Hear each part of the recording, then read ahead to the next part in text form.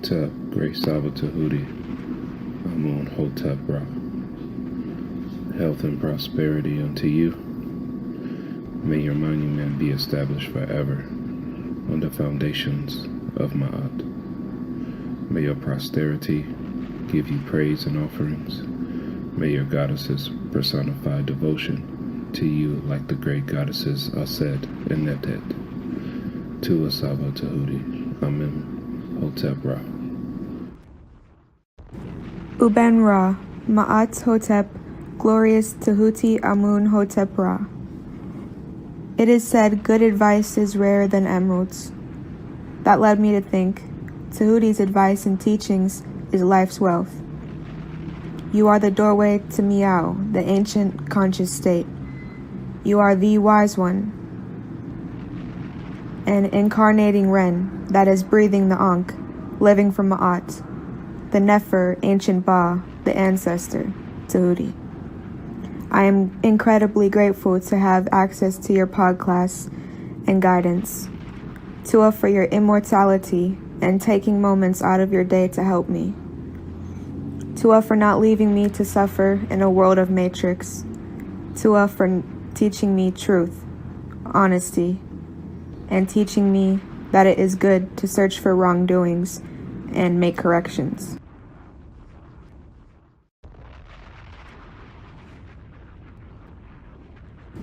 Uben Ra, Ma'at Hotep, Glorious Tehuti Amun Hotep Ra. It is said good advice is rarer than emeralds. That led me to think Tehuti's advice and teachings is life's wealth. You are the doorway to Miao, the ancient conscious state. You are the wise one, an incarnating Ren that is breathing the Ankh, living from Ma'at, the Nefer, ancient Ba, the ancestor, Tehuti. I am incredibly grateful to have access to your Podclass and guidance, Tua for your immortality and taking moments out of your day to help me. Tua for not leaving me to suffer in a world of matrix. Tua for teaching me truth, honesty, and teaching me that it is good to search for wrongdoings and make corrections. Tua for everything. May your exquisite Netzerts have a day as beautiful as them. May they always have clarity and never be under hypnosis. May they always be safe, never in harm's way. May they never receive headaches or stress. Their beauty like the sun's reflection on water. Their beauty like a snake wrapping itself around a harp. Their beauty like circumpolar constellations. And their beauty like luscious forests of green with cacao plants and bamboo. My greatest love and respect to your immortal Nefer Kemetic family. The most sophisticated artifacts, pyramids, everything are all the oldest. It gets worse as it goes on. That's not supposed to make sense. There was some sort of very sophisticated civilization that was tens of thousands of years before that, and they were wiped out. We even see that. You go to the Egyptian Museum and there is beautiful igneous stone vases made of granite. And right next to them, in the same display, because they're found in the same place, there's a rough pottery vase that's not even turned, just put together by hand, and they've painted it with dots to make it look like granite, and it's shaped the same way as the granite vase. That's pure imitation. Like this here, you have a hard igneous stone vessel made with perfection, and right next to what's clearly an imitation of it made from pottery, and they've even dotted it up to make it look like granite. The dynastic Egyptians, they do trace that back 30,000+ years. They have a list of kings and rulers that go back into that time. It's only in our interpretation and our archaeologists that really say, well, you know what, that's just myth and legend. The people in Egypt, they believed in what's called Kemet, the people that existed before the Egyptians. When we hear these stories about the Great Pyramid being a tomb for the pharaoh, it's worth mentioning that even the locals didn't believe that. The saying that the pyramids were built to be tombs for the pharaohs wasn't even developed until 150 years ago. That's it. They were taught Kemet. And it's worth mentioning that when you go through inside these pyramids of Giza, there's not one single glyph in any of them whatsoever. There was never a mummy found in any Egyptian pyramid ever. Quite literally, the only reason why we are told this stuff is because that was the theory developed by these men that went in there and said, I believe these must have been for the pharaohs. That makes sense. So it's all just one group of people had one theory, and that theory just stuck around. 100%. To people who aren't aware, there's something called the Osiris Shaft, which is located directly under the causeway between the Sphinx and the second pyramid. It goes about 100 feet underground. It's carved out of the limestone bedrock. It's the creepiest place I've ever been in my life. It's 3 different shafts, and you go down. When you get to the 3rd level, which is completely dark and freaky, there was a side tunnel. Zahi Hawass himself, he's standing in front of this tunnel, and he says, it's yet to be explored. I don't know what's down there, but they've since sealed it up. It's like cinder blocks. They sealed it up. What?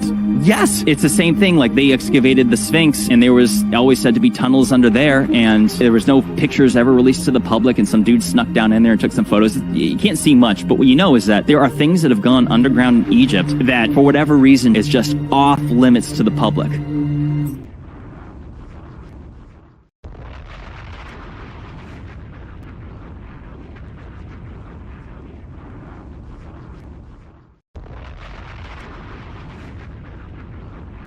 If you're to take, but look, I just want to say, listen, yo, Tehuti is a close brother of mine, excellent scholar. You know, y'all better watch out because he's gonna be straight chopping some heads off. Man, you got props from the Hebrew, bro.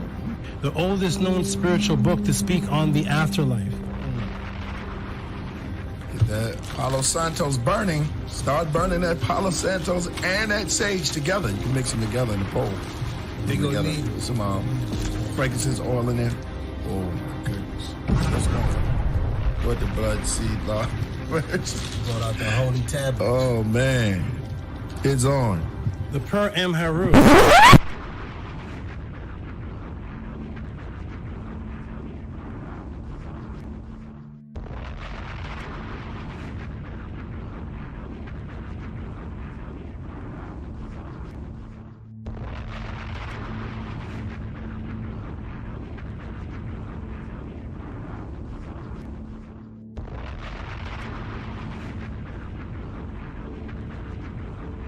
Coming to you live. He has been teaching for over 20 years. A 9-0 record in official public recorded debates.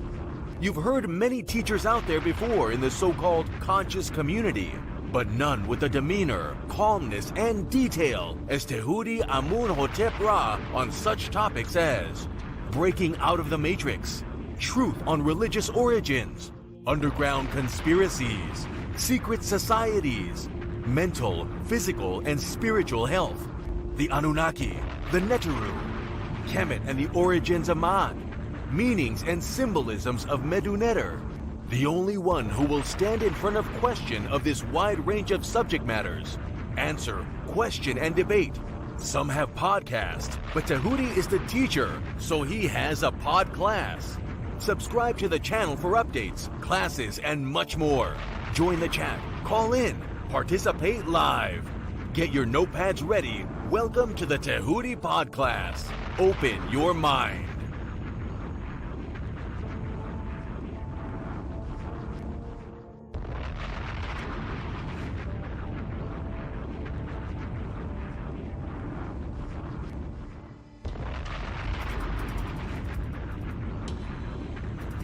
He has been teaching for over 20 years. A 9-0 record in official public recorded debates. Correction.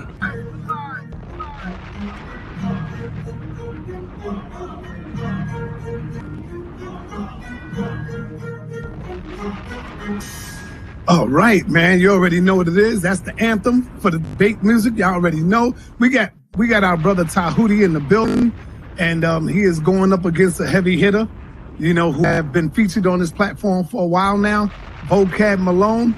I don't think Vocab, I hope Vocab put in his homework. I hope he knows a little bit about Tehuti and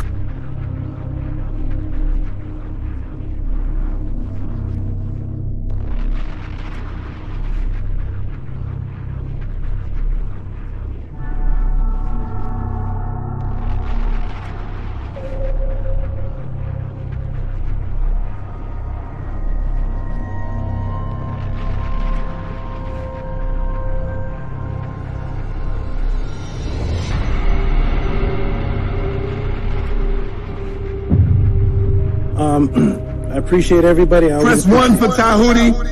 Press 2 for JJ, y'all. Yes, I appreciate always being here. It's fun, it's educational. It's good to hear all these crazy views and just hear where people are coming from. Peace and love, everybody. Check me out every Friday, 7 p.m. Pacific on the Tehuti Podclass on YouTube.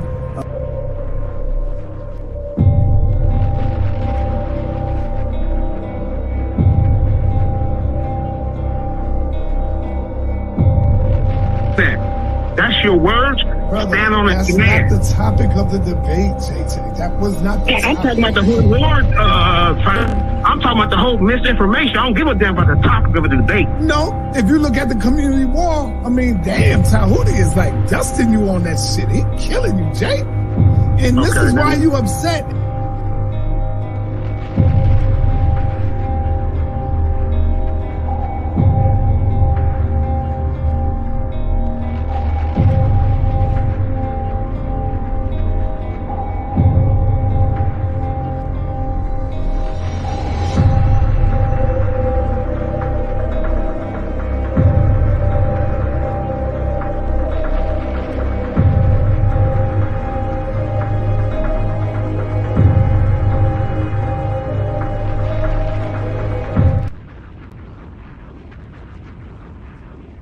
Correlation of her not being a literal person with having the sun on her head. I'm trying to link in why you're bringing up the sun is on her head. I'd love to know how you think that a literal person could exist with the sun on their head. So because this image has the sun on her head, therefore this cannot be a literal person. Is that your stance? That's exactly what I'm saying. And I also want you to recognize that I'm saying the same about a rule and the same about a song. Okay, great. Can I screen share, please? Yes, sir. So the brother Jabari. Remove Jabari. Sorry. Okay. The brother Jabari stance is that because this image has a woman with her son on her head, her stance is that makes this woman not real. When I asked him if that was his stance, he said yes. I'm going to screen share, please.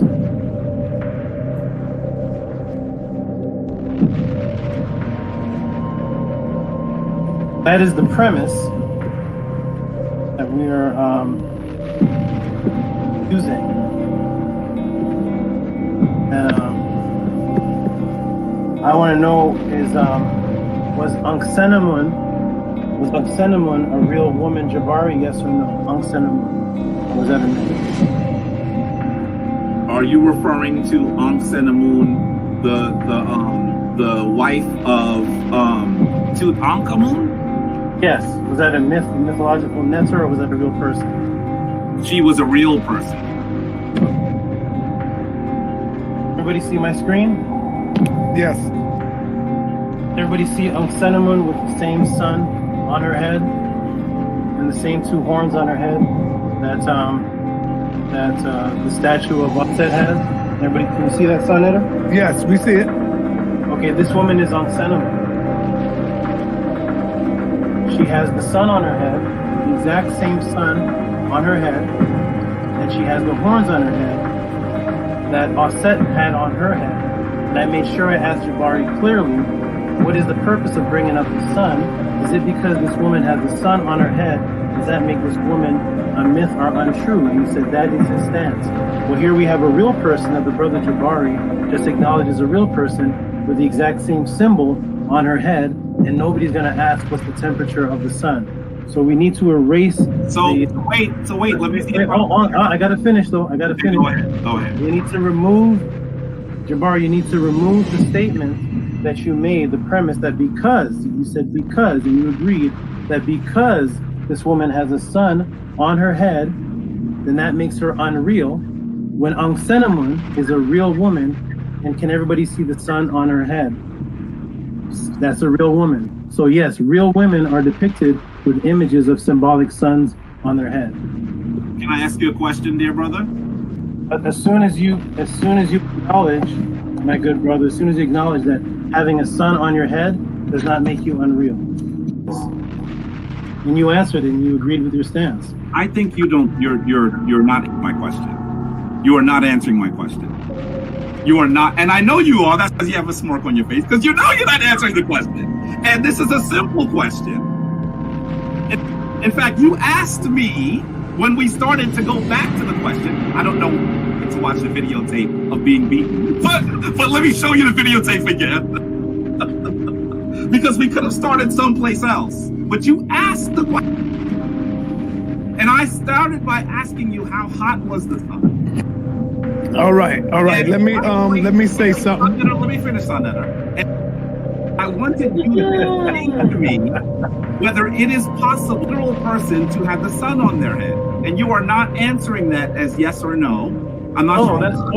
That's your question. Is it possible? I've asked it like 7 times, brother. It's not possible. And that's why that is symbolism. I'll send them one and I'll set one. Answer the question. You're not answering the question. Is it? No. Let me ask you again. It's not possible, but you set your premise on it. This is 8. This is 8. I'm gonna ask it to you one more time, and hopefully you'll give me a clear answer. Is it possible? Is it possible for a literal person to have the sun on their head? No. Oh, good. Thank you. Okay. All right. Let me right quick. Yeah, sure. Now, Jabari, you know I love you, brother. You did get hit with a straight right on this one right here. If the brother asks you, Jabari, hold on. In all fairness, the brother asks you Now, I agree.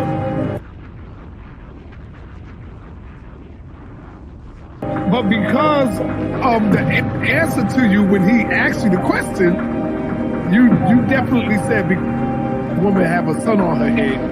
She can't be real. Brother then showed you a sun on the head of another who you did say was real. That's all it is. Hey, Jabari, Floyd Mayweather, the best of them gets hit with a jab, brother. That don't mean nothing. Come back and show the brothers and sisters out there why you are the Floyd Mayweather of the House of Consciousness. That's it, brother. It ain't nothing. This is the reason why you have to. All right. Hey, peace and Black Power family. Welcome to another Sonetta TV House of Consciousness, but y'all already know what it is. The brother making his way back to the House of Consciousness. He is now official House of Consciousness member. Welcome to the party, Brother Tehuti. He made his official step through the door a few days ago, taking on the Floyd Mayweather of consciousness, Brother Jabari. Most people in the got Brother Tehuti winning. Now, hey, majority rule. I can't be biased. I got to go with the majority, okay? Because I'm not the referee. So, don't get mad at me, Brother Jabari.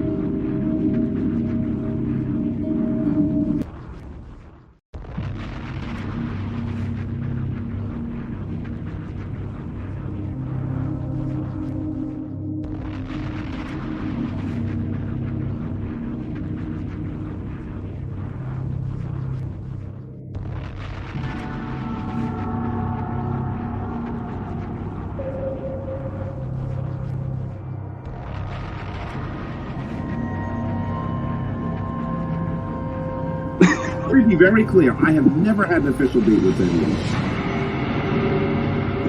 And there is not, on Sonetta's platform, Sonetta announces the winner? And on the people, on the platform. I got to keep it check, right or wrong. So as it stands now, I'll have to go ahead and give the win to Brother Tehuti. And there is not, on Sonetta's platform, Sonetta announces the winner?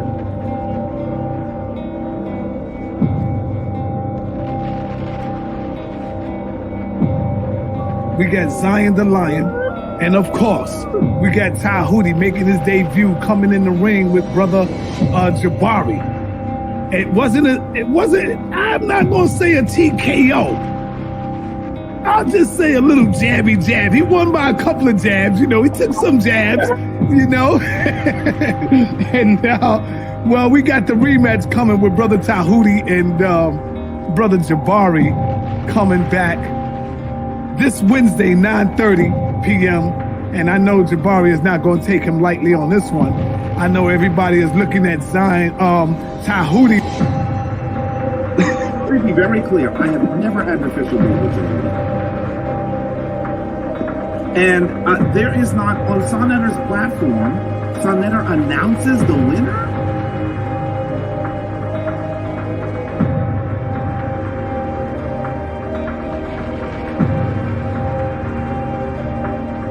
Damn. We have Tehuti and Brother Jabari is coming back. Brother Jabari will be back for a rematch coming Wednesday night. I think Jabari was a little unprepared, got caught sleeping with the brother.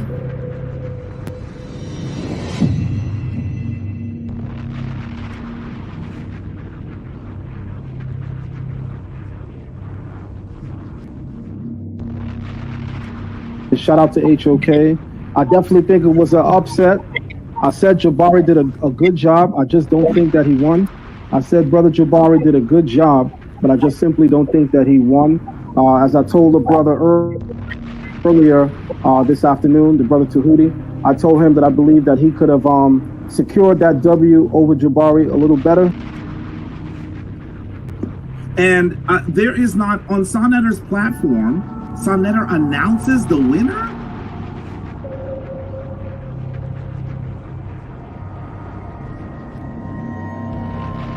So, I just got to go with that. I just got to go with the win. We're going to be giving out some powerful trophies coming up soon. So now.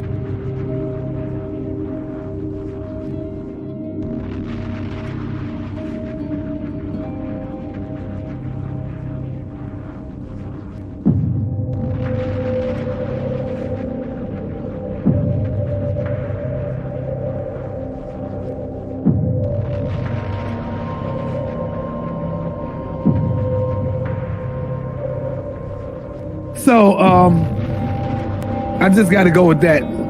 I just got to go with the win. We're going to be giving out some powerful trophies coming up soon. So now, Zion Lex is coming out. Tehuti is making his way. He's jumping out, going straight to the top right now. Brother Shaka gave me a call the other day. Yesterday, matter of fact, Sunday. Brother Shaka Utmost gave me a call on Sunday. And said straight up, Sonetta, yo, Saw, I think Jabari jumped out the window and he wasn't prepared for the brother's questions. Now, this is Shaka Utmost. And there is not, on Sonetter's platform, Sonetter announces the winner?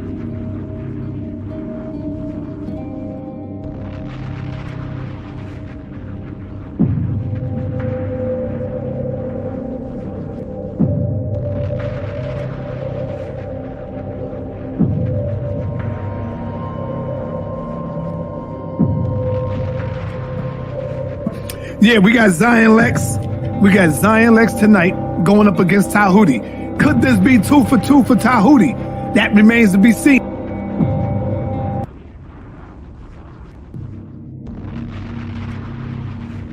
I've beaten people. The winner was announced by Sonetter. The winner was announced by the judges. I have the certificate, the proof. I have Sonetter saying I beat Jabari. I have all the judges saying I beat Kamisi. You have me saying you beat Jabari.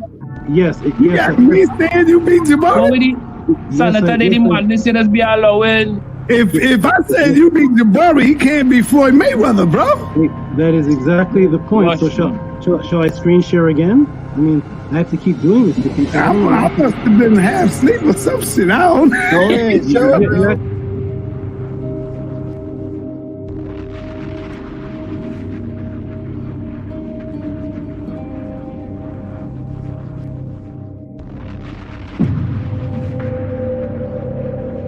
if I said you beat Jabari, he can't be Floyd Mayweather, bro.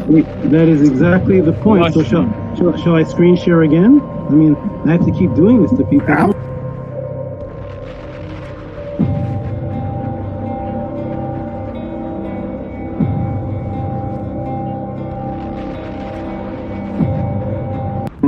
And I took out the Floyd Mayweather, so I guess I'm the House of Consciousness champion. I just came here for an interview. That's my you can't be the House of Consciousness champion yet. You got to go through some. You can't be the champion from one battle. You got to go through some scholars, brother. And now you face right now with Zion. So I'm sorry. When you beat Floyd, you don't get his title. I'm sorry. Go ahead, brother. I just gave Floyd Mayweather his first loss to this brother.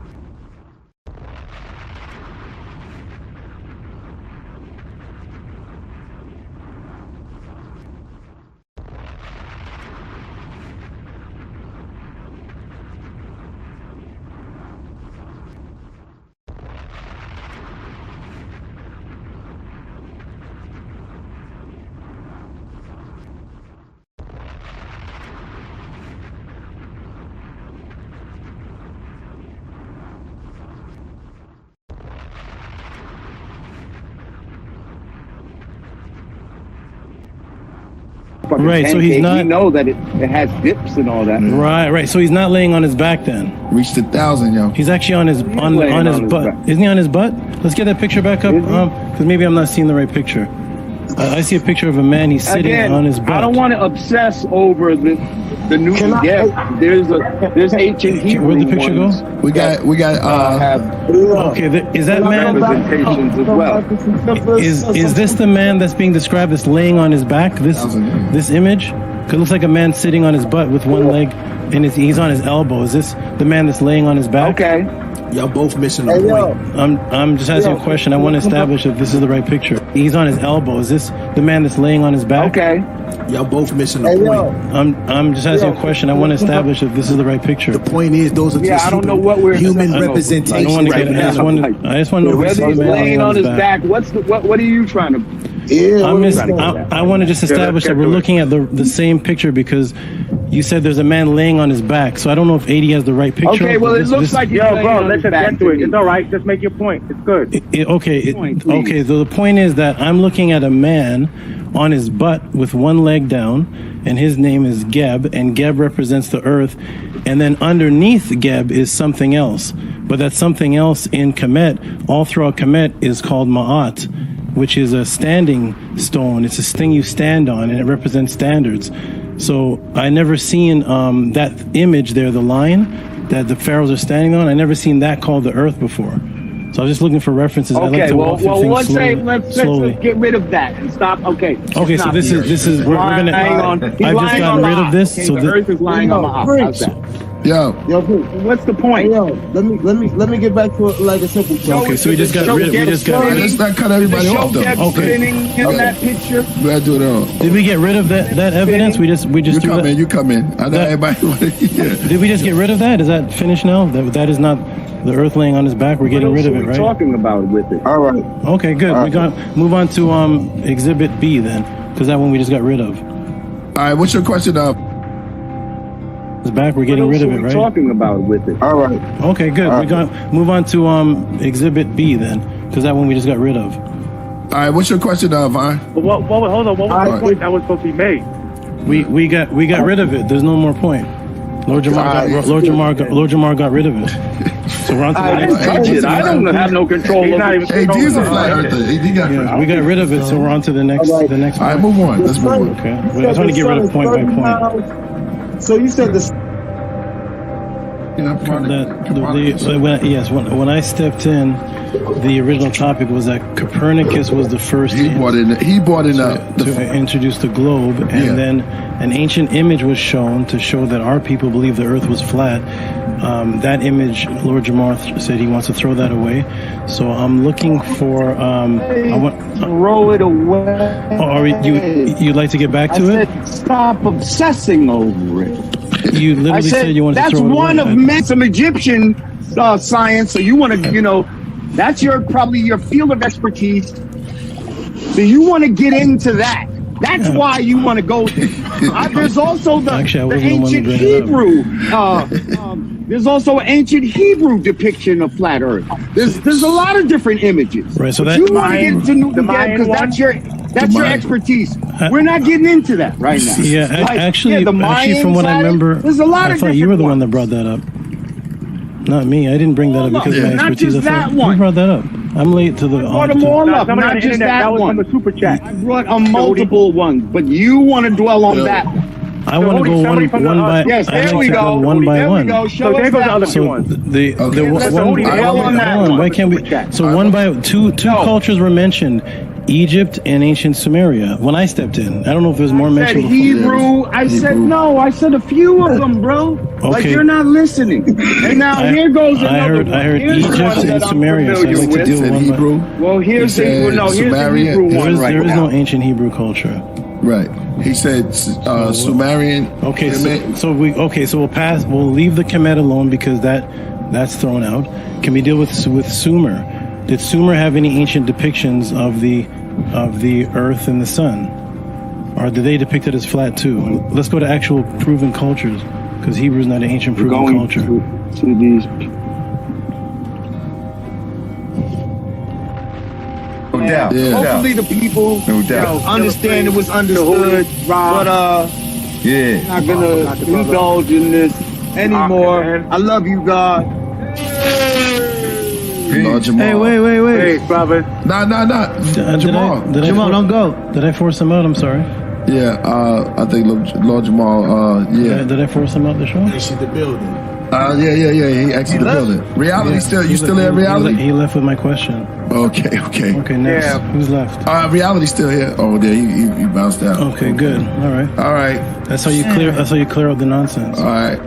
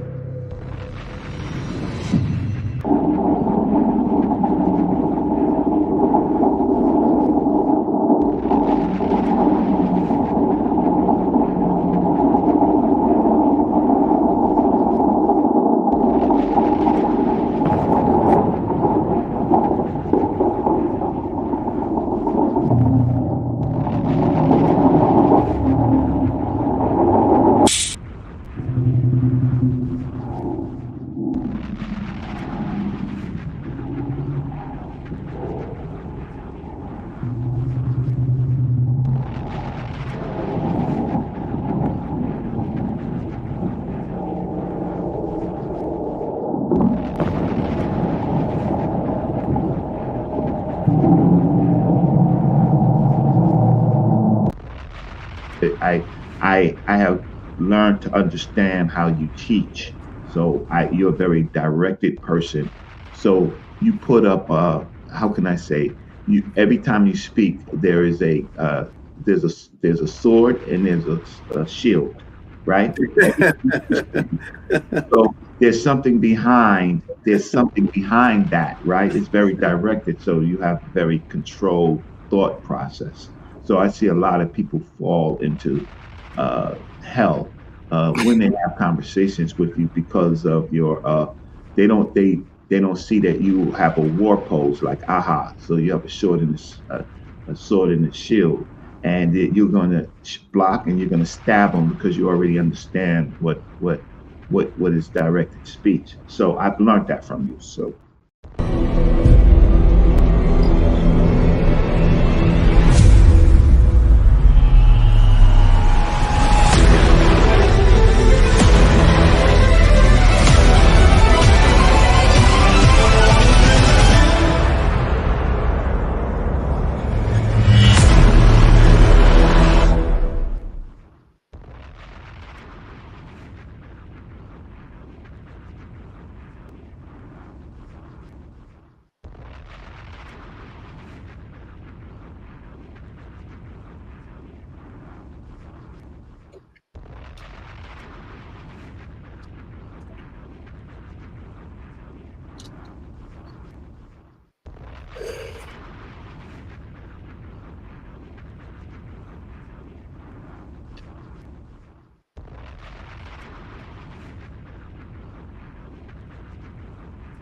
Let me do a mic check. Mic check.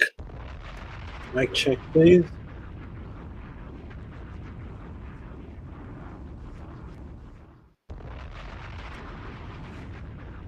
Press the 9 if you can hear me. Mic check.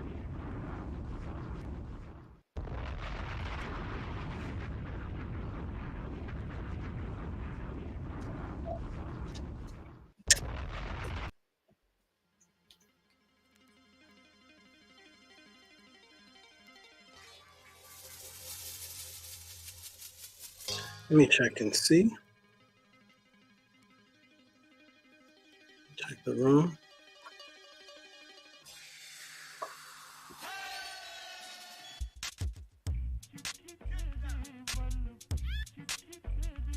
Okay, see the 9s are popping up. A little lag. There we go. The 9s are popping up. Here we are. We got Stranger with the Snake.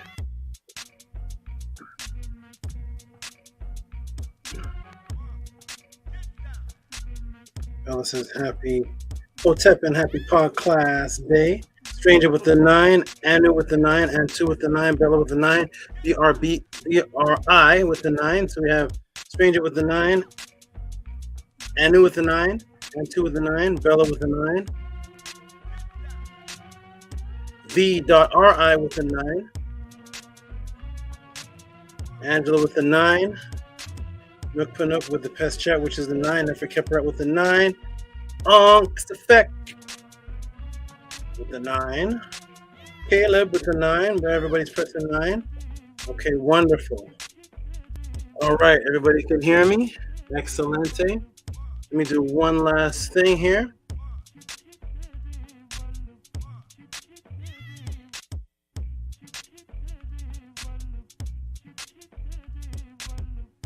Okay, good. Caleb can hear. Good. Harass has a 0. Okay, wonderful. Everybody can hear me. Let me go ahead and adjust one thing here with the lighting. More 9s are coming. Malkia Wamungu with the 9. More Wisdom with the 9. Israel Hoyley with the 9. Caleb, I'm very excited for this powerful knowledge, Hotep. Wonderful. A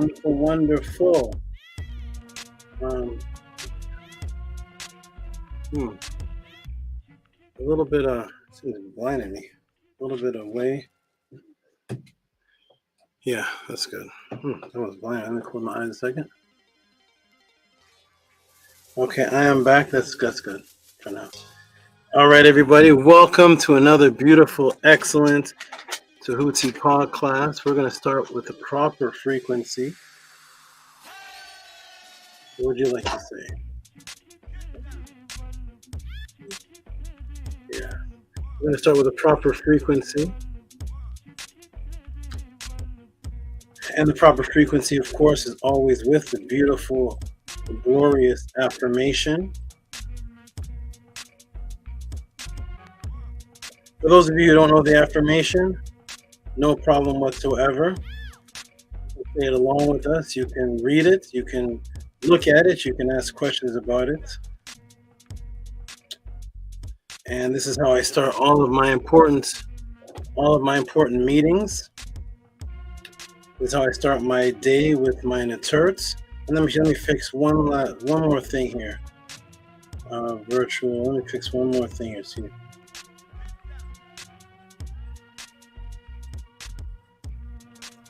It's making me invisible.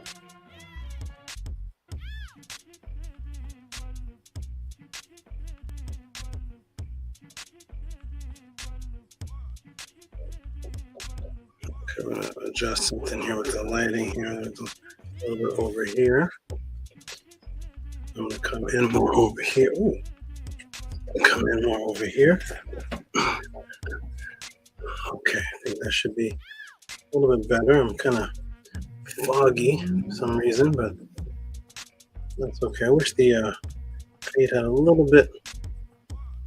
51, 44. Oh, I think I know what it is. I think I know what what's going on here. Okay, I know exactly what it is. Okay, no problem. Welcome, everyone. Let me do one more adjust. 45. 47 visuals will do for now. Welcome, everyone. And we're going to go ahead and do the affirmation. We'll start on the count of 3. 1, 2, 3. Anki en ma'at un en es nin tet aset en ma'at. Min hebapet en ma'at her en hu kiui her e kut. I live from ma'at. I exist within her. I do not speak in the place of ma'at. Every day I advance towards ma'at. My being is surrounded in darkness. I come forth as conscious light. Greetings, Hotep. Peace. Ankuja Seneb. Everyone, welcome to the Tehuti Podclass. Let's check and see who we have today. All the beautiful members, all the beautiful students. My screen is still from before. It's a lag. There's a lag. Family. Minty Hotep says Hotep Netters. Stranger. Someone go contact Rigo. Somebody go contact Rigo. Somebody put the SOS on Rigo. Peace. And where's the team? Where's the team? Where are the moderators? Where's everybody? Okay. Let us begin, everyone. Harass did press a 9. There's a 9 there. My name is Tehuti Hotep Ra. Greetings and love and peace, everyone. This is the Tehuti Podclass. Most people are watching know exactly what's about to happen, but not exactly what's about to happen. Just have an idea of what exactly is about to happen. That is the only chat room, the only class, the only platform, the only organization set up that puts Tehuti, or puts any teacher on the planet in a situation that makes it almost impossible. And that situation is to set up a classroom environment that represents us as the house of a 10. And the classroom environment is strictly based on the support and questions that the students have in. That is what this class is. I've been teaching for over a lot of years, a lot of decades. I've been teaching over maybe longer than a lot of people, and some people in here have been alive. And what I decided to do was I decided to continue teaching without any reciprocity for over 30 something years. My teaching motivation was strictly based on the upliftment of the people, no reciprocity whatsoever. As a matter of fact, I gave up my own reciprocity. I gave up my own way of life, my own lifestyle. I sacrificed everything that I had to actually be the teacher that I am today, which is I gave up my place of living. I gave up any opportunity for work. I gave up school. I got myself expelled from school at grade 9. School, work, home, everything, even countries, I left so that I could do this mission for over 30 years without receiving a penny, without receiving a dime. I started off as a young man, completely just submerging myself into nature. And I learned biological imperative from nature, and that was every creature did what it needed to do in order to survive and maintain its tribe and maintain its family and maintain its genetics and maintain itself. And it stayed on a disciplined path forever and ever and ever. And a disciplined path evoluted each creature to actually develop a mind and a muscle complex that was actually beyond regular human beings, which can be distracted and out of shape and eating whatever they want and doing things that I didn't see the squirrels doing. The squirrels seem to be doing the same thing for millions of years, and all squirrels seem to have the same body type to me as I was watching them. I never really seen an out of shape squirrel. I was out there with the animals, and I never seen an out of shape deer. Never seen a big fat sloppy deer. I never seen an anemic deer. I never seen a bulimic deer. I never seen a deer with diabetes. So as I spent time with the animals, I started to realize that their disciplined way of life and their way of survival was actually more advanced than the species that they said I was a part of, which was something called a human. And then when I went to research human, I found out human was any hominid, two bipedal hominid that belonged to the great family of the great apes. So we were animal too. And when I looked up animal, it meant to be animated, to breathe.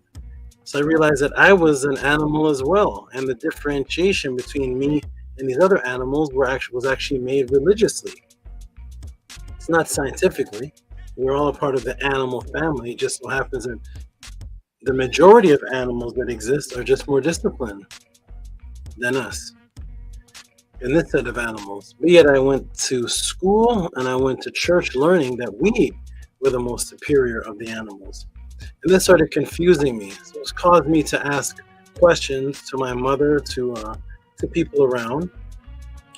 And I found out that people were now becoming uncomfortable with the questions that I was asking pertaining to myself, animal life, Christianity, religion, the contradictions.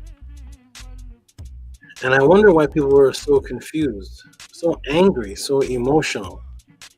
And the animals were not. The animals lived their life, and they didn't seem to want any form of religion, but they seemed to all know what to do from the time they were born.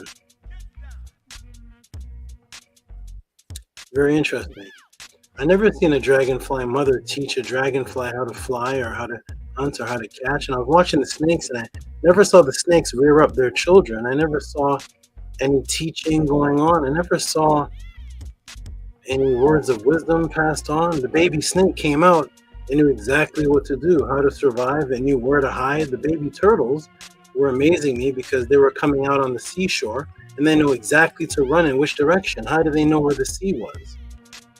The turtles don't ever run in the other direction away from the sea. They seem to pop out of the egg and know exactly to run towards the sea to get away from the birds of prey and the crabs that are trying to eat them. So therefore they know what death is from birth. How did the baby turtles know to even fear death? But a baby human can be born and thrown in the middle of a pack of lions and it just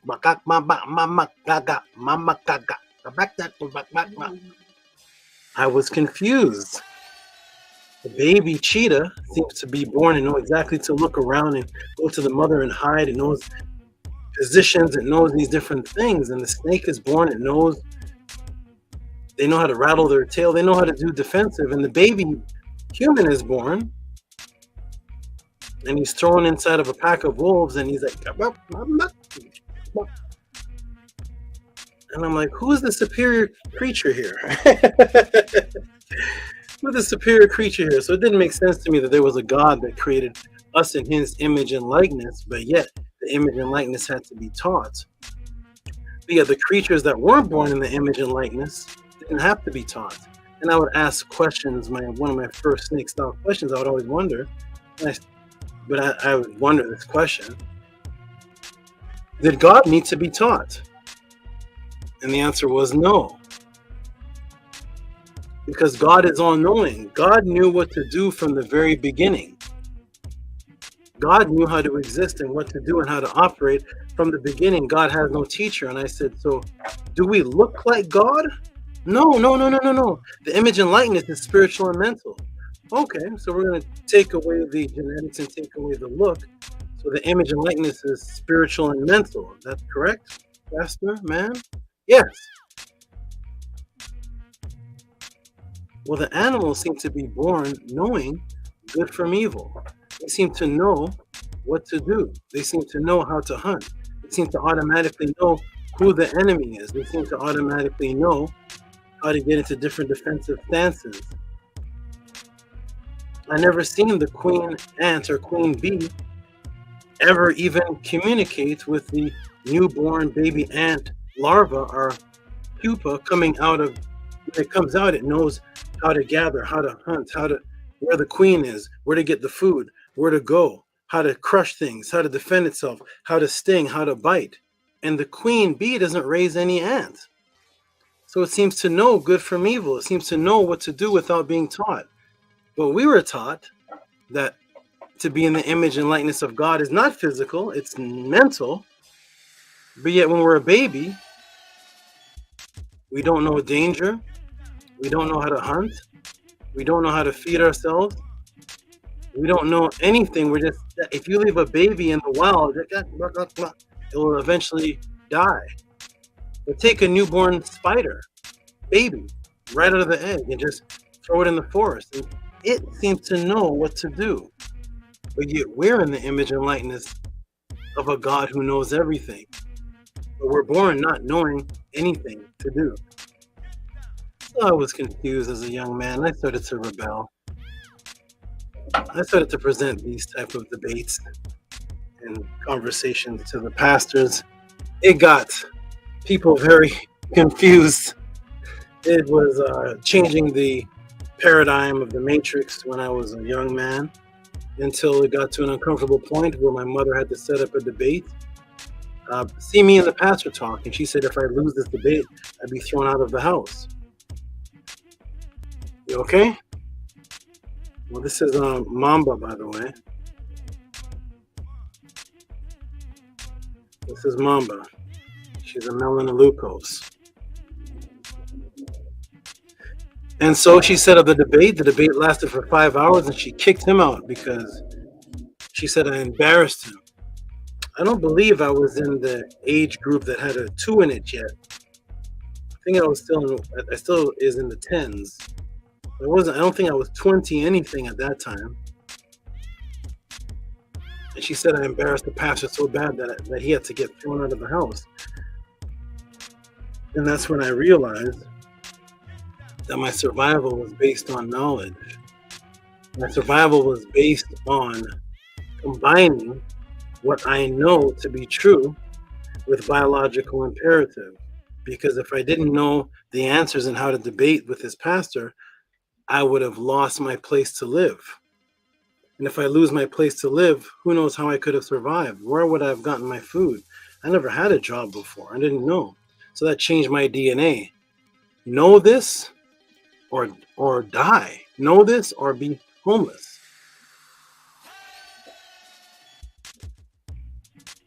So then I regained my home.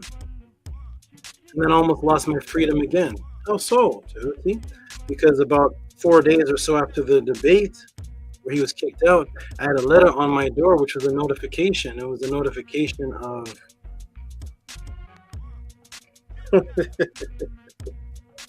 it was a stamped restraining order from the courthouse saying that I was not allowed within, I think it was 50 feet, 50 yards, 100 feet or some numbers from the churches. The pastor that I beat went down to the courthouse and got a notarized stamped restraining order against Tehuti. At that time I was called the Word. The Word of God was my name at that time. I was always attracted to words and sound vibrational frequencies. So the pastor got a restraining order. Said if I go in there in churches, my freedom could be taken away. So here's biological imperative again, that if I continue this teaching, my freedom will be taken away.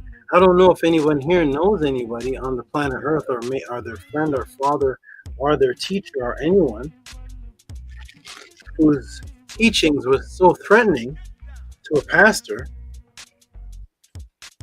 that the person had to get a legal restraining order from the courthouse to say they're no longer allowed near any of the churches. That was me. I don't think I was 20 years old yet. I couldn't have been, because only 4 days after the debate. So that was me at younger than 20, or maybe 20, I'm not sure. I think I was younger, or maybe. I'm not sure, because I don't keep track of my age, but I was not allowed around the churches. So my freedom could have been taken away again. That was biological imperative number 2.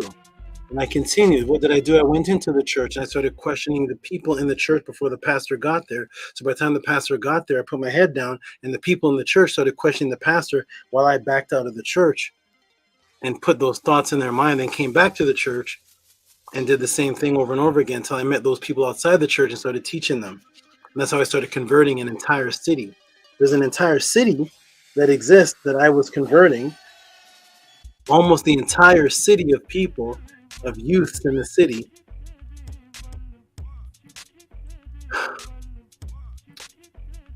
Eventually, as time went on, as I described, so for all this is, I'm doing this all for free.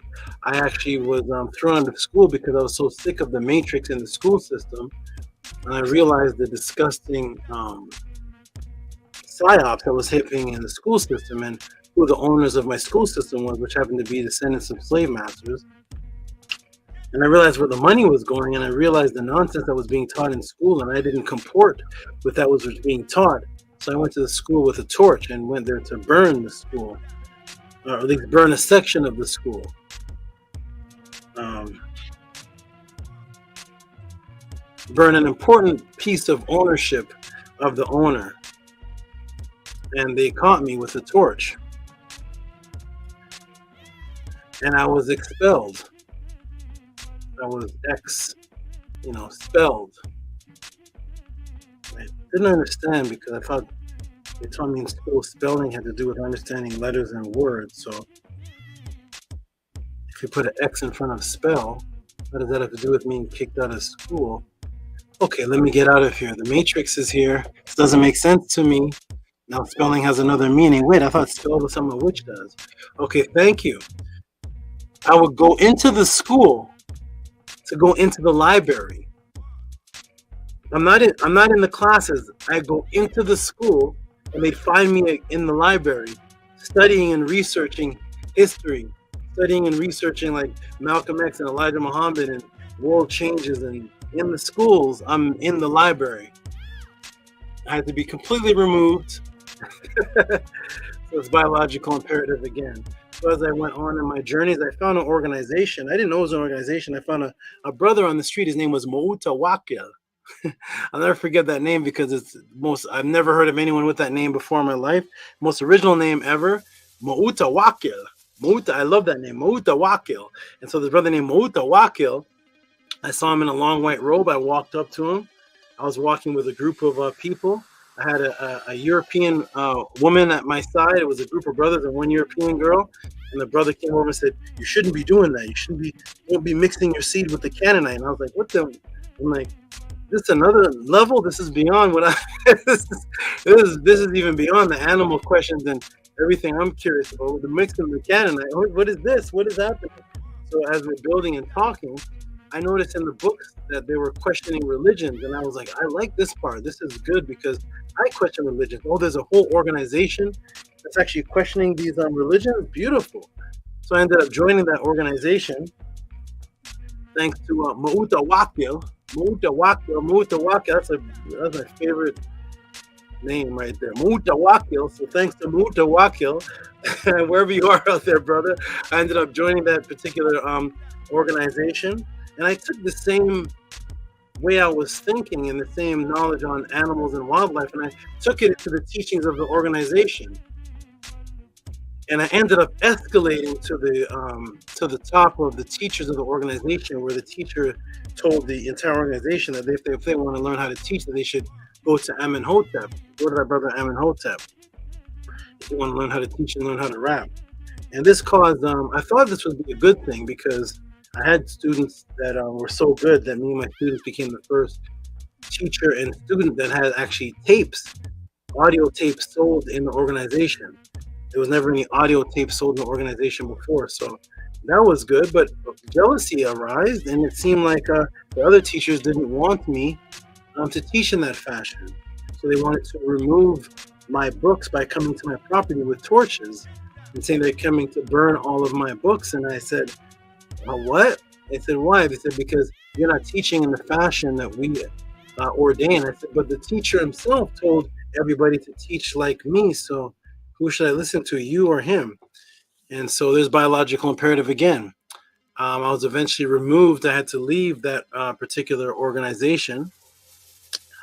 And I was basically homeless. I had nowhere to go when I left the organization. Fortunately, my wonderful aunt at the time assisted me financially and set me up to be with her for a while. And I didn't know what to do because I left nature as a young child. I never had a job, really a job.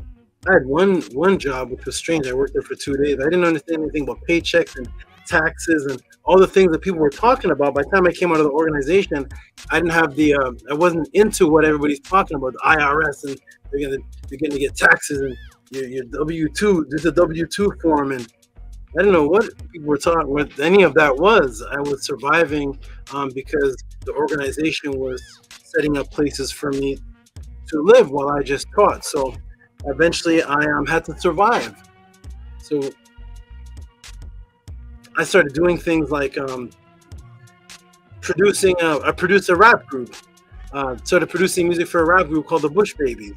Steve Baby Dread, and sort of I turned my aunt's bedroom when she went to work. I turned that into a music studio. I took her computer and found some programs and turned it into a beat maker. So brothers would come over. We called it the Soul Food Shack, and I turned it into a music studio on a computer called the Omega. And I started producing the rap groups that hip hop. They're out now, but they were out then. I don't know how the Bush Babies are doing now, but I was the one making their beats in the beginning. And so that was my survival, just being in my aunt's house and making beats, and I didn't know what I was gonna do. So eventually my aunt connected me with an apartment, and I didn't know. Didn't know. She had me working in her mortgage company for a little while, and I don't know anything about these things. So eventually what happened was I'm on the computer, and I was always into working out and exercising and doing push-ups and things like that. But I was really into health. So I would go into the different health chat rooms and started teaching people. And I started gaining students, by hundreds of students. And then I started saying to myself, well, if I sold these students product, I can maybe survive, because it was getting so bad to the point that I had to dig quarters out of my couch to feed my son, to get cereal for him, because I had no income, no money, no nothing at the time. So I started teaching, and I told people I had products, and I had no products. But I know they had faith in me because I was teaching them so well. And eventually I found people that did have the products, and I found one individual who said that he would talk to me because he liked my vibration over AOL.com. There was no chat rooms back then. It wasn't like how it is now. It was AOL, like a little square box in the corner, and websites. There was no there was nothing. You couldn't block anybody. There was no Facebook. None of this stuff existed when the internet first started coming into play. So we ended up meeting. He told me that he would, if I took the money and bought from him, and he would teach me all of the secrets, everything that it took to be successful within this field. And so I said, yes, I will. He said, but if you take my secrets that I'm telling you and give it to the competitors or teach people about this, then I'm gonna have to whack you. And I said, whack me? And I realized as I'm looking at this person, he is a straight Italian, one braid going down the back, the boots on, the jacket on, little piece in his waist. And I realized that I'm talking to somebody that looks like somebody from the movies. And I was like, yo, whack me? And he said, yeah, because this isn't really what I do, partner. This is not what I do. I mean, I'm into this. There's some money in this, but. And he told me what his real job was, and he was a hitman. He was a hitman in New York. And I said, well, here's biological imperative again. I'm now being taught by a hitman who's telling me that he's going to put me in cement shoes over there in the ponds of Staten Island. I think it was Staten Island. It was all foggy and stuff. He said, I'm going to put you over there. We're going to put the boots on you, and you step in. We're going to fill them up with the cement, and then you die. We're going to push you into the water and watch you go down to the bottom with the fishes. And I was like, I just want to learn about health supplements, but I believe you. It's too late now. I believe you. So I ended up learning from him. And I became very successful, putting out lists of product that I never had. People trusted me so much that they were sending me money. And I was taking them, and I was contacting people in Thailand, contacting people from Australia, contacting people from different parts of America to get all of these products, some of them that are not in the stores yet over here. And gave me the scoop on everything, how to jump past the health food shops, how to get this, how to get this supplement, this, that. And then I'm becoming very successful at it. So I took this knowledge and took it back to the organization and group that I found on the streets from Mu'utawakil, and I started teaching them how to survive off of these concepts. And I was teaching them, and then I took that money and I started investigating real estate, because my aunt had helped me out understand real estate a little bit when I first came on. I had nothing, but I had no money to invest. So I decided to create a real estate system of people that bought properties and off of me, and I would in turn give them back money to help them fix the same property they bought from me, and help them get people to put in there to invest. And I started creating investors. I started creating real estate investors. I took that back to the organization, and they robbed me. The actual master teacher's sister and the people in the organization got involved in a big deal with me, and they ended up taking the money, because out of trust, I put things in people's names because I don't have anything in my name. Nothing. I don't exist in the system. I've always been off the grid, so I'll put properties and things in other people's names, and trust that when the business went good, that our agreement, they would give me the money, since I'm the one that introduced them to how to do this. I'm your teacher in the first place, so I have a trusting bartering system going on. And they ended up taking the money, which plummeted me down to nothing again. I went into nothingness again. Nothing, nada, zero again, because of course I was taking my own money to put into this same deal, and the profit would pay that back, but they took the profit and everything, and I was gone again. Plummeted right back to the bottom, biological imperative again. So, fortunately, I had taken the money that I had made and I invested into magic, and I started doing magic on the streets, walking about, doing fork bending and different things and people, and taking people's getting my cousin set up a cameraman, put me on Canadian Idol, because I'd moved to Canada, put me on the Canadian Idol. Madam Flex was my manager at the time, put me to perform for the Toronto Argos or Astronaut. I don't know the team, Toronto Argos. I ended up they liked me so much, I opened up for the Harry Potter book came out. I was the magician there all over YouTube and TV, opened up. I was the black magician, by the way, the one doing the magic in the Harry Potter book release in Canada. That was me. I had a hood on. You may not recognize me, but I ended up doing that. Performing magic. They put me on boats to perform for these millionaire people, and I was just walking the streets and doing magic until my cameraman ran away from me. The cameraman ran away. It's on YouTube somewhere, because I decided to up the magic a little bit, and I told somebody to come over here, and I grabbed his tooth and I pulled it out of his mouth. And he's like, no tooth, I have no tooth, there's no tooth. And I said, here's his tooth, everybody. And everybody started getting scared. I wrapped it up in paper. I lit it on fire. It was a ball of fire, and I threw it back in his face. His face blew up back on fire, and then his tooth was back, and my cameraman laughed. The cameraman, so it's somewhere on YouTube, I don't know what they called it, but you just see feet running. It's the cameraman's feet running. And so it got so extreme that I ended up I moved out of that area, moved to California, where I could perform all year round, and I started teaching people on the beaches, and started teaching people on the beaches. This is all for free. The magic, I was just working off of tips, just tips. If I didn't get any tips that day, there was nothing. There was no guaranteed paycheck, nothing like that. I was working off of tips. The Harry Potter show, I did get paid, but I was working strictly off of just tips and trying to get gigs and stuff. So I was doing the shows in California on the beaches, walking the beach, doing magic. I had animals doing magic with snakes around me. I had tarantulas on me. And I was just teaching people. And I decided to just be secluded and not go back onto the internet world and be all popular like I was before.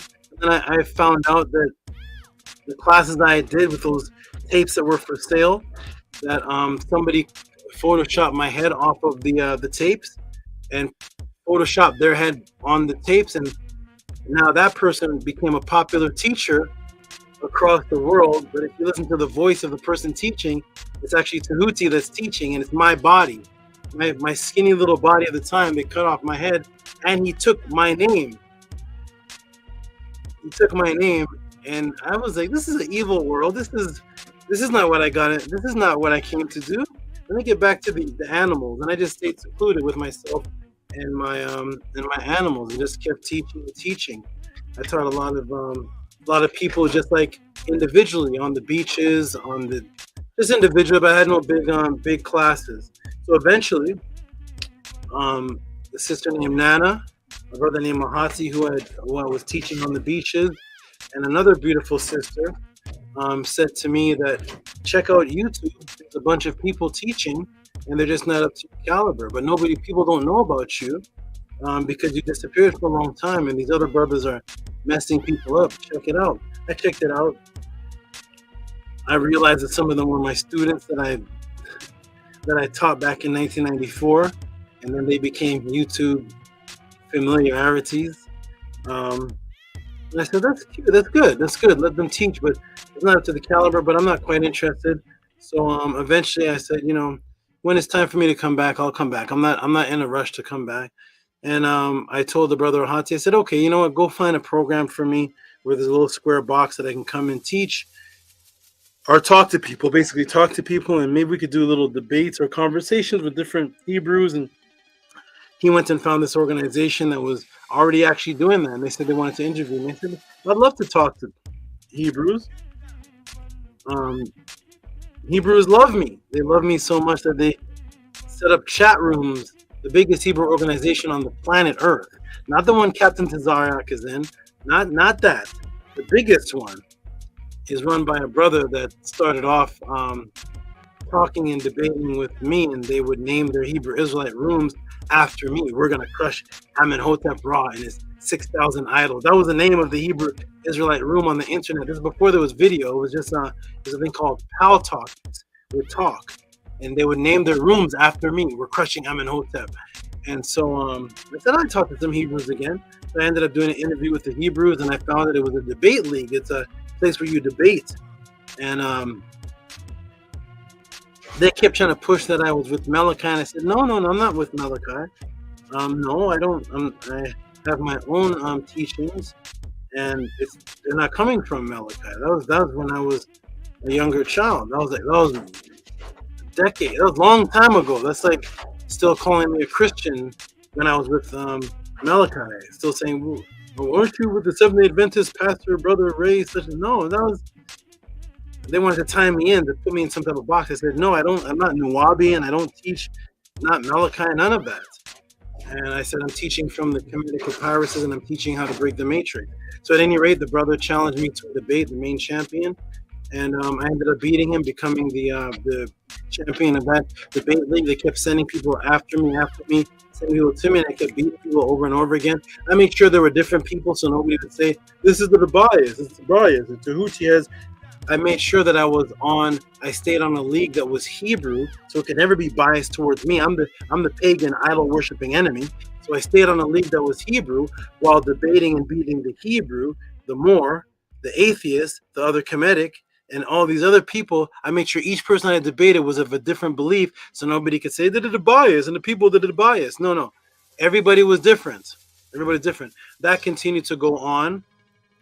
And then I went on to Sonetter, said he wanted to do an interview with me. And I said, okay, sure. I remember Sonetter. I knew Sonetter when I knew of Sonetter. I was living in Brooklyn, New York. Sonetter was very popular with the boots on.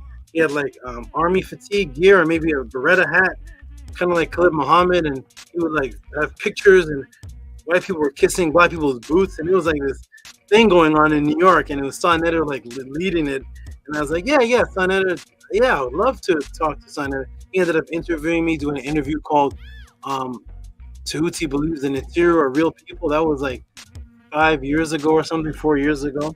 And then in the middle of the interview, a brother named Jabari came on, and he wanted to talk to me and challenge me. And Sonetter, as Don King, want to set up the debate.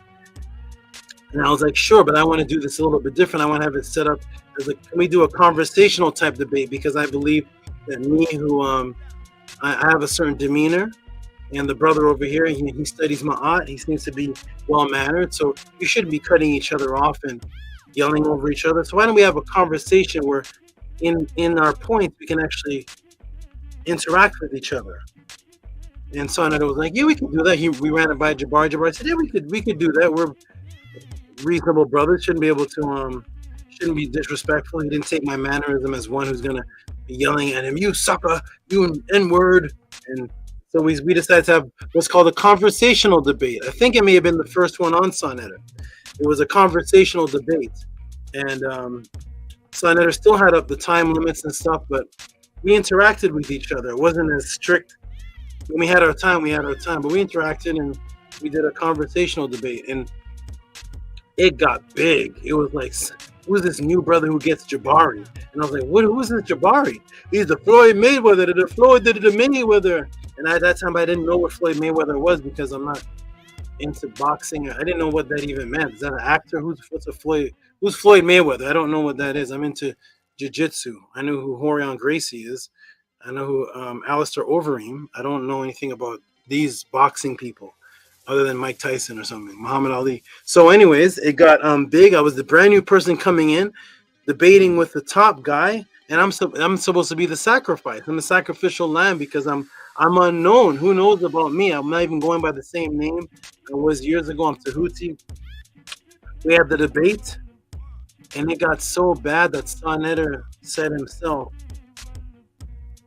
yo, you know people hate Jabari, right? That's why everybody's voting for you. He said that in the debate. He said that Jabari was the hated person. And I said, I thought he was the loved Floyd Mayweather. They want to see him lose, so everybody's voting for you. You have all your people in here. And I'm like, oh, what? I didn't know what was going on. But I was like, oh, what people? I don't have a movement yet. I thought Jabari was the one on YouTube that has a Shrine of Ma'at and all that going for 20 something years.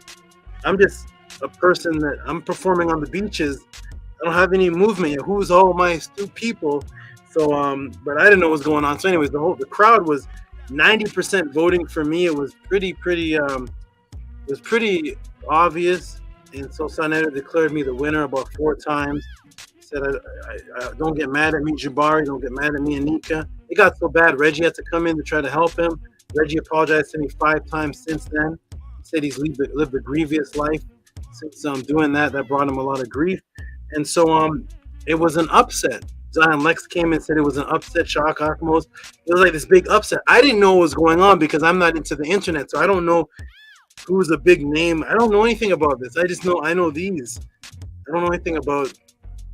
I know how to swim with a beaver. Like I don't know nothing about who's these names. I don't unless it's like Farrakhan, so or Huey P. Newton. I don't know the internet people. So it was this big upset. An editor called me and said, hey, everybody said you won. Who do you want next? I said, I don't know because I don't know anybody. He said, we got this person, that person, that person. I said, I don't know who they are. I don't know. He said, I said, is there a Hebrew? Maybe I'll talk to a Hebrew. He said, Zion Lex. I said, okay. It sounds like a superhero. I don't know what that is. What's a Zion Lex? Sound like I don't know what it is. It doesn't sound like a Hebrew name to me. Lex sounds kind of Greek. Lex Luthor. I don't know what's going on. So Zion Lex. I'll take Zion Lex. What do you want the debate to be, Tehuti? I want the debate to be is there any testimony to any original people themselves saying that they were of the Hebrew faith during the time of Moses, something to that effect.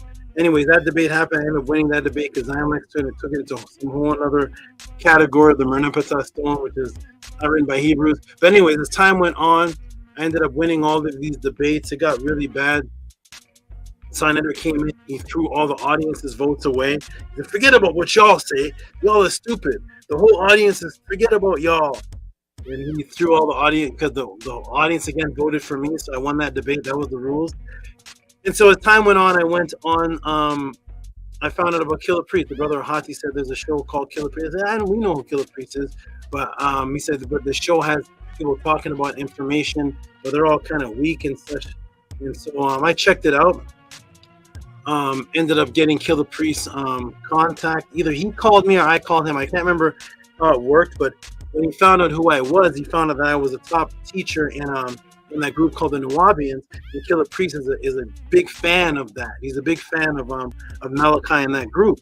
So when he found out that I was a top teacher, he said, "Yo, you got to come on here because we got a guy here named Rasul. He never met Malachi before. He was never in the group. He said, but you're the real deal. I want to get you on here. Come and do an interview."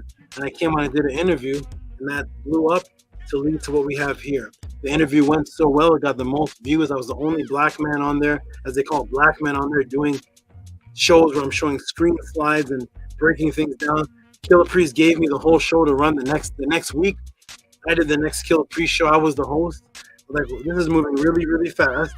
But I was the host of the Killer Priest show the next week. It was a Killer Priest show hosted by Tehuti. Killer Priest was gone. 80 said, "We never seen anything like this before." He took his wallet and dumped it out in my hand. People were sending super chats of $500, $350. It was this big thing that was going on. Killer Priest said, "You get the show every Monday. Every Monday, this is my Mondays. Every Monday, the show is yours. You get the show every Monday." He never did that before to anybody. And I said, "Oh, good. So every Monday I would go in there and do a show. People were sending all this money, but not a penny of it went to me. That's fine. I never asked for any money at all." 80 said, "We're going to try to get Killer Priest to pay you." I said, "Okay, I'm not asking for it, but that's fine." So anyways, that led to where we are today here, everybody with a Tutti Podclass. And that led to me realizing that there was so many students that I had from my past, so many students that were doing one-on-ones with me, that I said, okay, I'm going to set up a new system here because it's taking too much time. People were paying me $200 to talk to me for 2 hours, $150 to talk to me for 1 hour, $50 to talk to me for a little bit. It was beautiful, it was great, but it was taking up all the time from my neturts, it was taking up the time from my family and my animals. I had like 37 spiders, and I had all kind of different chinchillas and all kind of animals, and it was taking up too much time. So I said on the Tutti Pod, on the Killer Priest show, I said and I announced, I said, "Killer Priest, this is called a Podclass. Is that right?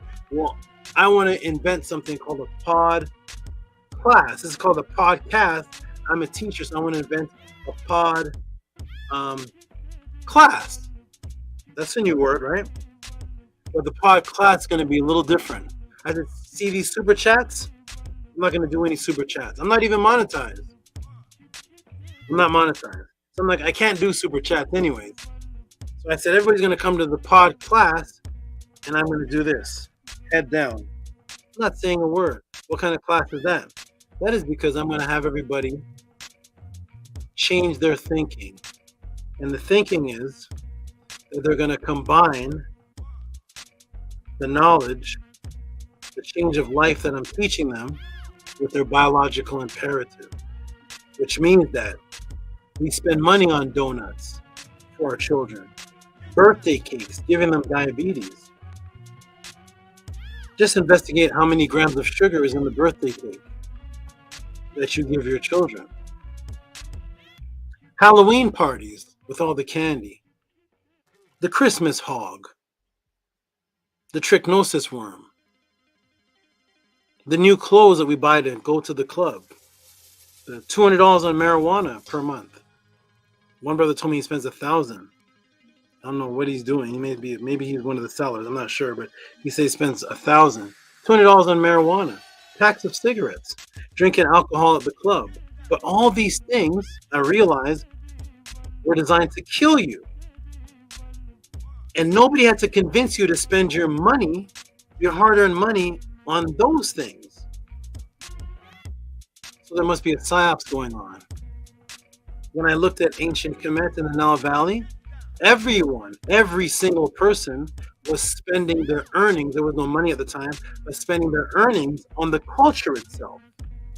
They combined their survival with their work. So when they went to work hard, and they had cattle and ducks and geese and wheat and flour and things that they worked hard for, they would trade it in for classes, per MHERUs, papyruses.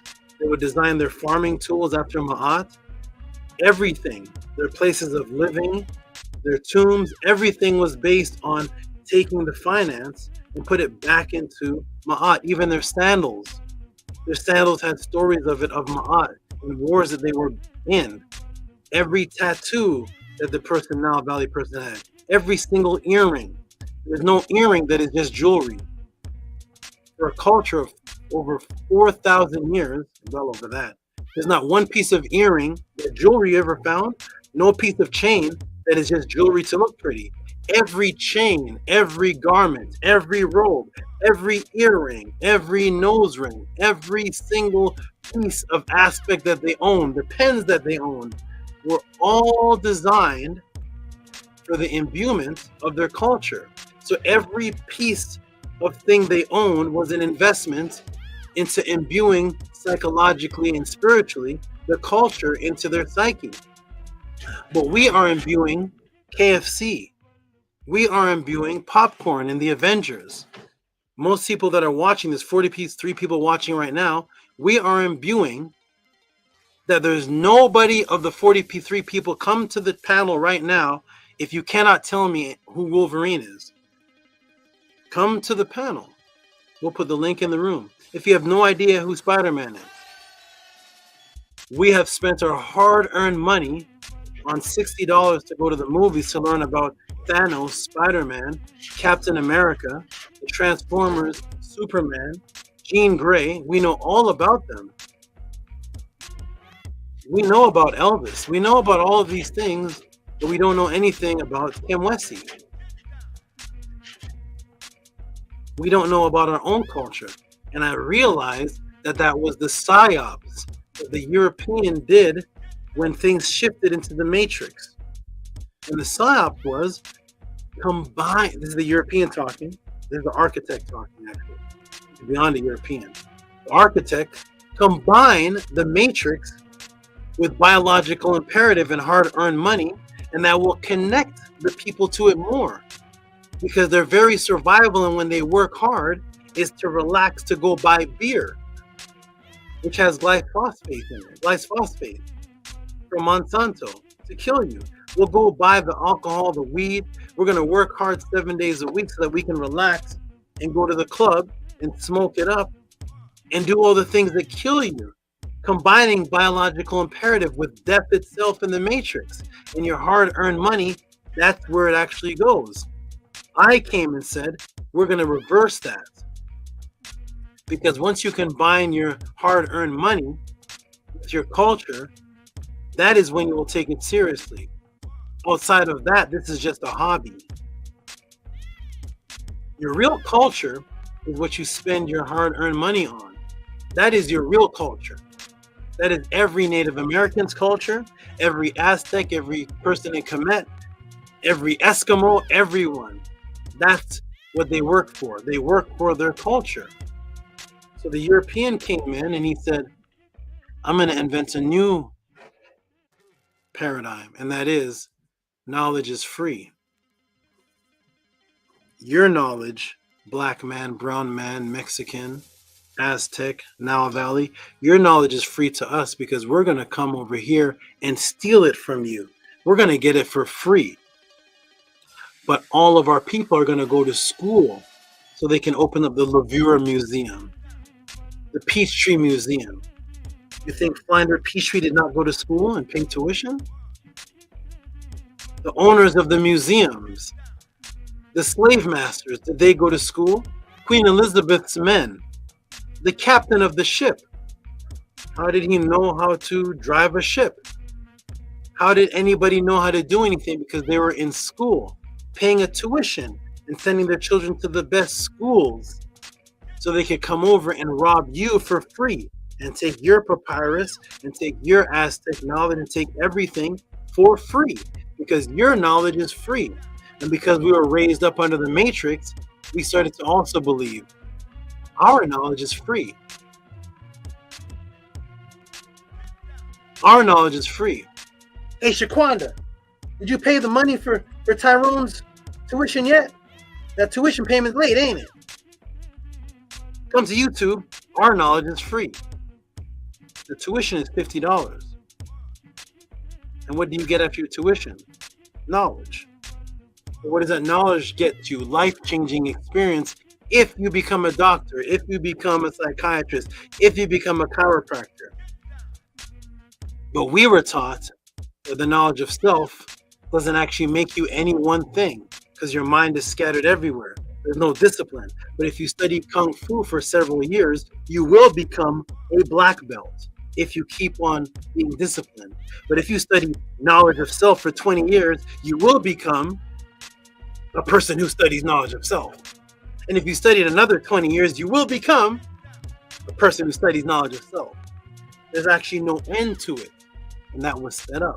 But if you go to school to become a dentist for 15 years, you will become, hopefully, a dentist. You see, you become something after you pay for the knowledge of self when it comes to the culture that you actually live in. So I set up a system where you send in a question based on what's important to you. And whatever is important to you, send in support for the movement, for the organization, for what it is that I am doing, and you will see an answer that you've never seen before. And whatever that is worth to you, whatever that question is, whatever it changed inside of you, send it as a donation.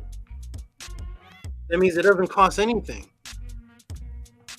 But your appreciation is shown through the donation of support for a question that may help you. And hopefully the question that you send in will help you, or it wouldn't even be a question unless you're asking a question just for hobby's sake. Are these questions that come into the Tehuti Podclass for hobby's sake? Well, here's an example of one. What is this question right here? He sent in a contribution question to learn about the Orion star constellation. For whatever importance that had to this person, it's not for me to judge. For him, that question was $27. Because whatever answer that he got from that, he could change his whole paradigm. That's up to him.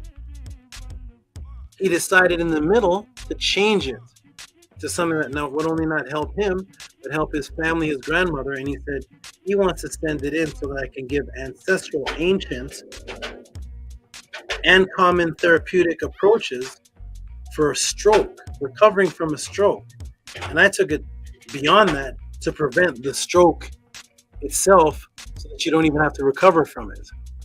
How about preventing the stroke? Because if you prevent the stroke, there's no recovering.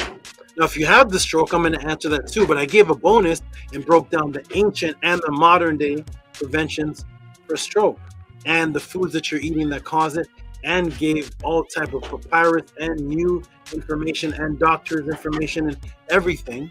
What was that question worth? Was it worth $27? No. No, it wasn't. $27 is just the appreciation to keep the podcast going.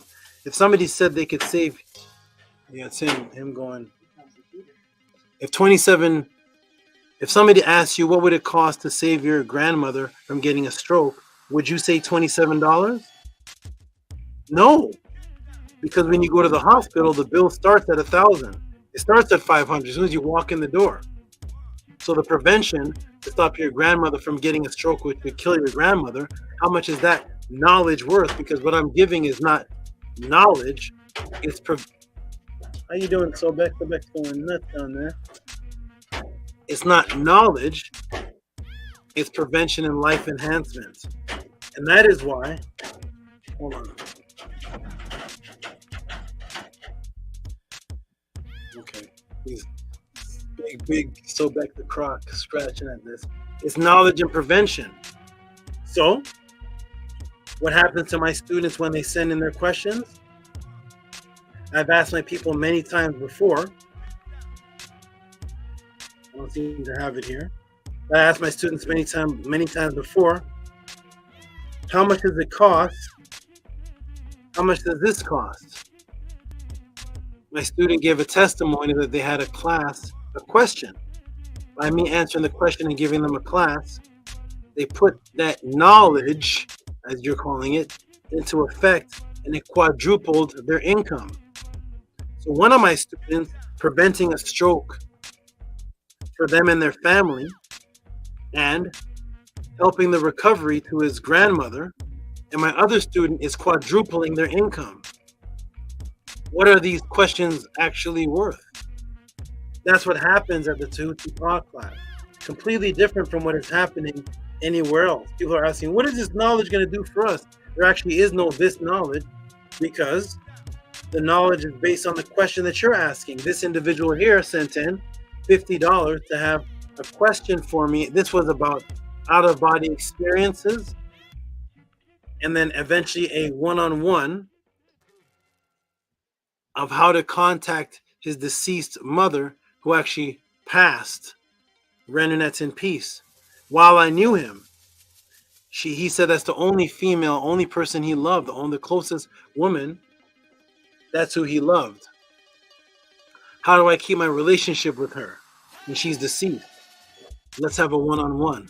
Let's have a Tehuti Podclass. Let me break down enough in the Tehuti Podclass to give you some private information. And now that person is not only in contact with his deceased mother, not only does she come to visit him, but he also has contact with his other deceased family members. What does that cost? Does that cost $50? No. No, it doesn't. Because you spent $50 on weed. You spent $50 on the movies. You spent $50 on drinks at the club. To get into the club. To go to the Knicks game. Is any of that worth heart stroke recovery, heart stroke prevention, quadrupling your income, and having your deceased family members still be in contact with you? Is any of that worth the $50 that you spent on weed? Are those equivalents? Absolutely not. So the donations that people are giving is for the support to keep this going. So the Tehuti Podclass system is set up on a reciprocity system where you can actually send in questions through Cash App, through PayPal, or just send in support through Cash App, through PayPal. And the questions have no limitations on them whatsoever. This question here is $25 sent in on the origin of the cross.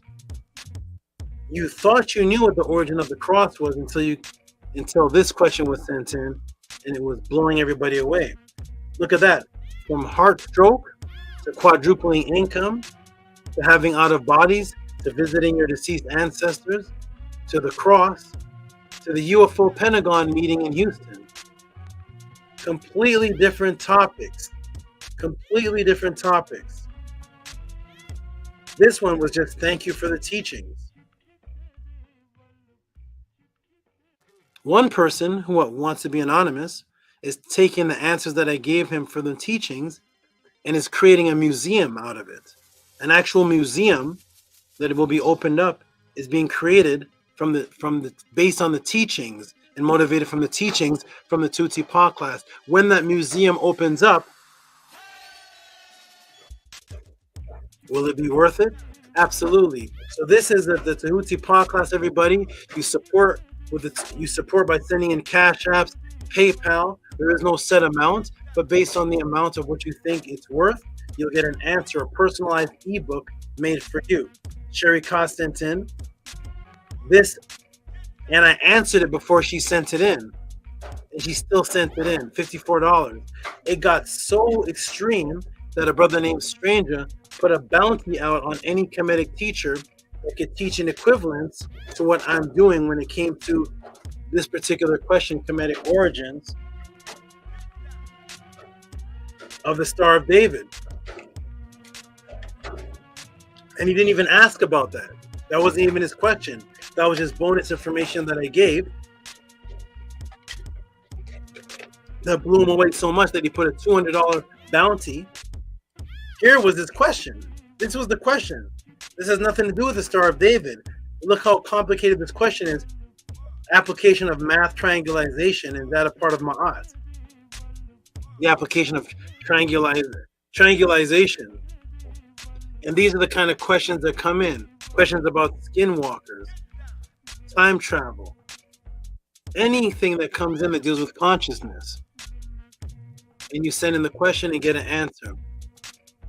So thank you, everybody. That is the introduction to the Tehuti Podclass. That is what I do here. I want to give a shout out to everyone in the chat. I'm actually going to put the first question that's being sent in. So how do you send these questions in? How do you send in the support? People may be asking.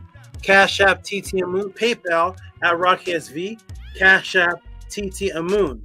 That is how you send in support to the Tehuti Podclass. That's a QRT code. You can wave your phone over it, or you can type this in.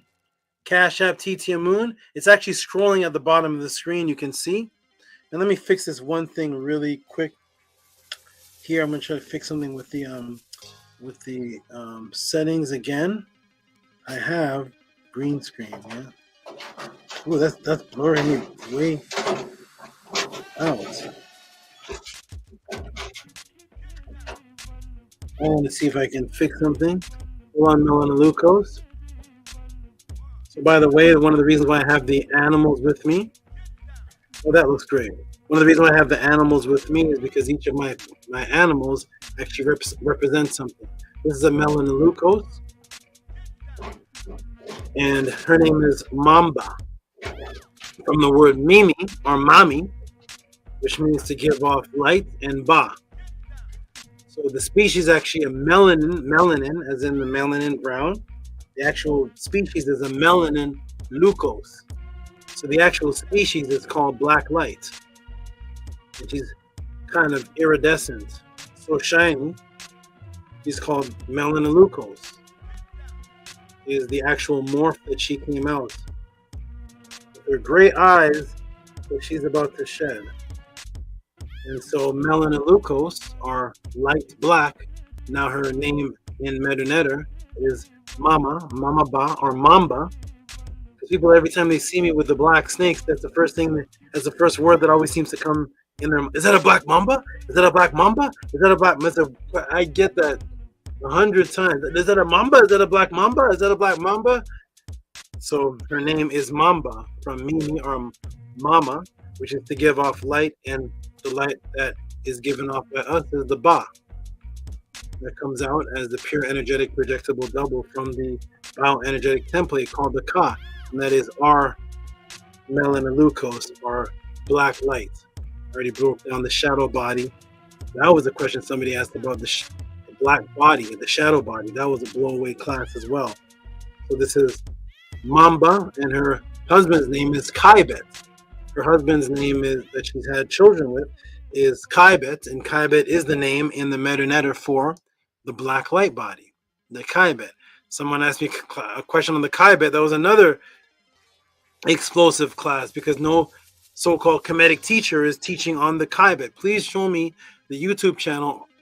Show me where anybody's teaching on the Kaibet from the sources of the people that brought the word to existence, not from their made-up mind. And the Kaibet is the fifth degree of the Pisces. We're in the black age. We're coming into the new age of Aquarius, where the Kaibet move in the Kaibet. Not that type of stuff. I'm talking about teaching it from the people who brought the word into existence. Where is that being taught? Well, everybody's arguing about the Egyptians are black. Egyptians are black. They're black. Like, is the soul black? Where's that debate? Is the soul black? Because in Ma'at and along the Nile Valley, one of the aspects of the soul is called the Kaibet. It was the black soul. Anyways, did a class on that. So she represents the black light, or the Mamba, and her husband, Kaibet, represents the black soul. So each of my animals that I have with me represents things that pertain to my life and the classes that I do. Because today, we're going to be discussing the judgment of the Kaibet. We're going to be discussing the energetic template that goes into the next realm. And what is this judgment? Because that was one of the questions that were sent in. The 12 judges. Have you ever press a 9 in the chat if you've ever heard of the 12 judges? Because that's the first question that I'm going to answer. The 12 judges, but it's going to be way beyond just 12 judges. We're going to be getting into aspects of the body. We're going to be into out of body, the light at the end of the tunnel, DMT, different things like that.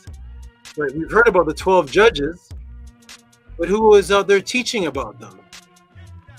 People are just arguing about religions. But what are they teaching about their way of life? Are they applying the teachings of the 12 judges to their children, to their family that want to know about it? So you've heard about the 12 judges. I'm going to check the chat right here. Shout out to those who are pressing 9. Shout out to those who Robert has heard about the 12 judges. Maharu. Right? Now, all these people that are pressing 9, wonderful, beautiful. Type the name of the teacher. Don't put other than Tehuti. What's the name of the teacher teaching about the 12 judges? What's his or her name? What YouTube channel is that? Why is there 12? What YouTube channel is that? What book is that? Any of the black comedic conscious woke people? Anybody teaching? So you've heard about it, but since the days of Dr. Ben, Dr. Clark, some 50-something plus years ago, there's nobody teaching on it. But you've heard of it. Who's teaching on these things? Maharu said no. Anybody feel free. This is a free room. You can actually come in and say, yes, such and such teaching about the 12 judges. I need the page number and book. I have all your teachers' books behind me. Where is it? It's on top of a papyrus, exactly. Why is it? Why is it the number 12?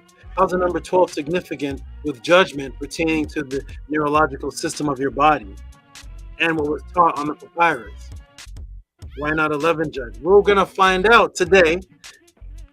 So, here we go, everybody. What I'm going to do, I'm going to drink some water.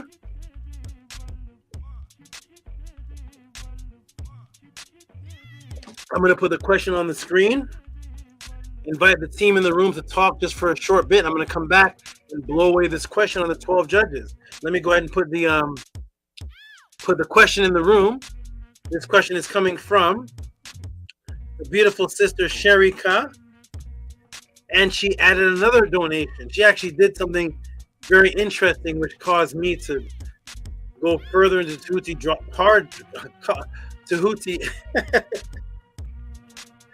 overdrive and do something else, because there was another coding added to the question. She didn't even have to put it as a question. I just added it extra anyways. So here's the question sent in. Let me see if this is it right. No, that's the thumbnail. 12 judges. Where's the question? Is this it?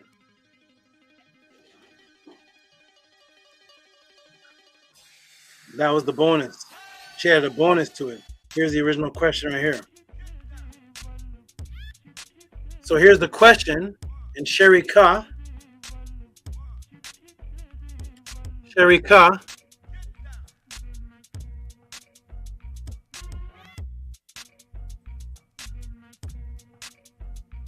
added this question here, and because she is so faithful to know what it is that I do here, look at this donation, which I'm going to give her a huge amount of noise for. And this is from a couple of weeks ago. Sharika actually went on a beautiful vacation. If she wants to tell you where she went or what she did, she can do so when she returns, if she comes on the panel today. But she went away. When she sent the question, I actually couldn't answer it, because I always tell my people that when you send in a question, I prefer for you to be in the room so you can come on the panel and give your feedback. And here is the beautiful sister's question, and here's the donation she gave to the Tehuti Podclass. So right off the bat, we're going to give her a big round of applause here. She sent this some time ago.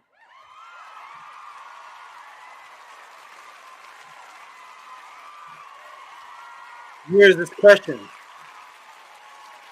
If anybody has seen this question asked before or answered, just put the link in the room, put the book, put the page number, put the YouTube.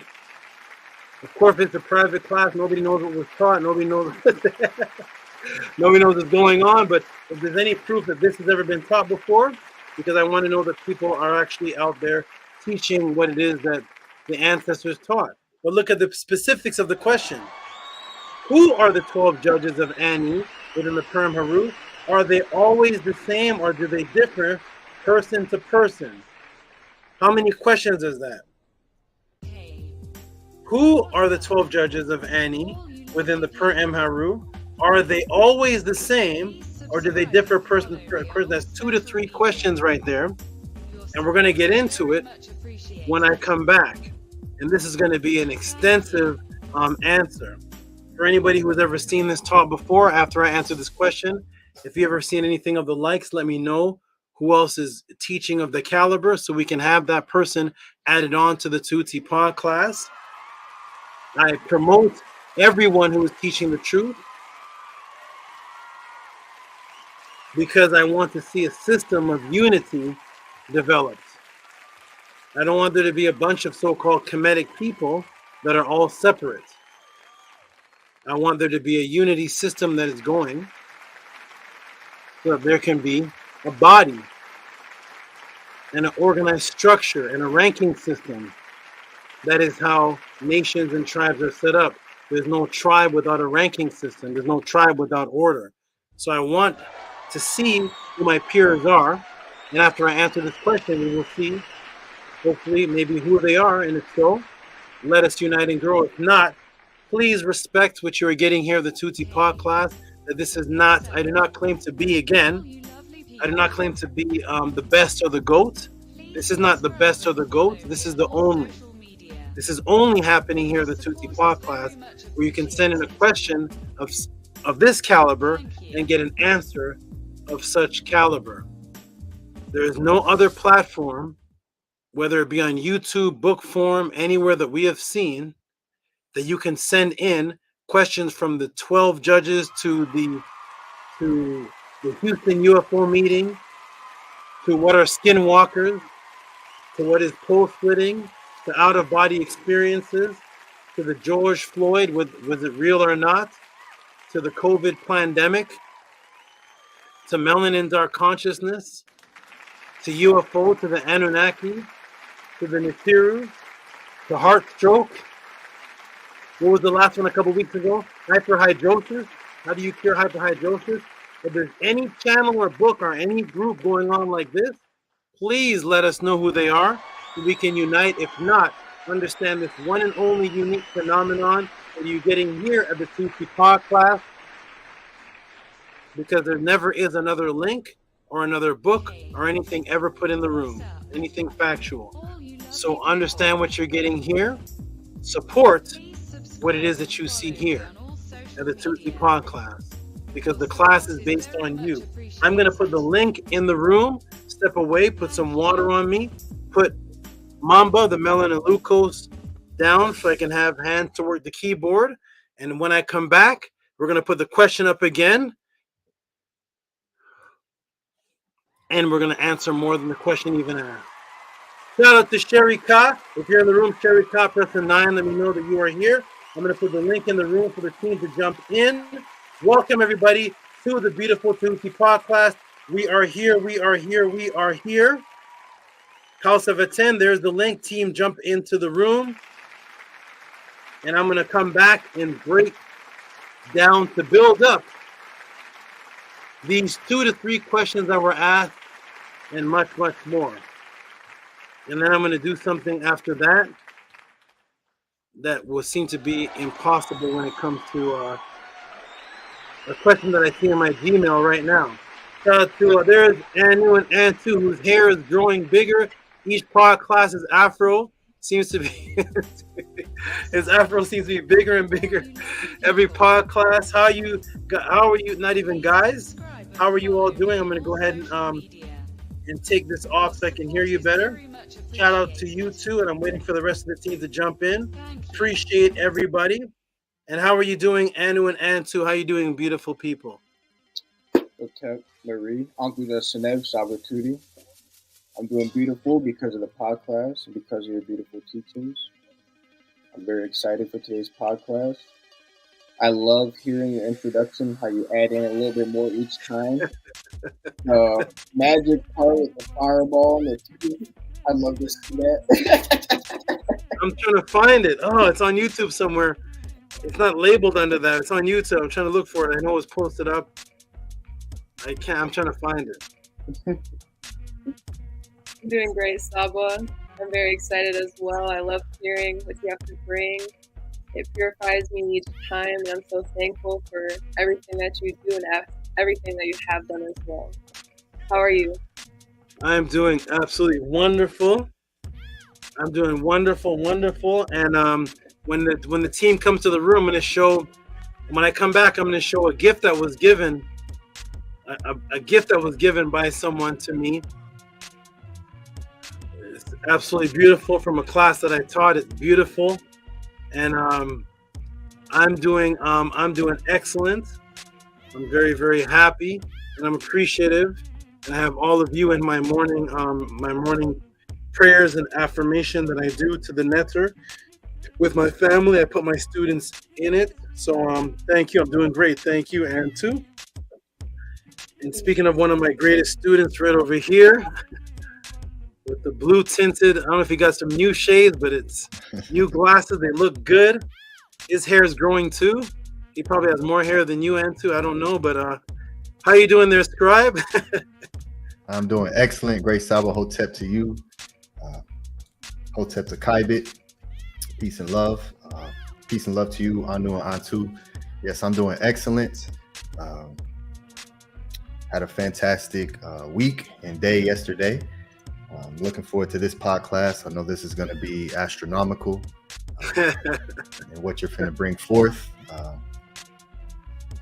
I love this. I love this particular scene as well, mainly because it's one of the most famous ones, but no one, anytime you see someone talking about it, it's just the very basic, simple things every time, no matter who you go to, what class, what channel. And there's so much in this scene. So I'm extremely excited for the Tehuti Overdrive breakdown buildup of this scene. And yes, I'm extremely excited. Happy to see you here and healthy and happy. Hinu to you and your Nefer family. Peace, brother Menku Ara. Hotep. Hey, Menku's here. Peace, brother Menku. How you doing, my good brother? This is everybody. This is Menku Ara, the brother who gave the testimony that I gave him a class and it quadrupled his income. So if you see him making a movie with Oprah soon, just know just know that the Tehuti Podclass quadrupled his income. How you doing, Menku Ara? Hotel. Peace and love to the panel. Peace and love to you, Saba. What I would like to do eventually is, once I'm able to, approach you about a documentary about your amazing life. That should be a story that everyone should know. So, Hinu to you, great Saba, and I'm excited about the magic that you're going to produce today.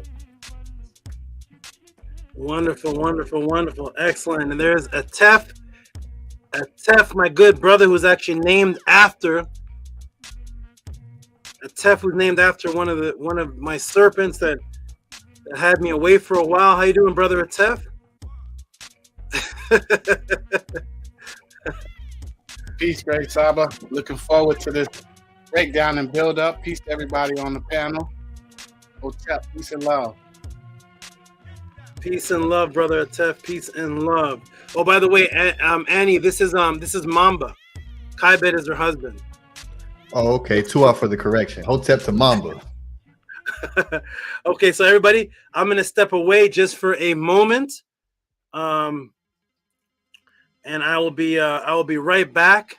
You all build for a while. I'll be right back in just a moment. And Annie can let people in the room. So shout out to everybody. Peace and love to everybody in the Tehuti Podclass. We're about to come in and break this down. Break it down. We have a new person in the room. Shout out to Quavon Ma'at Understanding. Shout out to you. Never heard of the name before, but peace to anyone with the name Ma'at in their name. Understanding in their name. Saying peace, brother. Shout out to you.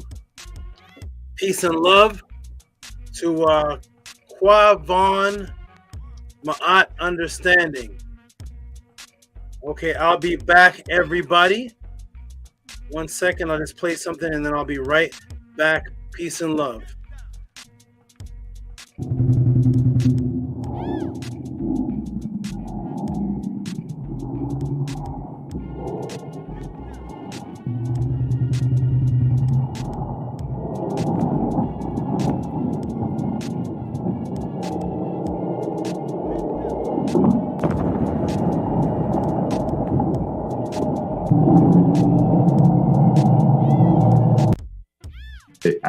I have learned to understand how you teach.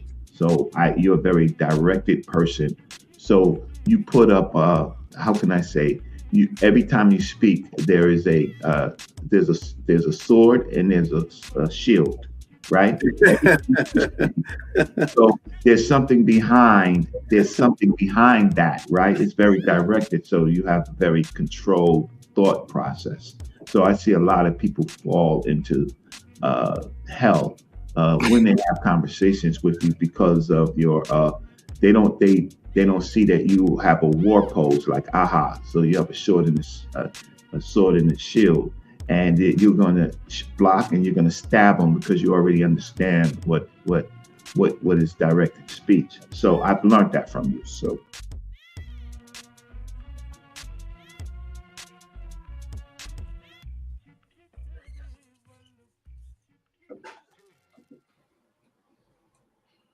Yes, Hotep. Wonderful words from the good brother, Brother Reggie. Being honorable and coming forth and apologizing to the great Saba. And a great explanation as to what Saba does when he speaks about the aha glyph, which is what he explains. So two out to that good brother for that. So yes, Hotep, and welcome to the Tehuti Podclass. The links for the support, they'll be posted throughout the chat, and they're also pinned at the top of the chat. So if you look at the very top, you'll see a pinned message, and there is Saba Tehuti's Cash App and PayPal, and that's how you ask questions. So any questions that you have, we don't. This is for the new people who are coming in and who may be watching this on the playback. We don't answer the questions in the chat room. We send all of the questions to Saba Tehuti and allow him to do what he does so beautifully and bring forth these documentary answers in the way that he does it, in the only way that can be done. So continue to support HERU, and to all the great supporters, everyone who plays their part in allowing this to continue. So we all can build together instead of breaking each other down like we see so often. So it's beautiful that everyone sees and acknowledges the great Saba and supports him and asks the questions where everyone gets the benefit of someone's question. So even if you didn't ask the question and you benefited from the answer, there should be support sent in for that. Because you received something, right? And that's the reciprocity system. If you are to receive something, it only makes things balanced when you give something back in return from the source in which you got that thing from. And as long as we all exercise that, we will continue to expand and grow in such a beautiful way, and be able to have something to pass down to the next generations, more so than just what's known as the physical remnants of what you see being built, but also the mental concepts and understanding on how to build it and how to maintain it, and how to grow it. So Tua and HERU, peace to all the great people on the panel. Looking forward to what the Saba is going to bring forth today. DMT, light transfer matrix. Ain't no telling where this is gonna go. That's a very extremely deep topic, and I love the judge's question as well from Sharika. She always asks wonderful questions, deep questions, and I can guarantee that what he's finna bring forth has not been taught, because I've personally dug and went into this scene because when I went to go look and see people teach about this scene, it's all the same thing. People teach the same thing. I don't know if they're learning from each other instead of doing their own digging into what the meta-netter is saying. And so with that, SABA Tehuti hosts a meta-netter class. And with that class has given me and everyone who's in that class one of the major keys on how to do research and how to understand the glyphs and what's being said by the ancestors, more than just the what's known as the grammar side of it. Here's the offering table. This is Hotep. It means peace. Okay, that's what you'll learn in these grammar classes. But what SABA Tehuti does, he breaks it down to its finest molecules and helps us to get in the mindset and understanding of how they thought and why that is the way that it is. And it brings a whole another level of translation when you start to look at the glyphs and understanding that the images are words too, because the words are the images. So everything that you see is speaking and telling a story and producing a language. So it's very deep. And so I'm extremely excited about this. So yes, Hotep, houseofma'at.org. Go there. Those links are in the bio, right below the title here. All of the links to everything that we're doing is in the bio. So utilize those links. Go there. Get your House of ATTON merch. Antu, did you receive your package yet? Let me check in with you. Yes, I did. I'm wearing it today. Hey, there it is. It's so good. The quality is perfect. So perfect. Very nice. So awesome. Yes, thank you. Thank you for supporting. And Anu, he got one because we did a trivia and he answered it within 0.3 seconds. So shout out to both of you. And so yes, go to houseofatton.org and get your merchandise. And when we start to see more support, we'll implement more. Different colors, different things. But of course, it's all based on everyone, right? You only want to bring forth that which is requested. So we're always looking for that, ideas from all of the great supporters to bring forward to the House of ATTON, so we can continue to grow and expand. So it's very never, and I look forward to, what's to come. We have some big ideas. We have some great things working, and it's going to be beautiful. So peace and love to everyone. Tef, Rem Kim, you there, good brother, or are we just in the presence of Sekhmet? Peace to you.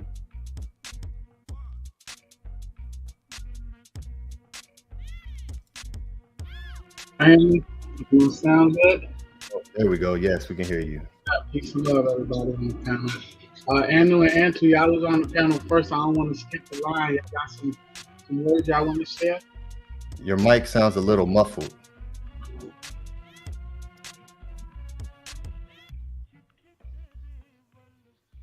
Looking forward to the breakdown today. I don't know what's coming, but I'm excited. And Mamba is a beautiful snake. One day I would love to have a snake just like that. Yeah. I love the representation of the Ba and the Khan and how it's like a tiger. Very beautiful. I'll say that I'm very thankful for Tehuti. Everything that he does, I can learn from. And it's something that is so important. I can see and watch and observe anything he does, and it's all ma'at. And that is something so special to have. And I'm so thankful to learn under him and for him to build me up and raise me up into who I'm becoming and raising me into the maturity as well. It's very special, thankful, and I'm reflecting him so I can see my team So it's something I'm so thankful for. That's it. So that's album. Tehuti absolutely never represents my to the fullest. Just a thought of him alone throughout the whole week can change every decision that I make. It's beautiful how powerful, how strong somebody can be. Just spectacular.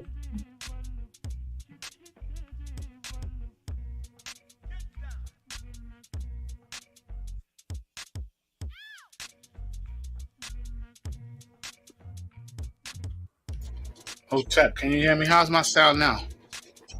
Way better. Okay. So it's a lot of buttons over here. Yeah, peace and love, Hotep, to the chat. Yeah, I'm definitely looking forward to this breakdown and build up, of course, the 12 judges. You're right, Ani. It's nothing out there. Everything is the same. But that's how it is with all of the knowledge and everything that they present on the other channels and at the other places. It's either arguing or it's misinformation. So, you know, I just want to take this time out right now to just acknowledge how great our teacher is, our SABA, because it's just the truth, the whole truth, and nothing but Ma'at. And when it boils down to it, that's all I was looking for. And I just want to acknowledge my great teacher because the frequency that has been established by him as far as the truth is concerned is actually working wonders within my own household, within my immediate circle. Just operating from that frequency alone, as Ma'at being the foundation, what has been going on with my family has been phenomenal as far as the energy that's in my house. And I have to acknowledge that that love that Saba spoke on and taught on last week, you know, it's resonating. I've been having these Nefer insights for things. Things have been just revealing themselves and making themselves known. And it's just a beautiful thing. And I'm certain that if Ma'at wasn't the foundation that we're all striving for, that these things wouldn't be happening right now, because certain things happen for a reason. Everything happens for a reason. So, you know, definitely the fruit that we're eating today is from the seeds we planted yesterday. So I'm just I'm just so grateful that I've been planting great seeds, and they're beginning to harvest. They're beginning to bloom, and I'm beginning to really see them. And I have to credit my teacher for that, for establishing a foundation and for establishing a lead to be followed. He knew to the great brother, Dr. Reggie, for just showing respect. You know, just to see our teacher being respected and acknowledged for the work that he does is a beautiful thing. You know, so he knew to that great brother there for just showing respect, you know, for being one of the only people on that channel to show respect. The last time he was on there, it was absolutely beautiful. It was great to see all the people that did show respect, but especially that brother, to see that, you know, just to be a man and to acknowledge, you know, because the thing about it too is that, you know, in your quest, you should seek out the best. If you want to be the best at something, you should be able to acknowledge that, hey, you know, that person is he's better at that than, or he's really good. He's really great at what he's doing, and then be able to, you know, learn some things. But if you know everything and you're not really trying to learn, then it's hard to show respect. So, you know, I acknowledge the best. we have the best teacher. So, you know, I'm grateful. You know, with that, it's no type of I've never operated from that perspective anyway, of being jealous of people and seeing people that are better and doing things. I look at them and, hey, what can I learn? What can I learn from this brother? Is there anything to be learned? You know, and that goes for the Isfet energy too. You know, when I see the way people behave out there in the world, it's just it's great to be able to make the comparison, man. But it's great to have that vision to be able to make that comparison, to be able to see the real from the fake, you know, because everybody don't see it. And I'm grateful that I'm able to see it, because there was a long time in my life where I wasn't able to see. And there was decisions and choices that I made. I'm not going to say that I regret them, but I'm just going to say that I have a lot to learn, and I learned a lot, and I'm learning a lot. And there's no other place I'd rather be. There's no other channel. There's no other teacher that I'd rather be. So I'm here for 10 hours, 11 hours, however long the class is. I'm here. I'm supporting, you know, because I acknowledge the truth. I acknowledge the best. So like, subscribe, and comment. Show your support, you know, and don't be a hater, man. That's it. Just, you know what I mean? Acknowledge the truth. If you really acknowledge the truth, it's you know, it's not the standard that SABA sets is unmatched. It's unprecedented. There's no comparison in actuality. So it's really not that hard to decipher when you actually, if you're really wanting the truth. But you know, a lot of people are not. They're just not ready. They're not on that frequency. So, you know, for us, those of us that can see, it's very easy for us to see. But you know, everything has a place, and you know, everything can be. There's something that can be learned from everything in every situation. So, definitely, I'm looking forward to SABA's breakdown on the 12 judges, because it's definitely necessary. We definitely need to know and be able to decipher, especially those of us that are here, those of us that are supporting. You know, it's definitely information. Like I said, I stopped sending in questions because I want to know everything. Everything is important to me, because I realized that everything else was a lie. So, you know, HERU to everybody. HERU to the great sister for sending in those questions. She always sends in great questions, and they always produce monumental, phenomenal breakdowns. Yeah, I've been having these great insights this week. I've been reading a lot, and I've been just grateful. Like I said, it's just when I'm reading and I'm studying, I get overwhelmed with gratitude. You know, overwhelmed with the gratitude, because, like I said, our teacher is the best. So I'm gonna leave it at that. Look for our great teacher to come break it down and break us out the matrix, and keep on leading by example. Keep on creating and setting the standard for us to be able to follow. HERU to you. Welcome back, Ani. Yeah, I was acknowledging my gratitude. HERU to you, Ani. Man, you showed me some things a couple weeks ago, and I've been working on some things behind the scene with my hemp. And HERU to you for those great lessons that you teach as well. You definitely are an echo of our great teacher. And even that, you know, even looking at you, brother, and your teachings and what you're bringing forth and what you do for us and what you do for the organization is groundbreaking, bro. I was looking at some of the, I don't know, the analytics is what they call it. And just, I've heard you speak about those things for the channels and just stuff like that, just some of the behind the scenes stuff. And I heard you speak on that. You're ahead of your time, great brother. So I just want to acknowledge you as a great young teacher, as an echo of our great SABA. Yeah, I just want to acknowledge that. And like you said, I just want to echo that. We have some things coming forth from the House of ATTON. So we are the standard, and that's without a doubt. So houseofatton.org, come join us. Formerly Teachings of Ma'at, still teaching Ma'at. So, you know, HERU to you, great Maharu. I'm going to end it with that, great people. Hotep Ma'at, peace and love. Well, to our great brother for those Nefer words. Everyone does beautiful at playing their positions and parts, and each person is just as important as the next. And it's very important that we all understand that and understand how important this is. No role is too small at all. So this is why we always give HERU to the supporters, because that word supporter is the support. That is the literal foundation of any structure. Without support, nothing is held up.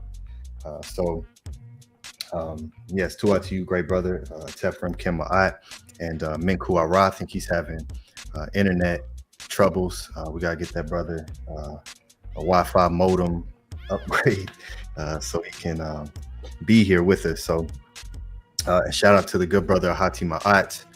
Peace to that good brother. Hope you are well. And so yes, houseofatton.org. Let's I'll share the screen so you all can get a good look at that and see the home platform. So yes, this is the House of ATTON, and you can get the affirmation here. So the affirmation that you see Saba Tehuti read at the introduction and at the conclusion of the classes, and we also do that at the House of ATTON YouTube channel. And now that the great brother Tefrem Kima'at is a moderator, he can put those links in there. He posts, so you'll see links posted from him as well. Shout out to Nani Aset Mur as well, and Anki and Ma'at, all of the great moderators. Peace to you all. HERU for everything that you do behind the scenes that no one sees, but we see Saba Tehuti here. So we know that you are you do so much. So HERU for everything that you do, and the wonderful Nefer sister Titi Amun as well. Cash App Titi Amun, send in your support. So yes, Tua, everyone get this, get the affirmation, print it out, laminate it, utilize this every single day to balance out your frequency. It's just such a beautiful thing. So utilize this. You can download this right here at House of ATTON. And then when you go all the way to the bottom, you'll see a subscribe section. And this is how you sign up for the newsletter. So we send out a newsletter every single week with a lot of information. This is also how we put out information to the masses of people, this and Discord. So everyone go here and sign up for free for the newsletter, and everyone go to the Discord. You can just click this image and it'll take you directly to our Discord. This is our public community where we are able to communicate with one another every day. And we also have wonderful community meetings, and we had one yesterday and it was beautiful. It was Nefer. So Tua to all of the great members who came to the meeting, and we got to express a lot of thoughts from the Eid and do some communication. So everyone make sure you're a part of the newsletter and the Discord. And this is how we stay in contact outside of the classes. All right, so I'll stop sharing. Hotep, HERU, peace, great Saba Tehuti. Welcome back. I hope you had a good break. Peace, great Saba. Peace and love, great Saba. Peace and love. Okay. Saba, you on mute. Annie, did you say something? Did you greet me when I came in? It clipped out. Something happened. Yes, I said. Okay, what's up, everybody? Yes. Oh, you said welcome back. Thank you. It clipped out. It seems like when I do when I click on a box, it interferes with this. So we're gonna see if that can be fixed. And yeah, you had froze for a split second. Okay. Okay. Let me see here.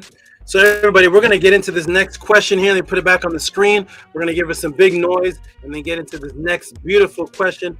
Shout out to the new people. And by the way, Annie, and the team. Have any of you seen? There's a new sister that was in here named Lena. I don't know if you've seen her lately, but all the best. I hope everything was fine. We're supposed to set up. She wanted to talk to me personally about something. I told her that the personal talks are for members. She actually went and became a member. At least that's what she said to me. She went and became became a member, and then set up something for me, something that I could address pretty easily, that I knew was very, very important to help her path. And then I never heard from her. I'm not sure what happened. So all the best to whatever happened to Lena. Hopefully, I'm not sure what happened, but I've been sent to the link and everything. It was something that I could have easily taught her on pretty quickly. But then didn't hear from her again, and I haven't heard from her since. I don't know if you've seen her in the Sunday class or anywhere. No, not for I think the past week or so. I haven't seen her, but yeah, she did reach out. She did become a member, and I seen her a little bit after that, but not this past week. I haven't seen her. Okay, so shout out and peace and safety to her. I'm not sure if something may have happened to her, but right where we were supposed to have a little talk about something, never heard from her again. So keep an eye out for her. Hopefully she's good. All right, everybody. So here we go. Welcome to the Tehuti Podclass. We're going to put the question up one last time, and then we're going to get into this explosion. And after this, I'm going to give an announcement about a beautiful gift that was sent to me that the sister Menti Hotep went and basically had got for me. It was sent to her. She brought it to me.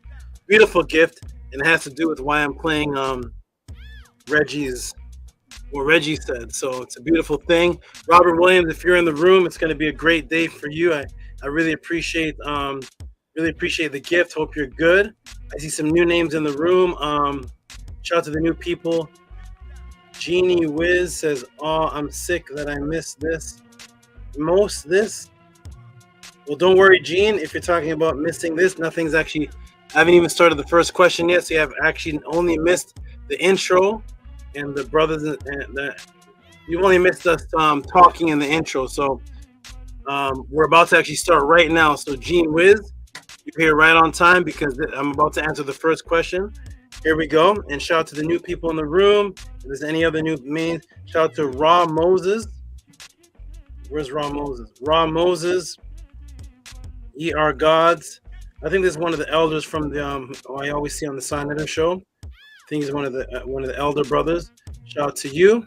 Okay, everybody. So I'm gonna put the question in the room, and then we're gonna go ahead and get to it. Here we go. And let me see if I can fix this. Half my I'm fading away. Wait a minute.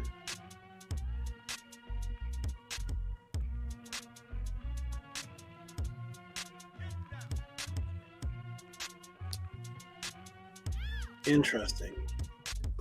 Now I'm gone. Hold on. I'm coming back.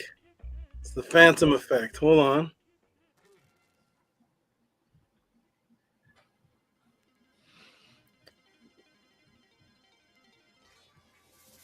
Everyone hit the like button. Hit the like button. Help this video get put out there in the algorithms. Oh, is it because I'm...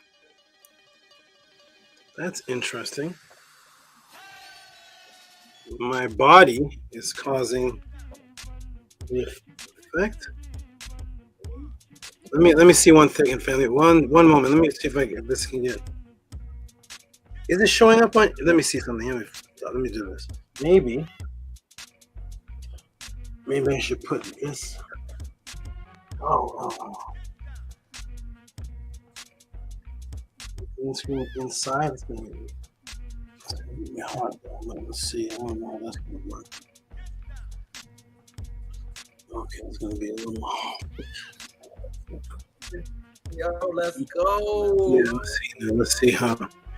Okay, where am I? Let me blow this up one more time. Let me see if I can do this real quick. That's gonna pull the thing down. Okay, let me undo that. One moment.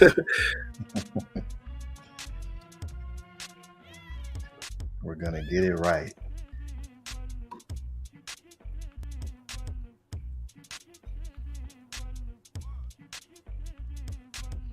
Minkwara, let's do a quick mic check on you. Are you here? You froze. Looks like you're froze.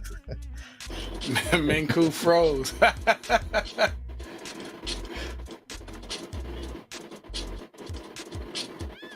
How do I look, everybody? I look okay? Yeah, Saba. Look, all right, okay. All right, everybody, let's go. What happened to Menku? Menku's. What did Primordial Thoughts say? May his monuments last forever. may his monuments last forever. Shout out to Menku, the monument. Hope you come back. And you don't stay like that forever. All right, so we're gonna go ahead and put it back in the room one more time. And here it is, everybody. Give her some big noise. This was sent a little while ago. I didn't answer because she was actually on vacation. But here is the question. Here is the question, everybody. Coming from the beautiful sister SHARIKA. I hope she's in the room or she is watching. And here it is, everybody. Boom. And go ahead and read that, Anu, for me. What does it say, Anu? SHARIKA. Question. Who are the 12 judges of Ani within his HERU? Are they always the same, or do they differ person to person? Wonderful. And as you can see, everybody, the class, because of this question, and there's a surprise one coming, but the class is Afterlife Judges Spirit Possession DMT Light Transfer. And then the next part is Matrix part question mark. Surprise. So here we go, everybody. We're about to get into it. Oh, did we give Scribe, could you give her, I'll put it back up, but give her some big, huge noise, please. I want all the big noise, please. Noise that I don't have. Give her some big transformers, everything. Give her some big noise. Oh, that's the wrong one. Strange. Some big noise. Is this it? That's not it either. Nope. Hold on. Big noise for SHARIKA. Let me go ahead and put this back in the room again. Shout out to SHARIKA.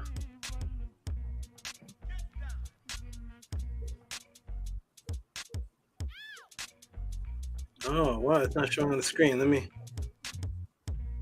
Technical difficulties happening, no problem. We'll break all technical difficulties. Here we go again. Let's try this one more time. SHARIKA. Is this it? If not, I'll have to do a big.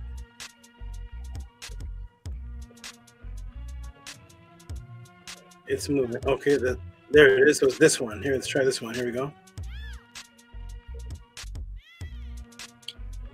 It's loaded. There we go. Okay, good. Shout out to SHARIKA. We're going to give her some big noise. Shout out to the new people in the room. Welcome to the Tehuti Podclass. Here is the first question. This is just the first one. The next one I may grab out the, what do the brothers say about my snakes? You can get them out the woods, sir. Next one I may just grab out the woods, but here it is. Go ahead and give her some big noise. Big noise.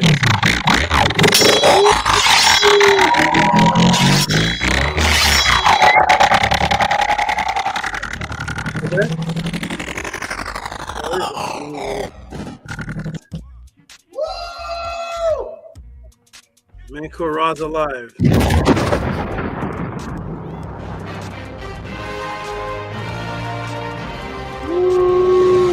Let's get into it, everybody. Wonderful. Okay, beautiful family. Shout out and love to ATTON. Tehuti, jump in the room. Annie ATTON. Well, just because ATTON Tehuti, but shout out to ATTON Tehuti. Annie Pata ATTON Tehuti. Shout out to Anu. Shout out to Antu. Much love to Menku Ra. Much love to Atef, father of fathers. And let's get into this question. Everybody in the room, press 9. Panel, jump back in the room. Press 9 if you can hear me. We're about to get into the very first question sent here to the Tehuti Podclass. Let's get into this question. Menku Ra is locked. So I'm gonna go ahead and put his screen is locked. I'm gonna put him removed from the stage. And Annie's having the same kind of issue. Removed from the stage. Here we go, everybody. You can all see me. We are going to answer this question. Welcome, everybody, to the Tehuti Podclass. Here we go. Brother Israel Hoyley is here. Boss Fee is here. Boss Fee is here. That's Black Alucard. Mike Ferg 400. I like that name. Mike Ferg 400. Shout out to that brother right there. He says, peace to you, Master Teacher. VRI is here. Where's the beautiful Nefer Keperet? I thought I saw her. There she is right there. Beautiful Bella. Everybody's here. Angela straight out the gate. Okay, good. All the supporters here. Unks Effect. Wonderful. Here we go, everybody. Welcome to Tehuti Podclass. We are about to start this class. First question sent in. New people, get your pen and your pads out. This is how Tehuti answers what seems to be an unaddressed question, and definitely the most popular plate in the Purim HERU, but the most undiscussed as far as the details that are going on above it. So here we go, everybody. Everybody sees me. We're going to go ahead and present. Boom and boom. I'm going to put the timer on, and here we go, everybody. Let's see what this let me put a heart here.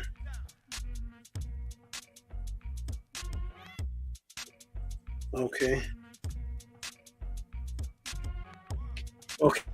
entire screen. Boom. Hopefully everybody can see the screen. And here we go, everybody. Welcome to the Tehuti Podclass. Here we go. Welcome to the Tehuti Podclass under the house of ATTON, the first and only movement in and platform on the planet where you, the student, can send in a question with reciprocity and receive a personalized ebook customized specifically for your question on any diverse subject matter, conscious upliftment and breaking the matrix. And that entire segment of the class is based on your quest. That's what a question is, a quest. This is not just teaching. This is a phenomenon of a personalized live question, answer, and matrix breaker. Let us see what the question is for Tehuti now. And there's the question again for those who just jumped in the room. Sharika's question: who are the 12 judges of Ani within the Purim HERU? Are they always the same, or do they differ person to person? This question actually takes us to the oldest known writings on the planet Earth about immortality and the afterlife. A 78-foot long typo, 78-foot long book or papyri, the Purim HERU, to what today is known as Plate 3. And here's where the question is actually coming from. Who are these? What does this actually represent? What is actually happening here? If you look closely, why are some of them merged together? So if you look here, you'll see these merged together. These two are merged together, but then the rest of them here are singular. What is going on right here? What do these words say on top? Why is there 12? What is actually taking place right here? Okay. And this is a picture of my personal Purim HERU Plate 3. So this is what my book of the Purim HERU looks like right there, everybody. You'll see that it doesn't quite look like a book anymore. My Purim HERU is Plate 3 is definitely I believe this may be the second one I've ever owned. I think I've had this since I was 20, 22. But here's the Purim HERU. I may have had this for the last 20 something years. I'm not sure what time, but I've had this definitely for decades. So there it is. I think a little after, in my late 20s, maybe actually. Yes, a little wear and tear. I live this. This is what I live. That's why it looks like this. This is my Purim HERU is open every single day of my life. And yes, to the left is the same Purim HERU I've been teaching out of for 20 years. Let us continue. Here's my other Purim HERU, and that's why you see all these notes and you see translations.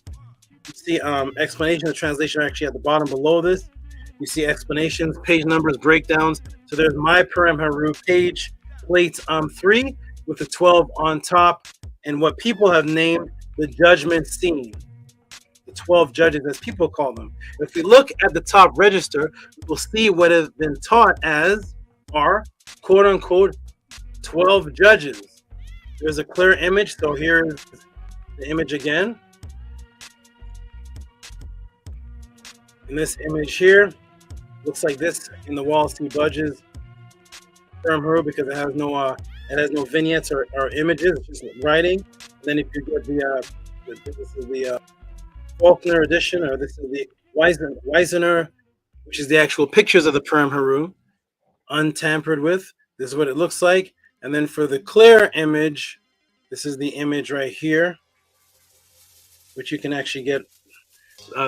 There's actually the whole Purim Heru on one of Zachariah Sitchin website, which actually has each plate of the Purim Heru individualized.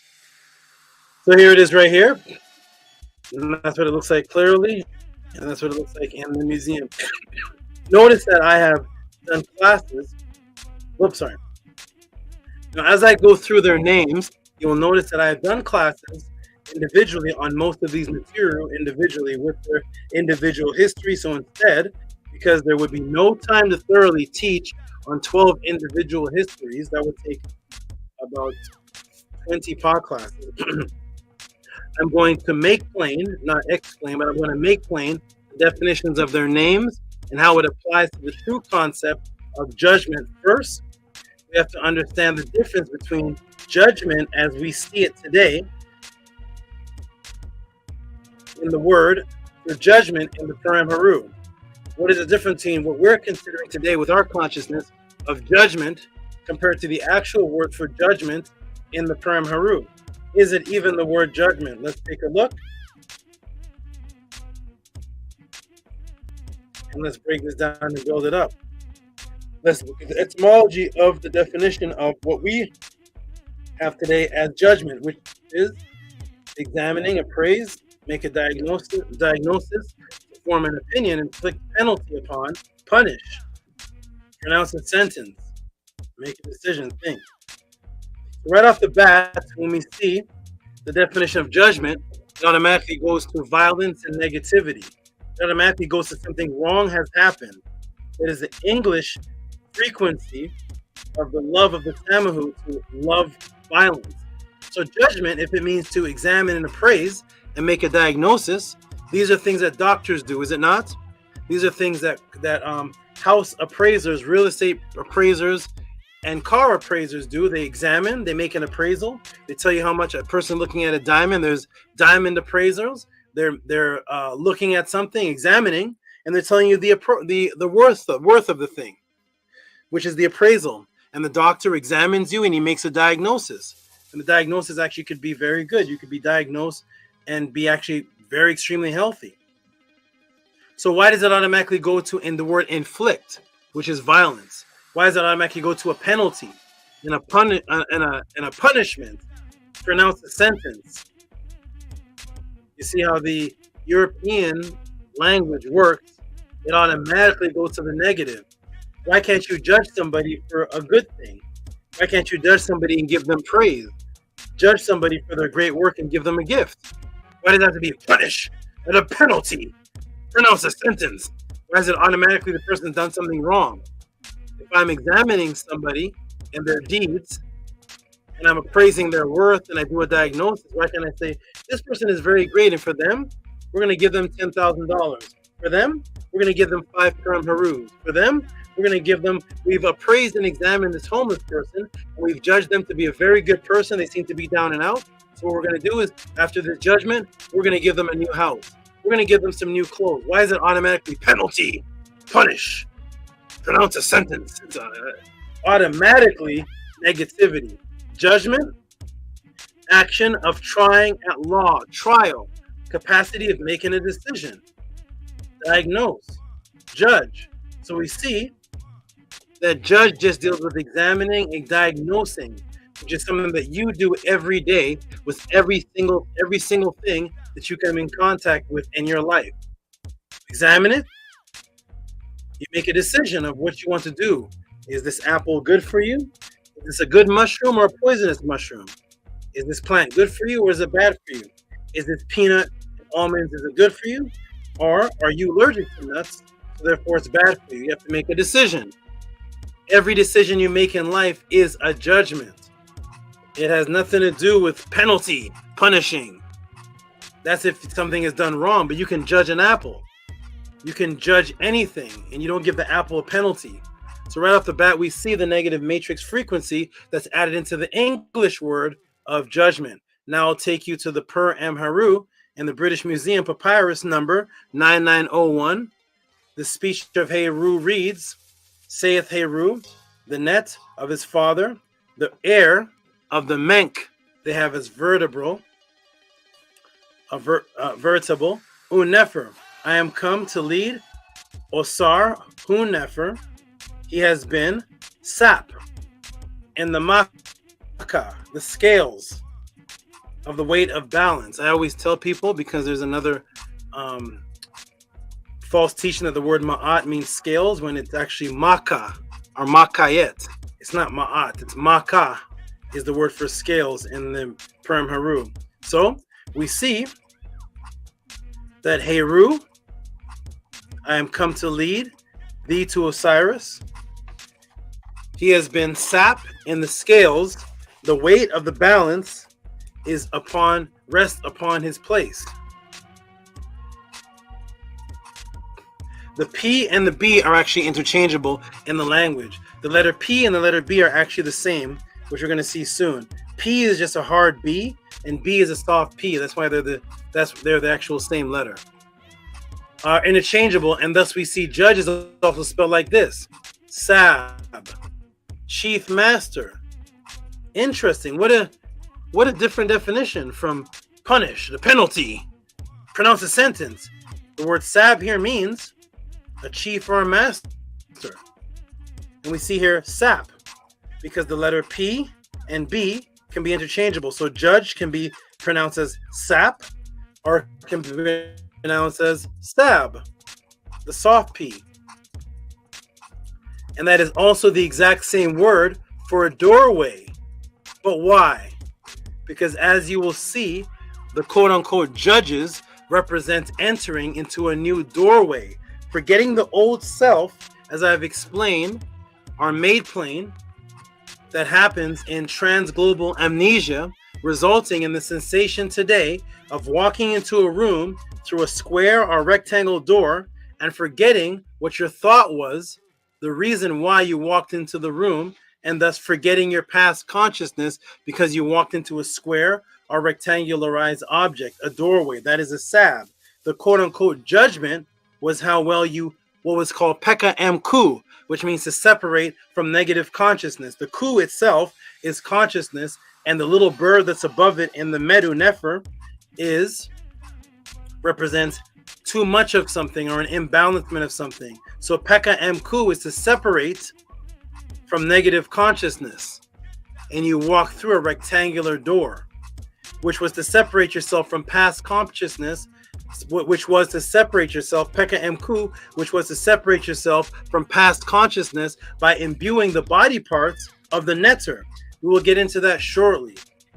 That's why when we look up this word judgment, we see in the original language before the matrix, we see the theme of sab. And what do we see for the same word for door, sab? What do we see there? We see a different spelling or different imagery there for the same word for judgment, but it is actually now a door, but it is a correction place, a place of correction, a kind of goose. Much different from penalty, pronouncing a sentence. Now it's a doorway in which you enter, a place of correction. And as you are reborn, thus you see the goose within the door, which is the symbol of the child rebirth, called the Sa. Totally different, completely different from inflict penalty upon, punish, try and pronounce a sentence. Totally different from sab, sap, master, chief. Door pylon with a star. It's a stargate, a place of correction. That means the focus in the ancient culture was to make something right, not to inflict a penalty. It was to correct, to make something right, so that you could be reborn again. Thus you see the word sabu, which is the goose and the flying wings, which is a symbol of a child being reborn or rebirth. Sorry, Sobek, I had to move you from there. So you see, boom, a doorway in which you enter, a place of correction because you've given up the past. You are reborn. Thus, you see the goose. Sorry. Boom, a doorway and a doorway. So boom, a doorway in which you enter a place of correction and you are reborn. Thus, you see a goose within the word, which is the symbol of a child rebirth. That is Judges. I'm going to come to the room really quick right now. Really quick to the room right now. And I'm going to ask everybody.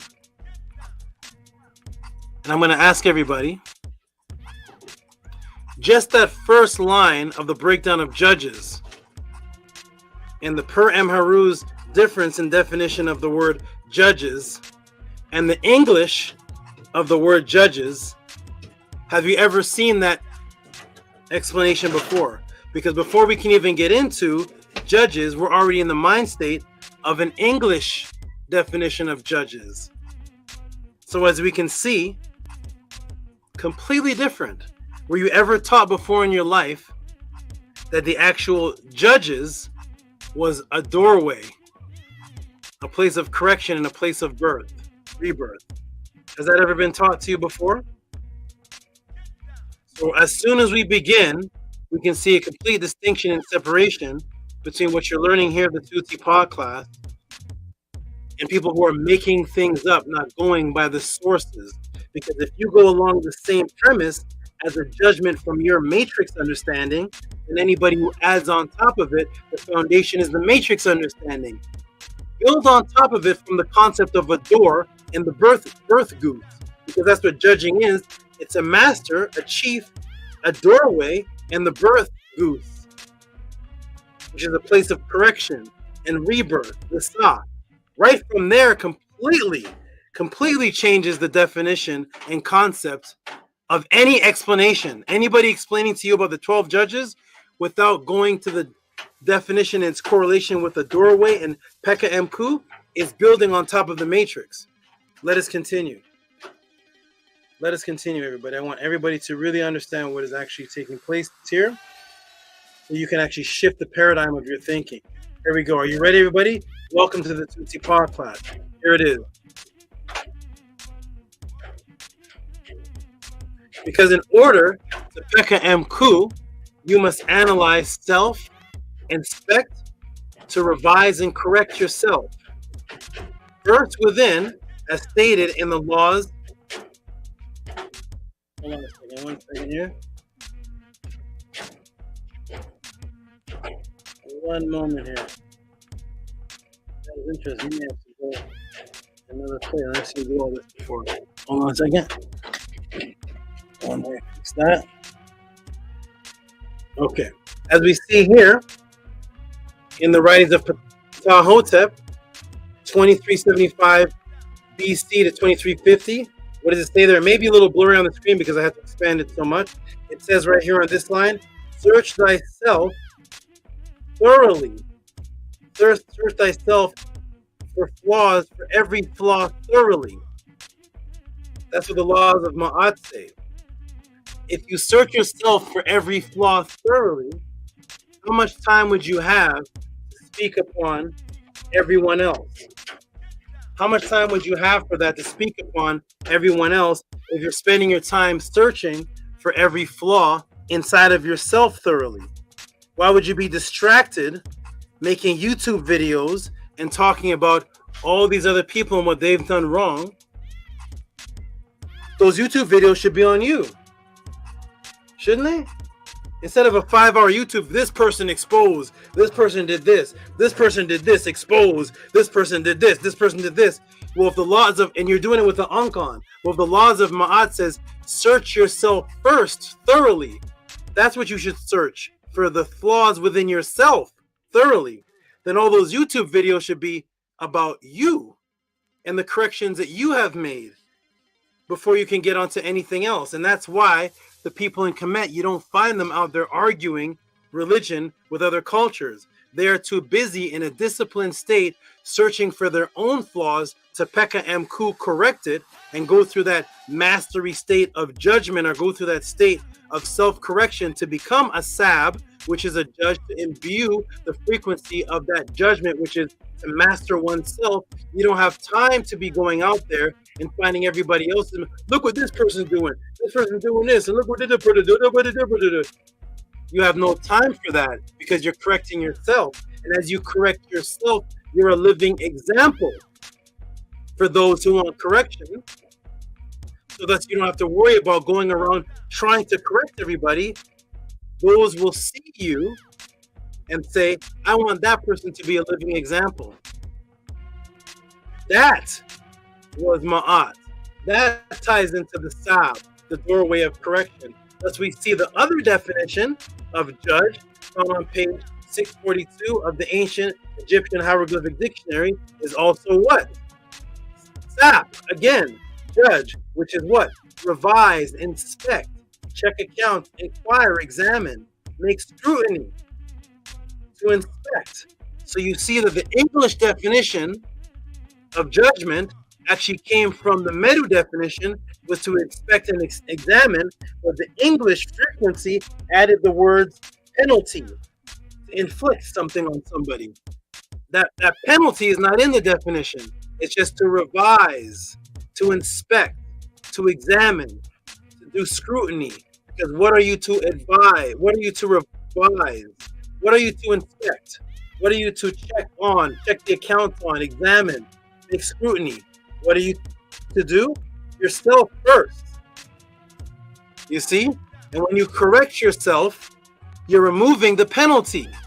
I want everybody to understand this very clearly. Understand the different concept extremely clearly right now. The complete separation from the English judgment, inflict, punish, to do penalty, because it's an outside force doing penalty to you, as opposed to the ancient judgment of nature to have self-mastery, Sab, to be a chief or a self-master. Why? Because you've gone through the rectangle door, the Peka Mku, you've left your past, the negative past, you've separated from the Ku, that negative energy, you've corrected yourself. You're spending time in correction so you can be reborn like the Sa. So if you're reborn again, like the Sa, and you've corrected yourself, the penalty is left behind. Do you see the difference?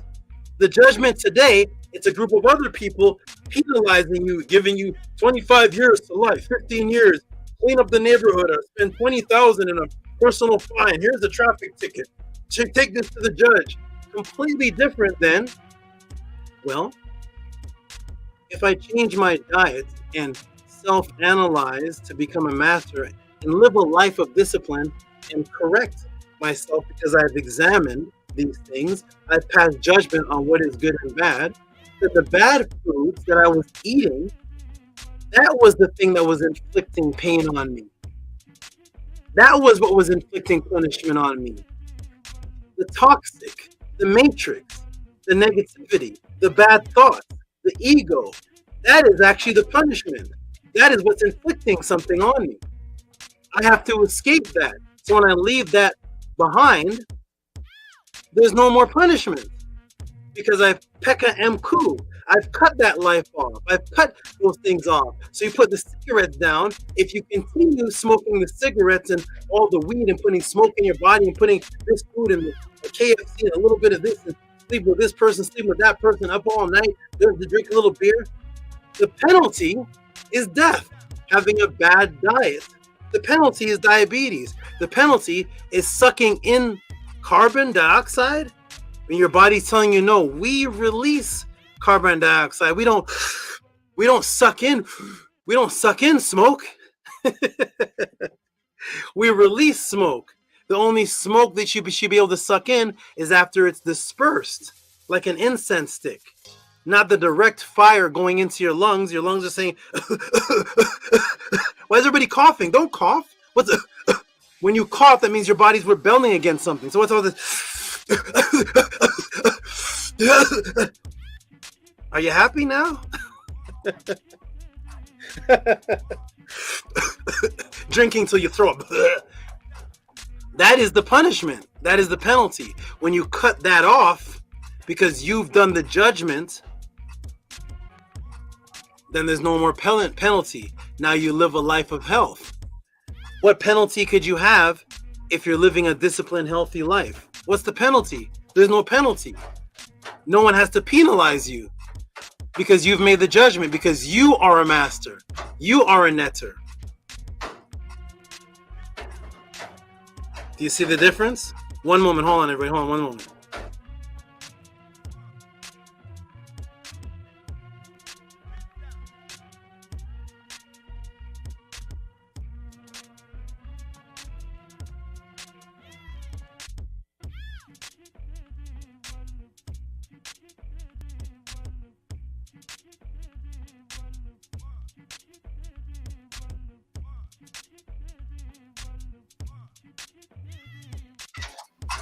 Okay, good. I hope you can see me now. So you are the judge. You're the master. Self-mastery. Do you see the difference in the discipline? Because if you live a wild, unorganized life, you're depending on others to judge you from the outside. Do what you like. If I get caught, I get caught. Do what you like. Do what you like. You can do whatever you want until you get caught. Then when you get caught, you're sentenced 5 years in jail. Go see the judge. You have a traffic ticket. You did this because you're unorganized in your thought pattern. You're depending on an outside force to judge you, like a God. I do anything I want to do, and then at the end I just pray, Jesus, forgive me, and then you die, and now you go to heaven. The most undisciplined life comes in when the matrix shifts the frequency of the word sab and sap, judgment, self-mastery, finding flaw within the self to go through that Pekka Mku, that stargate, which can be within and outside of you in the afterlife and within you, leaving the past consciousness behind by only living a disciplined life. And now you've had self-correction. And now because you're corrected, the penalty is back there too, because you left the penalty back there. The shift in the matrix is to have an unorganized, unaccountable life. You just do whatever you want. I'm a little bit of atheist. I'm a little bit of Buddha, a little bit of the strip club, a little bit of wine, a little bit of beer. We just all over the place. A little bit of namaste, hello, hotep, a little bit of voodoo, a little bit of this. Jesus is black, and you're all over the place with your brain. You have no discipline. And then when you get caught doing something bad, you're punished by an outside force, like a daddy. Daddy's here to punish you because I'm a child that has no... When you're a child, you have no organization. And then you get punished by an outside force because you yourself have no discipline as a child. You're only 3 years old and you get a little slap on the butt, little spanking. Don't do that. And then as you get older, you're supposed to not do that anymore. The penalty is left behind. Are you still 30 years old and your parents are still spanking you? Are you still getting the belt at 30? No, because that's the old penalty. Now you're wise. And as you get past that level and become a netter, become a sab, a master, now there's no more punishment.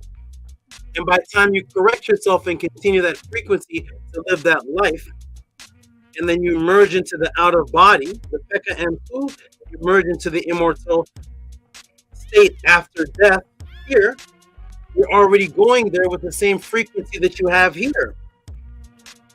So thus there's no penalty judgment over there, because you already corrected yourself here and lived a disciplined life. But don't argue with me about Hebrew Israelite, argue with the beer belly. The next time I debate somebody, you have to debate me with your shirt off. Debate me topless. I want to see your discipline. Debate me showing your six-pack. That's it. Don't debate me, and after you debate, it's back to the beer. The Knicks game, the Knicks, your Kobe. This person did your Kobe can do better than MJ. The better and you're smoking, drinking. Nah, man, I'm doing this. I had this girl last night. This girl, forget them hoes, and you're all over the place. And then once you come in front of the YouTube video, my name is Shemra Patah Shlomo Amun Jeremiah Shem Yosef Ben Amun Ray. Your wife is making love to you, calling you Henry. because it's a game. There's no discipline. So I'll have my next debate with the person. Let me see let me see the life of discipline you lead. Have your lady come and tell us how you've changed lives out there and what your discipline life is, because you have no discipline. So therefore, you're going to receive a penalty one day. Those who have discipline, they don't receive a penalty. They've already corrected themselves. The penalty was the bad life itself. You see the difference from judgment, SAB, completely different. Ladies and gentlemen, students, we are breaking the matrix. This is a complete different comprehension level. So as everybody's spending their time arguing and battling, you should be in self-correction so that you don't get the judgment of the English definition. You get the judgment of the Medu definition, which is you're the imbuement of becoming a master. Let's continue, everybody. Welcome to the Tehuti Podclass. Ready? Here we go. Examination. So boom, the judges represent a purge of the former self and the imbuement of the Neteru and their character within, which you will see, because as class continues, you will see the word judges, as you know it, is not even there at all. It doesn't even mention 12 judges anywhere at all. So as you will see, the word judges, as you know it, is not even there at all as a title of the 12. See these 12? It's not even there. So here is plate 3. Speech by Osar, the scribe Ani. He saith, my heart, my mother, my mut'i, twice, my heart of my coming into being, my kepara, transformation, may there not be resistance to me in the meter, and they have there in English, in the judgment. May there not be resistance to me in the meter. May there not be repulse to me in the parts of the divine chiefs. May they not make a separation from me in the presence of the possessor of the scales. Thou art my ka within my body, which forms and strengthens my limbs. May thou come forth to the place of happiness, to which I advance there. This is talking about not being a separation. May nothing repulse, because the separation you made was Pekka M. Ku, from the negative thoughts, the ku, the negative ku. Now you're saying, don't repulse me from the divine chiefs. Do not make any separation, no separation at all from me in the presence of the possessors of the scales. There should be no separation. Does that sound like imbuement? The opposite of imbuing and merging consciousness is repulse. So that's the opposite of repulsing and not making a separation is the complete merging with the divine chiefs that people are calling the 12. If there's no separation, that means you and them are the same. That means you and them are the same. The opposition of imbuing and merging consciousness is repulse. You state, do not make a separation from the Ari, the conscious makers of the Makai, the scales. You are the Ka within my body.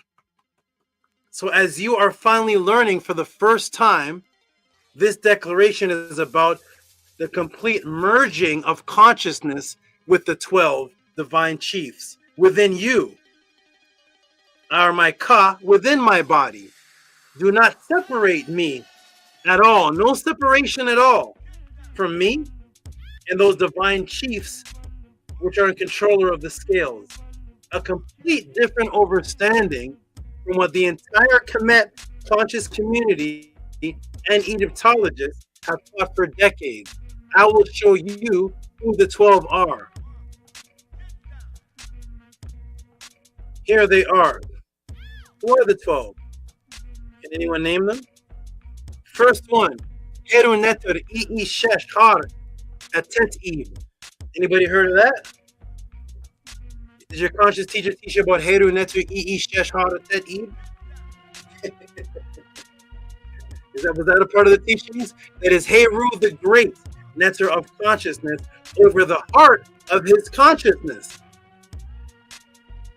So as soon as it begins, the first one is HERU the Great, NETER of consciousness, who is over the heart of his consciousness. There's the first one. Next one. This is air, sun scattering, feather of Ma'at, rebirth, that is called Shu. But do you just see the word Shu there? No. If you come to MELANATED class, you will see what each of these represents and what each of these break down to, which is air, sun scattering, feather of Ma'at, rebirth of the sun. Why are there two suns there in his name? Why is there an egg there? Does the egg mean Shu? Your Kemetic teacher will tell you, Shu means the air. Shu is just the air. Oh, great. Why is there an egg there?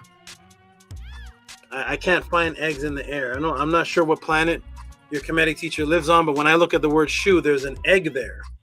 There's a feather of Ma'at. There's two suns. There's not even two suns in the name Ra. And who your Kemetic teacher is telling you is the symbol of the sun, who is Ra. There's not even two suns in his name, but in the word Shu, there's two suns and egg. Which one of those symbols just say the word Shu? Does the egg say Shu? Is it the first sun that makes the oo sound? What does the second sun do? Learn that at the MELANATED class. So this is air, sun scattering, the feather of Ma'at, and the rebirth of the sun, which is you. The next one, Temu NETER, which is the completions of Ma'at. That is Temu NETER. That is the completions of Ma'at. The first symbols that you see right here is Tem. This is a second M, which is actually the word Ma'at. They can't tell you. You were never told why is there a second MELANATED letter there if we already have this right here already is the word Tem. This is the letter T. This is already Tem. So they say this is T and this just represents M. Great. What's this one do? What does this do to the word? And why is it plural? Why is there an oo? They'll tell you that NETER is singular and NETERU is plural. Great. So why is Temu have an extra M here? And why is there a U there, which will make it completions? And that letter there, that symbol there, is the word Ma'at. It is actually what the NETER are standing on. It is their stabilization. It actually is Ma'at. Temu are the completions of Ma'at. That is literally completions, plural, of Ma'at. And that is done within you. The next one here, Netert, who shoots forth sustainer of opening origin expanse. There are some people that may see this and they say, "Oh, Tehuti, he's making rookie mistake. He did a rookie. He did making."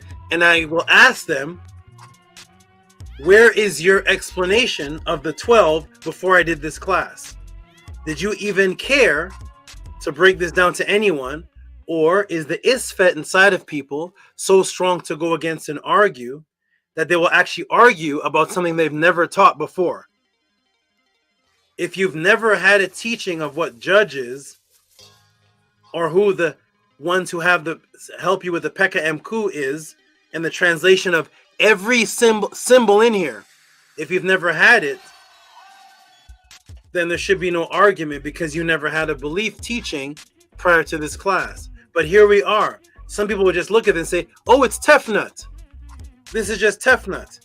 This doesn't just say Tefnut. This is Tefnut right here. What is this symbol here?" They'll say, "Well, it's a Natiru determinative." Great. So what's this symbol here? Oh, it's the Natiru determinative. Huh? Does this look like this? This one looks like a sitting man with his knees up. I don't know anybody who sits like this, but this is a sitting man with his knees up. I explained this or made plain this last class. But this here is a cobra. How could both of those symbols, which look nothing alike, just be simplified to Natiru principle. Natiru. So both of those symbols, just those two words. Natiru determinative. Both of those words, both of those symbols mean those exact same words. Natiru determinative. Or does the snake actually mean something and actually pronounce something and have something to do particular with the female? This is the netter who shoots forth, the sustainer of the opening origin expanse. That's what this is. The netter who shoots forth. That they just put, some people just say tough nut. So what is this? What is the cobra there for? That's the renunet. That's the raising. And the nemez on the cobra is the expansion. That's why you see this hood wide. That's not the shape of a regular snake. This is expanding. This is the nemez. This symbol here, this is expansion again. This is echoing expansion. One of the raising of a child and the raising of the ren in the afterlife, and one as a destination in the afterlife, or the expansion of the patah collar. I already did a class on the patah collar. So there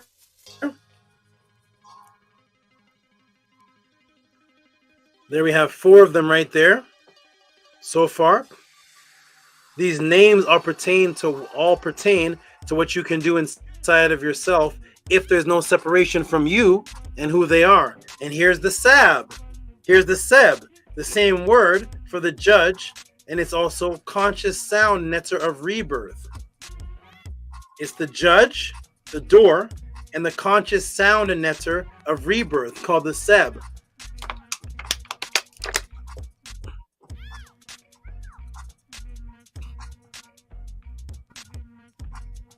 What is this? Who is this?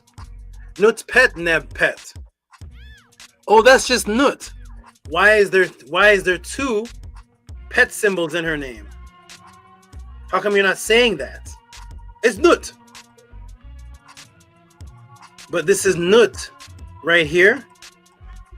Nut. This by itself is Nut. I want everybody to understand that this is the letter N and this is the letter T. What is this? They'll say it's a determinative for the sky. What type of sky looks like this? What's expanding? The Cygnus Rift. That's a whole nother class. This is Nut. But here's the Neb, which is sustaining basket. And here's the same symbol again. The rebirther. This is Nut, pet, Neb, pet. The rebirther, the Netert of the expanse. Again, sustainer of the expanse and raising, because this is in her name too. This is a part of this. So this is a part of her name too. It doesn't make any sound. This is Nut pet, Neb pet, Renunet. That's what the expanse part is. How do you know this doesn't make any sound? Who told you that? And I can show you a list where this makes a sound. It doesn't make any sound. It's a silent determinative. It's silent. It just means it's a netter. Who told you that? Who was speaking the language to tell you that these certain symbols don't make any sound? Who told you that? Nobody. Nobody. But the person who told you that got it from nobody as well. And the person who told them that got it from nobody, till it links all the way back to nobody told them that these don't make any sounds. And only some of them do. But yet when you look this up, it's actually a word. Doesn't a word make a sound? Who told you that? They want you to get rid of what the sound is, what it actually means specifically, so they can tell you that this symbol is equal to this when they don't look anything the same, when this has a specific meaning that pertains to the female. That's why you see it right here. That's why you saw it in Tefnut's name. You notice the cobra there. You see it there in Nut. And you see it here with Tefnut. You see it with the females. If you ask a person in Kemet, thousands of years ago, what is that? They would just say determinative. It is determinative. That's all it is.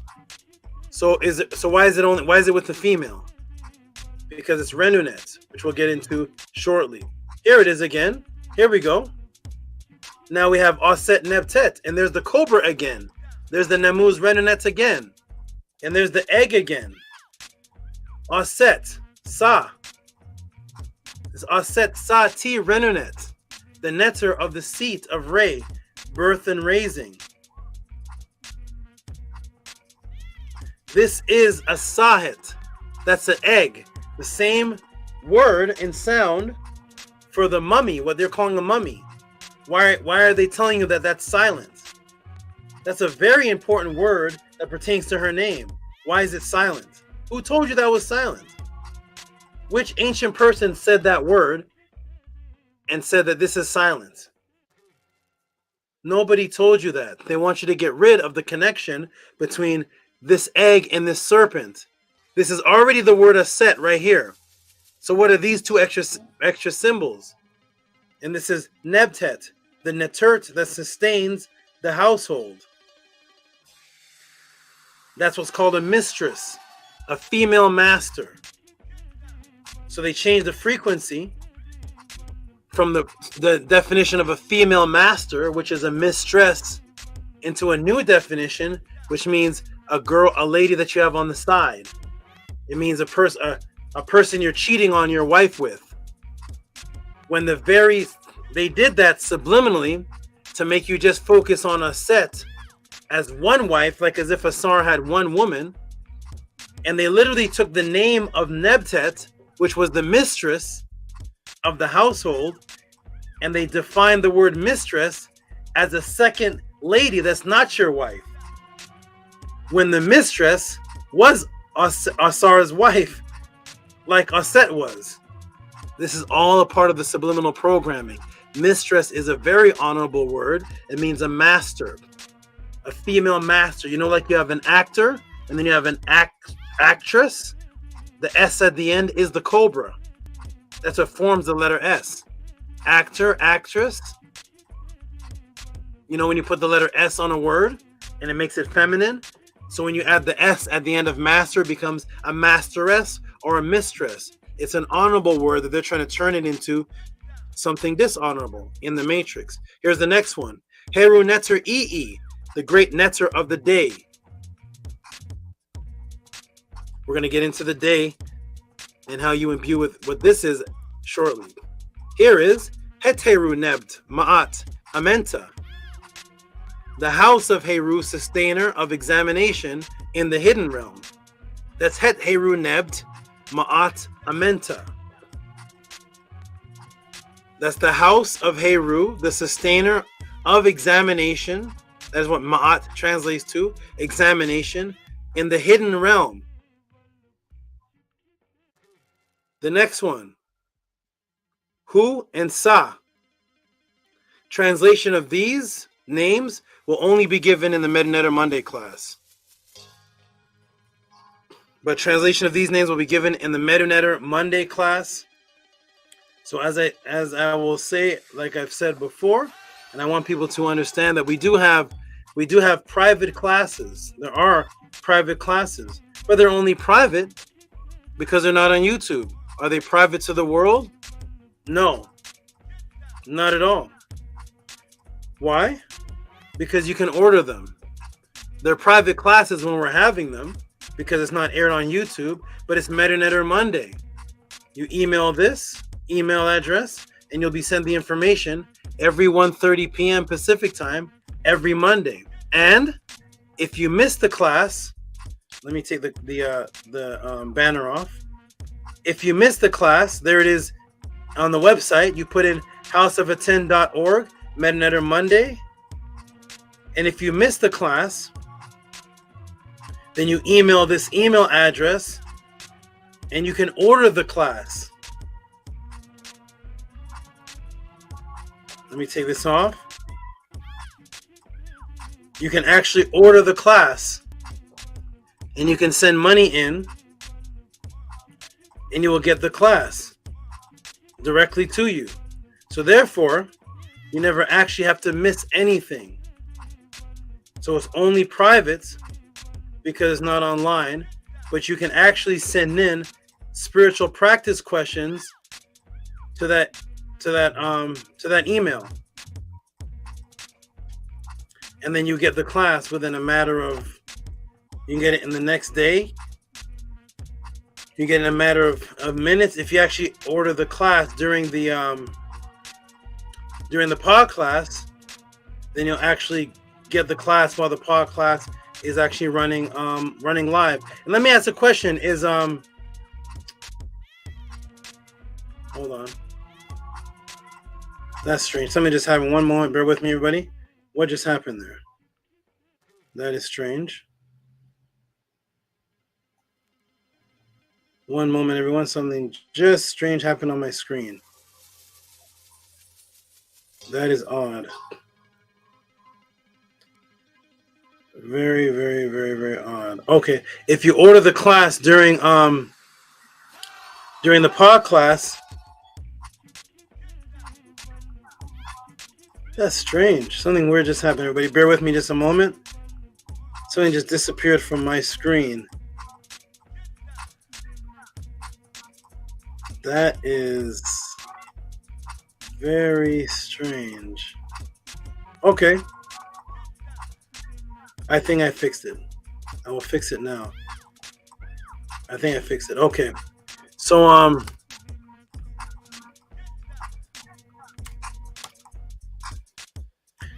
so for example, is the brother is one moment, everybody, I'll be right back.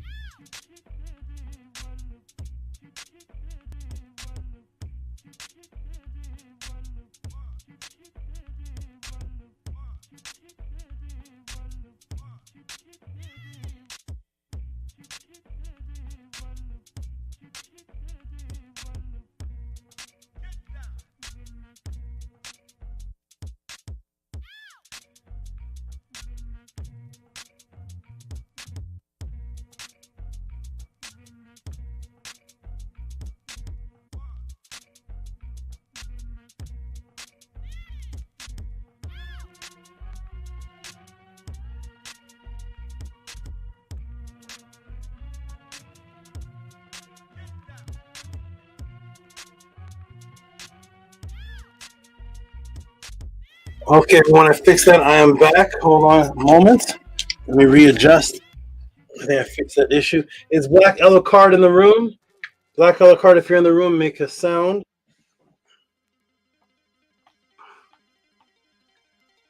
Peace of Tef. Aten, how you doing, brother? Oh, peace. Hotep. What's up? Yes, while you were gone, I was just going to show some banners just to have something going on the screen. That's all I was doing. Okay, thank you. Is Black Alucard in the room? Let me come back to the screen. I think I fixed that. Okay, technical difficulty. Everything is fixed. Is Black Alucard in the room? Black Alucard? So what I was saying is that certain things are only broken down in the MELANATED class. And you can order these classes like I put there. I'll put it back on now. It is MELANATED class. You email that and you actually get the class. You can come and participate live or get the class after it's actually been recorded. So there's no actual missing of the class. And if Black Alucard is in the room, boss, for here you are. Black Alucard, did you wanted to order MELANATED class, right? So here's how it works. Black Alucard wanted to order MELANATED class. Check your email. You have it already. You have the class. Check your email and let me know if you have the class. So that's an example right there. So you order it in the Podclass and you literally get it while the class is going on or before it's over. So let's continue, everybody. So Black Alucard, check your email and tell me if you have the MELANATED class in your email. And I just type it in the room. I'm going to get back to the Podclass. Here we go, everybody. Are you ready? That's how we work here. So these type of questions, those questions there, everybody can see the screen. Look at that, Black Alucard. Got it. He got the class that I haven't even announced his order yet. His order is in my email right now. It's going to be a part of the donations I'm going to read off, and he already has the class. So that's how we work here at the Tehuti Podclass. Glad you have it, my good brother. Let us continue. So everybody has access, so they're not private. They're only private as they're actually happening. You can actually order them and get access to every single one of them. I think we're on number 64 right now. So here we go, everybody. Welcome to Podclass. Here we go. So press a 9 if you can hear me clear and see the screen. Press a 9. So here we are. Hu and Sa. The translation of these will only be given in the MELANATED Monday class. Press a 9 if you can hear me and see me. I'm going to check back to see if everybody can see and hear me. So here we are. Let us continue, everybody. Boom. Now, all that I have, now that I have made clear that the goal of your journey throughout the afterlife is to imbue each of these Natiru as a part of you so that there is no distinction between you and them, and you and them and you. Thus, if you are an echo of them, your Eve heart will be as light as a feather. In other words, you will be able to leave your body immortality as seen here in the Per-Em Heru. So what happens in the Per-Em Heru, this chapter right here, you imbue each of these Natiru into your individual body parts. Because why? Because in chapter 3, there is no separation. May there be no separation between me and what they translate there as the chiefs. Why? Because the word judge, like I've shown, the word judge is chief or a master. So there's no separation between you and those masters. So therefore, there's a complete imbuement. There you go, everybody press 9, wonderful. Therefore, there's a complete imbuement of you and them. May there be no repulse. May there be no. Let me tell you something right here. I want you to understand so you can really grasp it within a modern day understanding. What makes physical matter is the concept of the electron fermion. So what makes physical matter is two of these structures can't hold place at the same place, same time. So what the electron does is the electron actually pushes away things. It repulses things. So thus, the repulse is this sound. That what you're hearing as a sound is that the electrons of this bottle and the electrons of this finger, they can't go merge into each other, so they repulse. And because of that, you hear a sound frequency. Because they can't go through. I mean, let's use magic, but they don't go through. You see that when you knock on the door, knock on your phone? That's the repulse. So what is a spirit possession? What is a possession of light transfer? What is a possession of a spirit transfer? An aku transfer is when you're dealing with a realm that doesn't have the electrons. You're in the afterlife realm. You're in another realm where the science and laws of the electron fermion don't exist. So thus, in your out-of-body experience, you can walk through a wall. But in the process of walking through the wall, there is a transient state where you're merging with the wall. For you to walk through the wall, there's that few seconds. If you stop right there, you're actually merged into the wall. You're merged into the door. There's no separation for those few seconds from when you're on this side, so you get to the other side where you go that right there. That at that distinct moment, there is no repulse. There's no separation between you and the SAB and the door, or you and the entity. Thus, a spirit possession, or thus a complete imbuement, are merging. Because the entity you're dealing with doesn't have the electrons to make its composition. So because it doesn't have electrons, there's no, I can't go through you. I'm bouncing, I'm repulsing from you. But remove the electron, and in the spirit realm, or the realm of the Ka, two things can merge into each other. Because there's no electron to stop. There's no skin that we have here. So they merge. And if they don't repulse and they merge at this moment here, there's no separation between you and that entity. There's no separation.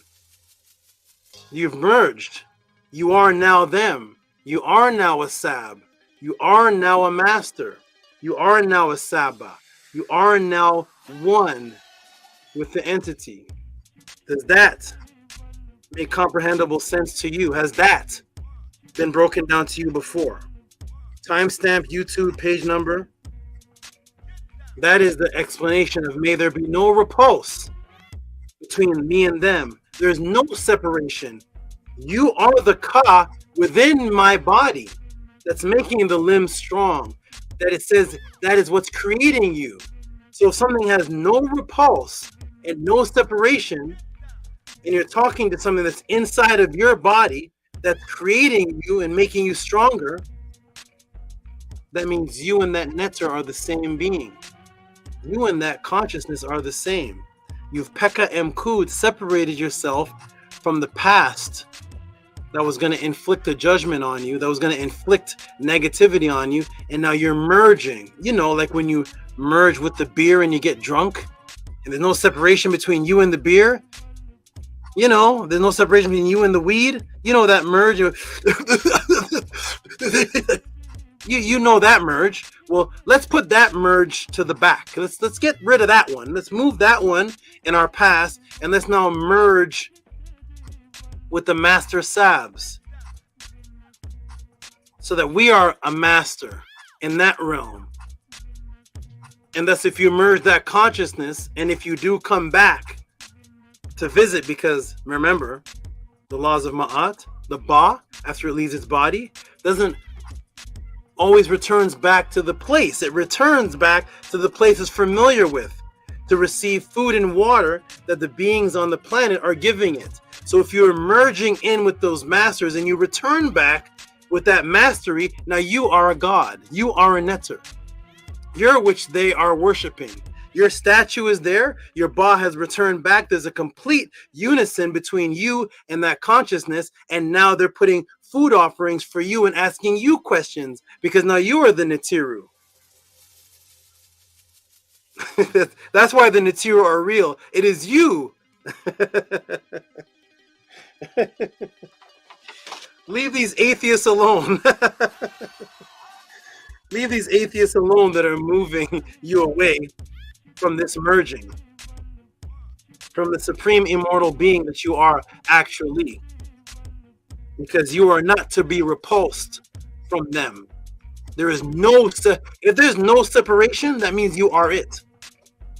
That means you can't point to something else. If it says, let there be no separation between me and these chiefs, that means you can't point anywhere. It's here.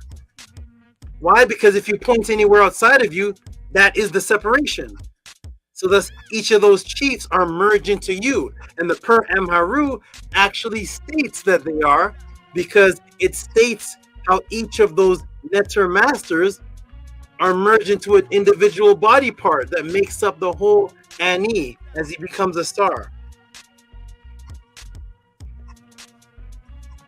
Pseudo, and then you die.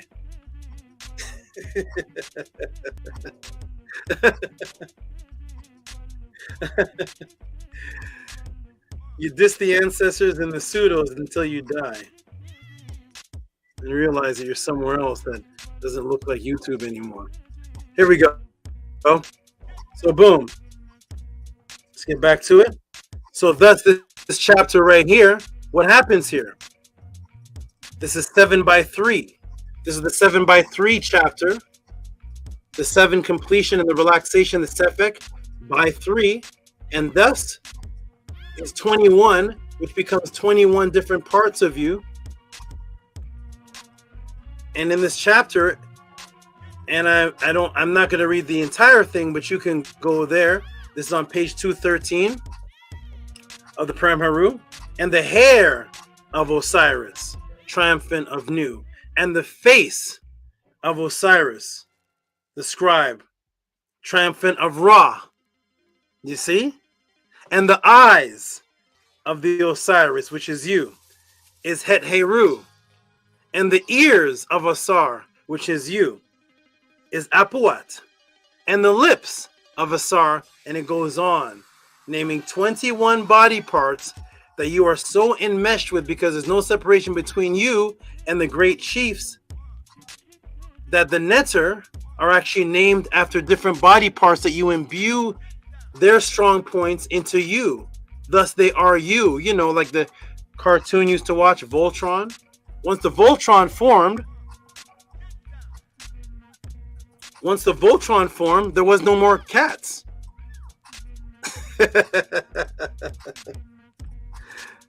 Do you remember Voltron, those creatures, those cat things? And then did they form into one? But Voltron wasn't a cat. Voltron is all of the cats. Voltron is all of them, but he's none of them, because there's no separation. It's one and the same. That is what you are to do. Forget that you watched it in a cartoon, but that is what you are to do. The atheists want to take this from you. They want to take away these principles from you so that you just become a piece of meat. You see, in the atheist world, you're just a piece of meat. That's all you are, a slab, and then you move until your chemicals die, then the slab is done. The ancients taught that the piece of meat that you're calling a slab should be well taken care of, because you are the ka within the slab of meat, and the slab of meat, which is your body, your ka with a T at the end, is the vehicle that you're traveling in. So take care of this vehicle like you do your Escalade. Can you take care of this like you do your Chrysler? You know, you put rims on that slab. You got the rims. I got the new Alpine, the new system. I got Nintendo in the car. I got the PS3 in the car, man. I got the muffler, got the new shine with the chameleon, the chameleon gloss paint that changes in the shine, man. I got the hydraulics on the car. It's moving up and down, man. The seats nice and plush with the heated seats. And, I'm taking care of that body because I'm going to get in it. And, I got my seat belt too, and it's safe. And I make sure that it's made of this strong metal, this aluminum, because I don't want to get into a car crash and just fold up, because I don't want to die inside my car. So I'm going to make it the flashiest, the nicest, comfortable for my ladies to get in, my friends to get in. I'm moving around. I'm in it. nice. It's strong too. I got a little grill thing on the front that protects me instead of getting into a car crash. I got the balloon system, the airbags and the airbags and the driver's handle thing is going to poof and protect me because I want to live while I'm looking nice in this car. Well, your car is more important than your body. Your house is more important than your body today.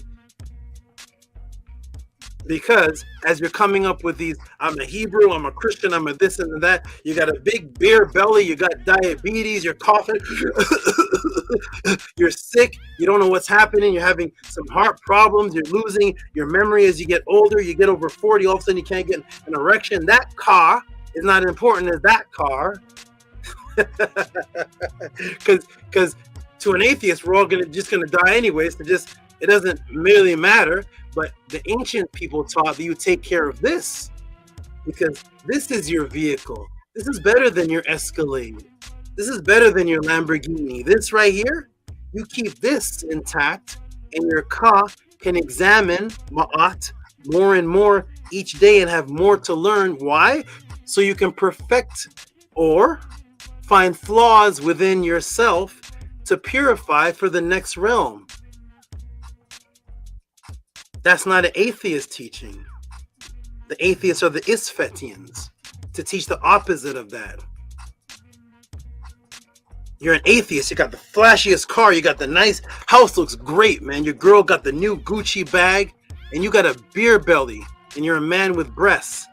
And you got some turkey hanging on the back of your... But your car is fly. You got the latest gators on. Because that's more important than this vehicle. Not in Ma'at. The laws of Ma'at say, keep a handsome body. Keep a handsome body. Healthy. The emmer wheat was health medicine that you're calling beer. Keep a healthy body. Keep a healthy car, healthy mind.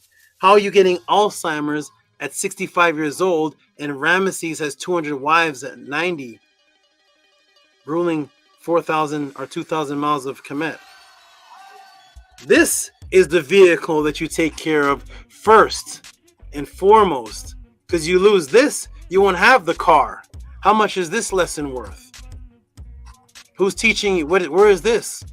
This is all in the 12 judges, which are imbuing those beings into you, that there's no separation. But the atheist wants to make a separation from you and them by first telling you they never existed.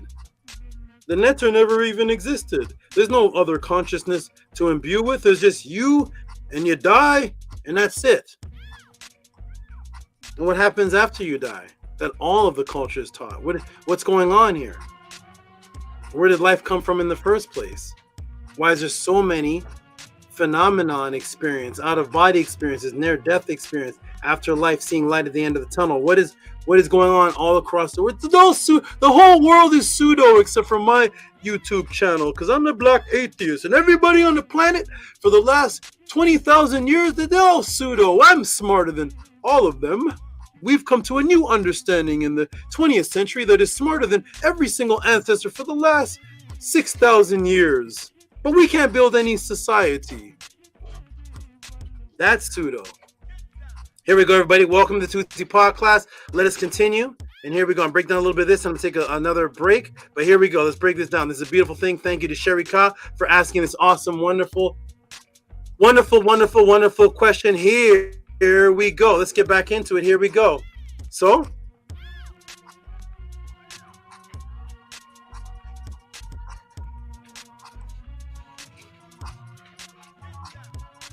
and there it is. Each body part is imbued with the Netter energy.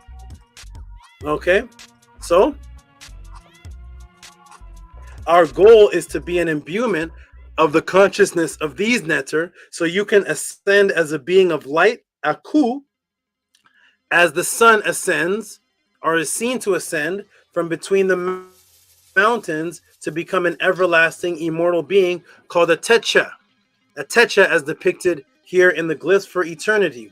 You know, Techa, the same word for bread, that I was listening to another channel and they said, well, the reason why the bread is in the triangle, the bread is because it's a pizza slice. The slice, it's like, you know, how we have pizza today.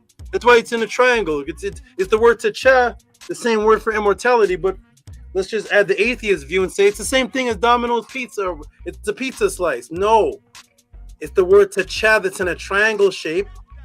It's an ascending flame, and it's also the shape of the aku, and it means immortality or everlasting, and it's shown as the shape coming from in between the mountains, as the people on the Nile Valley would see happening. For the breakdown and buildup of how to use each of these netter, if you want to know the process or the practice of how to use each of these netter in ritual practice, send the question to the MELANATED class, where I teach and answer all how to do things, ritual magic practice. That's in the MELANATED class. Thus, the question is asked to the 12 netter judges. Do the 12 netter judges change per person? Person, not a typo, person. The netter are the same. Well, there's the MELANATED class information, as I've shown before. The netter are actually the same. What they symbolize in each person's personal reformation and correction is that which will change per person. So the netter, the judges, and the nettiru are the same. The same images, the same. The concept of what they change inside of you is what changes. Because what is a vice are different.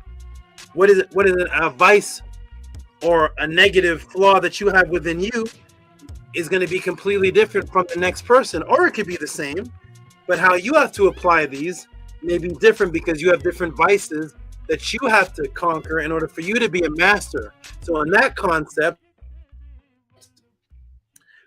the understanding of the imbuement of the netter changes for you, but the netter is the same, even though what changes for you and who you change to is different per person.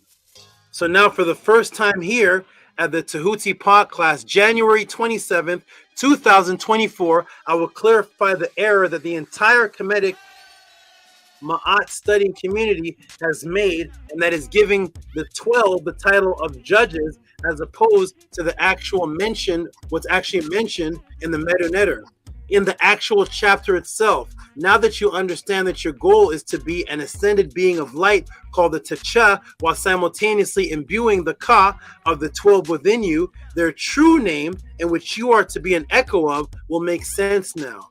Guess what the 12 judges were actually called?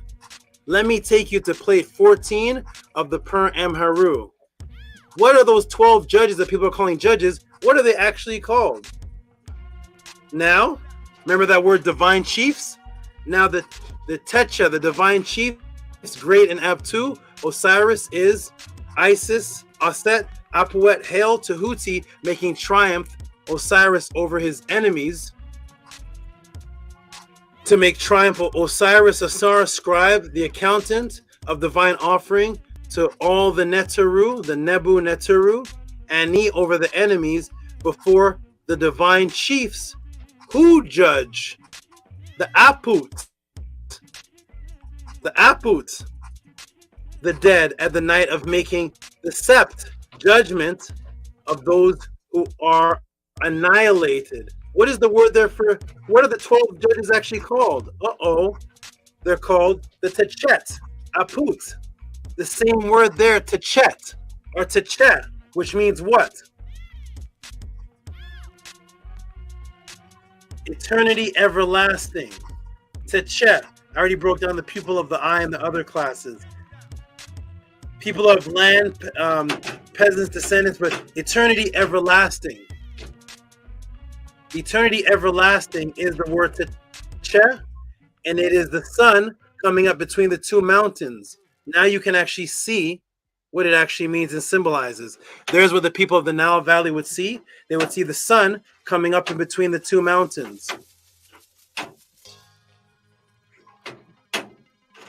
Boom, the Techet.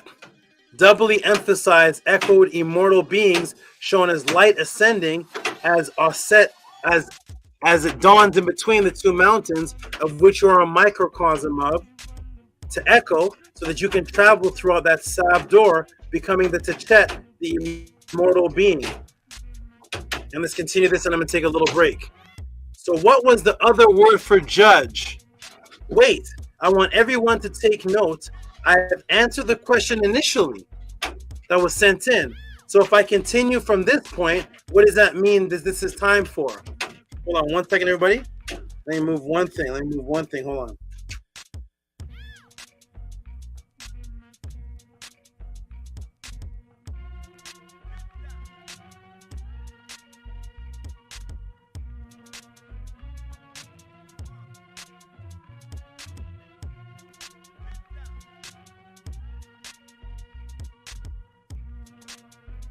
All right, here we go. So if I've answered that, I've already answered this question.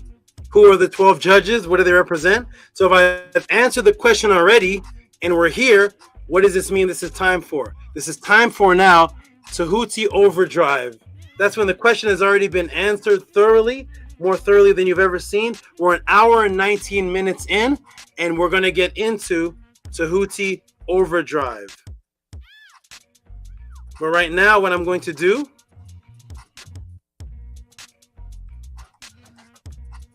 actually, you know what? I'll get a little bit into Tehuti overdrive and then take a small break and then get into the rest. Here we go. Tehuti overdrive. Okay, here we go, everybody. Ready? Tehuti overdrive time. Here we go. Okay, the other word for judgment of the Techet, which is Techet, immortal light beings, is, there it is right there, the Techet.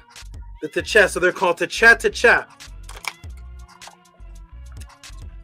And Aput. You see that word for judge? So the actual word judge is Aput. The actual name of the beings are called Techet. Let me go right over here and see something here real quick. Let me scroll and see if I covered it all. Scroll down.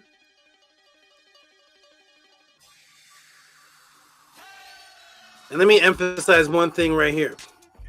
Techet is the word Techet twice. It's doubly emphasized. So to see the word Techet, it's done twice. You see two of them. Does everybody see that?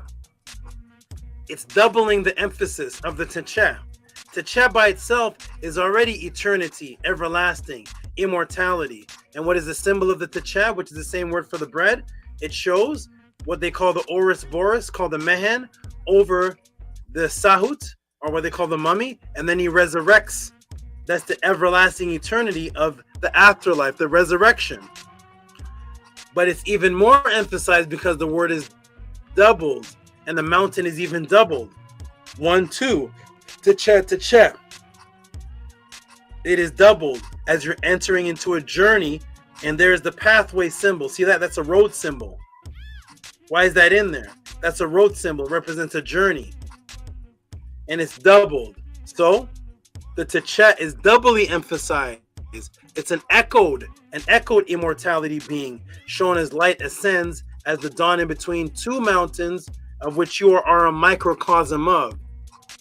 So it is an echoed, and so you can travel through that Saab door and become a Techet, and that's why judge is the same word for door, and Techet has the road that you travel on, and it's doubled. That's the echoed world. That's the secondary world. That's a doubled world. That's why the word Ba and Ka both mean double. The word Ka, which is your bioenergetic template, is also the word for double. The same as Ba. That's the next realm, the secondary realm, which originally was the first realm. So here we go, everybody. Here we go. So if we see the word for the 12 is actually the doubled echoing out of the mountains. The Techet. It's everlasting doubled. And the word for judge is actually Aput, which is two horns. That was Aput, or Ap, or Upt, which is where you get the English word up from, up. And you were measured by your deeds in Ma'at, which was stored in your Ku, your light consciousness, which we've already went over earlier in class, your light consciousness and your cause light energy, and brought over to the other realm as a message. This information is our messages. So you store this information and it's brought over there as a message, a communication transient from this realm to the next realm. And that is actually what you are measured by.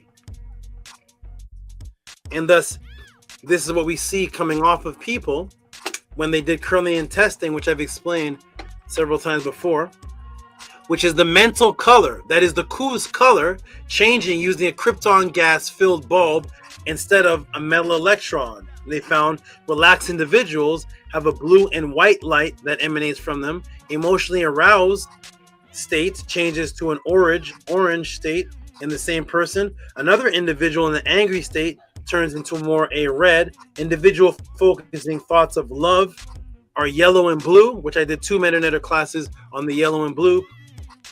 Outrage and anger produce more of a red light again. So your actual emotions is seen into your eyes, which would be in the invisible world, as light colorations. Your consciousness goes over to the other side as light, because you are that light that comes from out of the mountains, that Ku. You are that Ku, that light energy. That's why it's called the Aku, the light beings. You are those light beings. And when you go over there, you don't have your flesh anymore. You just have your consciousness delivering the messages to the beings that are on that side to see you, and they examine you, because all you have is those stories that are held within the light, which echo different colors depending on the life and consciousness that you live. So thus, if they can read those colors are messages. I hope this is truly understood or overstood or understood. Guess what? Guess what the word for messages was 3,000 years before the Matrix. Let me take you to the Per HERU chapter 86. And here we go, Per HERU chapter 86. Of his father, and Sut, the son of Nut, possessed calamity, which he had made for himself, gave judgment. There's the Sat, the examination, upon me, being in the Sekhem, that is a powerful realm of memory. I stretched out my arms, my 2 arms, Osiris, to Osar. I passed on to the Sap, the judgment. I have come to say, grant thee that I may pass, may report to me my message. What's that word there for message? I enter in to be judged. What's that word there for judged? Uh-oh. Boom. The exact same word for judge was the same word for the light transference message to the other realm, because that is how you're judged. You're judged by the message of light you bring over. So that's the same word for message is the same word for the judgment. I'm going to stop right there. Take a break. I'm going to stop and take a break right there, everybody. The same word for the light that you're transferring over there, because you're a light being, is the same word for judgment and the same word for examination, because the other beings over there, that's all they can examine you by, is the light that you brought over there. I'm going to stop and pause right here. I'm just going to pause right here, put the link in the room, take a little break. If you're getting this, that's an hour and 27 minutes. I'm not done. Am I done? No, I'm pausing. Pause. They made that into homosexual too. Pause. But no, I'm not done. I'm pausing, which means to temporarily stop to continue again. Look at that matrix. So when you say something that they think is homosexual, pause. But that means you're going to continue again.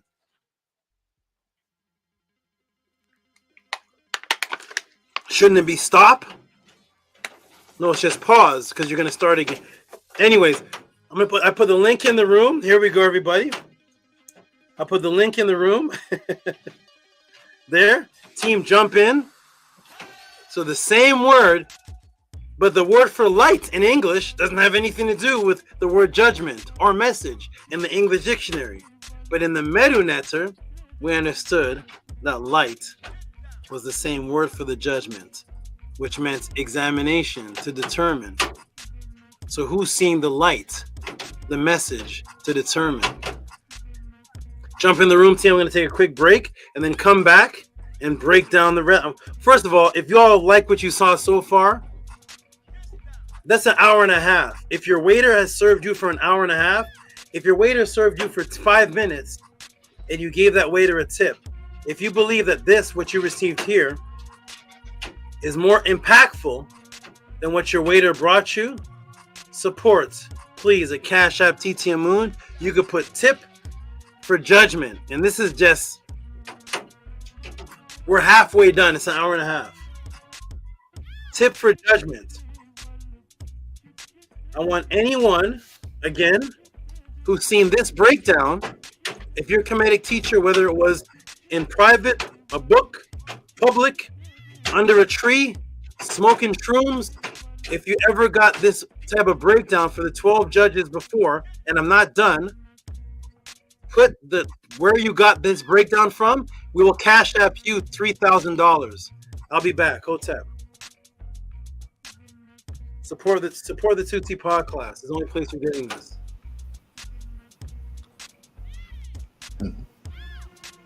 Yes, peace and love. Peace, Minku. Ara. Peace, peace. Hotep. Ani Pata. Oh, okay. Yes, we got you here. Yo, I live in a crazy area of the world. Oh man. Yes, Hotep, great brother. Good to see you and hear your Kerr. Henu to you. Yeah, I'll let you speak. You wasn't able to speak during the first break, so let's get your sound vibration, great brother. To a great brother.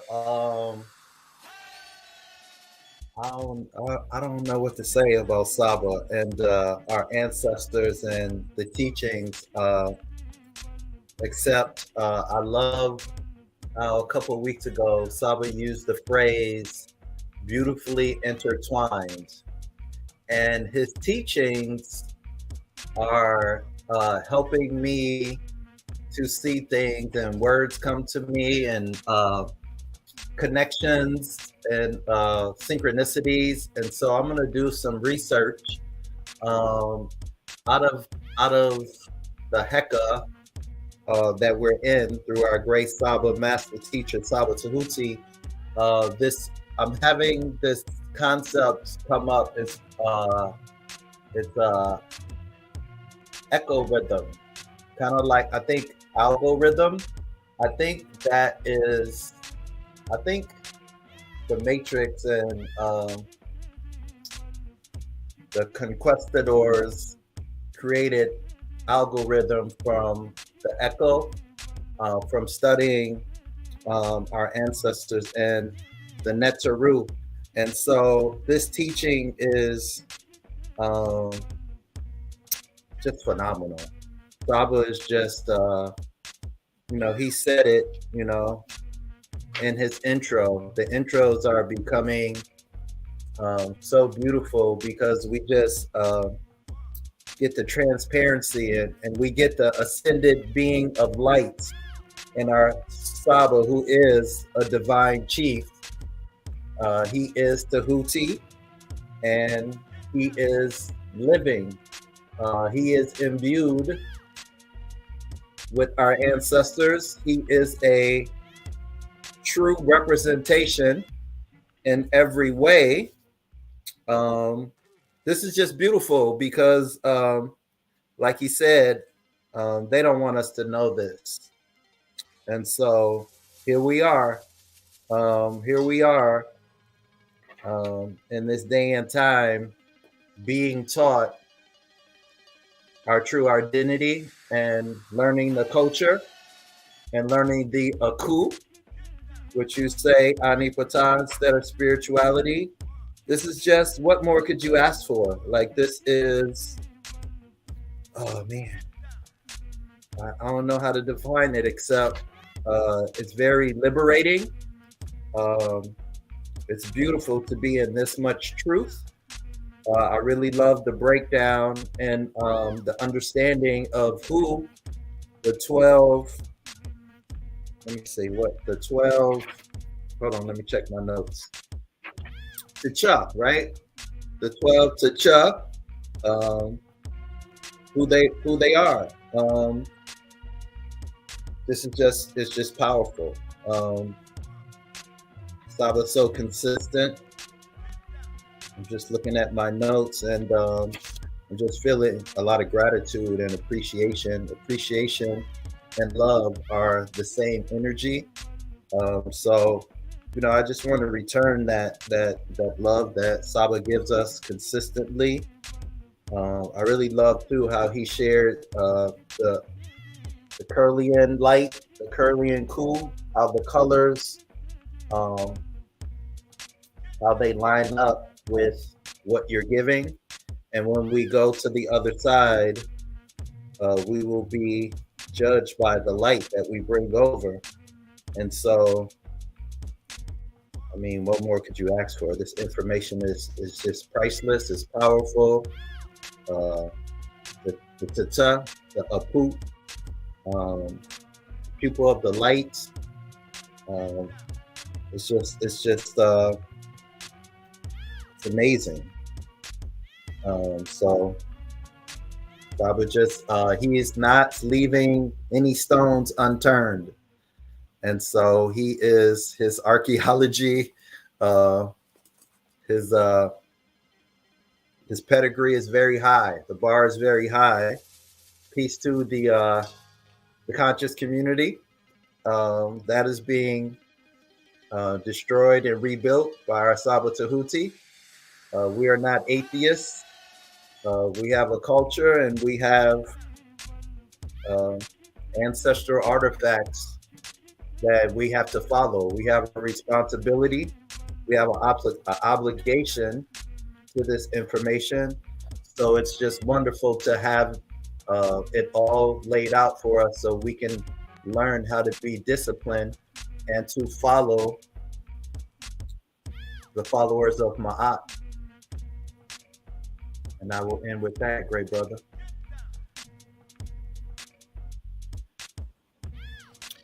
All right. Yes, Tua for those wonderful words. And yeah, I agree with you 1000%. That's the beautiful thing. Well, one of the many beautiful things that our Saba Tehuti is doing, and therefore teaching us to do by doing it.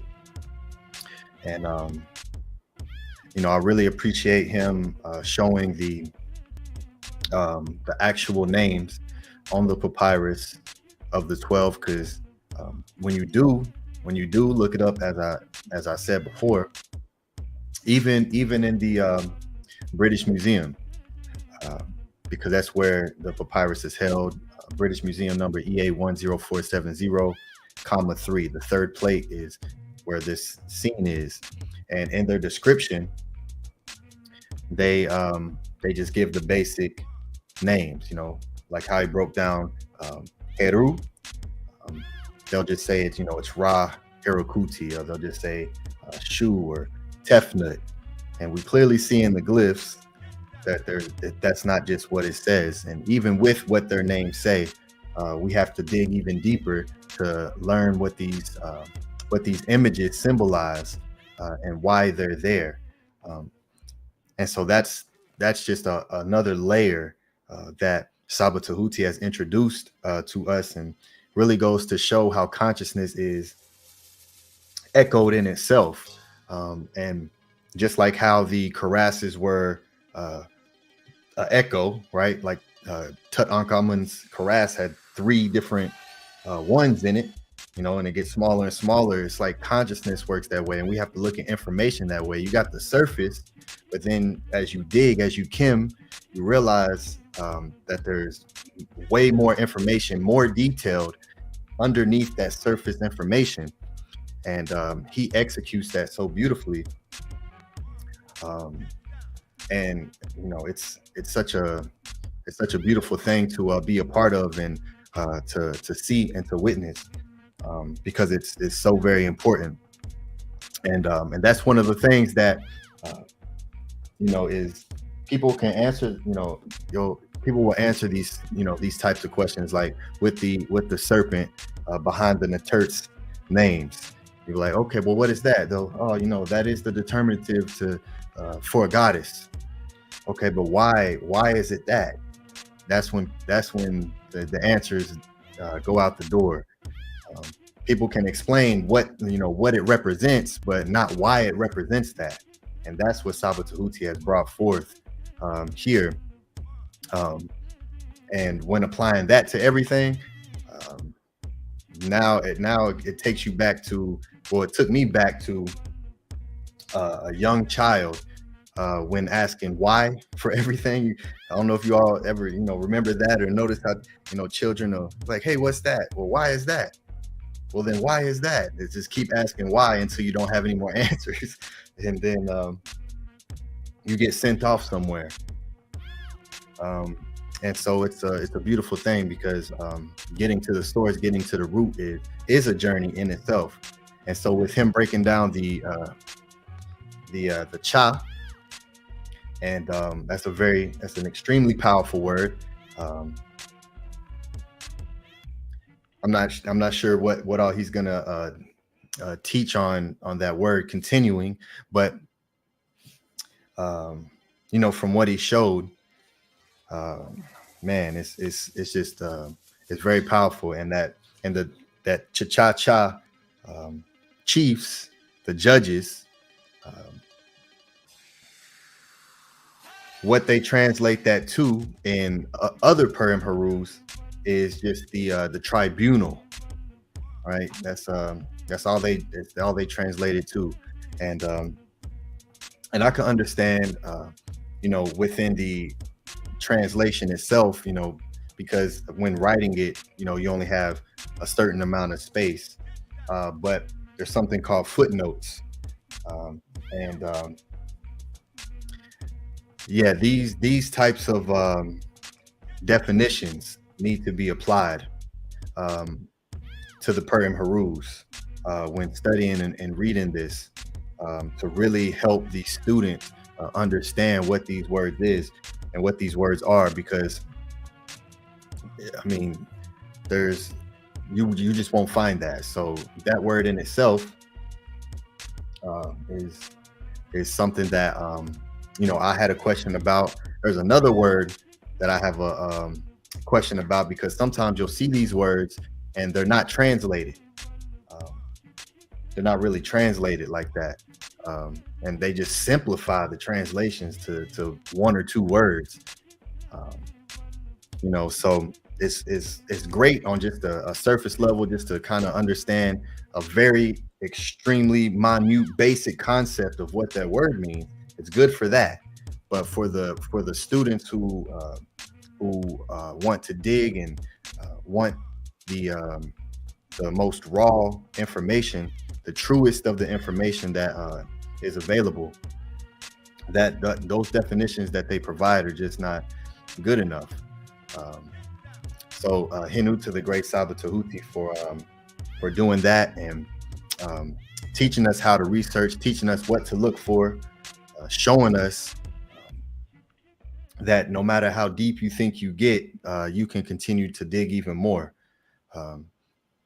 So by leading by example, he's teaching all of us how to properly do research, and how much to pinpoint and focus in on one specific thing until it's exhausted.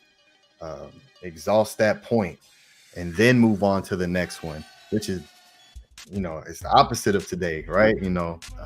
Attention span is so small. It's just like boom, boom, on to the next. See this, on to the next. And so he's definitely leading by example and teaching us how to properly do the research and study the ancestors.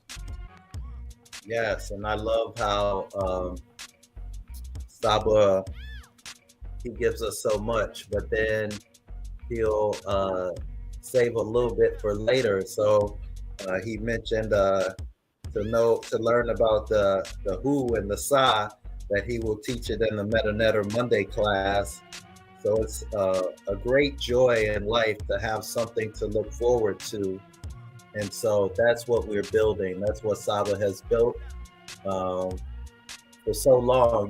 When he was on these other platforms, and when he was on Killer Priest, having that to look forward to during the pandemic definitely was a rebirth. It was him being that ascended light so that we could have some hope that when the world was turned upside down, he came and got us, you know? And so that's so powerful, the seriousness that he takes. He takes this so serious, and he's dedicated 30 plus years or more. You saw his Purim HERU, how it was, he had to take it apart so he could put it together so he could teach it in the way that he's teaching it. And one thing that was really, really powerful about this teaching, how he touched on the Neteru are a part of us, and there's no separation between us and the masters. Oh, how empowering is that? Like, because when we know you talk about this, Ani, too, is it's one thing to know our power, and then it's another thing to not be afraid of the power that is within us. And that's why it's so important to have that discipline, and why he takes it so serious, because then when you're in your true identity, can't nobody fool you or trick you into doing what they want to do, enslave you and trick us with these matrices. When he gives us what he's given us, it's very powerful. It's light. It's undeniable light. Henu, great brother, welcome to the panel. Atep, good to see you, great brother. You're on mute. We can't hear you. Can't hear you, great brother. Hotep, can you hear me now? Hotep, we can hear you. I got dials and buttons. Hotep, it's great to hear you, good brother. Yeah, I'm the synchronicity is real beautiful right now, because with what SABA's teaching, I had somebody very close to me do something to me this week that kind of hurt my feelings a little bit. It kind of hurt me, right? And as I was processing, I came to the realization, you know, that that it doesn't matter, right? Because they're not even facing the right direction.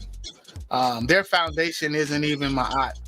And I became really angry at first, hurt, sad, a lot of emotions. And then I realized I had a beautiful, beautiful insight. And the insight was that I'm the standard when it comes to the situation that we were dealing with. But the only reason why I can be the standard is because of Ma'at. As long as Ma'at is my standard, then I have to imbue that. So I quickly realized that my fight wasn't with, or my anger can't be with that person, that it has to be with myself, because the struggle is within me. The real fight is within me. I have to fight and struggle to be the standard, as he so eloquently put when he read Ptahhotep, to search thyself thoroughly. So immediately, what was done to me didn't even matter no more.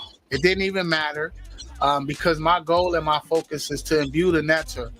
My focus and goal is to keep Ma'at the foundation, because we're in this matrix. It's very difficult, and it's very, very easily to get distracted. So this is some beautiful, beautiful synchronicity, because again, in realizing that, in processing the initial pain that I thought I was experiencing, I quickly realized that there's no need to fret, and that the only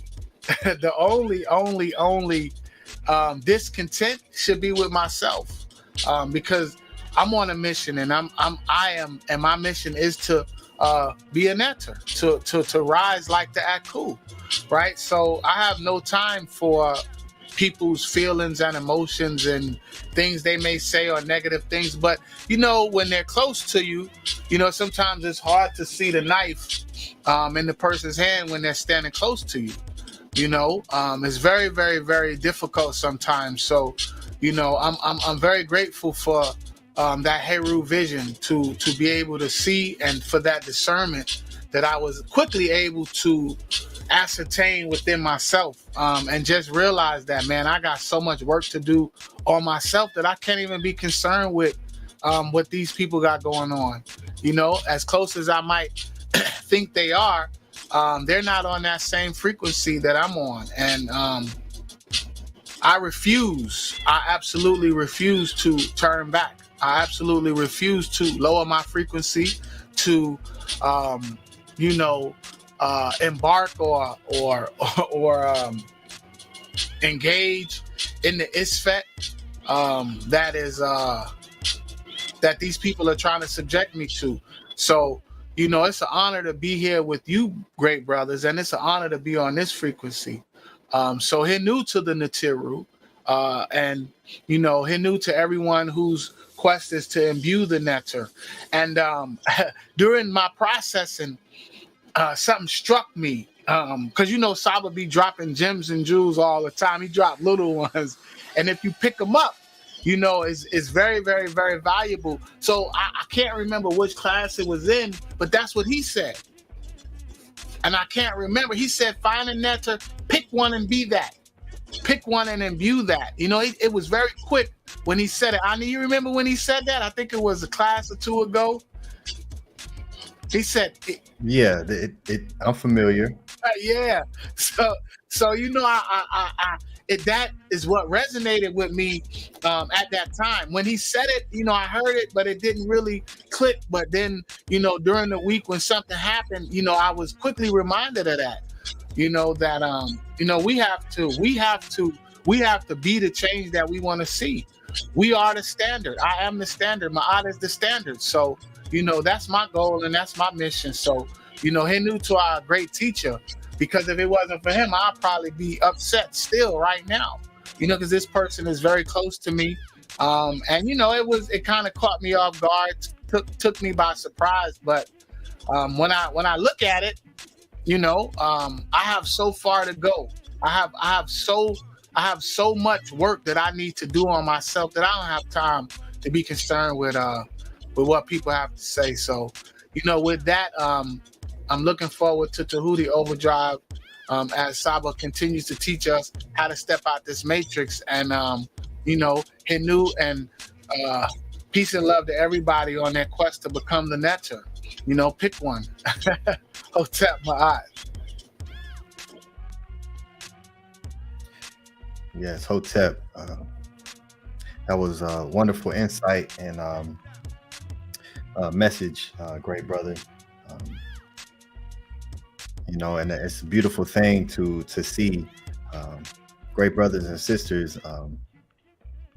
See, that's what it did for me too. Seeing Ma'at and seeing the Seba'it, and then being able to recognize it in real time, and then the Seba'it gets brought to the forefront. We recognize, oh, well, that's something that is reflecting back on me, and that's such a advanced, beautiful, powerful thing that does not exist in this matrix at all.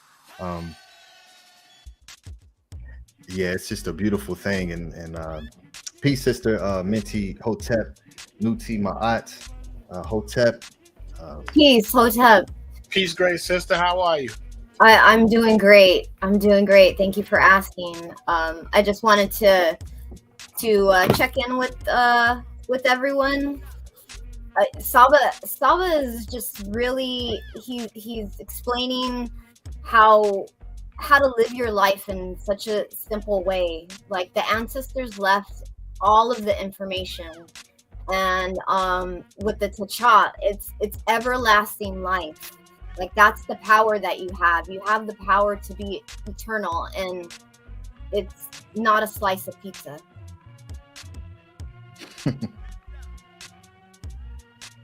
I think I'm just very grateful, and I just wanted to say Henu to Saba Tehuti for bringing this consciousness into consciousness. I think that there's a lot of false teachings out there, and if you didn't have the knowledge, you wouldn't know the difference.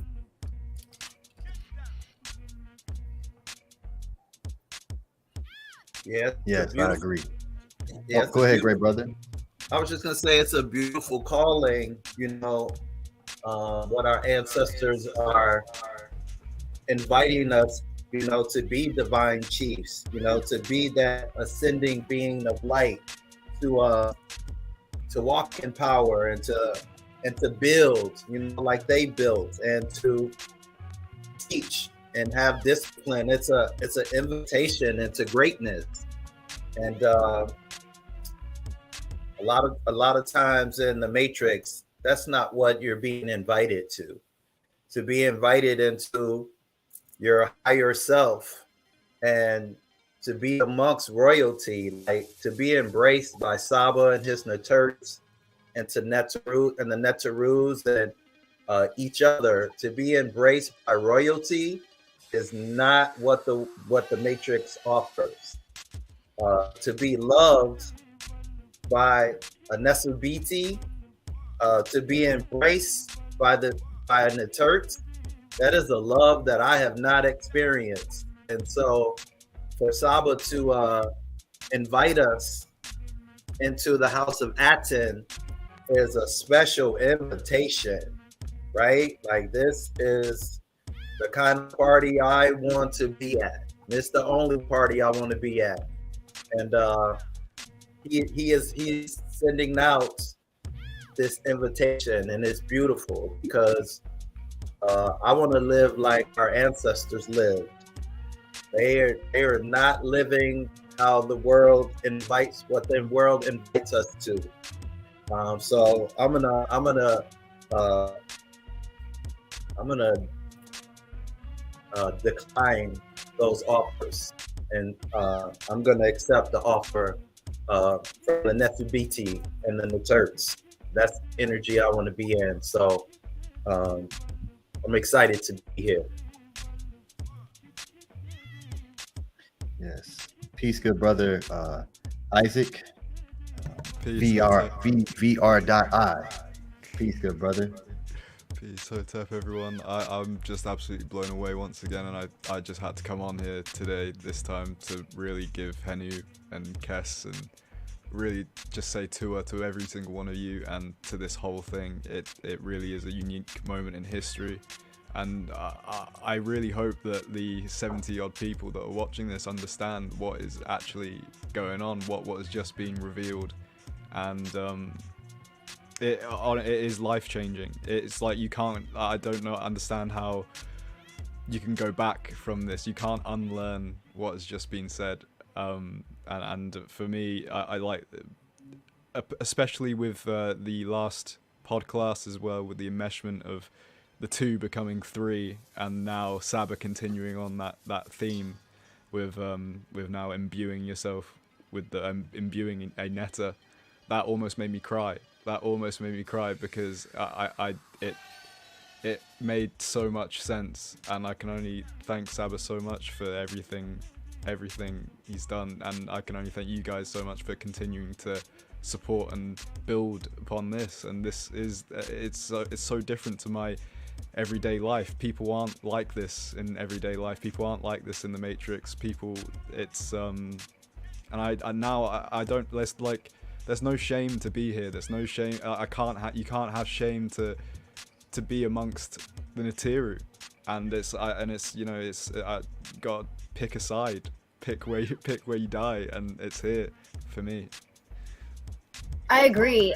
It's like, shame on the people that claim to be that claim the names of the Neteru and consciously be in Isfet. Shame on them. And I need to get up here and shame people, but it's really something that people need to double think. Beautiful words. I agree. What better gift than eternal life? What better gift than actually being introduced to yourself for the first time, right? Your higher self, your better self, your best self, right? What better gift than that? I'm with you, VRI. Pick a side. I picked the side, brother. it's my aunt. So for me, once I was able to realize that, I was like, okay, you know what? You're either on my frequency or you're not. Because my frequency, I'm not changing. I'm gonna continue to strive and rise like the Aku and be the best version of myself and be the best me. So I don't have time for it. I picked a side. A side was chosen. I chose my aunt, and not only am I going to rise like the Aku, but I'm a defender of my aunt. So, you know, for me, it's an honor. It's an honor to be on this side. For me, there is no other choice for me. So I'm grateful. So Henu to all of you on the panel, and Henu to everyone who is a follower of the truth and who really wants the truth. You know, because that ISFET frequency out there is, I'm not going to say it's contagious. I'm just going to say if you're in alignment with that, then that's what you're going to, you know, that's what you're going to get.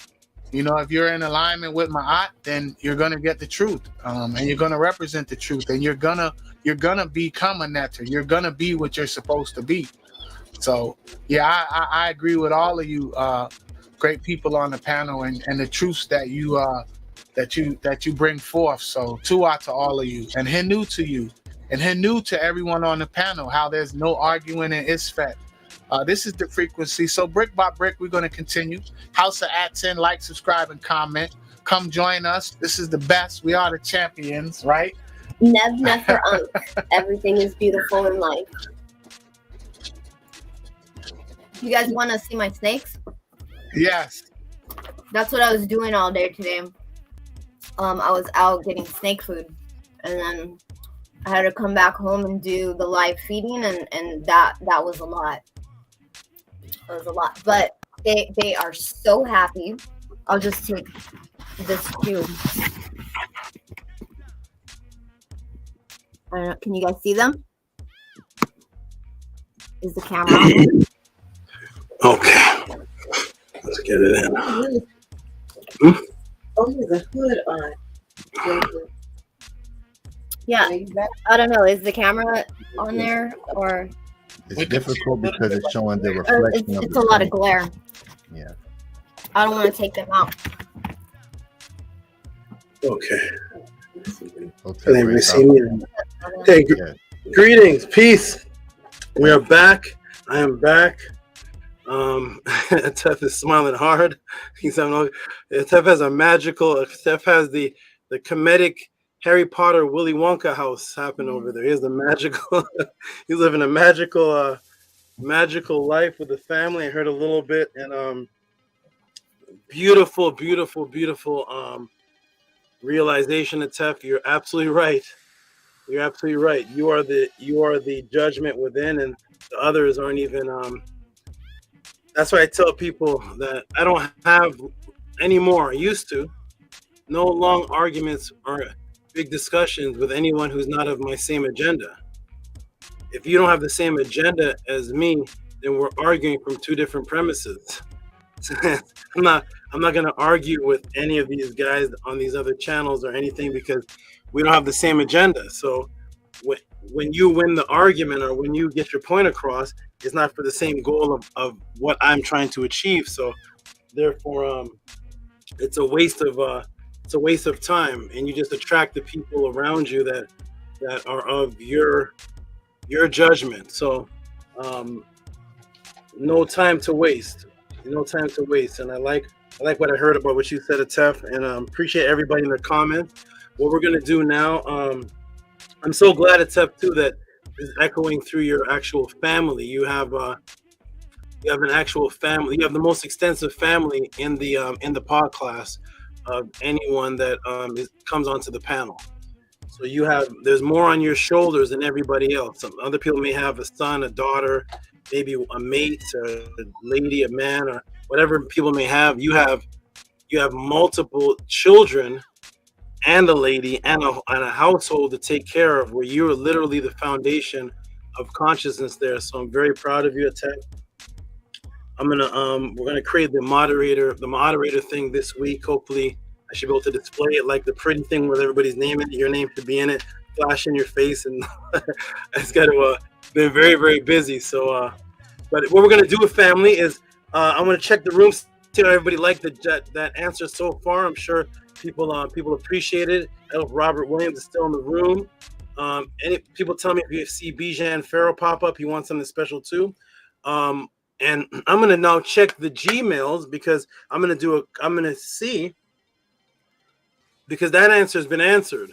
I have more because SHARIKA sent another donation which I made into another part to even understand the 12 even more. But I answered that question. This is an hour and 27 minutes, and I answered the question at the I think it was the 58-minute mark. So that was half an hour just of overdrive, and then she sent another donation that added on to that amount to make it 12 by 12. So now I'm going to show you the 12 and 12 by 12. So I'm going to check the Gmails and see what people thought of that. Like I said, if you all appreciated this answer that I gave so far, send your support, your Cash App. You can put tip for judgment tip, 12 tip, Cash App, TTM Moon, PayPal at Rocky SV.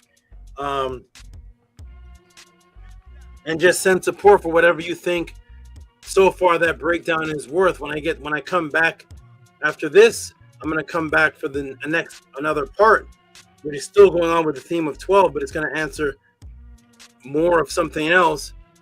You can support for that, but I want to know if this was worth, and I don't know how weed is broken up. I'm not sure. I just know that all the people that grew up around spend hundreds on weed. I don't know what it did for anybody. I don't know what a nickel bag and all this stuff is, but if this is worth a nickel bag or whatever, all that stuff that everybody's spending all their money on, smoking it up, and they have nothing. The what's it called? The joint is gone. The joint they smoked in 2 years ago, it's gone, and they can't show me they're more, whatever that hundreds of dollars is. I don't know what that is, but if this breakdown so far is worth more than that, I'm gonna go check my Gmails to see if this is worth more than that to you, or maybe I just sell weed. I'm not sure, but hopefully I don't turn into a weed salesman. Y'all don't turn me into a weed salesman, and I continue to do this. Atef, you used to smoke weed back in the day? Marijuana? Have you ever smoked that? Yes, sir. How much money do you think you spent in the last 15 years on weed?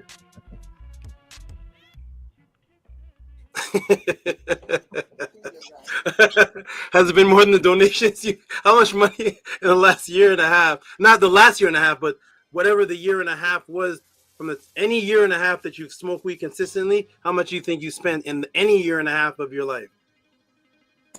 It's uncountable, Saba. It's uncountable. Is it more than $900? Absolutely. Right. So hopefully you all don't turn me to Saba the weed salesman, and hopefully this is worth more. I've been doing this is going on 3 years now.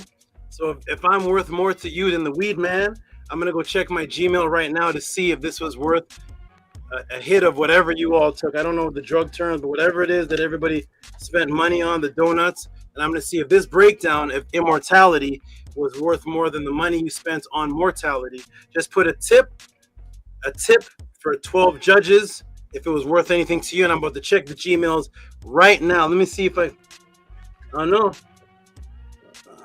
They're gonna turn me to Tehuti the Trap Man. Let me go see. I'm gonna check right now and see see what this is worth. I don't know. Let me see if I'm motivated. All right, here we go. So we're gonna go to Anu and Antu was the last one here. Oh, here I'm seeing them come in. Let me see. Hold on.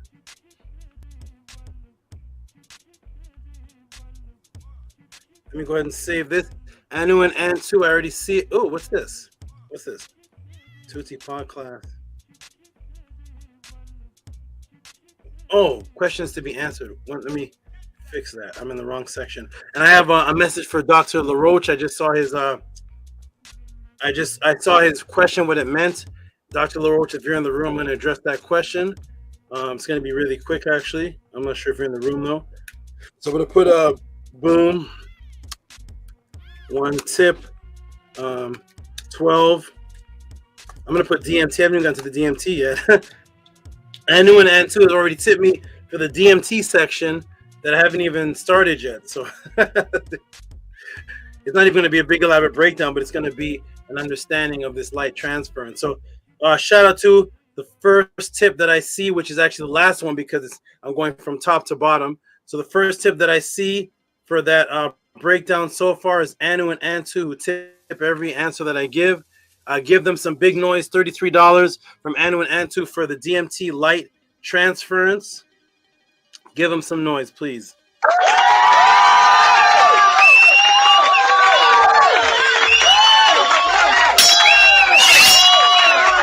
Wonderful, wonderful, wonderful. Thank you. And it says, I'm going to go ahead and read that. Actually, Minty, could you read that for me, please? Sure, Hotep. Are you on your phone? I don't know if it's too small. No, I can see it. It says Hotep. 33 Hotep.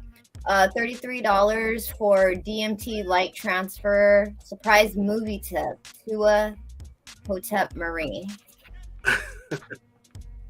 Oh, he's tipping in advance for the. What's that? Oh, What's that, Minty? Because you're gonna make a movie out of it. No. The surprise movie breakdown I'm gonna do that I just saw. I saw on my Gmail. I'm gonna see if I'm gonna do it or not. I just saw something.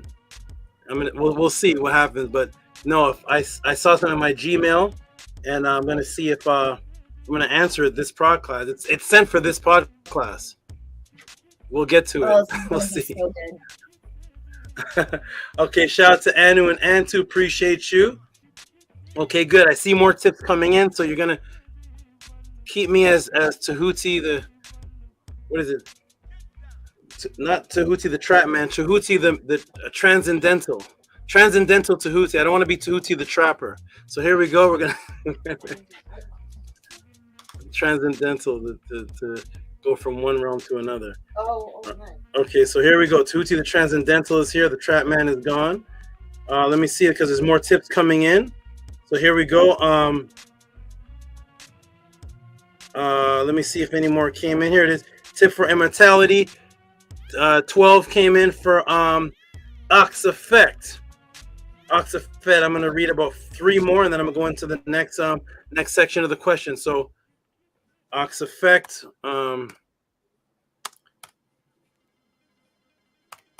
Tip 12. See that calmed him down. He's calmed down. He was hungry. Tip 12. Tip 12 tip. 12 tip. There it is. 12 tip. We're on Tehuti the 12 tip, not Tehuti the tip drill. Here we go. All right, so we're gonna go. Here it is right here. All right. Shout out to Ox Effect, $9.99. VRI, could you read that for me, please? Save my eyes. Ooh, that says, for tip for our immortality judge, $9.99. Give him a hand clap. Give him a hand clap. Oh, what's that? What's that? Is there more? That's it. Oh, let's go. Let's go. Harass says, no Tehuti the trap man. No. Okay. Here we go. We'll take that off. What is it? What is that anyway? What's a tip drill? I don't know. I heard that. I don't even know where they call it. Very famous Nelly. Oh, is it? Is that like construction workers? Like a diamond tip? I'm not sure. Okay, so here we go. Here we go. And Emmanuel, hey, Nook Panuk just sent a tip for that. What is this? Nefert Piff. Some of these terms. This 3 tip. It said tip, so tip. I'm gonna put tip 12. So here we go. So Nook Panuk sent a tip for what's that? Piff is good smoke. Piff, that's right. I heard it in the song. That's right, Piff. I thought it was a thing on a keyboard. Piff, but I've heard it in the songs. Yes, Piff. I remember it in hip hop tracks. Okay, here we go. So this is the good Piff, the good version. To a SABA for that Nefer Piff. $9.09. It says the whole tip title is changing. Here we go. Give him some hand claps, please.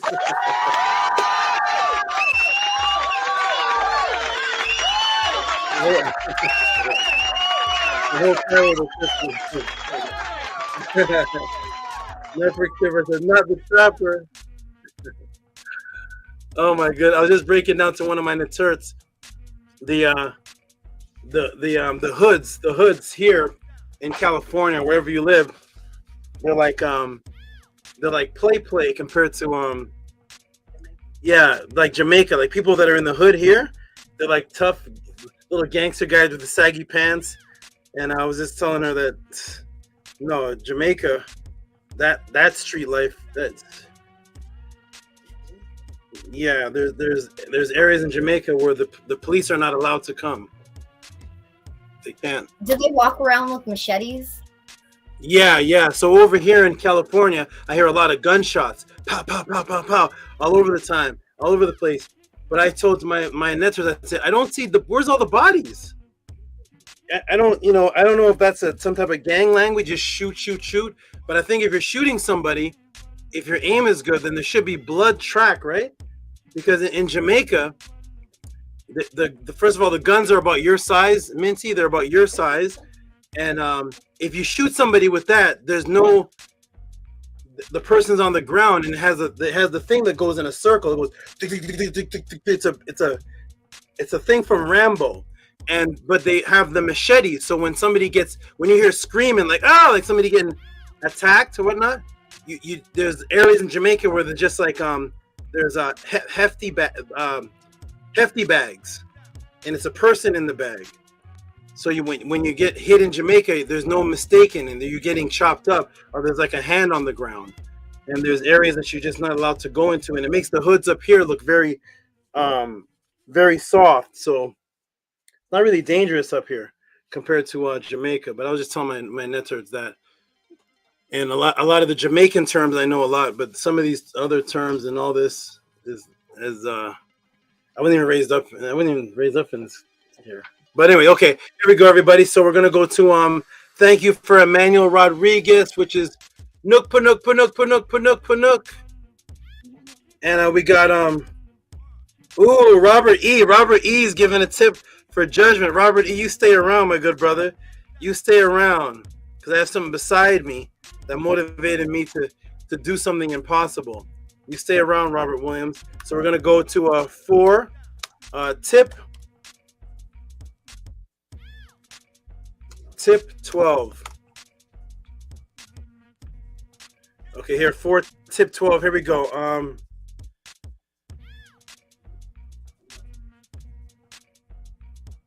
Yeah, Jamaica is a different place. It's not the same as up here. It's illegal to be homosexual, but the law is set up from the street people. So if you're like a Batiman homosexual in certain areas, they beat you up. And one brother got beat up because he was found out he was gay, homosexual, got beat up, and he went to call the he called the police to report. And why you get beat up for? I'm Batiman, and the police beat him up. Yes. That's the hoods over there. You call the police. Just don't report that you got beat up for being a Batiman or gay, because when the police find out, they're coming to your home. What this? Your pocket, and then you get you get beat up by the police, and then there's nobody else to report to. So stay straight. Here we go. All right, so we're gonna go to the next support donation from Robert E. Williams. Shout out to you. Give him a big hand clap. $20.72. I'm gonna see if I can read this one. For judgment, I can't. It's too small. Atef, could you read that for me, please? Then we're gonna get into the next part of this. For judgment, I see how I need to Makaru. Yes. Give him a hand clap for that, please, if you didn't already.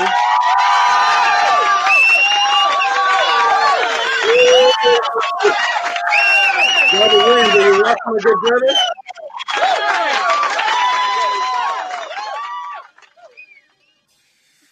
Robert Williams, are you watching, my good brother? Because something's coming up soon. Uh-oh. What is that, a Tef? What is that? Is that a Dillinger hat? What's this? I don't know. I'm trying to see. Looks Is like. Is that a musket? I don't know what that is. You get a new axe, Is that Clint Eastwood's gun? We're gonna find out soon after I answer this next part. I got Clint Eastwood's gun. Okay, we'll find out soon, Minty, because it's gonna lead to something impossible. And thank you for bringing that to me. Here we go, everybody. So the next one we'll do two more, then we'll get back into the next answer. So thank you. Is there two more tips given? Yep. From Caleb Strecklow.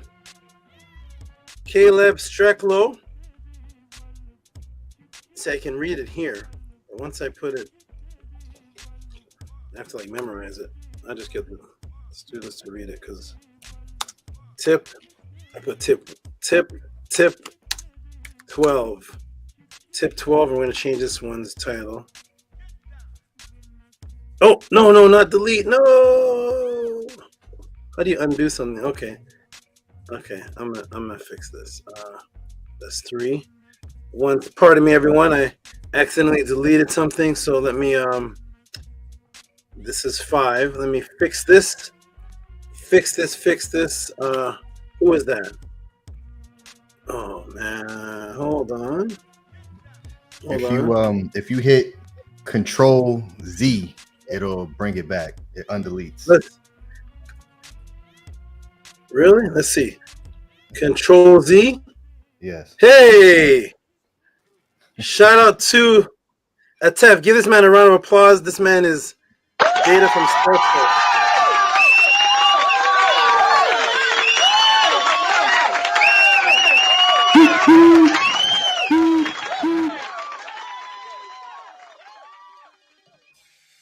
At 10 Tehuti, he's my Data from Star Trek. Shout out to Data from Star Trek. This is the computer technological man. Knows how to read the language, master the JavaScript. Thank you, my good brother. Appreciate you. It came back immediately. Okay. This is I'll do this one here and give him some big noise for it says Henu for helping me see the nets are within me. There we go, everybody. Give him some big noise, big noise, big noise.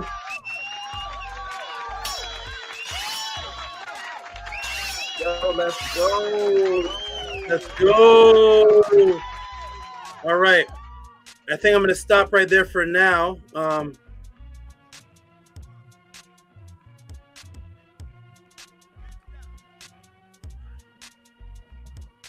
What's this? Oh, there's one more. There is one more. Anu and Antu gave another one. Whoa. Specifically for the 12 judges. So they gave one for the DMT part that I didn't even... That was just a section that... For the next section. Oh, boy. Ooh-wee.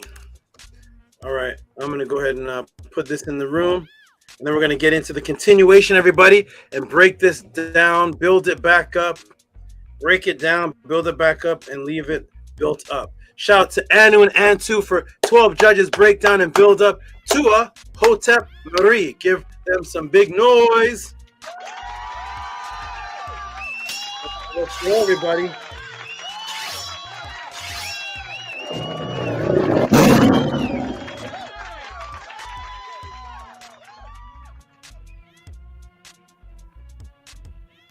Wonderful, wonderful, wonderful. And let me see what this is. Oh my goodness. Okay, I'll put a heart there. Okay. We'll get to that later. All right. Wonderful. Okay, everybody, here we go. We're about to get into the continuation of the Tehuti Overdrive on this question. And then the next donation was given, which is going to continue this a little bit more. Peace and love to Aten Tehuti. Peace and love to Menku Ara. Peace and love to Atef Remkem Ma'at, peace and love to Isaac. Isaac and Minty look related. I don't know what's happening here. Isaac and Minty look related. Isaac is Minty's spiritual son. Okay, and peace out to it's funny. That's interesting. You look like a little Minty there in a black cloak. Okay, shout out to Minty Hotep. I'm going to go ahead and get this one, break it down, build it up, and then we're gonna come back here again, and then I'm gonna go through the Gmail. I'm gonna see the next questions that are sent, and I got an announcement is Dr. LaRoche in the room? Dr. LaRoche in the room? Are you in the room? Are you in the room?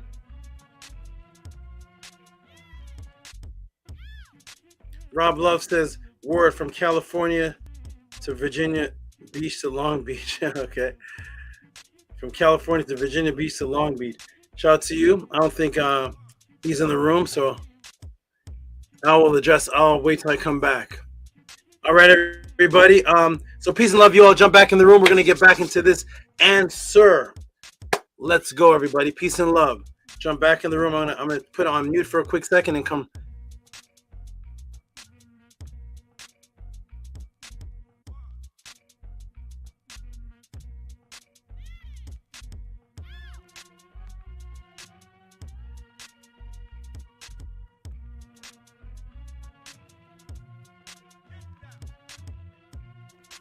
Okay, everybody. Wonderful, wonderful, wonderful. Oh, let me come back. Okay, everybody. Wonderful, wonderful, wonderful. Let's get back into it, everybody. Welcome to the Tehuti Podclass. The 12 judges continues. The saga continues. We're going to get into this even more. Let's go. Press the 9 if you can hear me, because once I go, pew. Let's go. Where's Robert Williams? Robert Williams, are you able to come to the panel today? I've never seen Robert Williams on the panel. I'd love to meet you on the panel. I have something to tell you. Shout out to Bella who pressed the 9. Bella, beautiful Bella with the 9. Minty Hotep, wonderful, consistent Minty with the 9. Angela straight out the gates. Okay, that's all I think I need to see. The 9, 3 ladies in a row. Bella, Minty, Angela, the triad. Let's go, everybody. Welcome to Tehuti Podclass. You all can hear me and you can see me, and now you should be able to see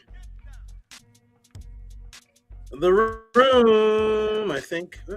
Is it? No, right now. Can you all see the screen, Sharon? Boom. Here we go. And this man. All right, so we see boom is the exact same word. We're going to go back for those just steps into the room. The other word for judgment of the Tachet, which are the immortal light beings, was apaut. And you were measured by your life deeds in ma'at, which was stored in your ku, your consciousness, the cause light energy, and brought over to the other side and the other realm as a message. Communication. Guess what the word for message was 3,000 years before the Matrix? Let me take you to the Per HERU, chapter 86. And as we see here, we go down, we see the word. Nana had a big face. Nana, when I said this, you had a big expression. When this hit you, the judges' message, you're like, it was like a big hit. So you see the word, that same word for judges. Now it's the word message. There it is. App2, appet, all the same word. App, judge, judges is message, because that's what you're judged by. You're judged by the light message that goes over to the other side that is brought there by your ku. Boom. The exact same word for judge is the same word for light transference message to the other room. What are you measured by, everybody? What are you measured by? Your past acts and deeds that are accumulated in the light energy that you've absorbed through your life. That is the light that is seen on the other side of the non-physical that you are judged by. In other words, that you were lifted by, because you know now the real word there for judge is upet, and that actually means to go up. The word upt is to go upwards. That's what it means. It's actually symbolized by two. If we go over here, it's actually drawn. Let's see if it's in this one. There it is. It's drawn right here as upit, which is 2 horns of the ram. And that is because the ram's horns go up, which I've explained in many classes before. They go upwards when they attack, and they can kill even a lion by the bull of the ram ramming their horns going upwards, and it actually lifts up the lion and can kill the lion. So the word upit actually meant to go upwards as well. So it's a word that means judge, it's a word that means message, and it's a word that means to go upward or ascension. It represents the ascension of the Ka. And that is why the Ka is associated with Shu, and the word Ka and Ak, which also means lofty ones, or to ascend, because that is the goal, is to ascend into the upward position. That is the resurrection. So it's lifted because you know the real word there for judge is upet, which means upward. And interestingly, they use the word measure even today. They say you're measured by your deeds, right? What do they use today to actually measure physical objects? Let me come in the room and interact with everybody. What do they use today to measure physical objects? What's the most popular thing that you were handed in school that you use to measure physical objects? What was that? Just type it in the room. What was that? Shout out to Ross Shelley. Ross Shelley stepped in. Shout out to you. Ross Shelley. What did they give you in school?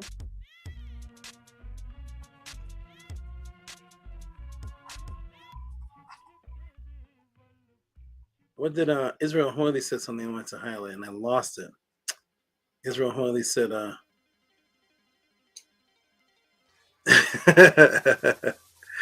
where's Israel Hoyley? Israel Hoyley said a lot of things. I'm trying to find. Oh man. I'll find it later. Shout out to Israel Hoyley. These are some things I want to highlight. What is the thing they give you to measure things by in school? Even when you're 8 years old. What do you measure things by, everybody? Go ahead and type it in the room. What are you measured by? What do you use to measure things by?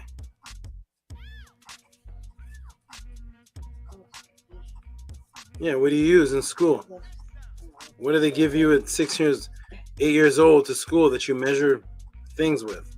I think my chat is on a major lag because it's not moving. If anybody's typing anything, I can't seem to see it, but it's gonna show them all at once in a couple of seconds. Let's see. Here they go. They're all popping up. A ruler. There we go. They all popped up at once. It's so interesting. All right, there we go. So what are we given in school to measure things by? Nanny put a scale, ruler, scale, ruler, picture of a ruler, yardstick, ruler, scale. Do you see what's going on here? What were the judges called? The techa. They were called chiefs, masters, which is a ruler. What did they say they possess? What are they the possessors of? What is being weighed? What is it being weighed on? A scale. So we see the concept of a ruler, which is somebody in control of something, became in Freemasonry the same word for what you're measured by, which is the same concept, are associated with a scale, which is what you use to measure things. Because those old Freemasons and Rosicrucians were studying all these Kemetic papyruses. So they give you them all in code words. That the ruler, which are the techa, those are the ruler, the sab. Remember, sab means the master, the ruler, the high chief is the ruler, and they're the owner of the scales, which you are judged or measured by, because today you measure things by a ruler, which is how many inches again?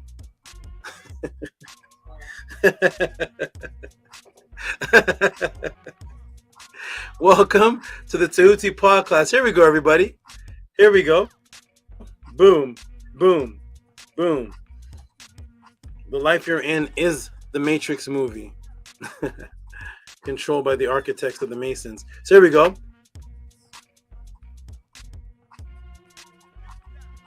Let's walk you through slowly, everybody, and break this matrix. How many matrices are being broken today? Nook Panook is giving the face. Is giving the face. Okay, here we go.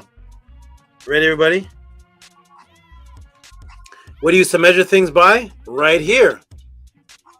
I think Nook Panook or Big Vase put this image right here, the ruler. A ruler, which is a foot. Wait, why did the architects of the Matrix today tell you to call this a foot when people's feet are different sizes? Huh? My foot is not the same size as Nania Cent Mers, and my foot is definitely not the same size as Nook Panook. And Nook Panook's foot is not the same size as Shaq, is it? So what's happening here, ladies and gentlemen? What's going on here in this Freemasonic game? What's happening in the matrix that you're living in? Why is the thing that's at the bottom of your body called a foot? And Angela Gates' foot may be 7 inches. Maybe size 5. And my foot is 13. It's 1 inch over 12. Is it still a foot? Is my foot a foot long? How about a little newborn baby with a little shoe you buy? A little shoe, you buy a little shoe. It's about 2 inches. Is that still a foot long shoe? It fits a foot. What's going on here in the PSYOP psychological game they're playing through words and images? Where are they getting this concept from? Why is 12 inches ruler called a foot? When majority of the people on the planet's feet are not 12 inches. Let's break the matrix, everybody. That's what we're here for. Oh, I didn't put the timer back on. Hold on. I put the timer back on. Wait a minute. That's another 8 minutes or so. Let me freeze frame this. So 1 hour and 27 minutes is the first section. Freeze frame, reset, stop, reset, resume. Here we go, everybody. Welcome to the Podclass. Here we go. So everybody has a foot long foot, right? I hope your foot is a foot long. If it's not a foot long, then it's not your foot, is it? What is it, a hand long? Here we go, everybody. Welcome to the Tehuti Podclass. Let's break these matrices. So this is called a foot, a ruler, which is a foot. But wait, why did the architects of the matrix today tell you to call this a foot when people's feet are different sizes? Because before the matrix, it was symbolic of and tied into this. Tied into the judgment, because you cannot continue Eastern until you move the left foot forward. That's how you get to the judgment and past the judgment. You move the left foot forward journey anywhere unless your heart was pure and it rid itself of the subconscious negative burden that's weighed down. Then you could continue with your left foot journey right back to the scales of Ma'at and the judges again, or the Techa, the double immortal again, which is you. Again, the technical intricacies the people of Ma'at put into words and its symbols. Guess what the word for heart was? Because you couldn't move forward on the scale, which was moving forward with your left foot, unless your heart was weighed equal to the shoe, the feather of Ma'at called the shoe. And the word for foot, ibtet, ib, left foot, left, is the same word. The left is the same word for the word heart, because you can't move unless your heart is pure. So symbolically, you can't walk unless your heart is pure, because you have found all the flaws in yourself first. And you don't focus on everyone else's flaws. You find it within yourself first. And then you move forward because you've examined, aka SAB, aka judged yourself, made the judgment. and left the penalties behind because you peka mku. You separated yourself from your old self by going through that rectangular vortex door. And thus the same thing for the left foot is the same word for the heart. Moving left foot forward, boom. The ab, the root of abti, which is left, which is east, and now is heart. The destination of the left foot movement. Welcome to the Tehuti Podclass. And thus, that travel is what you're measured by, associated with the 12 tacha that they're calling the 12 judges, the 12 that you imbue for your own examination to become pure. So that's the 12 is associated with the tacha, the rulers, which is what the word tacha and sab also translate to, is the divine chief, the rulers, which are the so-called 12 judges that you have to become before you move forward with the left foot, which is ibtit, which is left, and you can only move forward when the heart is pure. So that's the same word for heart is the same word for foot, which is judged by the 12. So that's the 12 ruler that the Freemasons create and the architects create is also 12. Even though my shoe that measures my foot is 13 inches, but it's still my foot's measurement.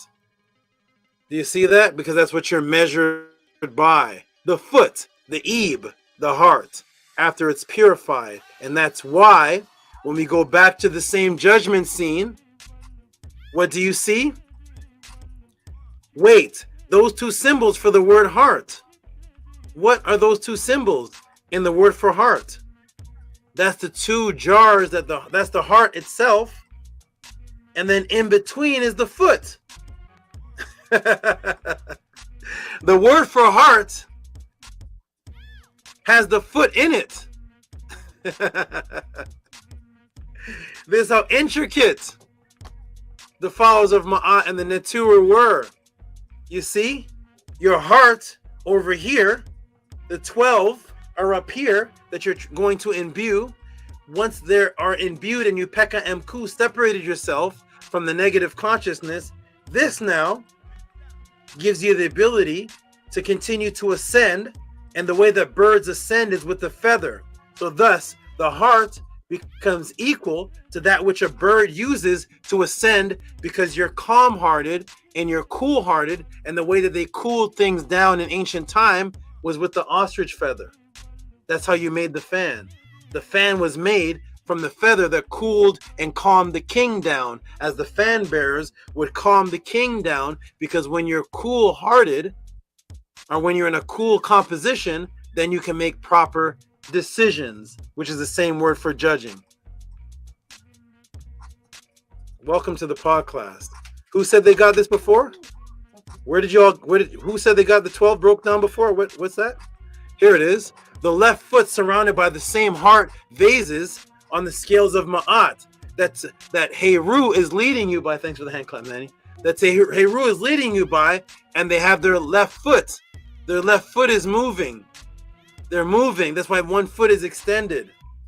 And there's the heart. Boom. The foot, the measure, the 12 inches, because it's judged by the 12, which are you. The foot of what you traveled with through the ascension. And speaking of ascension, which means the highest, because you're going high, let's see how deep the followers of Ma'at really were. What is the highest number associated with the foot? 12. 12 is the highest number. So when you have 13 inches, that's not a foot, even though that shoe is a 13-inch shoe that goes on your foot. But they stop at the number 12. And it stops there because that's where the judgment stops, with you imbuing the 12. Boom. But why 12? Why is that number even significant? Why did our ancestors make that number so significant? And why so symbolically and tantric to judgment? Why 12? Why not 13 judges? Why not 7 judges? Why 12? Why 12 judges? According to the science and what was written by the ancestors, For those of you saying they've gotten this breakdown before, what did your teacher teach you in reference to the writings? Why the number 12? What was significant of the number 12 in the ancient teachings?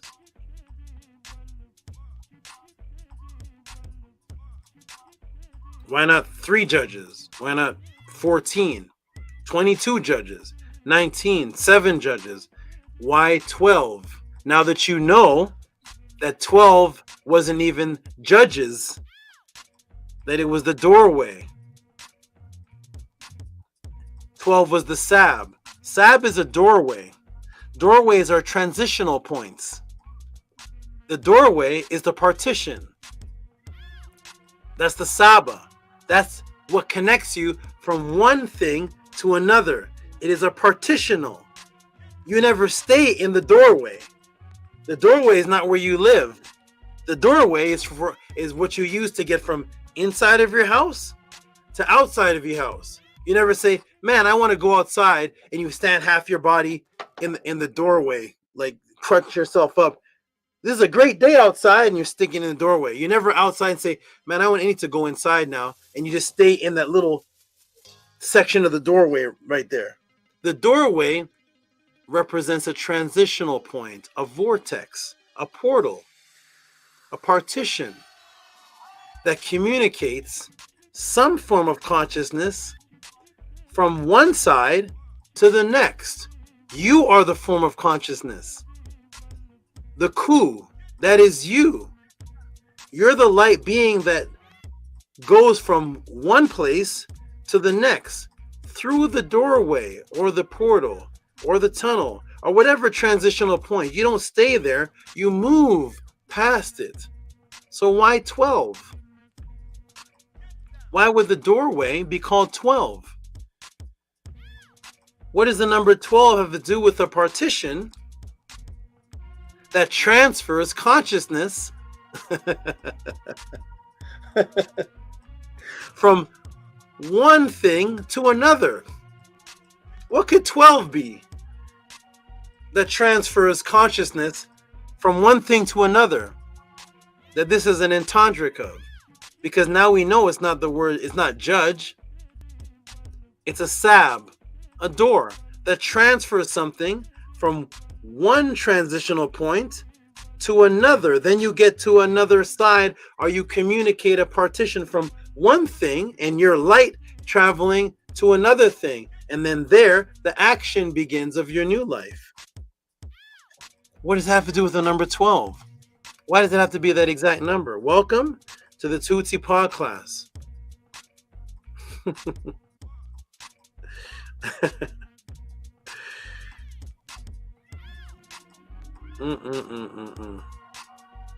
Man, oh man, oh man. Why did they give me all this? I didn't even have all this before. This wasn't even a part of the answer. This wasn't even part of it. Here it is. As you make this journey, you become a HERU, which is a word for light, by day, because remember, you're traveling. And in the Amduat, you're traveling in certain sections. There's a transitional where you're traveling. By the way, how many hours, which comes from the word HERU, are there in daylight hours? Because there are 24 hours in a day. Is that true? There's 24 hours in a day. But yet you're taught that there's a daytime and there's a night time, but there's 24 hours in a day. So what part of that is daytime? Is it 2 in the morning? It should be. Isn't 2 in the morning a part of the 24-hour day? Isn't 4 in the morning a part of the 24-hour day? Isn't 11 o'clock at night a part of the 24-hour day? They teach you there's 24 hours in a day, but they tell you that there's daytime. What time is that? If 11 o'clock at night is a part of the day's time, then why would 11 o'clock at night not be daytime if it's a part of time within the day? And you never asked that in school. You never thought. You never stopped the matrix from teaching you and confusing you, because the more things you accept that make no sense is the more that your critical thinking is broken down, because you're in a hypnosis state. I'm here to snap you out of hypnosis, snap you out. Let me snap you out, because you were here thinking you're intelligent. You're an intelligent man. What time when I want you to meet you? Meet me in the daytime. Okay, 11 o'clock at night is good. No, that's the nighttime. Wait a minute. How many hours are there in a day? 24. Is 11 o'clock one of those 24? So that 11 o'clock is one of the hours in daytime. No, that's not in daytime. That's not a part of the day. No. And now you're a retard. Now you're walking around. Anything, then now Jesus can be taught. Anything can be taught to you now, because you've accepted things that make no sense. But there's 24 hours in a day. But the concept of day only being the light hours comes from the followers of Ma'at. Why? Because that concept of day associating with light was in complete unison with you as your Ba, which is represented by a bird, exiting your body as a being of light inside of the darkness. But you're per em Heru. Hear that word Heru at the end? Per em Heru. You are the one coming forth as the Heru, the light conscious being. You are the day. It is you. That's the light. So you're per em Heru. So that's the term day, coming from Heru, became associated with light and brightness, because it represented the soul, or the Ku energy that is immortal. And that got passed on. By the time it got into the Freemasons' hand, they took the spirituality out. Now you don't know why you're calling 10 o'clock in the AM daytime, but 10 o'clock in the PM is not daytime, it's now nighttime, but it's still a part of the 24-hour day. And we're cuckoo to the cuckoo, because you're cuckoo. Cuckoo, yeah, for Cocoa Puffs. Now you're cuckoo, and people, you're trying to justify it, but you can't justify it because it makes no sense. But the concept of the 24-hour period was the full cycle of the earth around the sun, but the light period was the concept of the sun coming over the horizon, coming in between the two mountains, the Techat, which is you resurrecting your light coming out. Your Heru coming forth by day. Coming forth by Heru. So thus, that part of it is only 12. The part of it that represents the immortality aspect of you coming forth as that day, that light, is immediately associated with the day 24 cut in half, the 12, which are you. Remember? Because you imbued the 12. You are the 12. It's imbued in you. Make there be no separation. Make there be no repulse. There's no separation of me and the Tacha, because I'm an echoed version of them. They're 12, but the 12 is in me as I come forth as per em Heru. And now I'm the 12. I'm the 12 hours of the day. So thus 12 hours of the day is the light period, half of 24, which is 12, which is you. You are the 12.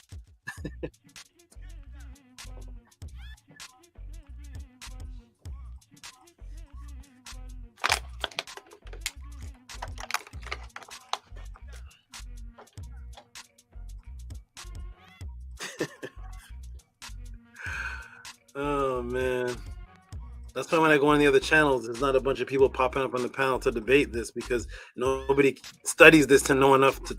Nobody cares about this. Nobody cares about what's actually inside of the writings and the concepts to even have a stance to debate it. When you talk about Hebrews debating Christianity, there's 24 people on the panel, 10 people on the panel. Talk about immortality, talk about this, and nobody comes on the panel. On the other channels when Tehuti comes on. But here we go. That's good, because soon they're going to study all this just to debate it. People will study this just to debate it. Here we go. So you are the 12. You are the Heru, which is the embodiment of 12.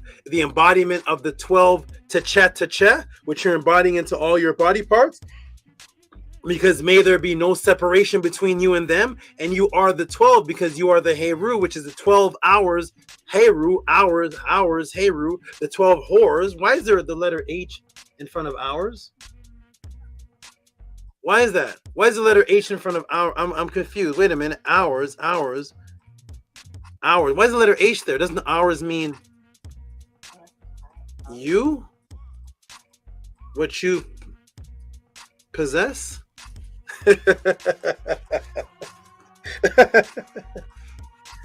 No.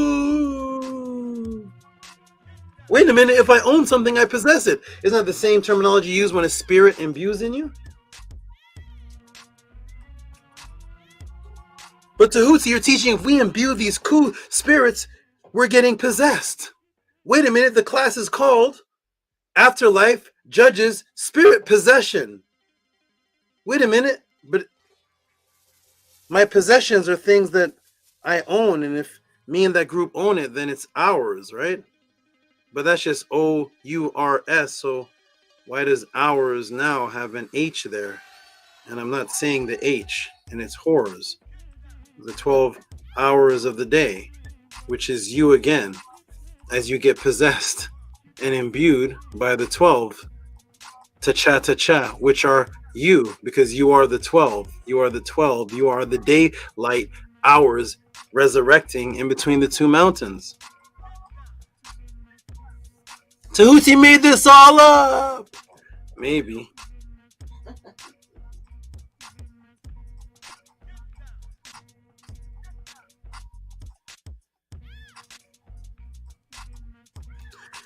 Thus, we can see the correlation of imbuement of the 12 netter needed in order to make your ascension. You know, the upet going up, the ascension, the ka going up, the ascension, the ka going up, the ascension, and your journey correlated by the movement of the feet. You know, the 12, the feet, the foot, starting with the left foot, you know, the abbot, the same word for heart, and the number 12, the ascension made by symbolizing what is called the pyramid. Let me take you to Menkara. This is Menkara, who was the par EE. Let me see if I'm still screen sharing. Yes, I am. Menkara, who is the par EE. 18 to 22 years, 2530 BC, as they call it. Notice his chin beard. He's wearing a chin beard. Do you see that? Turn the chin beard sideways. What do you see? What is that? Is that a pyramid? What is that? Who has a beard that looks like that? Is that a pyramid? Is that a ka? Is that the resurrection? Is that steps going upwards? What is that? Boom. The beard was the step pyramid, which was the ascension going upwards to Asar. We, the netter, were genius. No, the ka and the ka, they're different, and the rookie, the mistake, and the mistake of the rookie. The rookie, the mistake of the rookies. The ka is the step ascension going upwards, because that is the goal of the ka, is to ascend. So we get a clearer look, and now we see it has steps. Those are braids. Braids going sideways. You know, when you braid your hair, when you braid your beard, it goes sideways. Wait, it doesn't, because then it will be tied to air. Wait a minute, I can't braid my hair, my beard sideways, because it's not tied to anything. How come the braids aren't on the side of the beard as well? They're just on the front. Because they're steps. They're steps. It is the ka symbol, which is the step pyramid, called the ara. The ara, which is what? What's that? Yeah, the ara. The ara, which is what? The same word for the ram's horns that go upward, which is this ara, the ram's horns. Ara. There's a step pyramid right there, making an ascension in his beard. Even our beard symbolizes something. Because if you look close, you'll see that nobody's hair actually grows like that. No beard is coming from your neck. Who has a beard? You need to check your hormones. If you have hair growing from your neck and your beard is coming from your neck, from the top of your chest, you need to get a hormonal imbalance check. It is not. It was shaped like that because it represents the resurrection. It's the Ka symbol. The rookie did a mistake. The rookies. The rookie. So here we go. As you can see, actually, you see the steps of ascension. What is this pyramid called today, by the way? It's called the step pyramid, associated with the feet again. It's like steps. That's the Mach. Boom. And what do you take your steps with? Your foot. That's 12 again. Ascension, judged, raising, imbuing the 12 within you. With your feet moving forward, ascending, taking steps. But the steps are not just going forward, they're ascending upwards. The word Ka, which is the side of the step pyramid, the Ara. And remember earlier, I taught you that the journey in the afterlife, the realm that you are judged in, were 12 hours of the day. Hours were 12 hours in the day. So remember earlier, I taught you that the journey in the afterlife, the realm that you are judged in, were 12 hours in the day. 12 hours in the night equaling 24. The concept of 12 measurement judgment associated with the foot originated with the followers of Ma'at. Some may say, but Tehuti, the royal cubits wasn't 12 inches. It was 52.5 centimeters. So the actual original ruler was not 12 inches. How does that correlate to 12 by 12, which is 24? Huh? We got you now, Tehuti. We got you. We got you now. We got you now. Wait a minute, because Tehuti, in Kemet, the ruler wasn't 12 inches. 52.5 centimeters, Tehuti. That was the cubit. We got you now. 52.5 centimeters isn't 12. Well, that was the explanation of why the Freemasons made it 12. Because it wasn't what it represented, the measurer, the ruler, the techa. We understand that. The foot, the left, moving forward, the judgment, the foot, the left, the abit, the same word for the heart, of which you're judged by the feather, so you can ascend and move upwards, like the step pyramid, the aku, or the ara.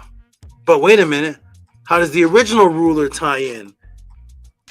When the followers of Ma'at had a cubit that wasn't 12 inches. Let's find out. Only here at the Tehuti Podclass. Who said they got taught this again? Who got taught about the 12? What? Somebody got taught about the 12. Someone, I'm not sure, but if you all appreciate what's going on, please understand this phenomenon, because this is, to me, this is life-changing to me, and I'm the one giving the answer. So I hope this is life-changing for everybody to truly understand the imbuement of what's actually taking place here. Ready, everybody? Boom. How does this tie in? Hey? Huh, Tehuti? Let me take you to the Egyptian Museum, to the royal cubit rod of Amenem-Opi. Here's the royal cubit rod of Amenem-Opi in the Cairo Museum.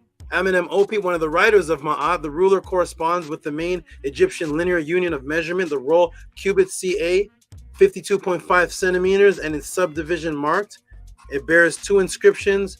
One is the eulogy of King Horemheb, and the other offering formula for the owner of Amenem-Opi. So what we have here again, this ruler, not 12 inches, but this ruler corresponds with the main Egyptian linear unit of measure, the royal cubit, CA 52.5 centimeters, and its subdivisions are marked in it, bears two inscriptions. One is a eulogy to King Horemheb, the other an offering formula for the owner, Amenem-Opi, who was the overseer of the two granaries. You know, the overseer of the granaries, you know, the chief who has to measure the grains. That's what the scribes did. That's another class though. But here we go. Let me break the matrix for you. Let me break the matrix. You see, us today are saying centimeters, thus giving one of the cubit measurements 52.5 centimeters. But the ancients divided it into digits. Notice I said one of the cubits. One of the cubits is 52.5 centimeters. But the ancients, did they measure in the centimeters? Or did they measure divided by digits? The cubit was measured by digits. Guess how many, everybody? Let me take you to Britannica, to the palm section of measurement. And what does it say? Ancient Egyptian unit of measurement. In measurement system, the Egyptians, 4 digits equal a palm, 5 a hand, 12 digits or 3 palms equaled a small span. 14 digits or 1/2 a cubit equaled a large span. 16 digits or 4 palms made the tesser. 24 digits or 6 palms were the small cubits. The small span was 12 digits, and the 24 digits was the cubit, the small cubit. Boom. A full 24-day HERU period, 12 dual, which is 12 by 12, which is 24. 12 doubled, which is 24, by which you are measured and judged by, that you make your ascension. But note, I said one of the cubits. But note, the 2 cubits are different numbers. We got you now, Tehuti. There's 2 different cubits. Look. One is 6 palms. There's your 24, Tehuti. But the other one is 7 palms. That's 28. What's going on here, Tehuti? Why would they have 2 cubits? They have a roll cubit, 7 palms, and they have the smaller cubit, which is 6 palms, 24. What is going on here? How does this tie into the ascension, Tehuti? We got you now. How does this tie into the ascension of imbuing the 12?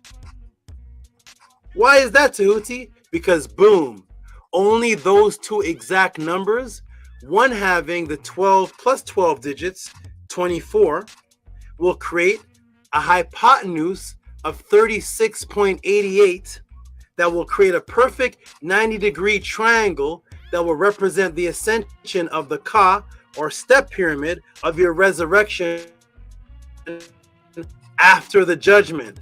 So you have to, so the Neturu, the ancient Kemetians, had 1 cubit, which was 24, had another cubit, which was 28, because only those 2 exact numbers, the 12 by 12, which is 24, and the other one, which is 24, the 12, only those 2 numbers, the 12 by 12, which is 24, and the 28, only those 2 combined can create a hypotenuse of 36.88 that will create a perfect 90-degree triangle that will represent ascension. And that's when you put those 2 cubits together, bing, bing, bing, bing, bing, bing, bing, bing, bing. There's your rookie mistake. It's a rookie mistake of the rookie. The rookie did a mistake of the rookie. Rookie time. They're the rookie, man. The Committees are rookies. There's your Ka, which is the ascension, the perfect hypotenuse of 36.88 that creates the 2 sections of 49.4 degree, 40.6, and that can only be created if you have a 28 7-palm cubit, and the other one has to be 12, which is 24, and only when you create those 2 and combine them together do you create the perfect ascension at a 90-degree angle with a hypotenuse of 36.88, and that is the same symbol of what Asar is laying down on, which shows his resurrected penis, and when you expand the penis, it shows the triangle and an ascension again, and that is the word for Ka in the Meta-Netter language. Rookie time. Asar, min netter of resurrection. We, the Netiru, are truly the best. There's your hypotenuse. By taking 2 rulers, the dualism of 2 rulers, only that creates the perfect slope that will create the perfect 90-degree angle for your perfect triangle, which is the ascension symbol. That's what creates the hypotenuse. And that's why Asar is laying down on his back on the ascension triangle, and his penis is resurrected because it represents moving upwards, ascending in an upward motion, which is only half. Because when you take the other half, 90 and 90 is 180 degrees. This is the half. When you take that and times it by 4, what do you get? Do you get 360? A perfect circle? So if you take 4 hypotenuses of 36.88, that forms the 90 degrees, which is 1/4 of the circle, times that by 4, and it forms your 360 degree circle, and that in a quarter is the ascension of the 36.88 hypotenuse, which means to ascend or go upwards. Tehuti, you made it up. Maybe.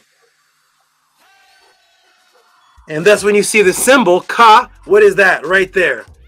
What is that, everybody? It's the rookie to the mistake of the rookie. There it is. So Ka right there, there's the step. Half of the pyramid, half of the Aku, with the steps moving upwards. And it means to ascend, go up. That's the Ka, going upwards. There's the symbol right there. That which you are measured by. That which you are stepping upwards and ascending. So the word R and Re is the word for ascend. See Re? It means to go upwards. Re, which is the same word for the ram and the ram's horns. And now the Re, and now it's doubled. There it is right there. That's the step pyramid right there. Who goes up? See it right there? There's a 90 degree 36.88 hypotenuse, creating the 24 cubit, 28 cubit, creating the perfect hypotenuse of the 1/4 90 degree. And then you double it and you get the step pyramid, the dualism of the step pyramid going up both sides to ascend or move upwards, called the Ari, which is also how to create something mentally. And it is the steps or the staircase to rise up, to ascend. And how are you doing that? With your feet, symbolically. So there are the feet right there walking. Do you see it? There's the feet right there walking, ascending up in the RR. I should be done. Am I done? I should be done. Welcome to the Tehuti Podclass House of ATTON. Stolen and now thrown into the Bible as what? Uh-oh. Who were the 12 judges in the Bible? Now the Bible has 12 judges. The judges in the Bible were not only impressive and skillful. The judges in the Bible were not only impressive and skillful administrators, but also successful military commanders. Uh-oh. Uh-oh. They were judges and they were also commanders as well. That sounds familiar. Hey, okay. God raised them to deliver Israel from its enemies, and they settled disputes and presided over the judicial matters that affected people. 12 judges in the Bible were the following: Othniel, Uhad, Shamgar, Deborah, Gideon, Tola, Jar, Jephthah, Ibzan, Olan, Obdan, and Samson. Now they're in the Bible, 12 judges. Ding, ding, ding, ding, ding, ding, ding, ding, ding, ding, ding. They never copied from Kemet. No, no, no, no. And remember, the quote-unquote judge by name was who? In the Purim HERU, it only named one as the judge. It named one. That was Tehuti. That was the one that was named individually. That was Tehuti, shown with the Nemez headdress for wisdom to judge. This is Tehuti.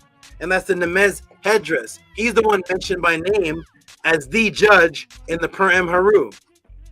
He was called the judge of the two combatants too, and the contendings of Heru and Set. This is the Nemez that was the expanding cobra that was associated with Aset and Tefnut, the expanding cobra. Why? Because when the mind or the head area expands, it's thinking better. You know, when they say broaden your horizon, why do they say that? You should broaden your horizons. Anybody ever heard that term before? Broaden your horizons. What is a horizon? Isn't a horizon?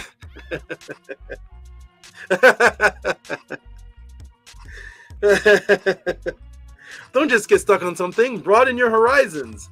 Isn't that where the sun ascends to make the day? You know, the horizon, the Horus, the sun, the 12.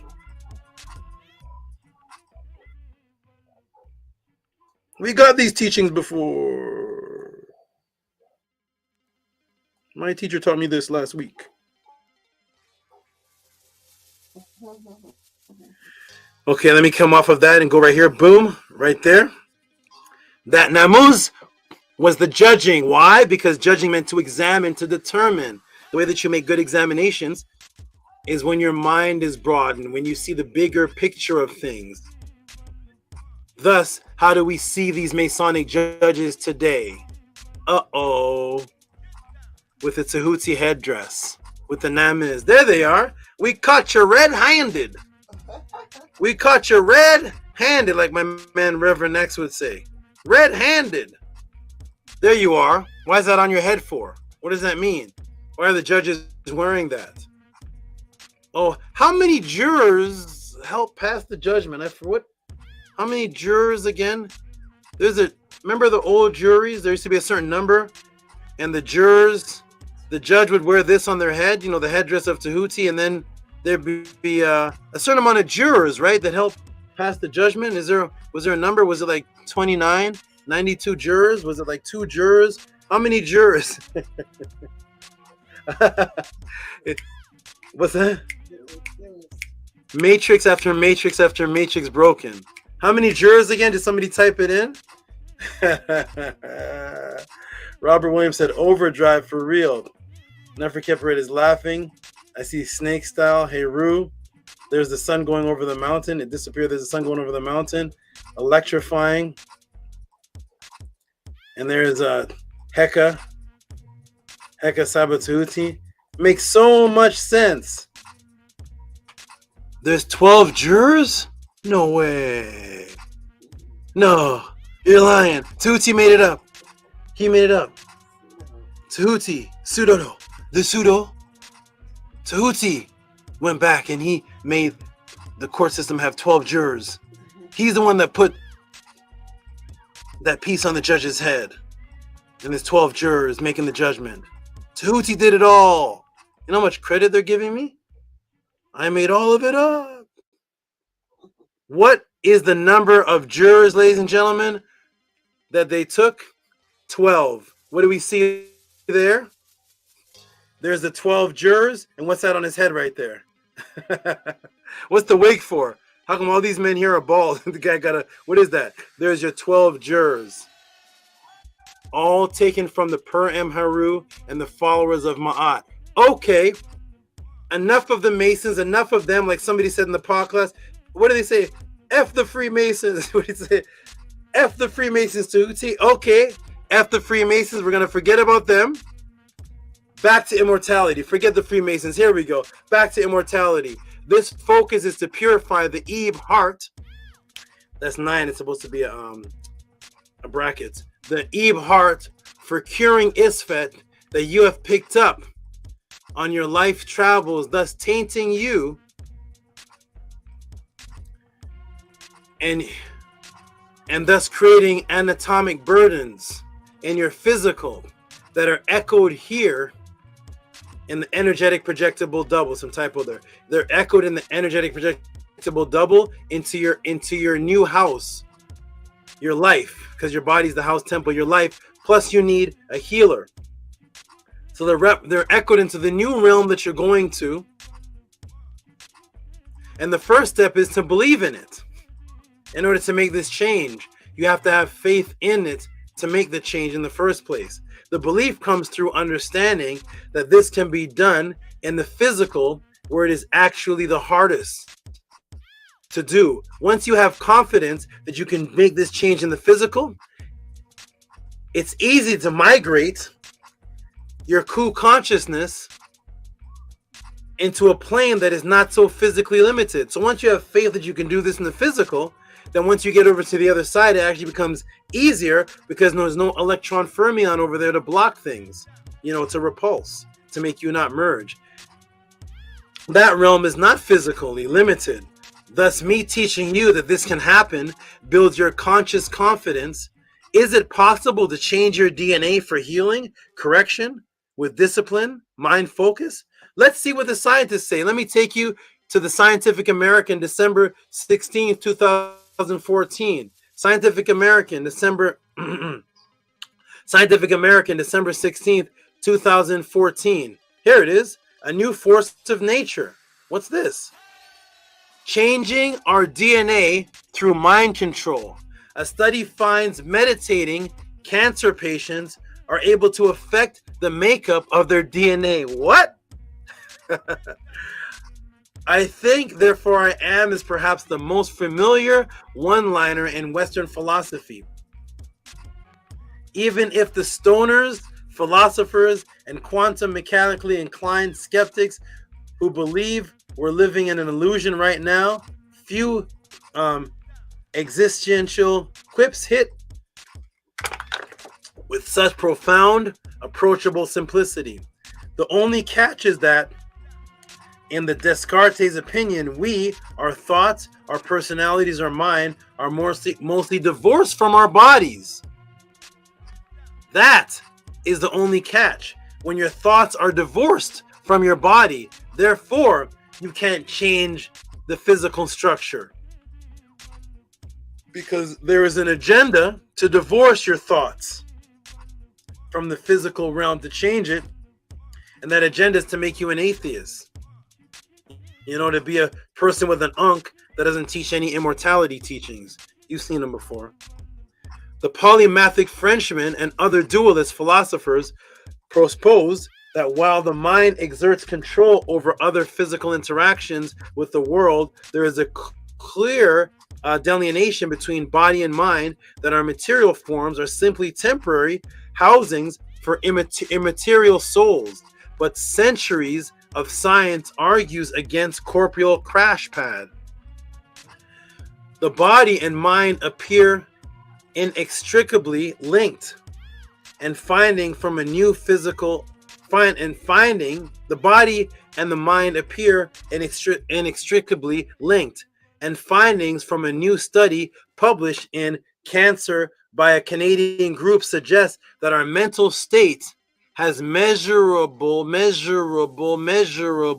physical influence on us, more specifically our DNA, because the article is called Changing Your DNA Through Mind Control.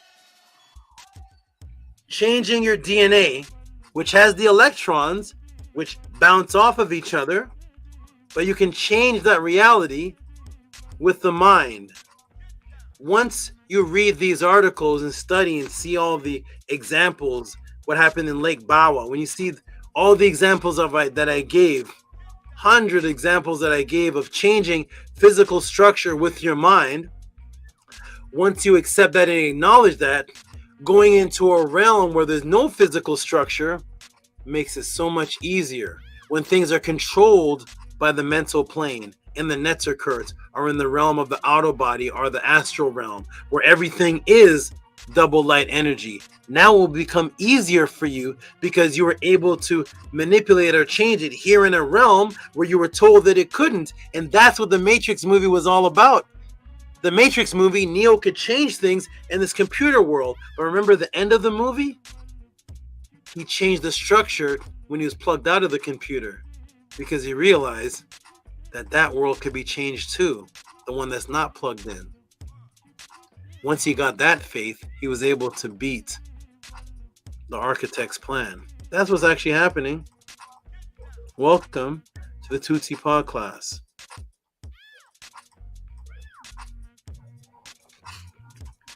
Changing your DNA. There it is. Wait, there's more. Hold on. Lead investigator Dr. Linda E. Carlson and her colleagues found that in breast cancer patients, support group involvement and mindful meditation, an adapted form of Buddhist meditation. Wait a minute, doctors and Buddhists meshing? That's not allowed. An adapted form of Buddhist meditation in which practitioners focus on present thoughts and actions in a non-judgmental way, ignoring the past grudges and future concerns are associated with preserved telomere length. Telomeres are stretches of DNA that cap our chromosomes and help prevent chromosomal deterioration. In other words, a longer life. Biology professors often liken them to the plastic tips on shoelaces. Yep.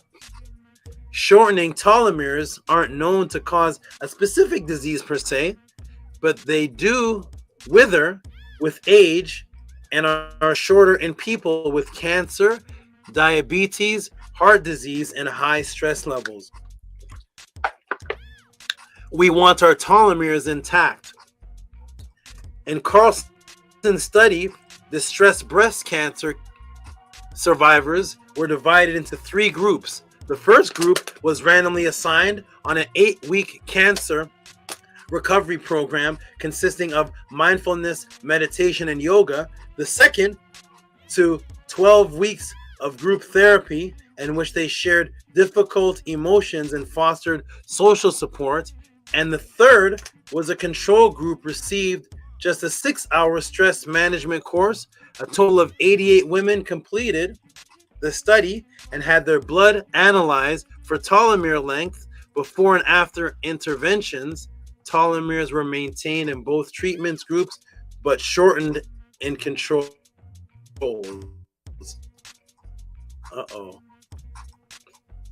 How do you imbue neuronic thought processes into bodily functions and senses?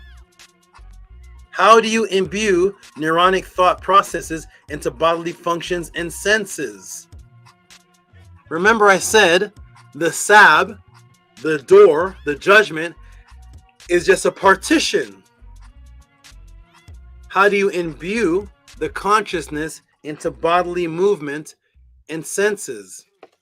Because the judge, the SAB, is just a partition, a doorway from one thing to the next.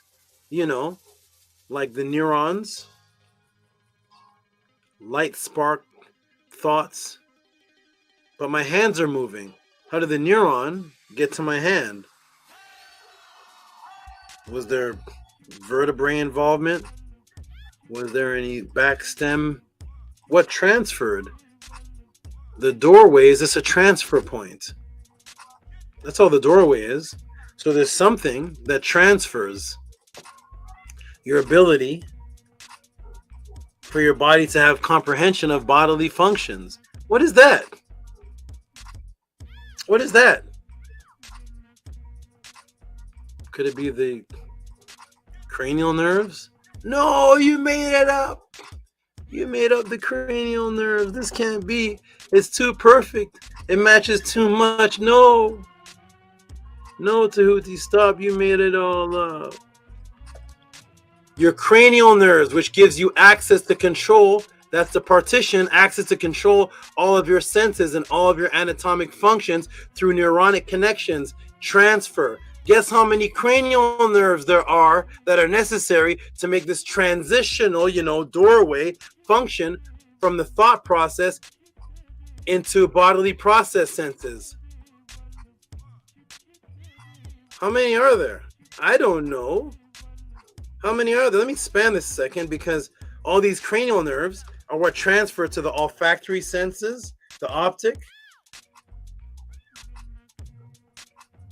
the facial, the vagus.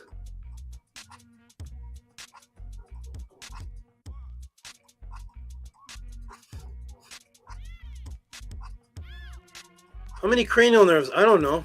Type it in the room, everybody. What are the cranial nerves? Is there a number of them, or is it like 42 cranial nerves, or is it 825 cranial nerves? What are the cranial nerves? I don't know. Is it everybody have a different amount of them?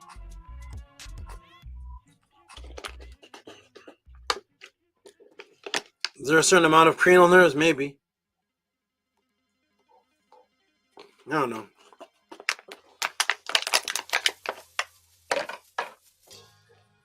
When you look them up, 12 transference. That's what causes the body to move. That's what causes the functions. The cranial nerves.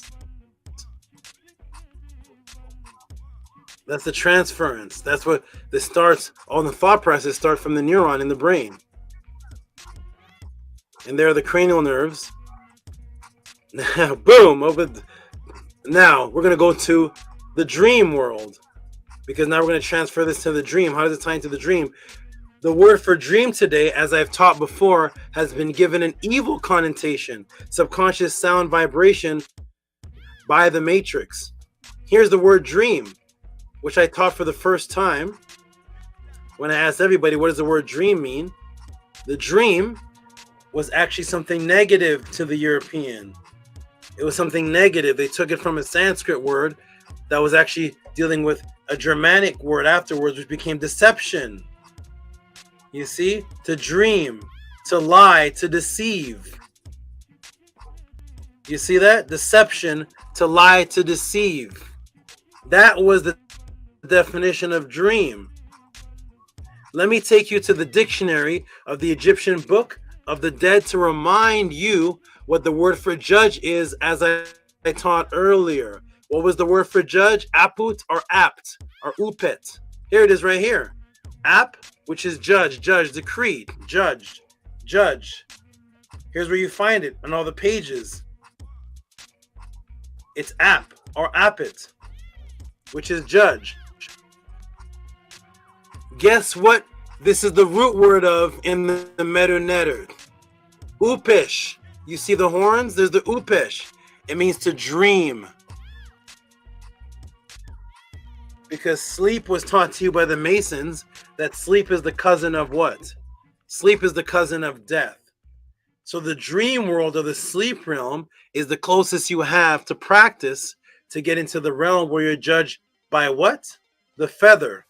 So that's the word for dream, has the symbol of the upliftment in it, the uput, the ip, the ram's horn raising up. And right, ask your atheists, ask them, why in the center of the word dream is the ma'at feather? Why is the feather there of ma'at in the word dream? And why is the symbol for the crossroads there? The ineret, the crossroad symbol. Why is that there? Why is the feather of ma'at in between this symbol right here? What does ma'at have to do with dreaming? Because when you go to sleep, the dream realm and the out-of-body realm is the closest you have to practice for the Netzer Kurt. Boom. In the dream state, the realm closest to death, where your consciousness can receive light messages and it stores them, and the neurocortex transfers messages of the consciousness while you sleep. That's where the neurocortex, the things that you've learned in life, where it's going to store the messages. You know, the word messages means to judge, and it's also the light energy transferring to the other side. Well, the light messages are stored in your neocortex, and it transfers the messages of consciousness while you sleep. And that is what you end up being judged by. Thus, the word for sleep in MELANATED has the same symbol in the judgment scene. The ma'at feather is there in the same word upt, apesh, which is the word for judge, and the root word of the word for sleep is the same upt. Same thing. Because the memory functions of the limbic system, we've already gone over. The hippocampus located in the brain, the temporal lobe is where the episodic memories are formed and indexed for later access. Episodic memories are autobiographical memories from specific events in our lives, like the coffee we had with a friend last week. And higher mammals, for its wrinkly appearance in humans, the neocortex. The neocortex is the largest part of the cerebral cortex, the sheet of neural tissue that forms the outside surface of the brain, distinctive in higher mammals. For its wrinkly appearance in humans, the neocortex is involved in higher functions such as sensory perception, generation of motor commands, spatial reasoning, and language. Over time, information from certain memories are temporarily stored. Over time, information from certain memories that are temporarily stored in the hippocampus can be transferred to the neocortex as general knowledge, things like knowing that the coffee provides a pick-me-up. Researchers think this transfer from the hippocampus to the neocortex happens as we sleep. The neuron-like world.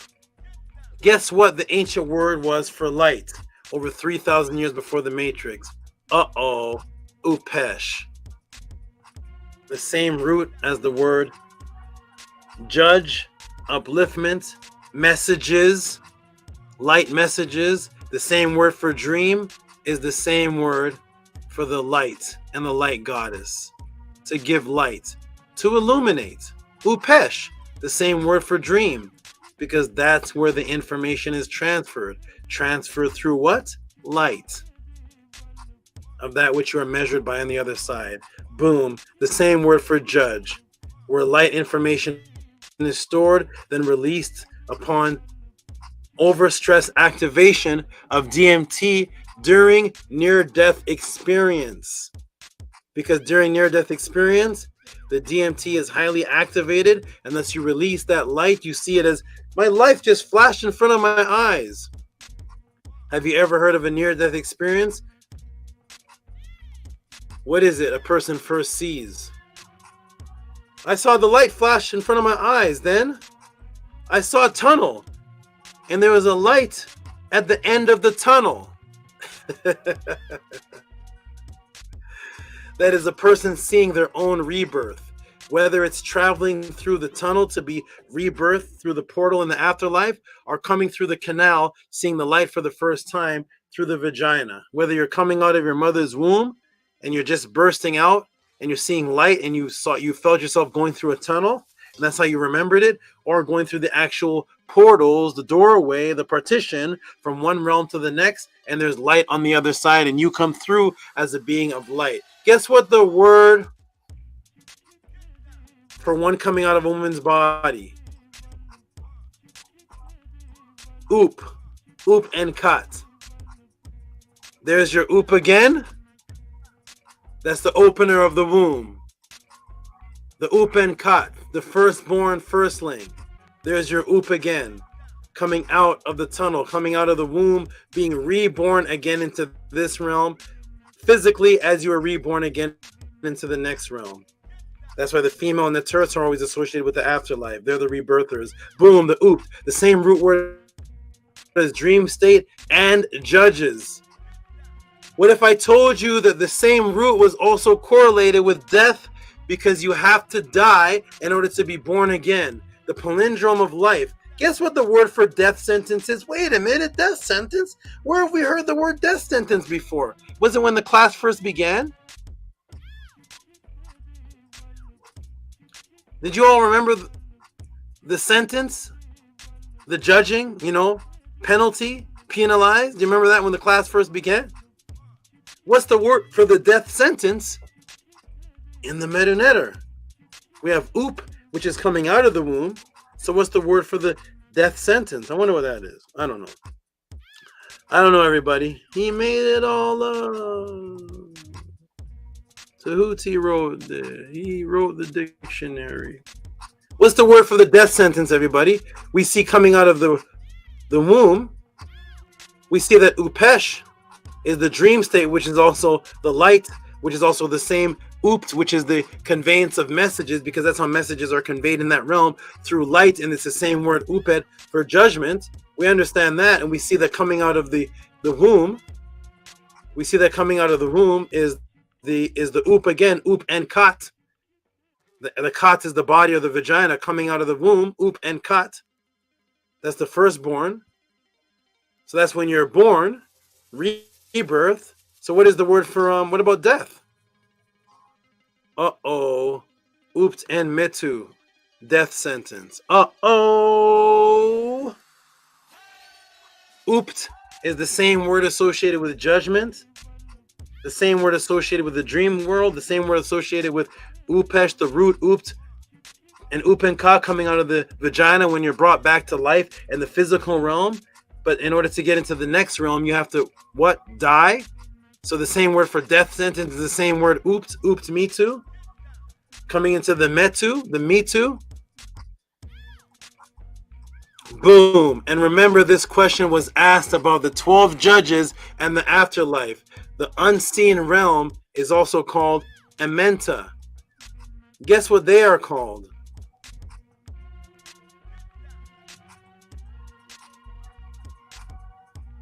The Oopt. The Oopt Amenta. Those in the Amenta. When you go into that next realm, you are the light message and the judge. You are the Oopt Amentiu. The judgment. The judgment of those in Amenti is also called the Oopt Amenti. That's the same judgment again. Wait, Sharika added $22 to bring the donation to $144.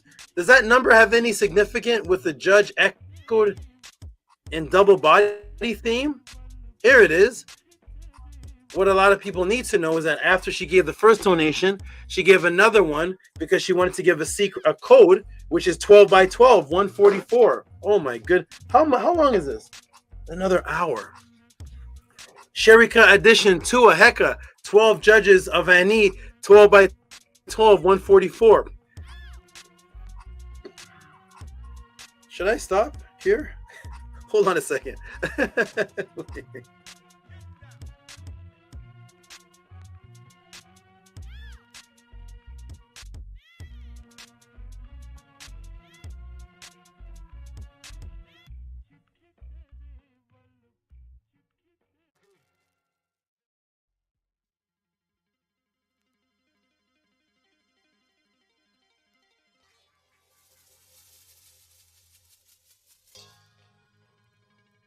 No. Okay. Not to stop. They say not to stop. Okay. So Sharika gives another donation to make the 12th connection now tie into 12 by 12, which is 144. Why did Sharika say that? What's the significance of that? How does that tie in? What does that have to do with anything? Tehuti made it all I don't know. Or maybe I do know. Who knows? Want to play Uno? Let's go. Ready, everyone? Welcome to the Podclass. Uh-oh. So she sent another 22 to make it 12 by 12, which equals 144. Well, what do you got to say about that, Tuti? Why did she do that? Remember, the full period of travel after the judgment was a HERU day, which is 12 plus 12, 24. Well, how many minutes are there in a day, everybody? How many minutes are there in the full day? Does that tie into the number 12? How many minutes are there in a day? Does anybody know? Does anybody know how many minutes there are in a day? Does it have anything to do with the science of why the ancient followers of Ma'at chose the number 12? And any correlation here? How many minutes are there in a day? Harass said, Tua for not stopping. How many minutes are there in a day, my family? Let's see. How many minutes are there in a day? Sharika sends the 12 by 12, 144. The HERU is the day, but it's the 12th section of the day because it's the light. But the 12 by 12 is 12 and 12 is 24. What does that have to do with anything? I don't know. The full day is... The full day is 1440. The full day is 1440. There's the full day. Who was the judge mentioned by name in the plate of the judgment scene? I told you earlier. Who was it? Tehuti. Here it is. Plate 3. Saith Tehuti, the righteous judge. He's actually the one mentioned by name called the righteous judge. What is it? Hey, there's that oop again. Oop ma'ah, letting you know that's the same word for upesh. There's the ma'ah symbol. So when Tehuti says the upesh has the ma'ah symbol in it, and people, Tehuti made it all up. Well, here's the translation of the word judgment or judge, and it's the oop, and it even has ma'ah here, because there's the oop, which is the upliftment, which is all the things I broke down, and there's the ma'ah. So Tehuti is Tehuti oop ma'ah. Tehuti is the judge, the oop ma'ah.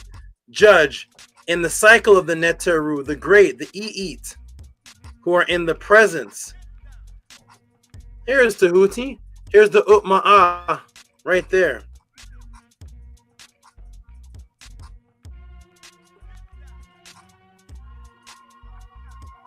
What is Tehuti? What is Tehuti, the judge's number that represents the amount of days the Sirius star was invisible to the Nile Valley before the flood's resurrection, which also represented the double body raising echo, 72.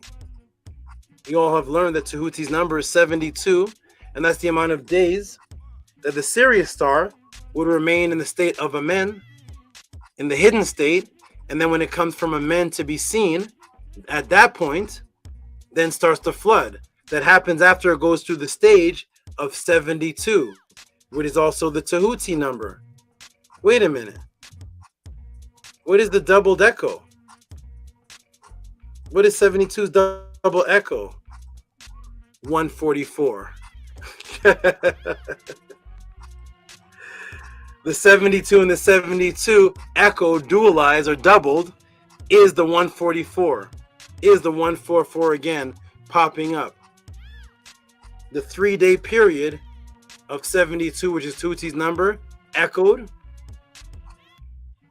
144, which is what? 12 by 12. That is what Sharika sent in. This is all extra bonus.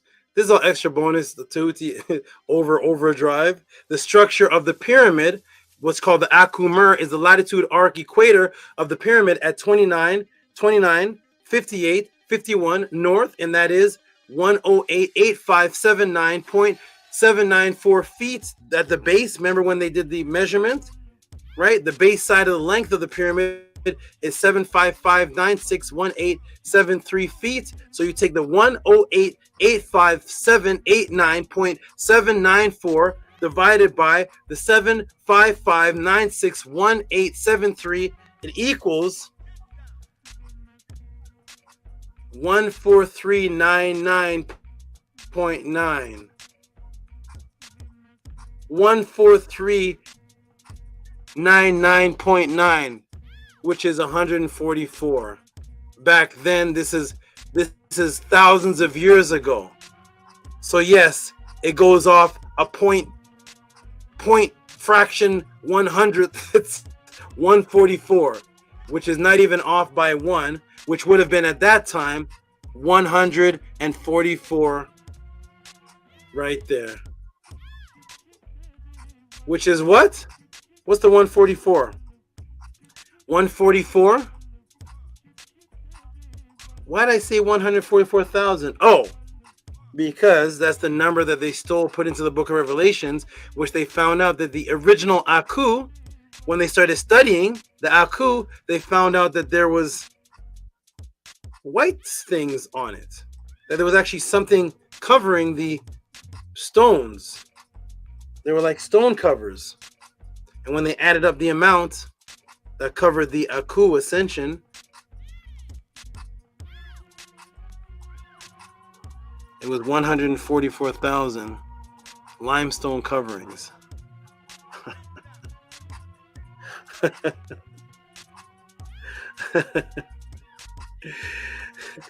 While we're eating popcorn and arguing on YouTube. Welcome to the Tehuti Podclass, everybody. Here we go. Here we go. So, what is the mathematical growth of the Fibonacci sequence that is seen in nature and is seen in the outline of Kemet? When you look at the outline of Kemet, we have the Fibonacci growth, and there's the growth right there. There's the number mathematical expansion, which is 1. 1 plus 1 is 2. 2 plus 1, you add the number before it, that equals 3. You add the number before that, which is 3 plus 2, which is 5. You take 5 plus 8, that gives you the next one, which is 8. 8 plus 5 gives you 13. This is the expansion growth of so many things. We've already had class on it. 21, 34. This is the expansion growth of the Fibonacci sequence, which has been proven and shown to outline Kemet, which creates a perfect 90-degree angle that goes right on the side of the Aku pyramid. Hey, wait. 144 is in there. What? What digit number does 144 fall on in the Fibonacci sequence? Let's count it, everybody. 1, 2, 3, 4, 5, 6, 7, 8, 9, 10, 11, 12.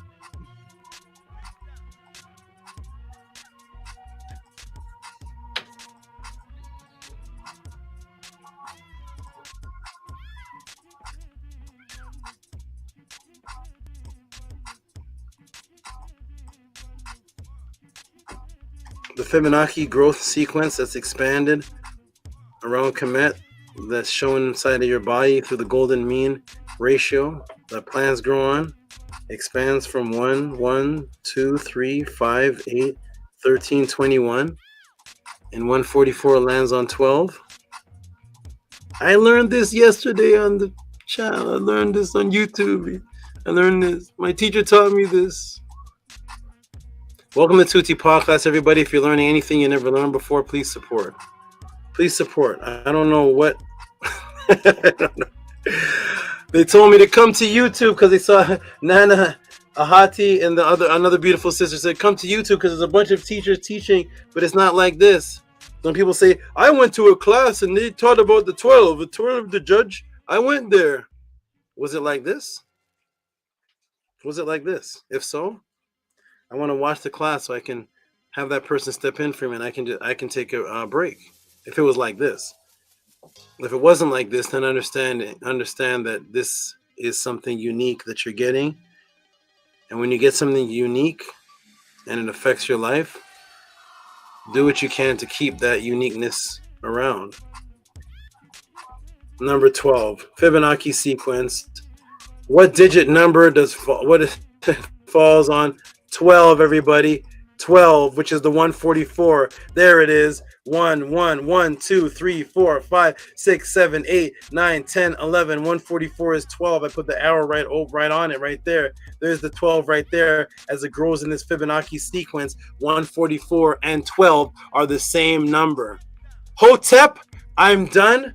Over answered. Matrix broken. SABA Tehuti, if you appreciate that answer, send a tip called Judge's Tip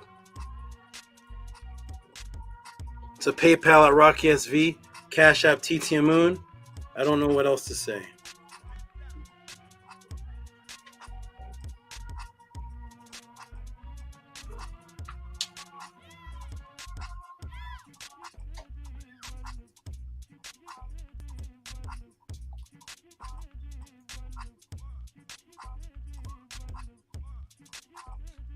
Team, jump in the room, please.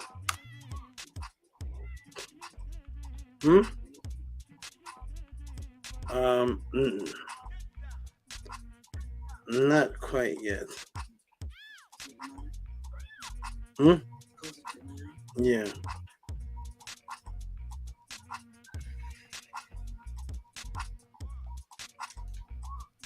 Team, jump in the room.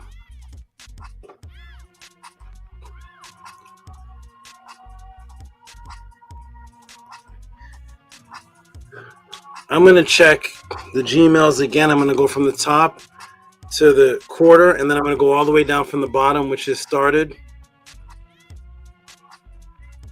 And let me see. How you doing, Annie? What was that? That was another hour and 20 minutes on top of the hour and 27 minutes.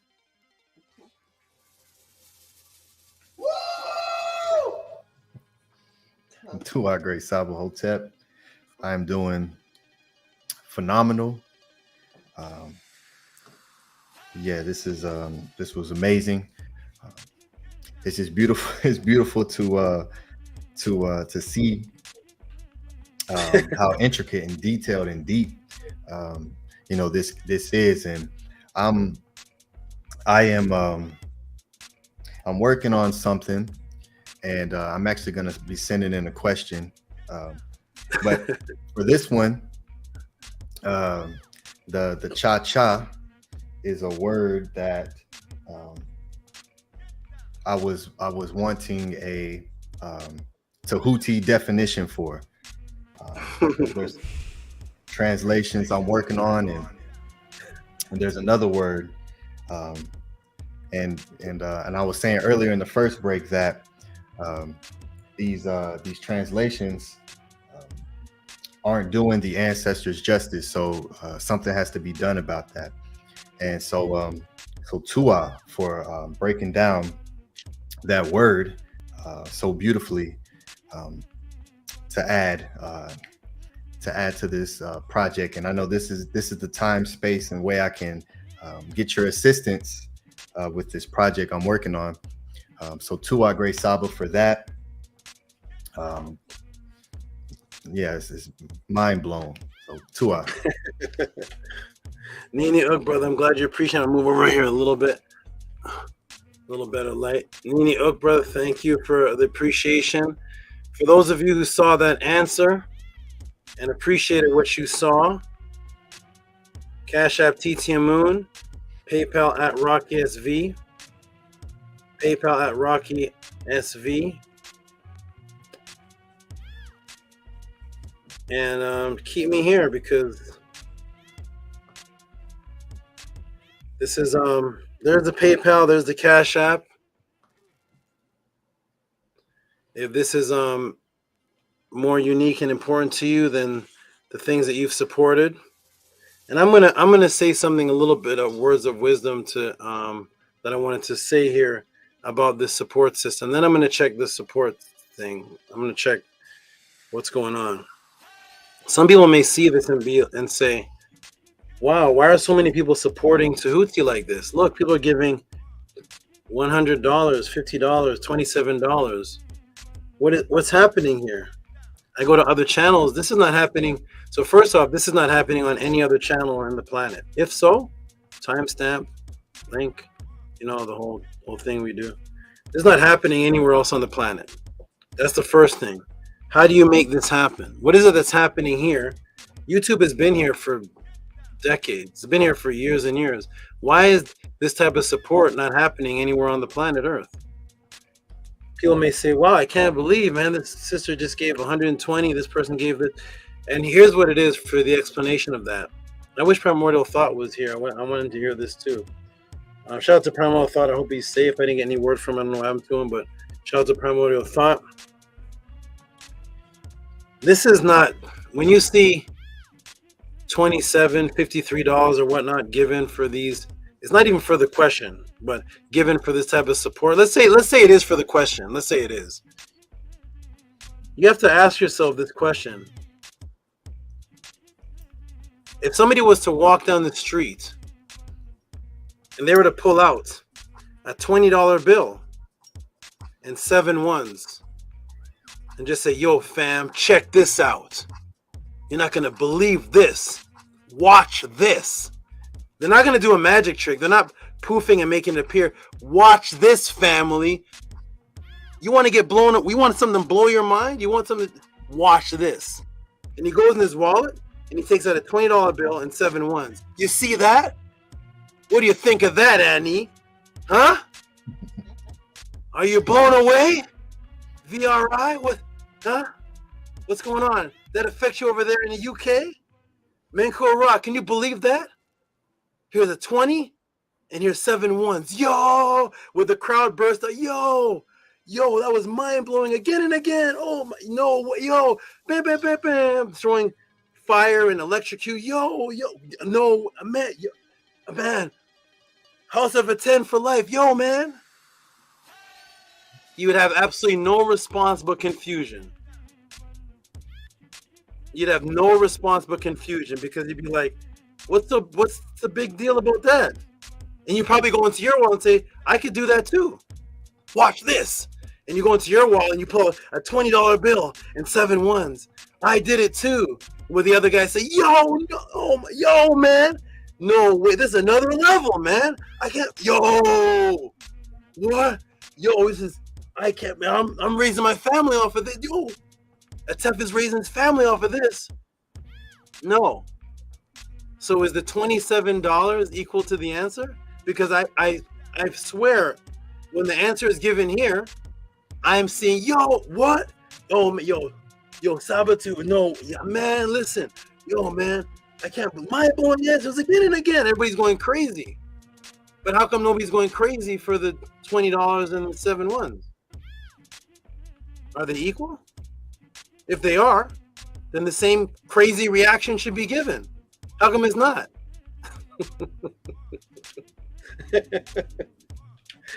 Because the two things are not equal. They would have the same reaction, wouldn't they? Does that make sense? They should be just as mind-blowing again and again. Every Saturday, I'm going to watch this video of this man going into his wallet. He's going to pull out a $20 and 7 ones. Then he's going to go back in the next room, come back. He's going to pull out $10 and a 5. Bah, bah, bah, bah. It's not impressive. Like Atef said, it's just a flow of energy, of appreciation. It's not equal. It's not the same thing. So when people are watching this saying, yo, they're sending Tehuti in the Podclass $30 for this, $50 for this. Yes, they are. And when you look at the $50 and open up your wallet and look at $50, you're not quite impressed. You're not blown away. But if you feel that that helps the movement, helps what's going on, you will say, well, that's what this means to me, what I have right now. And like I told my Naturts and everybody, if you're homeless and I answer a question for you, and you've carried around 5 seashells for your whole life, and those seashells you counted to make your day better. 1, 2, 3, 4, 5. I'm still alive. You turn those seashells into a rhyme. 1, 2, 3, 4, 5. I'm still alive. I can't survive. 1, 2, 3, 4, 5.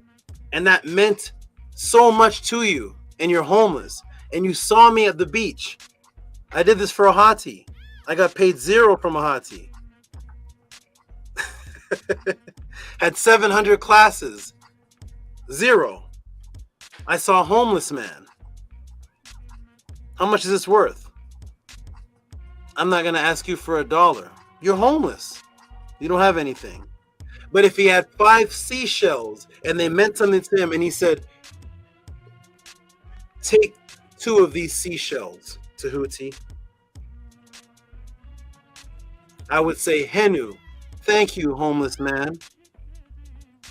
Because Elon Musk could send a donation of $10,000 and it wouldn't affect him whatsoever. Do you know Elon Musk could lose $10,000 and it's like him losing a piece of cereal? So the 2 seashells that man needed to count 1, 2, 3, 4, 5. I'm still alive. I can't survive. Meant the 2 seashells meant more to him than 10,000 from Elon Musk. So when that man gives me 2 seashells, that's as appreciated as what anybody else can support to give, because it's an energy of appreciation. And believe me, what everybody's donating is not equal to the 2 seashells of that man, because that's all he had. Now he only has 3 left. That's it. That's all he has. 3 left.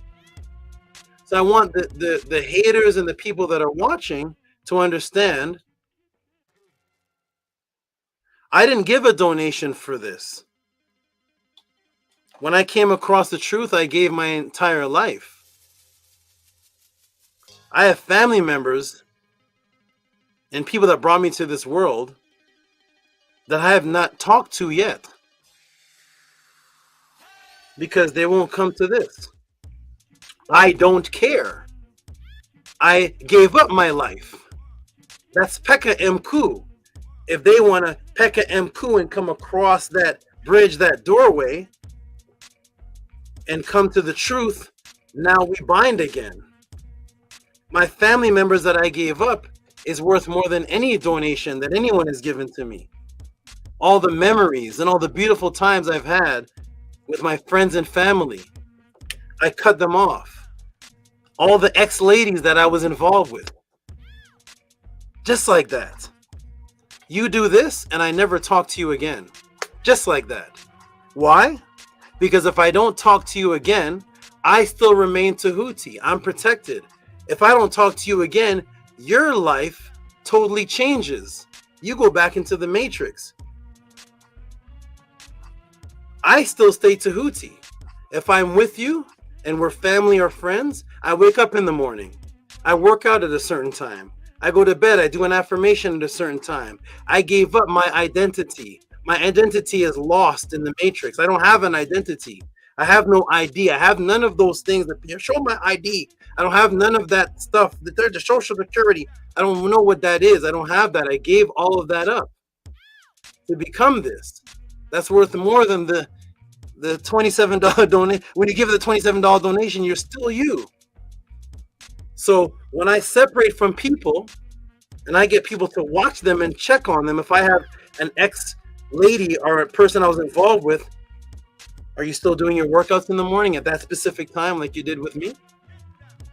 Are you still reading the affirmation at that specific time when you did with me? Are you still praising Ra at that specific time? Or did you plummet? Are you still in the circle or did you plummet? Because I'm still Tehuti. So when I cut people off, I'm still Tehuti. When I cut them off, because I went through an entire life of being broke, searching in the couch for quarters, hearing my stomach grumble on the streets, performing magic at 2 o'clock and 12 o'clock at night. I can't do the magic because in Canada, the -8 has my fingers like this. So I'm performing magic with frozen fingers because I'm using forks that get cold, but I'm holding the cord of forks to still perform until I pass out and come home like this to wake up in the morning to do everything exactly all over again. And people are talking about $27.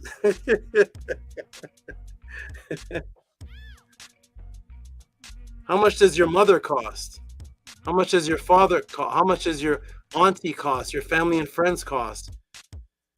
So I sacrificed everything and got paid nothing and lost everybody that I knew to become this, to finally teach 3 years ago in this Tehuti style without anybody over me telling me, you can't teach like this. You're going to get kicked out of the Nubian. You're going to get put in a body bag. I'm going to kill you. Now I could teach like this freely and show my true self because I sacrificed more years of my life than Annie's been alive. So please support the Tuti Podclass. I'm going to take a break. Peace and love, everybody. It's Cash App TT Moon. PayPal at Rocky SV. I'm going to stay here for as long as I can. Peace.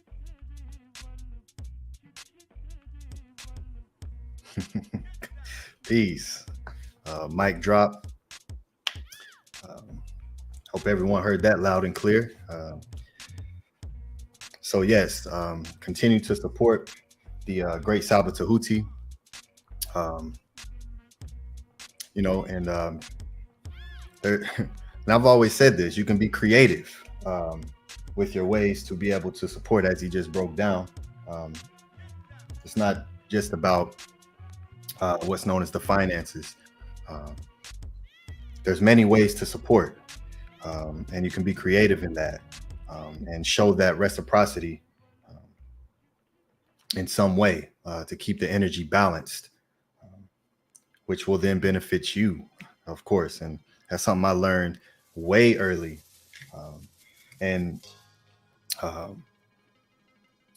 Producing that currency, that energy, that frequency, and making sure that what you are giving is equal or greater than what you receive. That's relative to you, is extremely important to be able to utilize and benefit from what you're actually receiving. And that's just how this thing works. So everyone's here listening to the same class, but everyone's not receiving the same.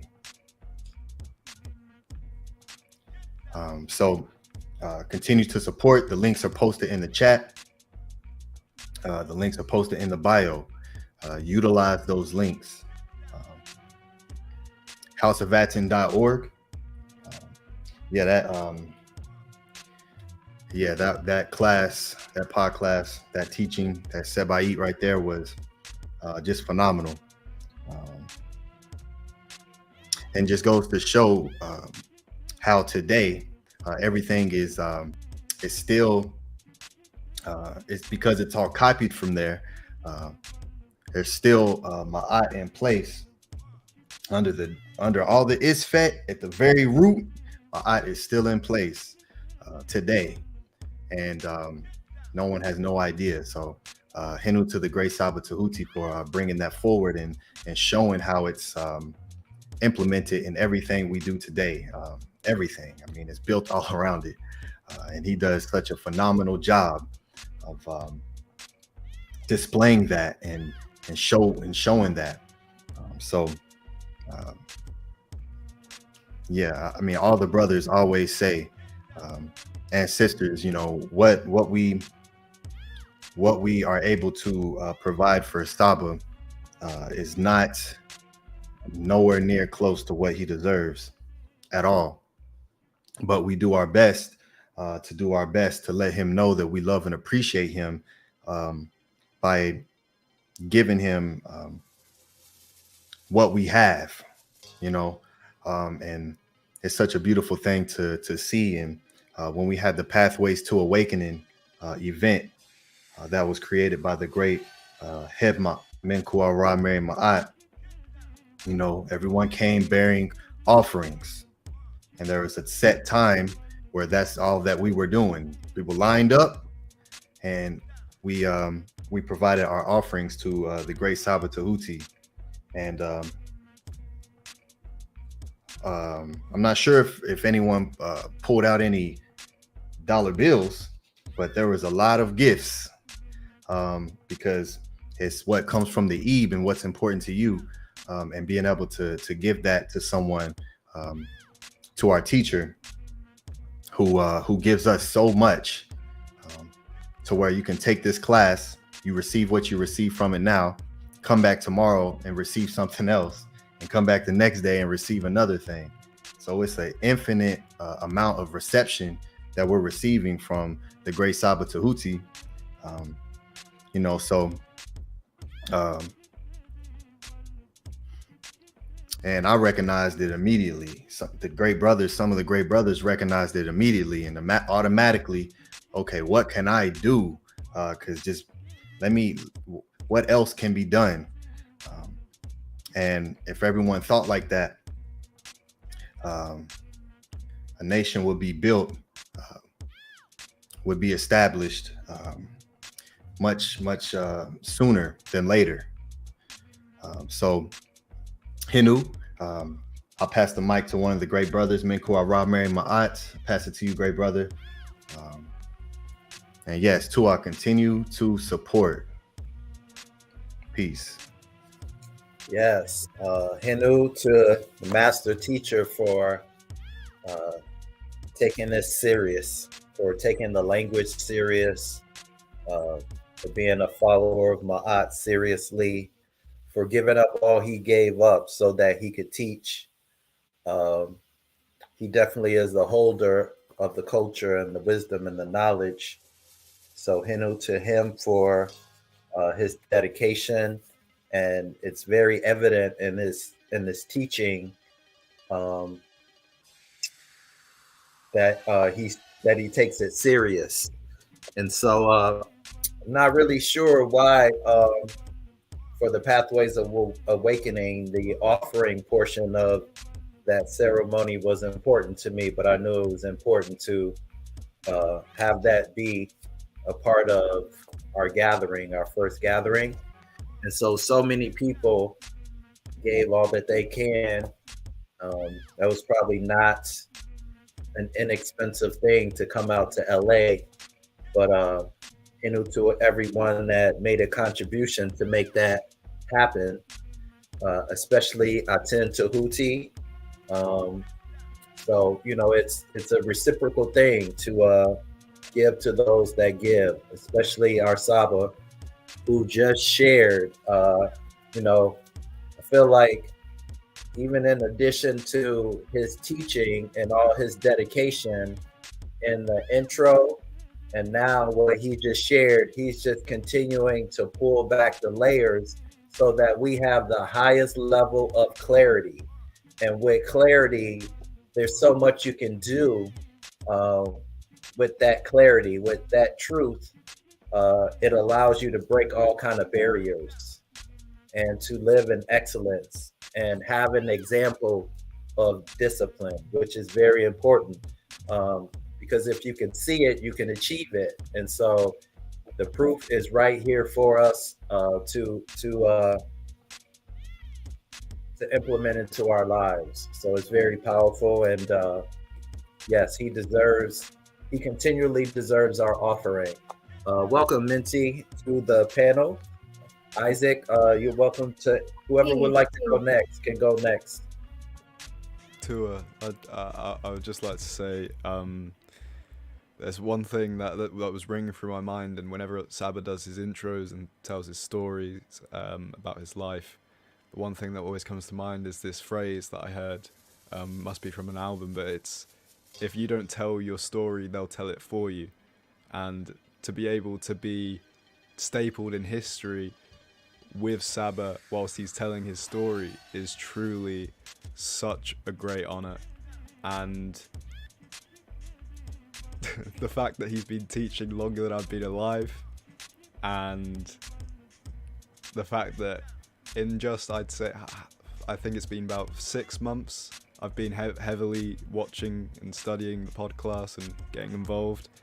I feel like I've been given a lifetime's worth of teaching, something that I wouldn't never have had if I'd never found SABA. And I would be trudging and like lost through all this ISFET for so long, so much longer than I probably wouldn't have made it out.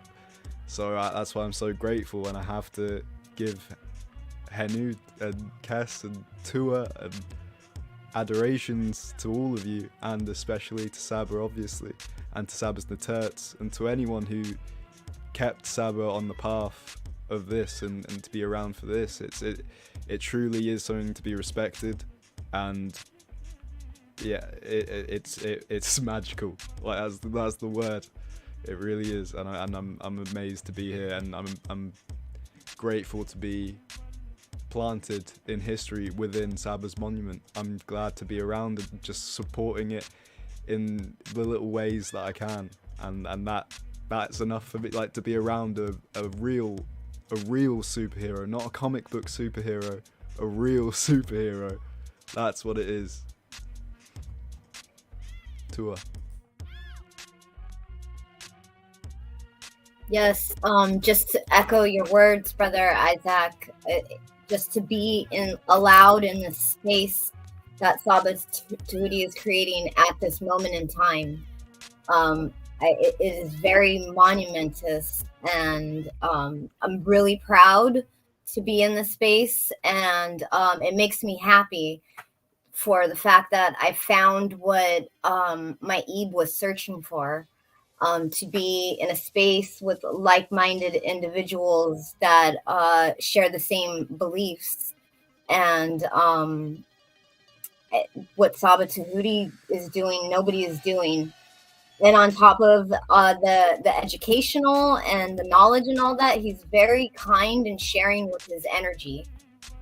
He's very personable, and he's very open.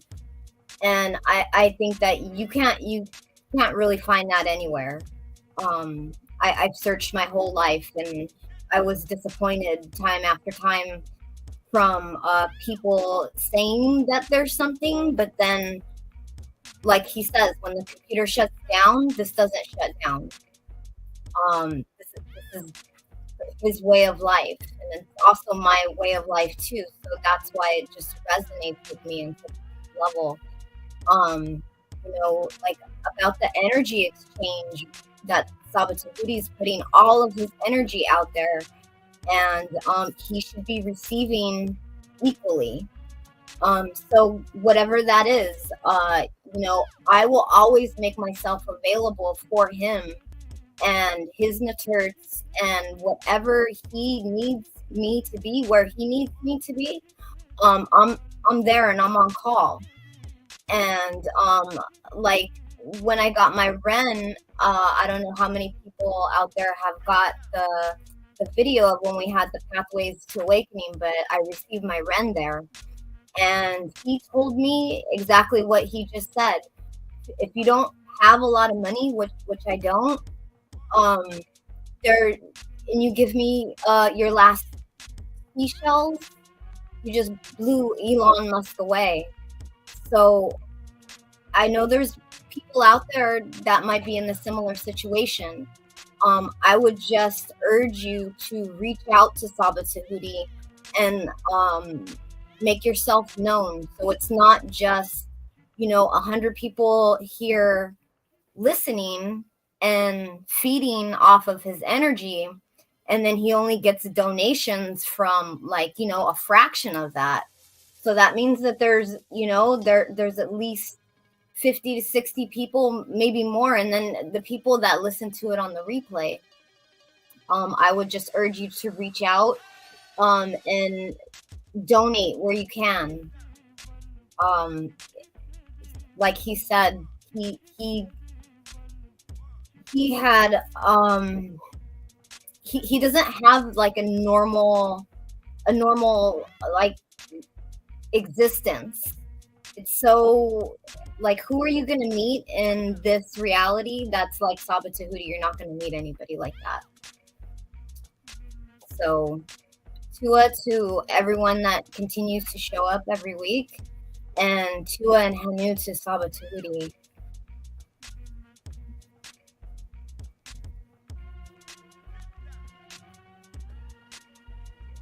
Yes, Tua, Henu, to you. Tua for those wonderful words, and Isaac, you as well, good brother. It's wonderful to see just the love that we have for SABA Tehuti. Hotep Bella, peace and welcome to the panel. Let's hear from you, Sister Hotep. What's up? To everyone on the panel for supporting and loving SABA. I know I say that each time, but it does really mean a lot to me.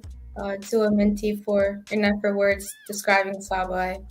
I agree with all of that very much.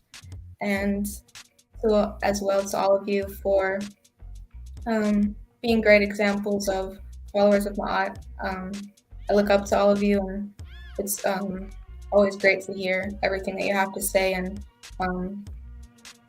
yeah, Tua.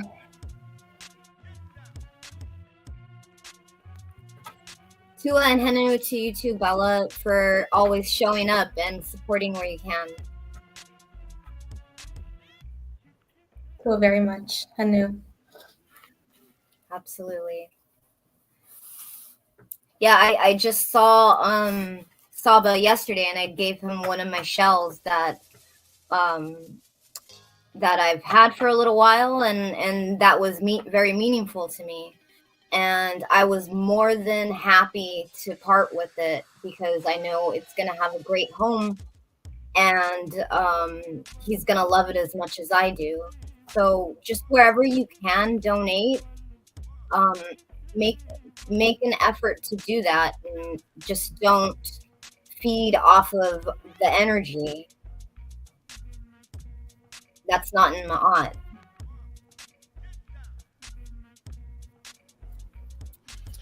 Yes, Hotep. Yeah, Tua Bella for your nefer words as always, and your energy, your aku that you provide. One of the best, greatest supporters of SABA Tehuti. So Tua for doing that. Because there's not always there may be times when support may not be able to be provided at the way that you may want to, but you can see the purity in the ones who are then able to give that. It's such a big thing. It's such a huge thing. And I know, for me personally, it's the Podclass is just like as important as my rent. My rent is right there. It has to be paid every month. Podclass has to be there and paid every time. It's in the budget. So Same. Yes. And so, it's Podclass is more important, because it's this right here is what's happening is such a monumental historical change in the consciousness of what's available here. There's no number that can be put on that. So, with the House of ATTON and what's what's being produced from the House of ATTON. It's such a beautiful thing. So this is why I always give HERU to the great supporters. Everyone is added to the newsletter. Those that when I send out the newsletter, it's the acknowledgement is there, and we have everyone at a supreme level, and those who also give their time as well. There's so many things that can be done. So if the funds ain't there for you, be creative. Let SABA Tehuti know that you appreciate him. There are students who fly out to go see SABA Tehuti and speak to him. And every time the students, every time we come out to see him, I know that there's offerings being brought. Every time we're in the presence, there's going to be an offering brought. It's that important. So, we're going to continue to keep doing that. We're going to continue to keep leading by example. And we're going to continue to keep being great students so we can then become great teachers. Just exactly what the SABA is. And he gave more of what that means in this particular class, and the SAB, and why that's a judge. It's such a powerful thing. So this class was so phenomenal. The cha-cha, I love that word. The ucha, the I, right? The health, the healing as well. And to go on a journey, and that journey he just took us on through the cha. What can, to have this information, with what we can expect when going through the afterlife, and all the different words, the Netzer Kurt, the Duat, and to go there with the confidence of knowing what that is composed of, and the vibrational tones, and how to defend yourself. That's a whole nother level of power, to go into a war fully prepared, right? And while we can see all around us, the remnants of that here in this realm that we see with our visual light spectrum, it's just a different level of appreciation when you apply it and you understand the safety that comes with that. When you go into a fight as a martial artist, it's not the same as someone who's never been in a fight before. You're going to do what you need to do and get to where you're going. It's just such a beautiful thing. I love the way that he's so humble, and he makes himself so relatable to everyone when he's so far beyond everyone.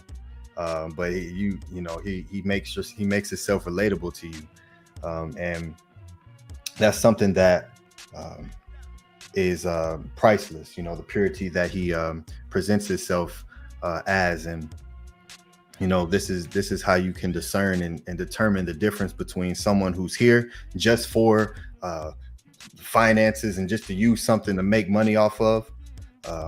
As he said, he's been doing this without making any money, and so now we're here in this position. We're gonna push that and promote that for sure, and we're not gonna make excuses on this side. That's one thing we don't do, and that's one thing my does not teach, is to make excuses.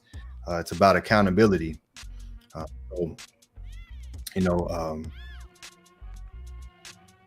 This is just the first. We're about to get into the matrix, DMT light transfer. This class is what can you say about what he's doing, other than just giving the adoration and showing the support, because sometimes words aren't words aren't necessarily enough.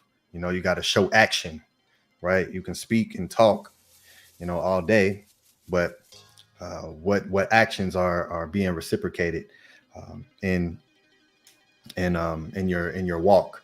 So that's just as important, right? Is to utilize the both, the medu, yes, the words, but also the action behind your words. You know, I can say I'm gonna do this, but when I don't do it, then your words start to lose value. Now your words are nothing, because when you say something, it's meaningless because there's nothing to follow behind it. So you know, it's just a beautiful thing to see the ones who are consistently doing what's necessary and doing what's needed to let SABA know that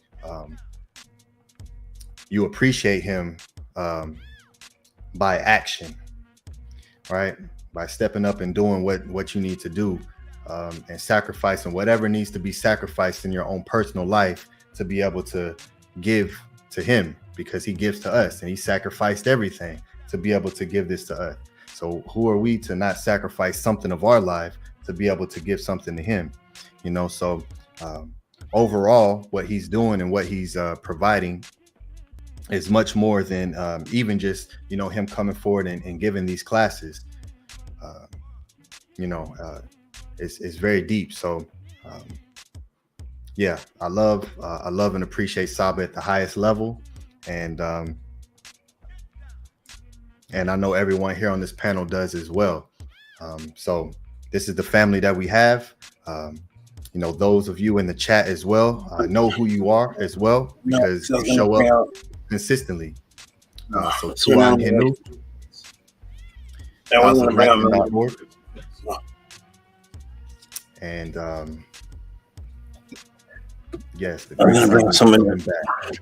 No, what was the starters? Okay, I was gonna bring out Starty. Okay, well, I'm back. Am I back? Yes, okay, I am back, beautiful family. Hey, greetings, Bella and Minty are on the panel. Wonderful, nice. Okay, welcome. Nice to be back. Okay, ladies and gentlemen, we're gonna do something really special, but first we're gonna go through some of these supports. 9/11, 9/18. I can't even see. 9/18. We're gonna go through some of these supports, and then I'm gonna do something. I'm gonna see if I can do something. Is Robert still here? Robert Williams still here? Robert Williams is still here. Okay, wonderful. Okay, here you go. We're gonna go through these supports, everybody. And I believe Anu and Antu was the last one given. Let me check and see. That was $33 for a tip. I'm gonna check and see what. Yep, it's recorded. Okay, let me go through some of these and see the appreciation given. Thank you all you beautiful people for speaking on the appreciation of what's actually happening here. Thank you, everybody. So I'm going to go through some of these. One donation was just given now. Well, actually, I'm going to go backwards. Let me go to this one. What's this? Yep, 80 Thieves is that VRI? 80 Thieves? Yeah, that's me, yeah.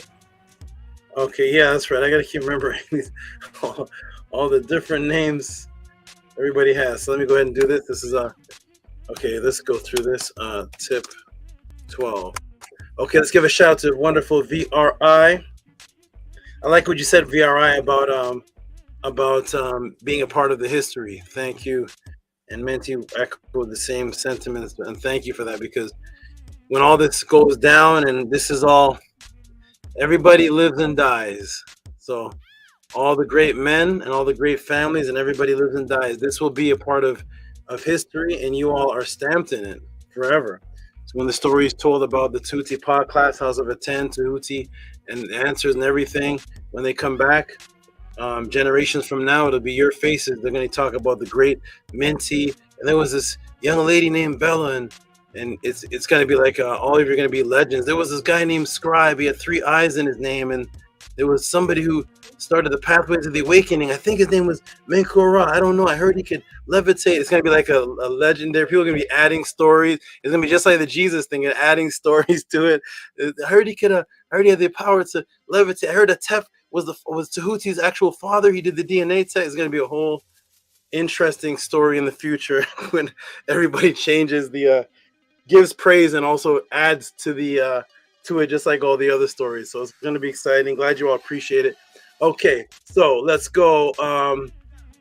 I'm gonna hang in there, and I got to do this thing special for somebody for something they gave. So let me go through a few of these, and then woo! So this is a shout out to who's this? 80 Thieves. Give him a big round of applause. $10.95 for hours. 12 Netzer imbuing. Message judgment. He wrote a lot. Give him some big noise, please.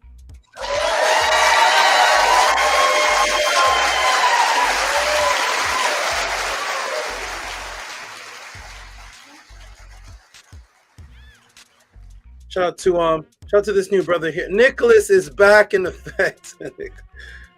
Nicholas, you've been in the Apesh since 2 podclasses ago. The last time I heard from you is I gotta go to the Apesh. That was the last we heard of Nicholas. He's been in the Apesh for like 2 weeks. All right, shout out to Nicholas. You can come to the panel. I can't really read all of this because of my eyes and such. But shout out to 80 Thieves. Shout out to you. Shout out to the new brother here. Well, I don't think he's new. Rob Lowe says he appreciates Tehuti will do. And all the other things he said. I can't. Okay, I can read that. Makaru made me think. Okay, shout out to you, Rob Lowe. Appreciate you. Okay, wonderful. Let's go to the next. Go to the next one. On to the next one. We got hey, we got Big Vapes giving.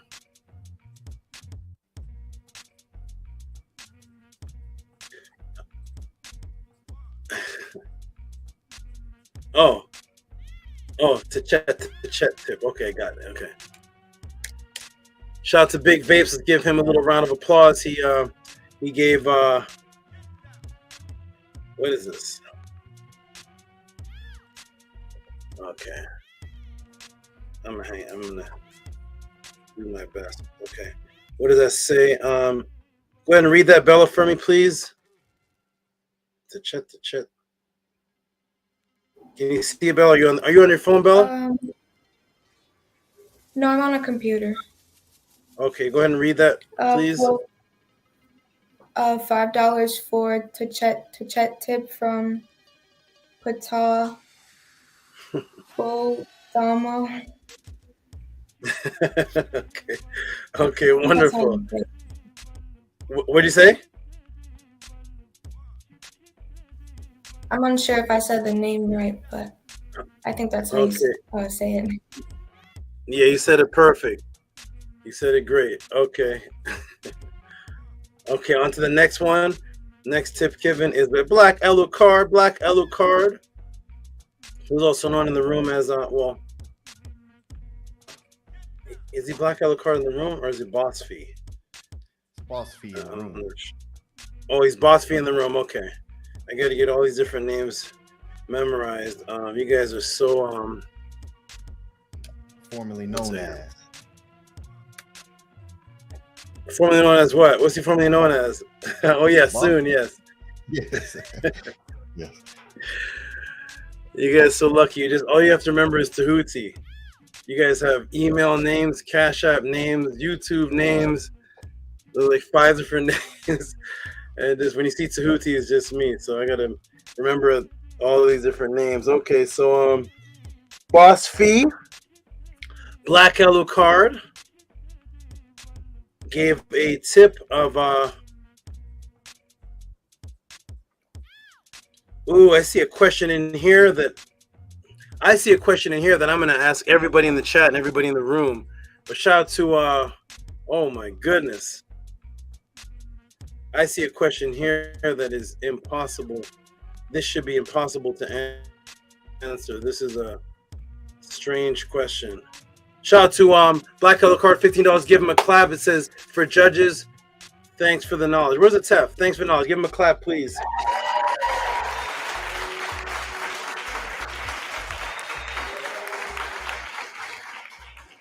Wonderful, wonderful. Appreciate you.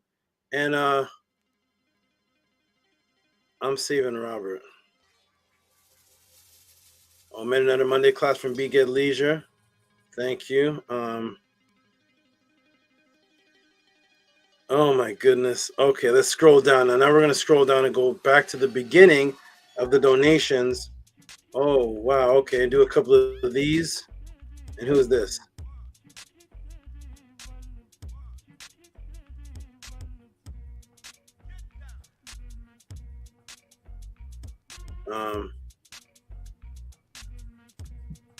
Okay, who's this? Where are we at? Where are we? Okay, Stacy Evans was so appreciative. This was the one that asked me about the about love. Yes, Stacy asked me about love, and she said it changed her. It completely changed her life. It advanced her life. So she doesn't want to bog me down with all the details of her life, but definitely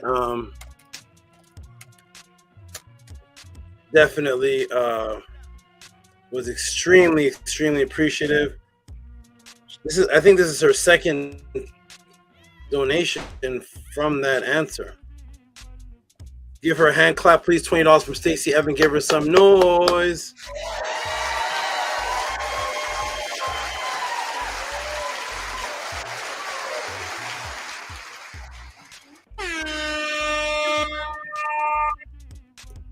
Okay. Shout out to Nicholas Noatic again. You can always come to the panel. Good brother, you're a great supporter. You always have been, even if there's a situation right now. Everybody goes through situations, but you can definitely come to the panel at any time. So come on through. You're part of the Podclass family. So don't feel that because you didn't give a donation for the last couple that you can't come to the panel or anything. I can tell the difference. I know when people are doing something, when they're not. So I know when people are in situations, and no problem. You've already proven yourself. So come onto the panel anytime you like. All right. Shout out to Stacy and Khalil Barney. Why does that name seem familiar? Shout out to Khalil Barney. Maybe I'm thinking about another Khalil. Khalil Barney with the see if I can zoom through these really fast. Oh, where to go? Shout out to Khalil Barney. Let me turn this phone up.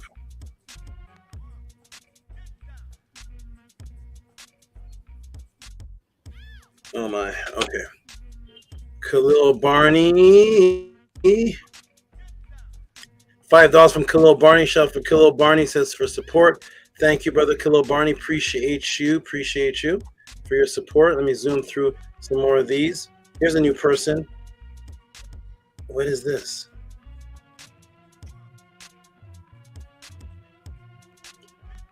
Shout out to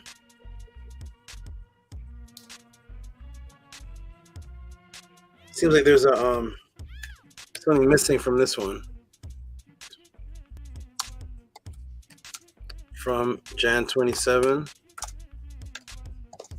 A part missing. Something's missing from this. Or maybe I didn't receive this whole thing. But shout out to this new person, Adriana. I've never seen this name before, but appreciate the brand new support as always. This is Adriana Makoto, and it says for email sends.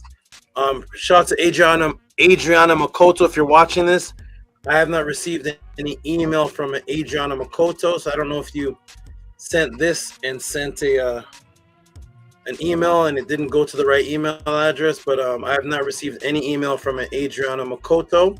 So if you're listening to this, contact me. Scribe, go ahead and put my email in there on the screen so she can make sure it's. A lot of people mistype that. Mystical Television. I even mistyped it on the flyer. Remember that, Scribe? Something wasn't typed right on our own flyer. Remember that? Oh yes, and this one too. On Vision, it's missing an I. Oh really? Who put that? Is that from me or you?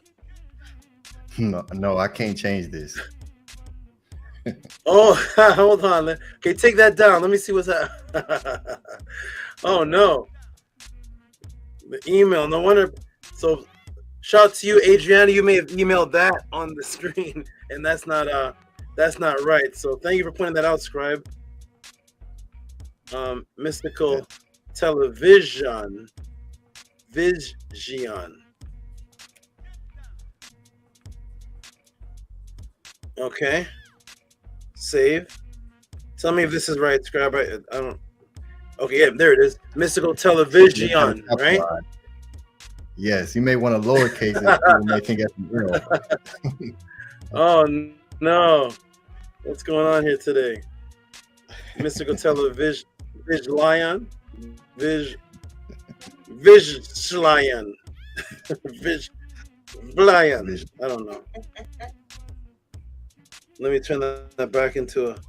I can't. It's hard for me to see these things. I can't see these little letters here. Is that right? Let's see. Tell me if this is right. Mystical television. There it is. Yes, there it is.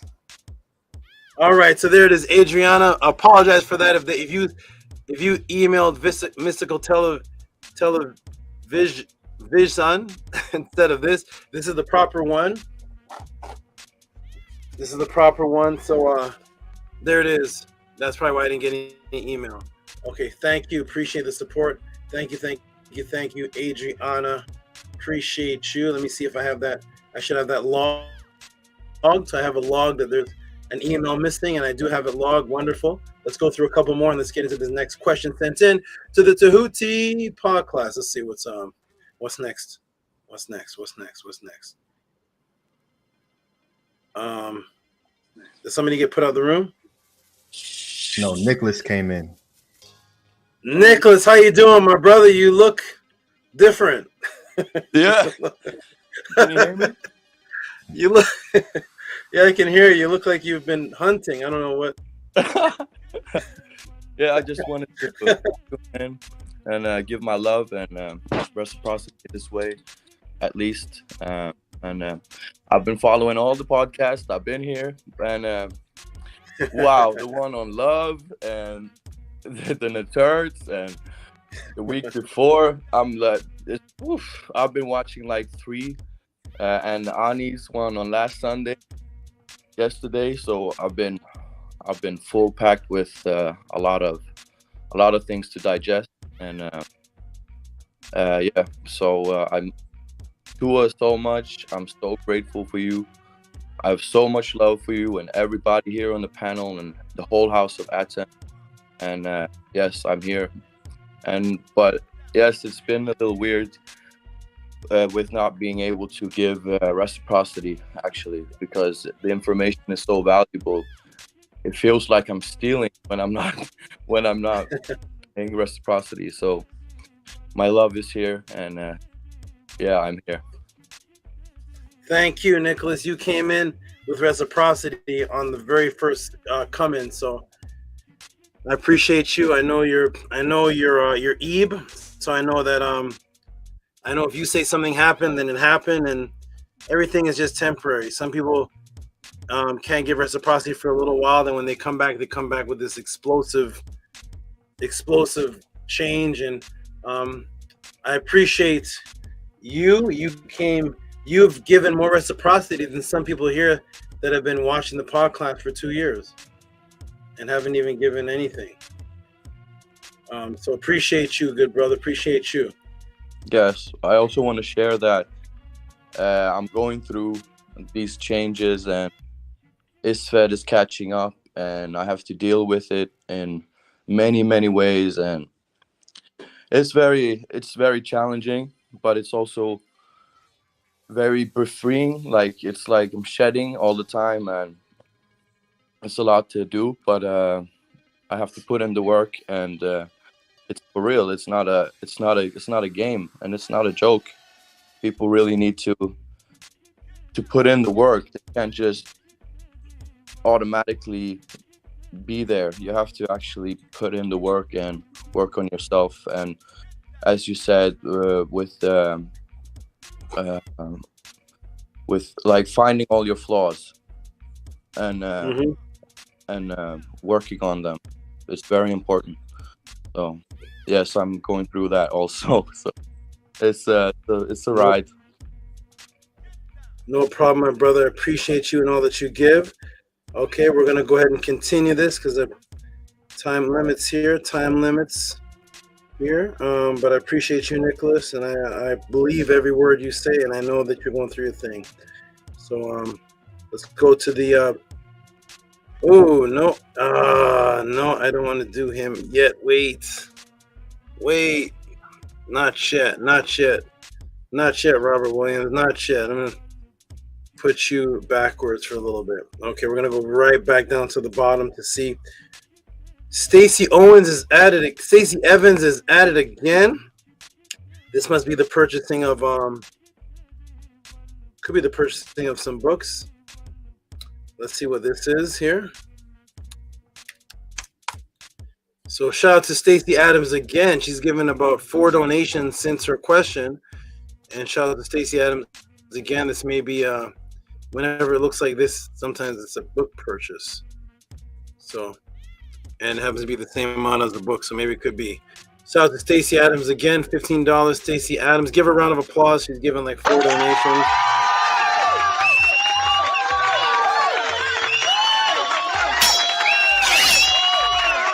Wonderful, yay! All right, wonderful. Did I save it? Did it save? Let's see. Did it save? Yep, it saved. Yay. Okay. All right, next one coming up. Shout out to Stacey Adams, and the next one is Stacey Evans. I keep saying Adams. Stacey, yeah, this must be 2 book purchases. Much respect, Stacey Evans. Back to back again. Let's give her shout out right here, Stacey Evans. This is like the 4th or 5th donation. Stacey Evans doing it. Give her a hand clap again for like 4th donation. Give her a hand clap again. That must be some book purchases. Appreciate you. Stacey Evans. Okay, is anything on the screen? No, perfect. Okay, a couple more, then we're getting into this next. I'm gonna look through the Gmail, and I saw a very, very impossible question that I would like to have some fun with in the beginning, just to see if anybody even understands the question. And then I want to. 80 Thieves is shutting the class down. Hold on. I'm gonna save that. 80 Thieves popped up, shutting the class down. Let me see. Hold on. Let me see what's here. Okay, I think I may. Oh, another one. Okay. Shout out to this is the anonymous. Yeah. I'm gonna ask the brother anonymous. You know who you are when I show this, but anonymous person. When I give these shout outs, do you want me to give them? There's another name that you have in the anonymous. Do you want me to do how I've always been doing, or to say this other name and not the other name? Let me know. Send me an email or message. But if not, I'm just gonna show the amount and then and read the message. So until next time. So this time we'll go like this. Here we go. Shout out to the biggest donation. This is, I think, one of the biggest of the night. Our VRI came through crazy too. So nice too. Or really, I'm using all these weird words, but VRI came through massive, and so did this person right here. Give some big noise, Transformers and everything to the anonymous supporter. $90. Big noise, please. Yo, let's go.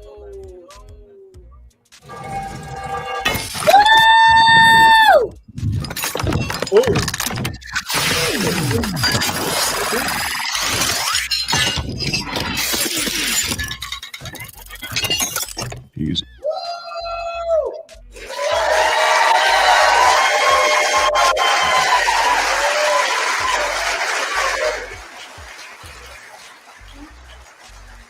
And the anonymous support says, the message is, love you, Saba. Thank you, Saba. That's the anonymous support.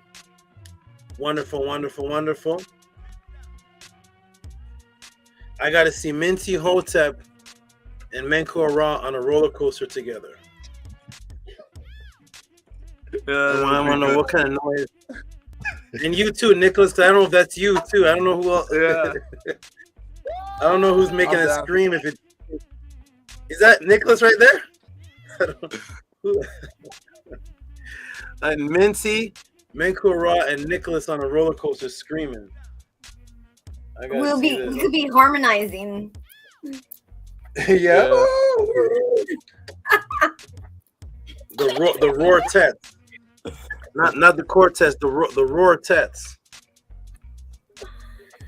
And who is that? Was that Never Kept Breath laughing in the background?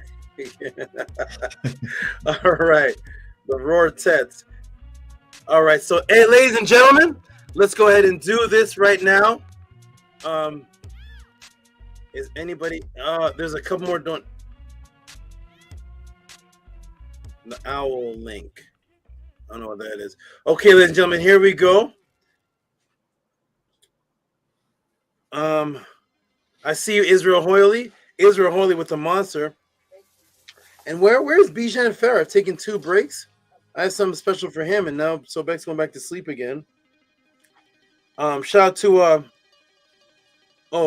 I'm gonna do this one. I'm gonna comment on this question. If Gabriela Lopez is watching, Gabriela Lopez, if you are watching, I want to comment on this and tell you where you can get this answer. This question has to be sent in somewhere specific. You sent it in, but I gotta answer it somewhere specific. Let me see. From Jan 27. So shout out to Gabriela Lopez, who sent this. This is a part of her donation, and this is $20, and it says, "How do you harness the power to manifest something?" So Gabriela Lopez, I want to tell you peace and shout out, love, good energy to you. Any questions of the how-to when it comes to any kind of magic, spiritual? Those are actually answered in the Medunetter class.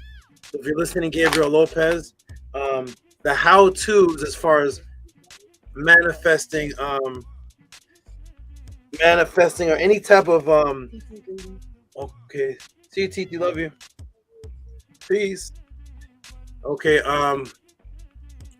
that's sent into the Medunetter class, and then you can either come to the class or send in for a recording, but I don't answer those in the pod class because 1 second though, everybody. 1 second. Hold on a second. Hold on 1 second.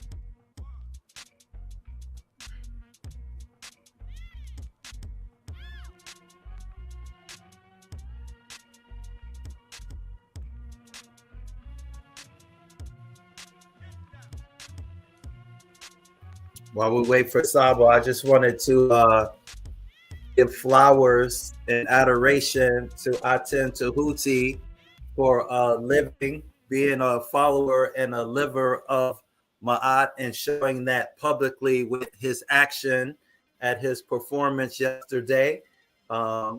He headlined an event, and not only did he share some beautiful medu, but of course he performed some spoken words, some powerful tones. And the image that he shared, him as the headliner, was Patah. So he is fully representing for the House of ATTON, for the Neptarus, and to SABA Tehuti. So I just want to give him adoration for being a real one. What's up to you and HERU, great brother. Don't nobody really want no smoke. We're waiting on the album. Yes. ATTON Tehuti, can you tell us real quick, how did the people receive you? Because I watched live, but we didn't get to see after the show would you like to share with us at all, or you can share tomorrow, Sunday? I would like to hear how the people received the wise words that you shared. Forget that we the real champions around. Yes, Hotep Henu, to you, great brother, Tua, for that. Yeah, for those who were in the Discord, I put a link because I did a performance yesterday, and I streamed it on Instagram Live for you all to be a part of it. So Tua for that acknowledgement, great brother. Yeah, it was great. It was great. It's wonderful to see reactions in real time because I'm the I'm the one who comes in and doesn't say anything. I just exist, and so to see that is great. I got some great reaction and some messages afterwards for some classes, so it was great. Tua for saying that and for asking.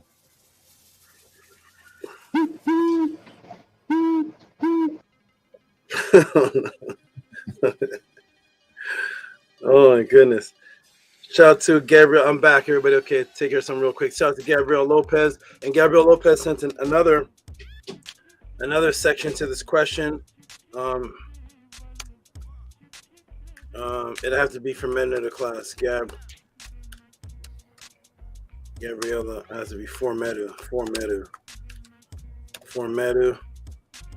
And wait. Not 115. Hold on, let me fix this, everybody.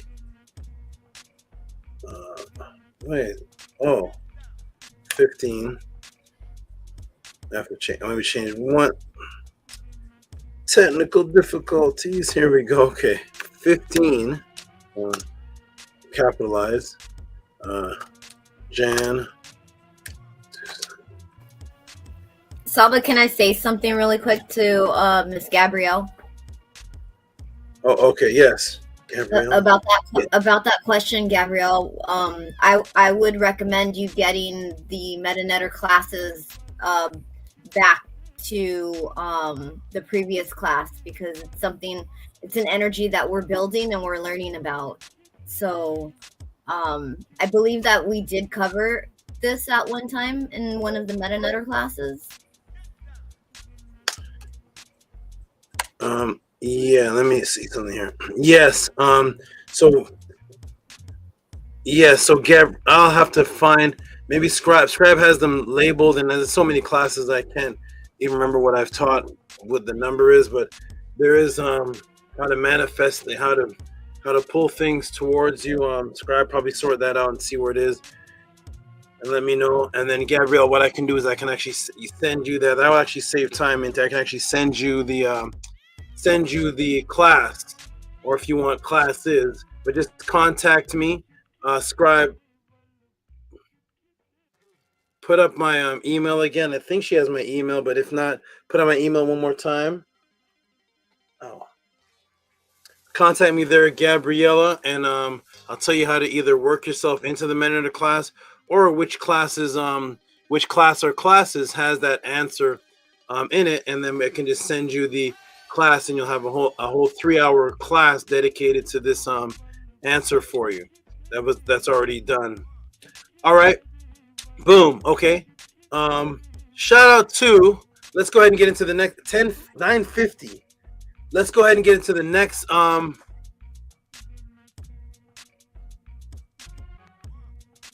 the next donation is which is the last donation. Who's this? 80 Thieves. I'm gonna have to read you after this one in the break or something. This is gonna be another late podcast. I guess it's just destined for me to. This is destined for me to do these 10-hour classes or something. Oh, shout out to Robert Williams. Robert Williams, I want to make announcements about you anyways, because I have something nice I want to show to everyone. So shout out to Robert Williams for this beautiful thing here, but he also sent a donation support.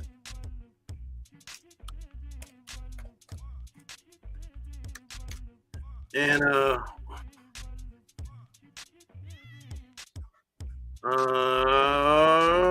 wait, question in Gmail. Yeah, this is a conversation we had. Wait, where's the? Oh, 1 second, Robert. Let me figure out something here. Is this you? No. Where's the Robert E. Williams question in Gmail? Let me see something. Question in Gmail. Let me go ahead and find this second. Robert, hold on a second.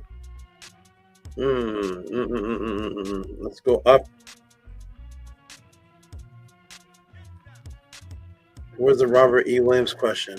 Robert E. Williams, if you have that question email conversation, send it back to me again. I don't seem to have the question, the email anymore. That's odd. That's very strange. Robert E. Williams, are you in the room? I do not know where our maybe it's on the other page. Let me see. No, that's back to Daniel LaRoche. Wait. Maybe it's on I do not see Robert E. Williams' email anymore. Robert E. Williams, if you're in the room, send me that email with the question and the other clarity part of the question. I don't seem to see it. Oh, here it is. I got it. I have it. Okay, so first of all, let's give a shout out to Robert E. Williams for this email. Sorry, this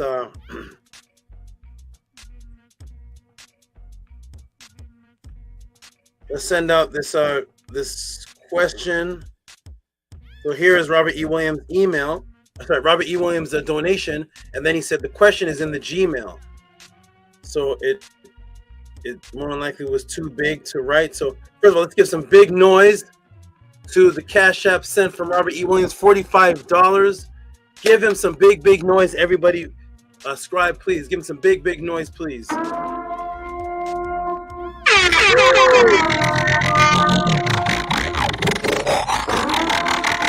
That sounds done.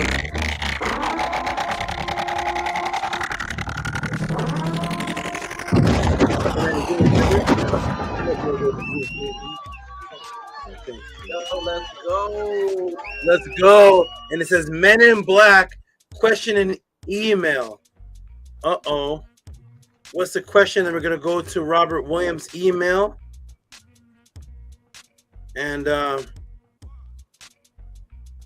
look at this question, everybody.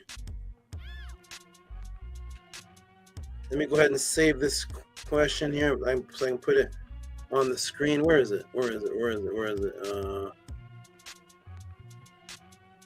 Is anything on the screen right now? No. Okay. Let me go ahead and say, and I'm gonna chop this out of the email so I can save it to put it back on the screen. Hey, where is the question? Okay. There's a little procedure, so I got to go like this. I copy and paste it, and put it here. And then once it's there, then actually I can do it without even going there. I can go like this and maybe screen share, and where would this question be? Oh, here it is. Boom. Robert E. Williams sent $45 for this question right here. And I'm gonna get Scribe. Could you read that please? Let me see what this. Read that, please. Yes, it says Men in Black 4 from Robert Williams. He says, "Hello, Saba. I know you are busy with being an excellent teacher. I have a question though about this movie I happened upon. Since Professor K has been erased from the story, why is there a reference to Elvis, Elfish to K?" And he put a timestamp there, 27:36 minute. I don't even know if it is a valid question, but what are your thoughts?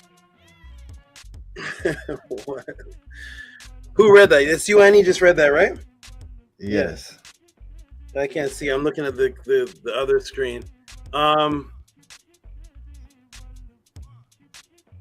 What does that question even mean, Annie? Let's see. What does that question even mean? Let's see.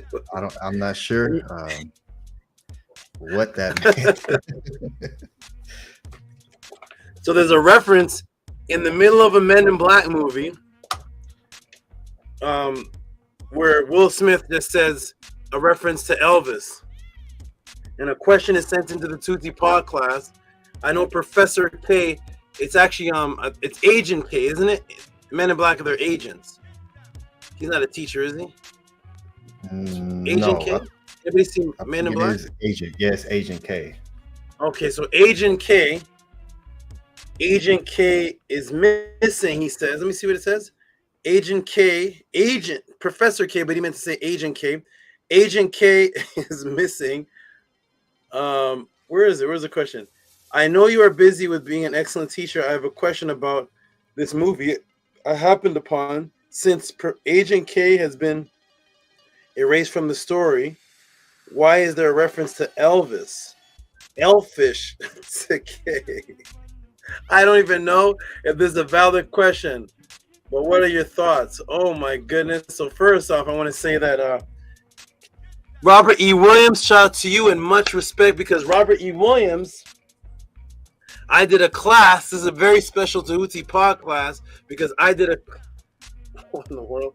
I did a class for E. Manifesto, who sent in a question, and E. Manifesto's question was on the Kopesh. If everybody should remember that class, it was on the Kopesh, which I did at another explosive class. Shout out to E. Manifesto. I don't know what, I'm not sure what happened to him either, but shout out to E. Manifesto and Kamit, and who else is missing? A lot of guys are missing. Raphael Gary, but shout out to everybody who used to be loyal, dedicated supporters. Shout out to them. But I did a class on that, and so Robert E. Williams was very impressed with it. So he wanted to get a Kopesh, but months went by, almost a year went by. Robert E. Williams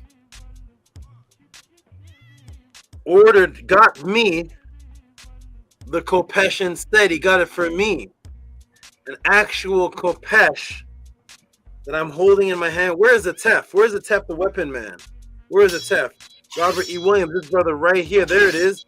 That's the Kopesh sound. He brought me this, everybody. Ladies and gentlemen, he brought me this. This is in a sheath. This is humongous. This is bigger than the screen. This is bigger than the screen. He got me this. This is not a party gift. This is not a novelty. I taught about the Kopesh of Ramesses and the warriors and what it represented and its symbolic meaning and everything. They call this the scythe. One brother says the Kimitar, the measure of the Kimitar. So this is the Kopesh, and this took me a quarter of my workout to open.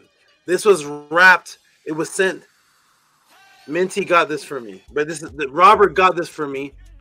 Minty brought it to me. This took me a quarter of my workout to get out of the package. I don't know who wrapped this. This was wrapped. If we're at war, we gotta transfer something. Robert Williams will be the wrapper. This was wrapped in a wrap. It must have been a complete package of saran wrap. This was wrapped. The blade was wrapped. This was wrapped. The box it was in was wrapped. I was using scissors, everything to get into this thing. Finally, I got into it. When I opened it up, it was oily. I don't know who did that, but it was oily. When I opened it up, I said, "Hey, this is going to be good. I can have the Hillary. I can hold the Hillary on this. I can hold one of the snakes on this." What's that? I took this out. What is it? I took this out. This is a razor blade, so I can shave with this. This is a This is a razor blade. This is the most dangerous sword. It's sharp on the tip. This thing here, I almost died twice trying to get it out of the package. I'm getting out of the package. I'm like, hey, look at this. Look at this. It's wrapped. And I'm cutting this side to open it. But hey, this side is just opening by me pulling it. What's cutting it? Oh, the blade itself. The blade itself was so sharp that I didn't have to cut this side of the package. I'm just moving it, and the blade just like butter. Just, I'm using scissors and everything on this side, almost stabbing myself. On this side, it's going. I was like, oh my goodness, this is the Ramesses Kopesh given to me by Robert. Is there a weapon here too? This is the craziest. This is one of the most dangerous weapons. It's used to hook a shoulder, and I don't even want to do it to my shoulder. My shoulder's already damaged. Pull the shoulder in, stab, hook, pull, move. You can move. I did a class on this, and this is razor sharp. This could cut my hair. Thank you, Robert E. Williams, for this amazing thing that I have. Look at it. That's like from the movie Samurai. See how it cha-ching, cha-ching, cha-ching. It's like I'm like those anime guys. So this is awesome. Oh, I see. That part isn't sharp. Yeah, this part isn't sharp. It's all oily. I don't know if Robert oiled it up. I don't know what happened, Robert. I don't know where this is the real one. Oh, it really shines too. Cha-ching, cha-ching. This is I don't like. Yeah, I'm making like 3-dimensional. This is awesome. This is wonderful. I immediately put it on the scale and weighed it. So what I did, family, is I said, this is heavy. This is a heavy thing. I'm holding it. I'm please get the bottom of this. Oh my goodness. I didn't want to accidentally drop it and cut my foot off. I'm holding this thing and I'm like, oh, this is heavy. I put it on the scale, weighed it. It said 5 pounds. This was in my morning workout. I used this to work out. I used this to work out. I used it. I was so excited when I received this. I put it on the scale. I said 5 pounds. That's perfect for my warm up. So I used this for one-handed shoulder raises. This was a part. Robert E. Williams. This was immediately a part of my shoulder workout this morning, and I'm very, very happy. I'm like, hey, if I use this, it's very sharp. Maybe if I use this, I can get more cut up. I don't know, but I'm working out with this. Thank you, Robert E. Williams. This is incredible. It is the most dangerous thing I have in the house, second to the Hillary. I'm going to put this back in here. Oh my, it feels like. Is this from Istanbul? That's what he says, for your protection from Istanbul. Oh my goodness, this is for my protection. I feel sorry. I hope they meet anybody that breaks in my house. I hope they meet the Hillary first. I hope they meet the Hillary first. This is interesting and awesome. And I'm like, hey, I'm just talking to my Naturts about machetes in Jamaica. Hey, I got one. Look at this. I'm Jamaican now. What the go on, boy? So look. Bijan Pharaoh's here now. Yeah. He comes at nighttime. Oh my goodness. There it is. I'm gonna click this. Welcome to Tehuti Podclass. This type of love we have right here. This has so many locks. I'm putting every lock on this. This will have to be under all of our pillows because this covers more than one pillow. No. This is bigger than a pillow. I don't want to wake up and the nets are current. I gotta put the sheath on this. So shout out to Robert E. Williams. Appreciate you, good brother. This is excellent. And you know what I decided, ladies and gentlemen? It is late, but I decided something. You know what I decided? I decided that even though this is so late, I am going to try. And this email question is a part of today's email. Just came in. Professor K disappears from the Men in Black. Why is Elvis being used to refer? This is an impossible question to answer. I'm going to live answer this question for you all today. For good brother Robert E. Williams, who sent me this beautiful sword that could save me and the Netzert's life one day. Look at this. Is this supposed to go in my belt? This is gonna go on my arm. Look at that. Oh, I could do tricep raises. This is awesome. This is wonderful. Thank you, Robert E. Williams. And just for that, my good brother, I'm gonna answer this impossible question that doesn't have an answer. Doesn't have an answer to. And again, ladies and gentlemen, this is for Robert. Yeah, next to the axe. Where's the axe at? Oh my goodness, man. I'm. Oh my, look at this. I can't even lift this with one hand. Hold on. Oh my, man. This is when it's my time to go. This is my burial, right? I'm gonna bury like this. The burial. Oh my goodness. I feel sorry. Anybody coming in here? I hope they meet the Hillary first. They better meet the Hillary first. This is crazy.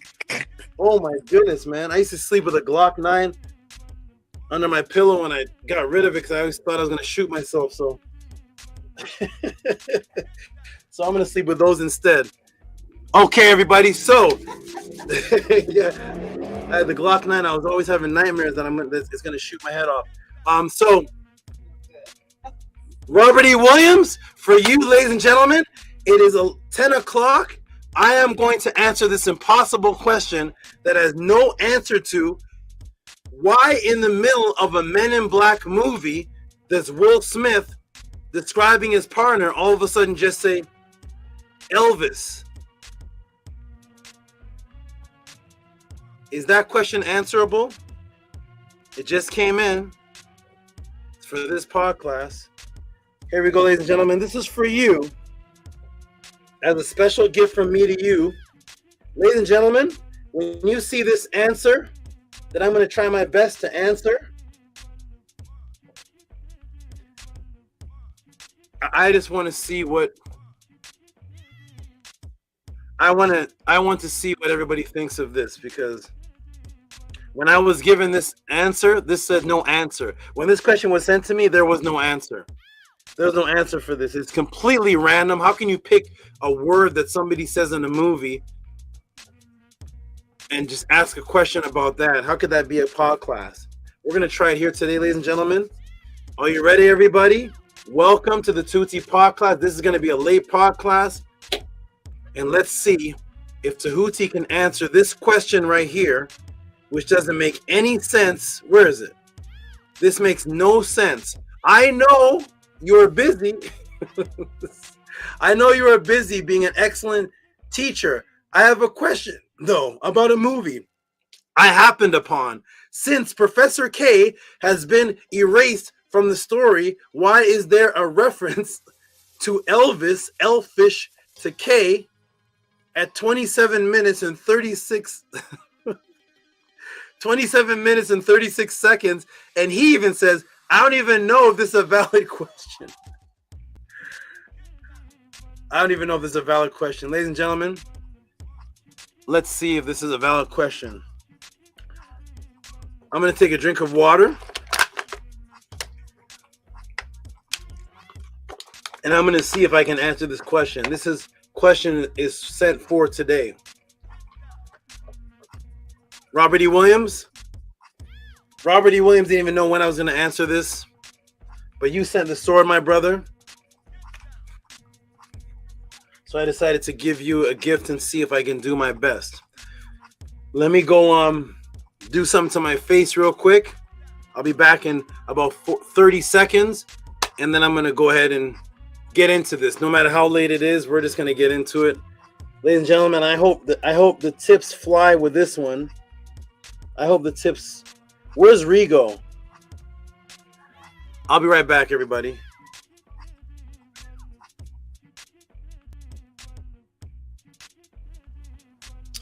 Yes, Tua Henu to you, Robert Williams, for that. That's exactly what we were just speaking about earlier, and supporting the great SABA and being creative and ways to show your appreciation. Robert Williams is an excellent supporter of SABA Tehuti and the House of ATTON.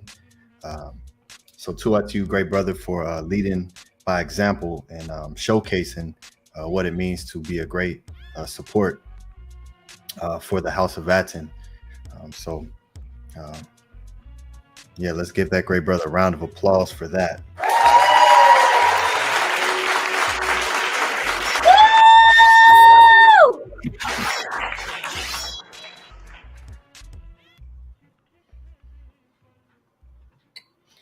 All right. Yes. That yeah, was I'm looking- awesome. I know a Mhm. lot of thought went into that, Robert Williams. So Tua to you, Henu to you, for doing that. When I saw it, I thought it was a telescope.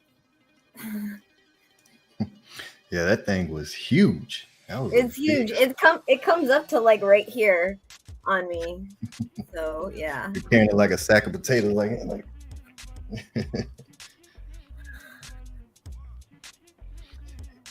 That thing would shred somebody. Yeah, it's good. That was a beautiful class that SABA gave on the Kopesh. And yeah, Tua is again being creative with the support. So Tua for that. You know, I'm looking forward to this class that he's about to give. That question is very random, but we know SABA Tehuti and what he does. So this is going to be amazing. Isaac over there with someone in the corner. You need I've loaded up the movie. I've loaded up the movie. Oh, I'm looking at the timestamp. I'm getting pre-prepared. Okay. I'm back. Hey, Bijan Fair, where are you, my good brother? I got a message from you saying that you'd be in at 2:00 a.m. my time, and I said when I open up the panel, which I thought was the beginning because I want to do this before Sobek sleeps, that you come into the come on the panel. I haven't seen you come on the panel yet. I want you to come on the panel, then I can bring out Sobek. But one of my networks said she saw you earlier, but it's getting late again. I don't even know if you're here, if you're on a break. I don't know if you're doing this in between breaks, but I'll look out for you. But it is kind of late again. So here we go, everybody. You ready? The Kopesh, the gift that keeps on giving. Are you ready, everybody? Robert E. Williams, you put months. I'm not sure what that's for. Maybe, you maybe have a conversation with somebody. Okay. What happened? I'm just listening to the Kopesh that keeps. Oh, that's right. You're lagged. Yeah, I'm lagged. Okay, here we go, everybody. Ready? Nefer Kepret says, ready! Sheshayet is back. Sheshayet pops up. Okay, everybody, here we go. Are you ready? Oh, my goodness. We're 8 hours and 8 minutes in. And let me see if I can do this. And let me see what I can do. All right, family, jump back into the room. This is for Robert E. Williams. Let's get into this question, everybody. Oh, my gosh. Peace and love to everybody in the room. Peace and love. There's Bella. There's Minty. All right. Peace. Okay, everybody.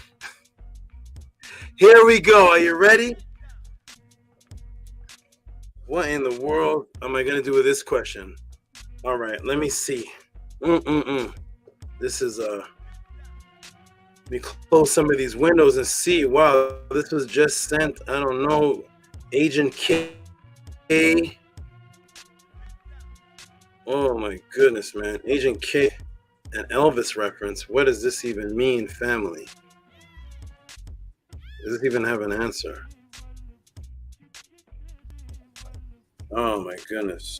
Welcome. Mark this date, January 27th, 2024.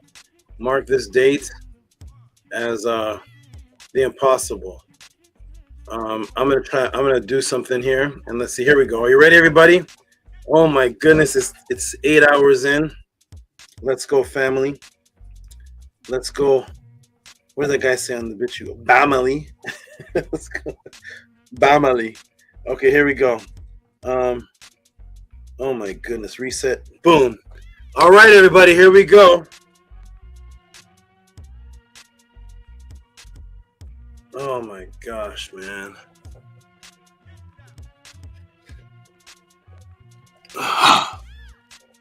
Okay. Let's go. Ready, everybody? I don't know, man. What kind of question is this? Let's see. Let's go entire. Let's probe into it and let's see what this even means. Okay, everybody. Boom. Here we go. Robert E. Williams just sending this question. Love him for sending me that great gift. So I'm gonna give him a gift. Welcome to the Tehuti. I'm saying it Sonetter style. Tehuti. Welcome to the Tehuti Podclass. Imagine we say Tehuti. Okay, here we go. Welcome to the Tehuti Podclass. Imagine a class platform surroundings controlled by your personal questions on the uprising of your personal inquiries. Or imagine a place where you could send in a question that you may feel uncomfortable sending anywhere else due to judgment, ridicule, or simply because the person cannot answer. Well, for the first time in history, a classroom environment has been set up where you control the topic. Through reciprocity and support, where personalized movie type ebook, you send the support. So this is set up through reciprocity and support, where a personalized movie type ebook is customized for your answer and taught live. Welcome home. What question could possibly have come in now? And here is the question right here. Robert E. Williams, when did I do this? When did this happen? Robert E. Williams, Men in Black 4, or maybe that's 4 Men in Black. I don't know. Was there a Men in Black 4? I don't even know. Hello, SABA. I know you are busy with being an excellent teacher. I have a question, though, about this movie I happened upon. Since Professor K has been erased from the story, why is there a reference to Elvis, Elfish, to K, 27 minutes, 36 seconds? I don't even know if it is a valid question, but what are your thoughts? Tua, $45 Cash App sent. So, like I used to say to the brother Ahati when he used to ask me these questions, what are your thoughts? I have no thoughts. I have no thoughts on this at all. I have no thoughts. I never thought about it. I don't think about it. I'm not going to give you my thoughts. But I'm going to answer the question. Welcome to the Tehuti Podclass. Here we go, everybody. Are you ready? Are you ready? I don't know. Oh, this is the toughest question. This, Robert, is the toughest question I've ever gotten in the whole Podclass. I told my interns it's the toughest one I've ever gotten in the whole Podclass. This is it.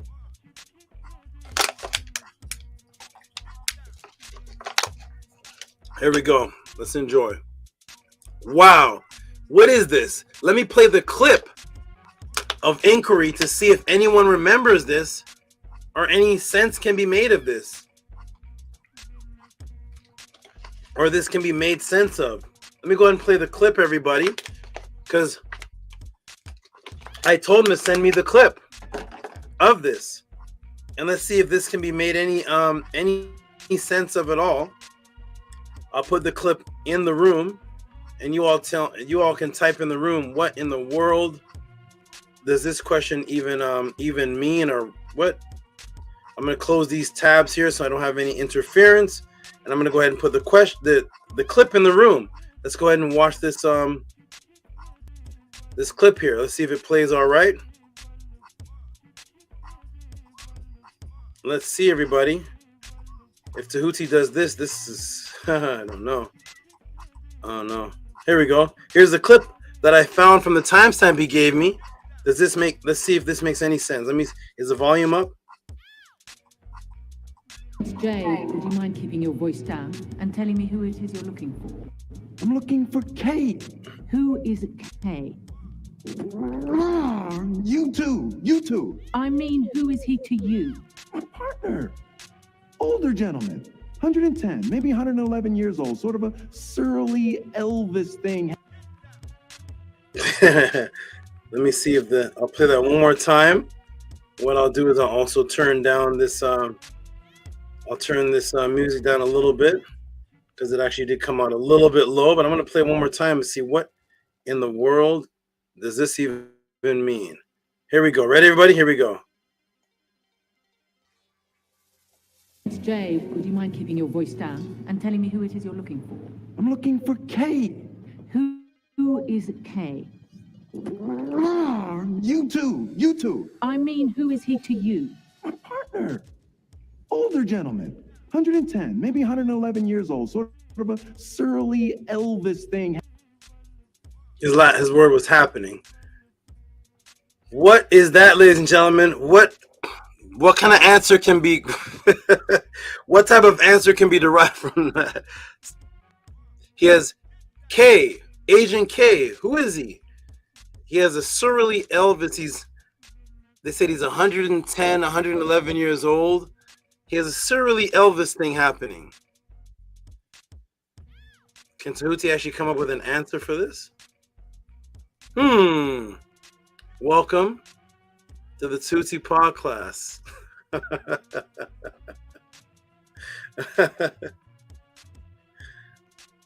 Yes, harassed it for your culture. He said he has a surreally Elvis thing happening.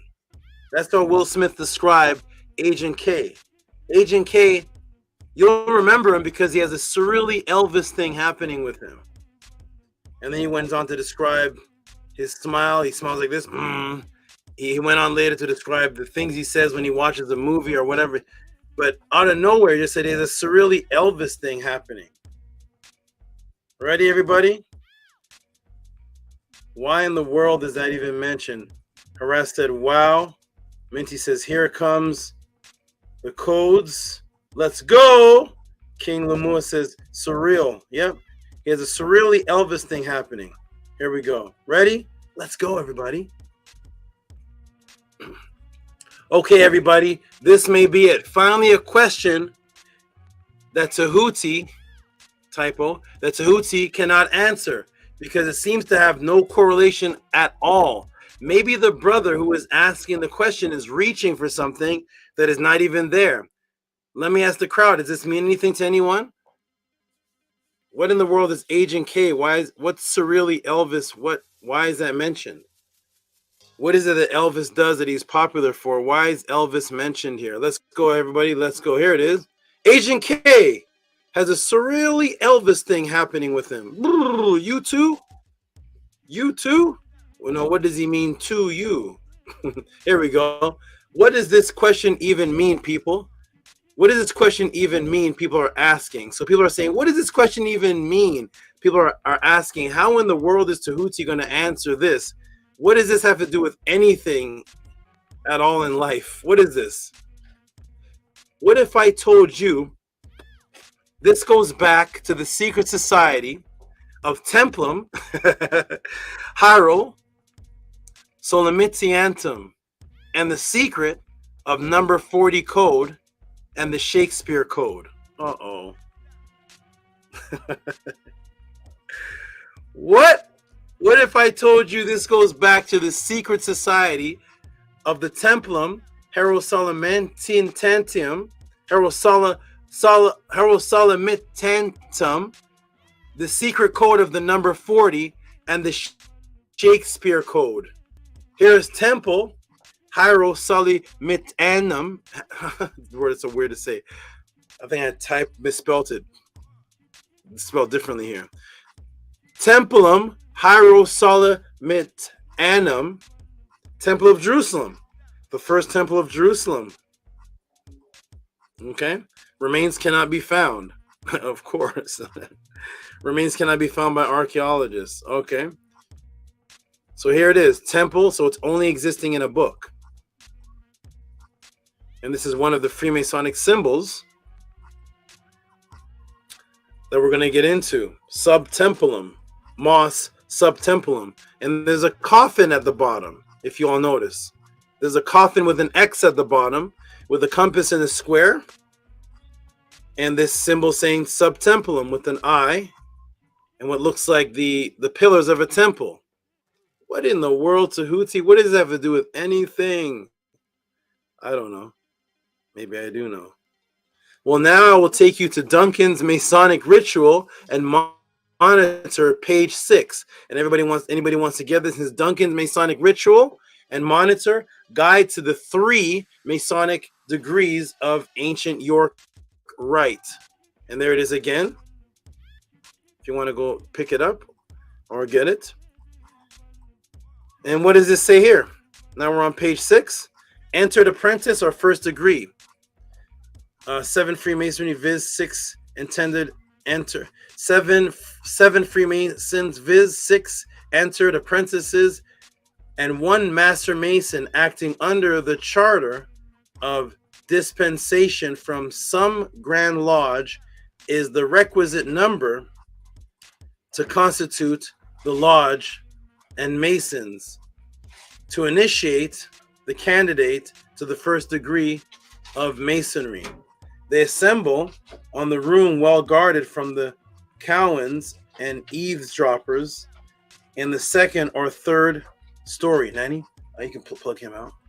From the 2nd and 3rd story, as the case may be, of some of the buildings suitable, prepared, furnished for lodge purposes, which is by Masons termed the ground floor of Solomon's Temple.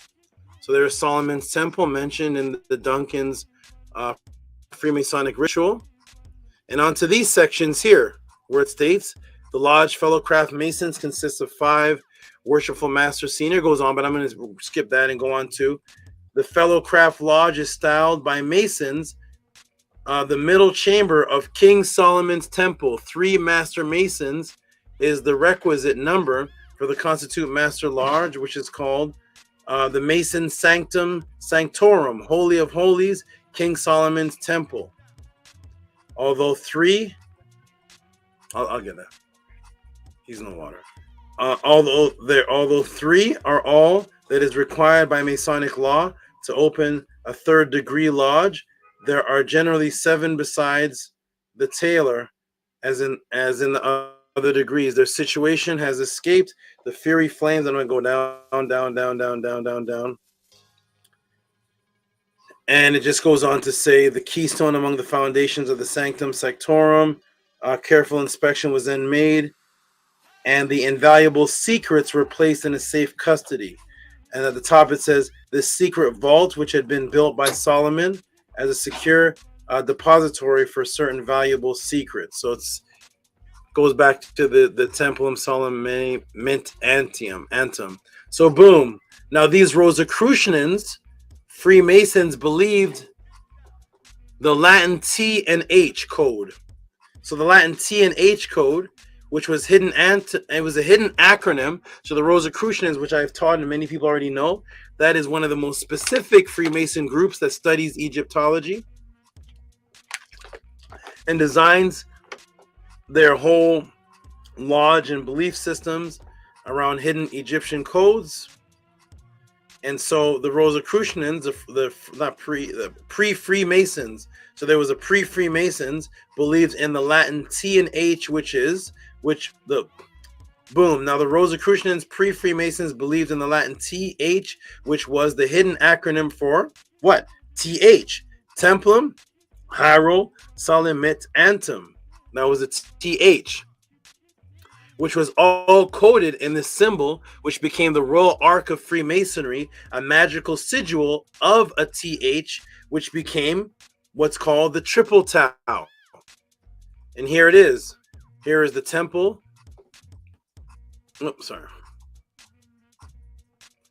Templum Hiero Solemnit Antum, or Solemnit Anum. And there you see the TH called the Triple Tau.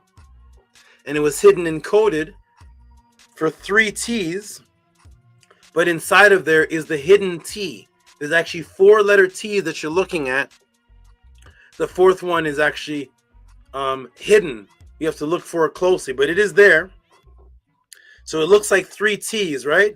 1 T, 2 T's, and 3 T's. But in actuality, this line and this one is another T just turned upside down. So it's called the Triple Tau, but it's actually hidden inside of it 4-letter T's, which creates the sound vibration of 4T. So it's Triple Tau with a 4T hidden inside of it, which is the letter T and H in the form of a sigil, which is the this word again, this the templum Hierosolymitanum or antum, which is the hidden 4 T's, because there are 4 T's hidden in the symbol of the secret temple, which represented a fictitious character created by the Tamahu named Solomon, who quote unquote built. That's where they get the concept of masonry, the builders who built or mason the temple and reigned for how many years? What's the secret code? When we go to the Bible in 2 Chronicles 9:30, of course they place in the Bible, and Solomon reigned Jerusalem and all Israel for 40 years. That's the secret code that you see here with the H and the T coming together, forming a triple tau, but actually hiding the 4th T, which makes 4 T's. And that became a Rosicrucian Freemasonic code, which represented Solomon, who actually ruled 40 years. So the 4 and the T is 4T. 40, the number of Freemasonry. With that in mind, let's go back to the Bible, secret society influencers, and see how it plays out. To Shakespeare's Masonic monument. So it went from the Bible, now we're going to Shakespeare's Freemasonic monument, and I broke this down in the class before. To break the code, Shakespeare's monument was erected in 1941, but if you look close at the Westminster Abbey, they have a secret code date. Look at this interesting thing that happened. Guess what day they changed it to? So when we go to William Shakespeare under the Westminster Abbey, William Shakespeare Monument, it says William Shakespeare in 1564 to 1616 was buried in a Holy Trinity Church. There's your 3. Stratford upon the Avon, Warwickshire. Shortly after Shakespeare's death, there was some talk about removing his remains from Stratford to Westminster Abbey, but the idea was soon abandoned. Poet William Vesey wrote, and then it goes on to say, but it wasn't until the 29th of January 1941, so 1741, the 1941 was a typo, 1741, so 1741, and then they change it to 1740 in old style dating. What old style dating is that? What old style dating calendar changes 1741 to 1740? So in other words, according to the old style dating, he was buried or put there 1740. That was the code going back to the 40 years of the rule of Solomon, supposed rule of Solomon, and the triple T, which was actually 4 T's, representing the temple, the Freemasonic temple of the T and the H making 4 T's, the templum Hierosolymitanum, and there was the 4 T, and there's the 40 years, and they changed the date that he was actually brought there.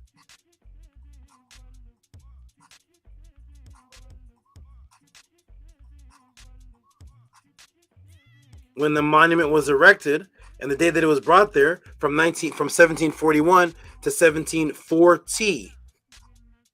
In old dating, that memorial statue of him was finally erected in 1740. And boom, there's your 17 and your 4T. You see 2 numbers here in code. You see 17 and you see 4T after the change.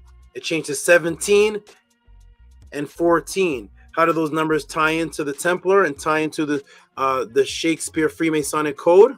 Because when we look at this that I broke down before, when we go back to the monument, you see that he's holding something in his hand. Well, when I blow that up, you look at these words here at the top, and they're spelt very strange. They're actually spelled very strange. And we see supposed Shakespeare holding this. If you look at the writing on Shakespeare's monument closely, you will notice the top line is missing an E. So the top line there is actually missing a letter E in this top line. Why? Because when they subtract the E, that top line becomes 17 letters. So they took away the E, so the top line becomes 17 letters. There's your 17. Now look down the side of the writing, and what do you see? You see the, which is 4 T's in the code. So there's your 17 letters at the top, and there's your 4T. And they say it was erected 174T. Welcome to the Matrix. There it is right there. The K on the nights is silent, while simultaneously hearing the word night. Those who moved in darkness and secrecy were called Templar Knights. Those who protected the temple. That's why they were called Templar Knights. There were knights that protected the temple.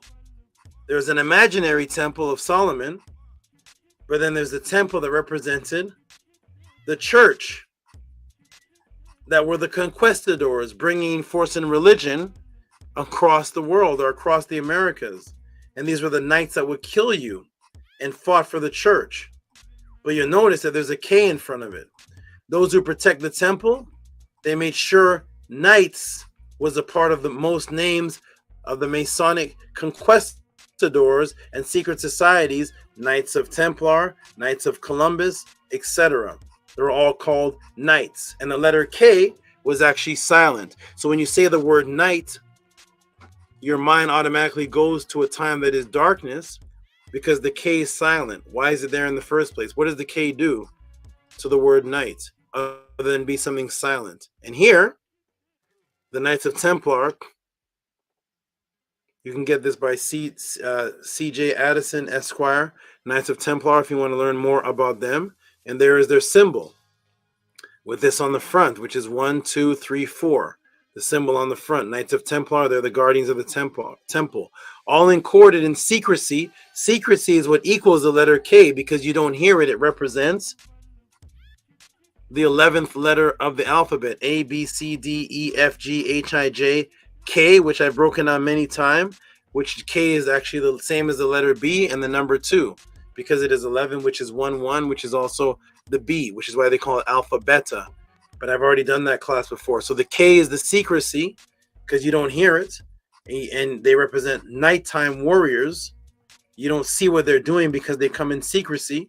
They come under the guise of Christianity, when the secret agenda really is to take the land of the indigenous people and steal their women. But they come in the name of Jesus, so they have a hidden agenda. They are the knights that protect the hidden agenda of the popes. And you have the letter K and the 40. And now I'm going to decode the matrix and show you what is happening, because K is secrecy and then there is 40. As a matter of fact, let's go right into Tehuti Overdrive. So K is secrecy, then you have 40. Guess now we go back into Agent K into the Men in Black movie. Why is he called Agent K in the first place? Guess how Agent K is described in his bio and the date of birth of the Matrix created for him. Here we go to the bio of Agent K. There's the K right there, Agent K. How is he described in the beginning of the bio? By K explaining their secrecy. That's how the bio begins. A person is smart. People are dumb, panicky, dangerous animals, and you know it. So that is talking about how impressionable people are because they're in a state of panic, which is not relaxed and calm, so they're not thinking correctly. They're dumb and panicky, so they're like dangerous animals. So this is K, with the K explaining the secrecy. That's how his bio starts, as he starts to explain secrecy. Guess when he was born in the fictitious movie? Agent K, originally known as Kevin Brown, but he's never called Kevin in the movie, or Mr. Brown. He's called Kevin Brown. Guess when he was born? 1940. 1940. Agent K describing the secrecy. And then all of a sudden down here, K is now spelled K-A-Y. We'll get to that shortly. So here's Agent K. and he's dressed in black, representing secrecy and darkness, as they call it, the men in black. We'll get to that shortly. So there he is, 1940, Agent K. And boom, guess how long he's been a top agent for? You would never believe Agent K is actually the top agent. I wonder for how long, though. Maybe 18 years. That's impressive to be a top agent for 18 years. Maybe 24 years. Imagine that.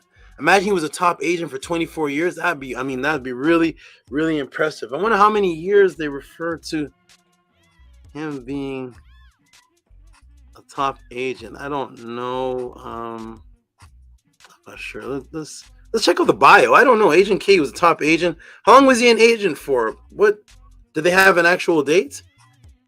Did they have an actual time period? Let's look. He was born in 1940, of course. Oh, look at this. He's a top agent for over 40 years.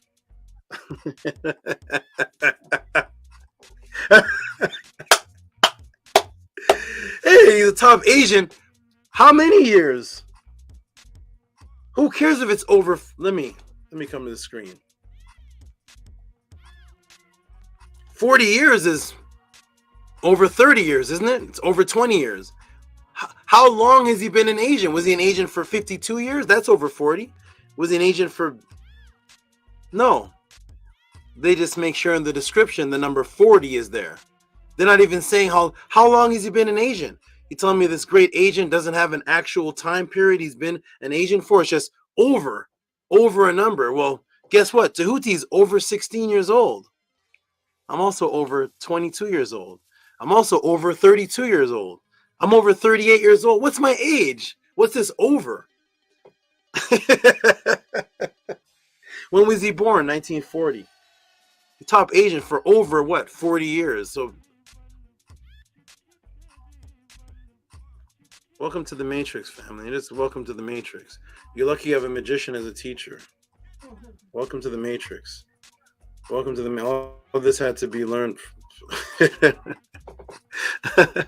40 years, born in 1940. How nice. Thank you. He's the top agent.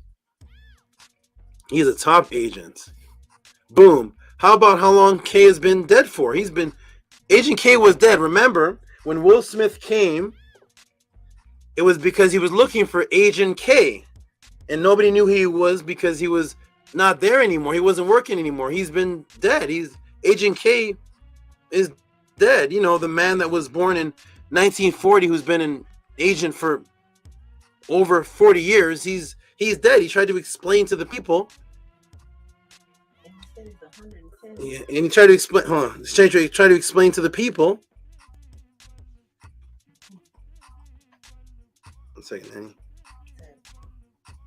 So let me go ahead and put this, because this is the conversation that he had when he finally found somebody who knew who Agent K was. You know, the man who was born in 1940, who was a top agent for, we don't know how many years, but it's over 40. It could have been 52. It could have been 49. It could have been 60 years. Remember, he was 110 years old. So he could have been an agent for 70 years. We don't know. But as long as it's over 40, that's all that we want to put in your mind. Well, when he found somebody who finally knew him, when he described him and said, he has an Elvis thing going on, and he described him, that lady he was talking to finally said, I'll show you Agent K. What did she show him? Here we go, everybody. Welcome. What is that supposed to be? That's K, who's been dead for over 40 years.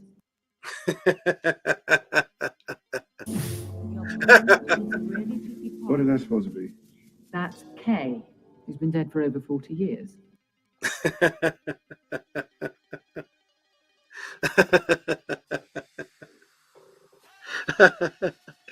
Do you like this movie that you're in? He's been dead for over 40 years. How long has he been dead for? How old is your son, Harass? He's over 7 years old. Okay, is he 14? Is he 22? He's over 7. How old is he? So he's born in 1940. He's been a top agent for over 40 years. He's dead? No way. How long has he been dead for? We don't know the exact date, but it's over 40.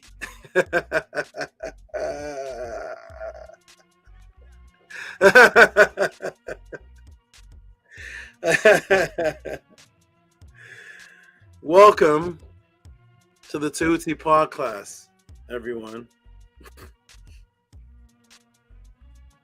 I want to see what's going to happen after this explanation. Here we go. After this make plaination, let's make it plain. Here we go. He's been dead for over 40 years. He was born in 1940. He's been a top agent working at Men in Black for over 40. Welcome to the Matrix. And this leads us back to Robert's question now. Remember? Agent K has a surreally Elvis thing happening with him.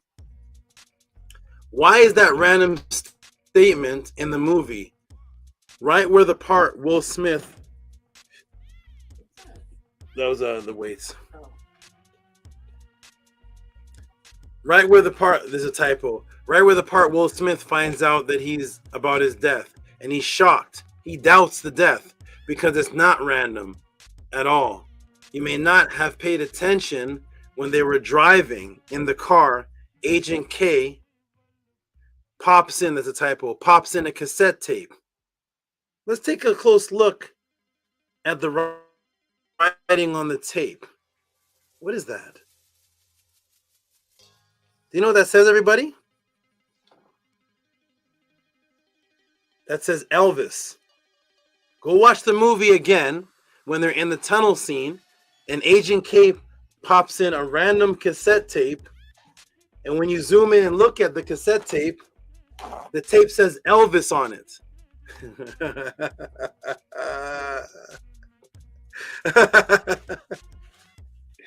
I've never even seen this movie before.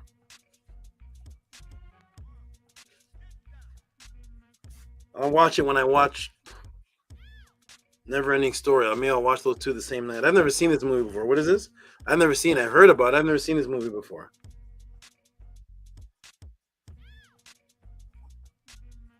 They told me I didn't have to watch it.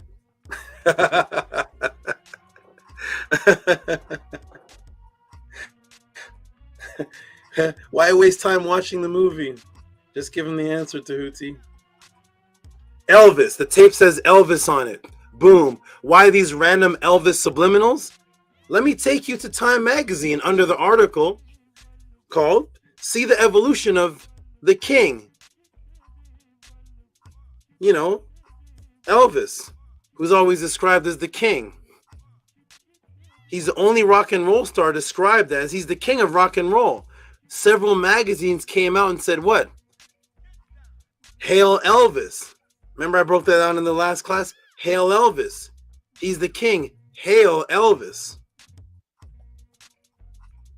Hail Elvis. The king. Wait a minute. Let me go back to the bio a second. I don't know. I'm not sure. Let me go back to the bio real quick. Maybe I missed something here. He's the king. Hail Elvis. Oh, he was a top agent Men in Black. He is the character, extreme respected after working at MD over 40 years. He's very psionic, shows nearly no emotion. He was hailed as the greatest agent in MIB history. Agent K was hailed. He was the greatest of all times. Here we go. Let's go back over here to past Agent K, who's been dead for over 40 years, who was born in 1940, who was with the Men in Black for over 40 years, who sticks in the Elvis tape. Let's go back to Time Magazine to see the evolution of the king through Elvis, the greatest of all times, the one who was hailed. The evolution of the king through Elvis Presley's life. Pictures. Let's go and see. Hey, guess how many fans are mentioned in this article? And how many years ago they emphasized this was? I mean, Elvis had thousands of fans, right? Thousands across the world. Thousands just in America alone. Like 100,000 in America alone. What does this article say here? Let me see what it says here. It didn't take long, however, for that critic to be put in his place. One reader wrote to say that Time had better watch his mouth when talking about the new god of Beanie Brigade and Kiss Me Quickly. Then goes on to say, all young America answer, a group of 40, a group of 43 Elvis fans from Connecticut penned a group letter just to that effect. If you think teenagers, it goes on to say, let me read on, go more. Here we go. Sure enough, 2 decades that followed, the world would hear once dismissed voice from every radio jukebox around the world, though the man died 40 years ago at 42. That's when the article came out. That's what they're focusing on. He died 40 years ago. 43 of the fans came because this poor man, the king of rock and roll, died at 42. And here is penlive.com. This is completely different from this. This right here is Time Magazine. Who cares if he died 40 years ago? What is the purpose of even mentioning 40 years ago? Why put it out right then? Well, here's another one, completely separate company, Pen.Live, Elvis Presley in the Army. Totally different from those 43 fans in that article that was put out. He died 40 years ago. Well, this one says Elvis died 40 years ago today.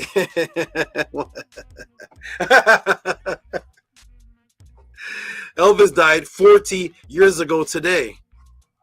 Look at his Army service. Welcome to the Matrix, everybody. Welcome. Here we go. Let's go. They showed one image of Elvis as a child in the article, but they don't say how old, which would have made more sense to say. They should have said Elvis at 9 years old, but no. Guess how they described the childhood photo?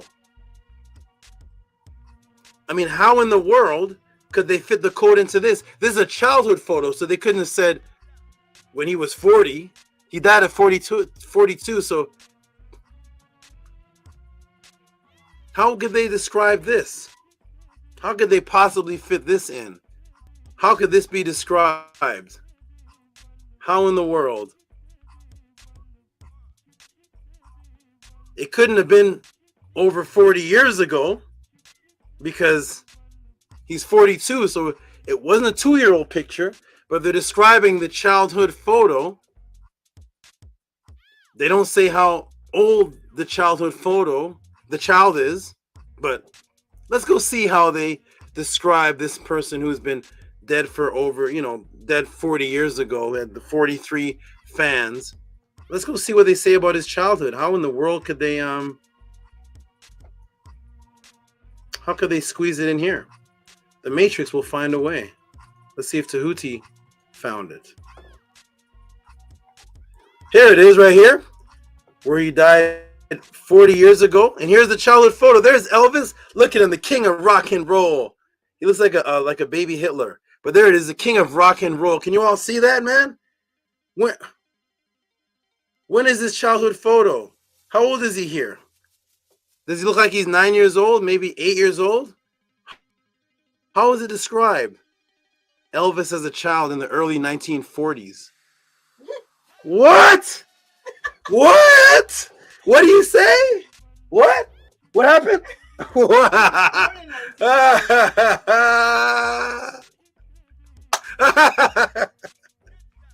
Are you kidding me? What does the guy say to you? Are you kidding me? Are you serious? Right? This is serious. Is this real? This is, I don't know. This is this real?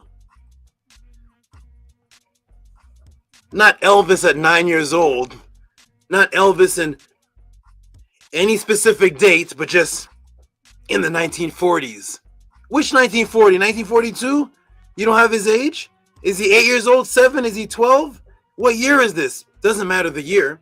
As long as you know that this article is about Elvis, who died 40 years ago. He had the 43 fans, and the next TV show, Elvis 40 years ago. Hey, we found a picture of him, the child. Is he 8? Is he 7? Is he 12? It's just somewhere in the 1940s, girl. This is the 1940s. How old is your child? It's just somewhere in the 1940s. That's how you describe a picture of a child? Elvis in the 1940s. How many 4Ts is that? Tehuti, you're making it up. You put out the article. Maybe. You wrote the article. You put it all together. It said 12 years old in the article. You Photoshop 40s. Agent K wasn't born in 19. No. He has an Elvis thing going on. There's an Elvis thing happening.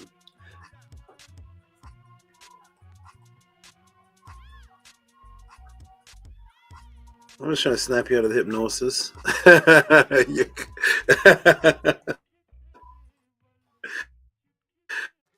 Oh my goodness. Elvis as a child in early 1940s.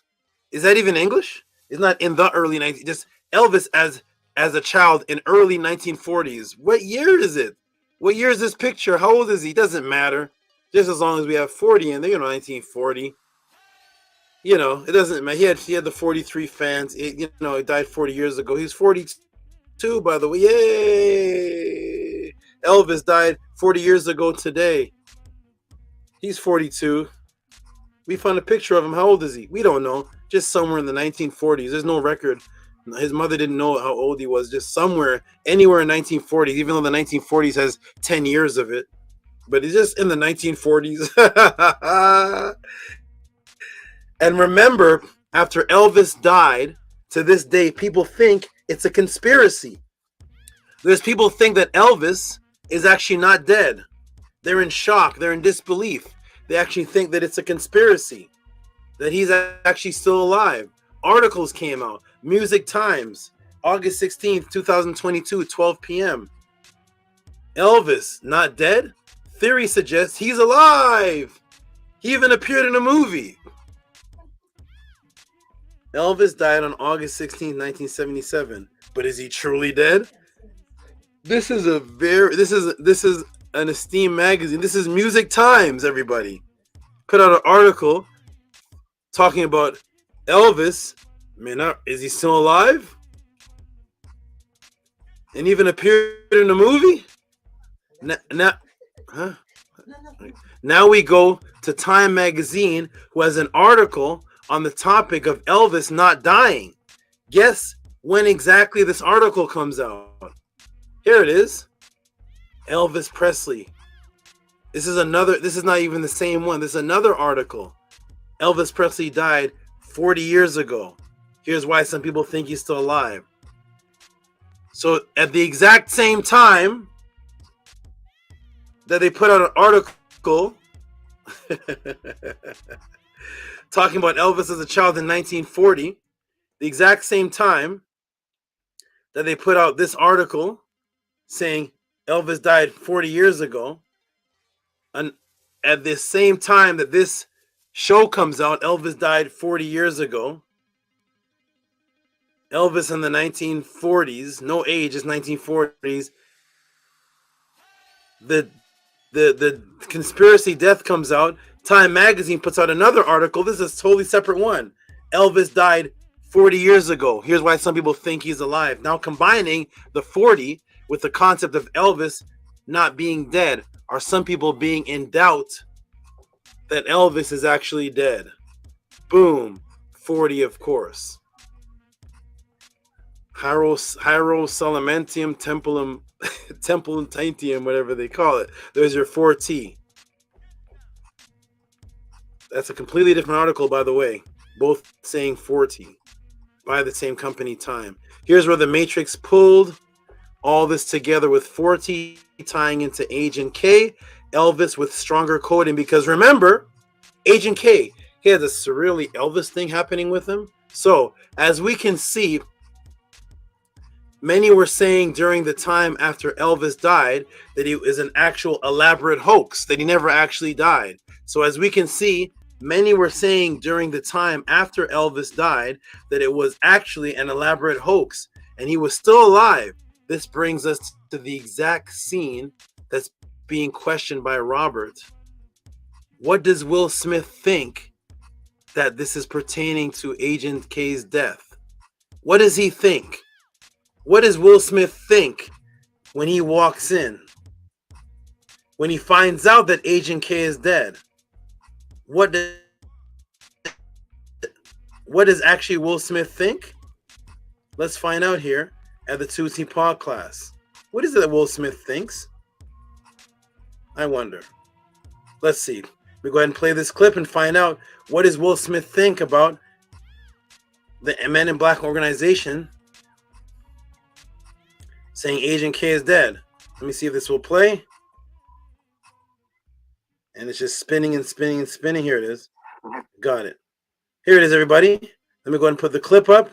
What does Will Smith think about Agent K being pronounced dead? You know, the one who says he has an Elvis thing going on. What does he think? Let's find out, everybody. Have you seen Kay? Did he call in sick? And have you seen Kay? Did he call in sick or anything? Who's Kay? All right.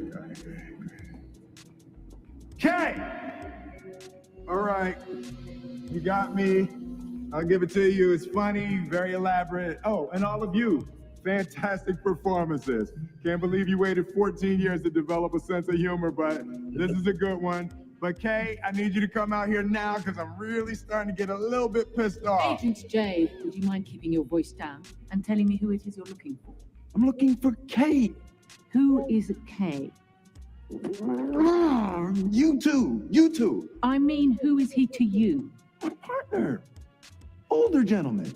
110, maybe 111 years old. Sort of a surly Elvis thing happening with him. He smiles like this. Seen him around? I'll take you to K. Thank you.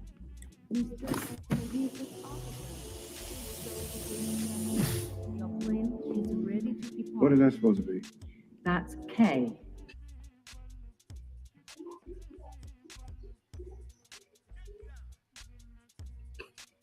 Boom, everybody. So when Agent K is dead, Will Smith thinks it's an elaborate hoax. That Agent K, Elvis, Agent K is dead. Will Smith thinks it's an elaborate hoax. That everybody's in on this elaborate hoax. And Agent K is really alive. And this is all an elaborate hoax that they came up with. After how many years? 14? After 14 years, they came up with this elaborate hoax. He has this Elvis thing going on. He's been dead for over 40 years. But this is an elaborate hoax that Will Smith says is going on. Just like when Elvis died, thousands of people said it was an elaborate hoax. It was all a conspiracy, that he's still alive. They didn't believe it. They thought it was a big joke that everybody was making.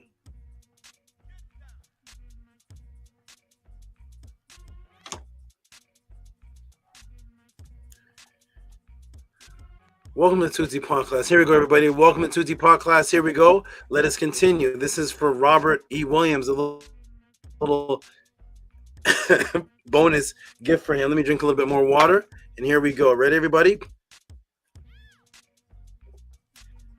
He thinks it's an elaborate hoax going on. You know, it's an elaborate hoax going on because Agent K is really not dead. He's not dead. He's still here. Where? He's still in the movie.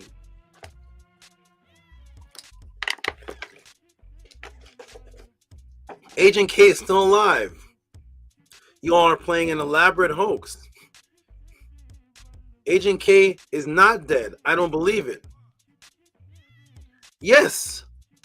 Will Smith, he is dead. He's been dead for over 40 years. Like Elvis.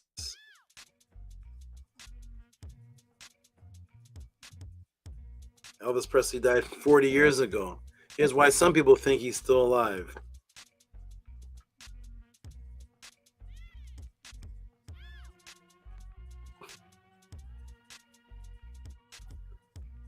Oh boy. Boom. Just like Elvis's death. Will is in disbelief that Agent K is dead, to the point where he believes this is a giant conspiracy, just like Elvis. Well, my students, did you know there was another so-called random insert of an Elvis well, my students, did you know that there was another so-called random insert of an Elvis reference, this time said by Agent K himself? One day I'll watch this movie. Said by Agent K himself. Well, what did Agent K say about Elvis? Did he say he likes his music? There is a reference. Did you all know there was another Elvis reference in the movie? Said by Agent K himself this time, who has an Elvis thing going on, who's been dead for over 40 years, kind of like Elvis, who this is a good big conspiracy theory, like Elvis. Well, Agent K himself mentions Elvis. Elvis is not just mentioned by Will Smith as Agent K having an Elvis thing going on. Agent K himself mentions Elvis. What do you think he could have possibly mentioned about Elvis? There's many things. Did he mention his children? Did he mention his favorite song that he liked? What is it that he mentioned about Elvis? What did he mention about Elvis? The man who's been at Men in Black for over 40 years because, he's been dead for over 40 years. He was born in 1940, and Elvis dead for over 40 years in the article where there's 43 fans and people don't believe that he's actually dead. Well, we do have a picture of him when he's a baby. It was in the 1940s, but remember, this whole thing was an elaborate hoax that people think, and Will Smith is in disbelief that this is an elaborate hoax that took 14 years for the whole Men in Black to create. So now we have Agent K himself actually mentioning Elvis in the movie. Do you all remember what he said? Does anybody remember what he said? No, your subconscious does. I wonder what he could have mentioned. Let's go and see, everybody. Here it is. You do know Elvis is dead, right? No, Elvis is not dead. He just went home.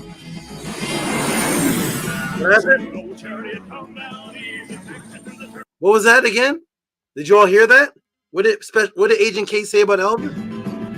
You do know Elvis is dead, right? No, Elvis is not dead. He just went home.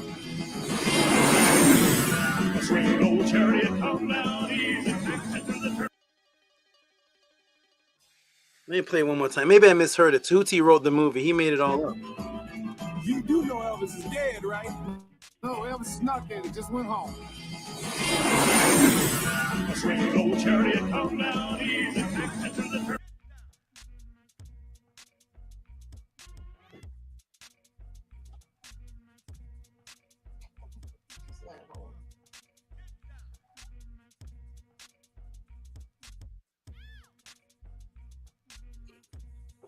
Agent K now is a part of the belief, the conspiracy.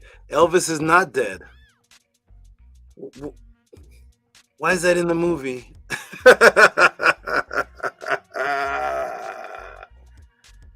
Elvis is not dead. Agent K says it himself. Are you all seeing what's going on here? Or did Tehuti make this up? Tehuti wrote the script.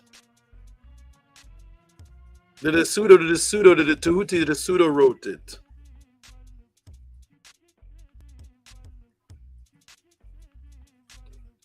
Agent K says Elvis is not dead. The same thing that's taking place with Agent K, who's been dead over 40 years. Like Elvis, who was dead over 40 years. And as soon as he was dead over 40 years, they put out the article saying he was dead over 40 years, and people don't believe that he's dead. Agent K, dead over 40 years, and Will Smith doesn't believe that he's dead. But he's not the only person, because Agent K himself doesn't believe that Elvis is dead.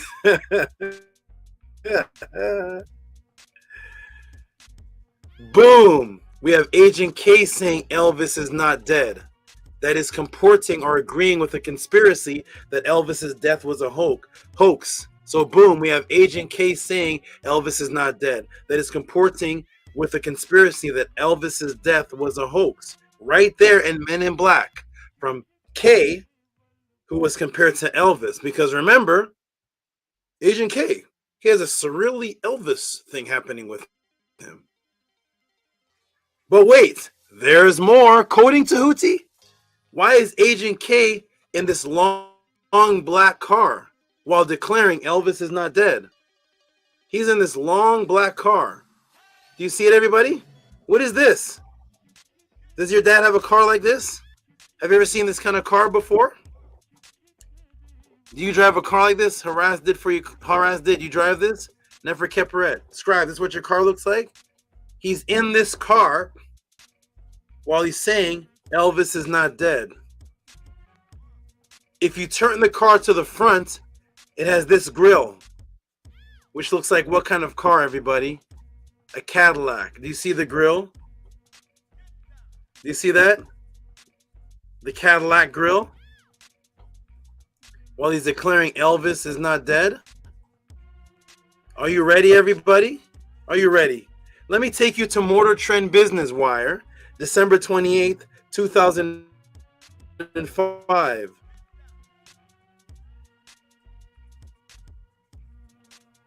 Elvis Presley's long black limousine. Rock Barrett, Jackson Auction. There's Elvis Presley's car.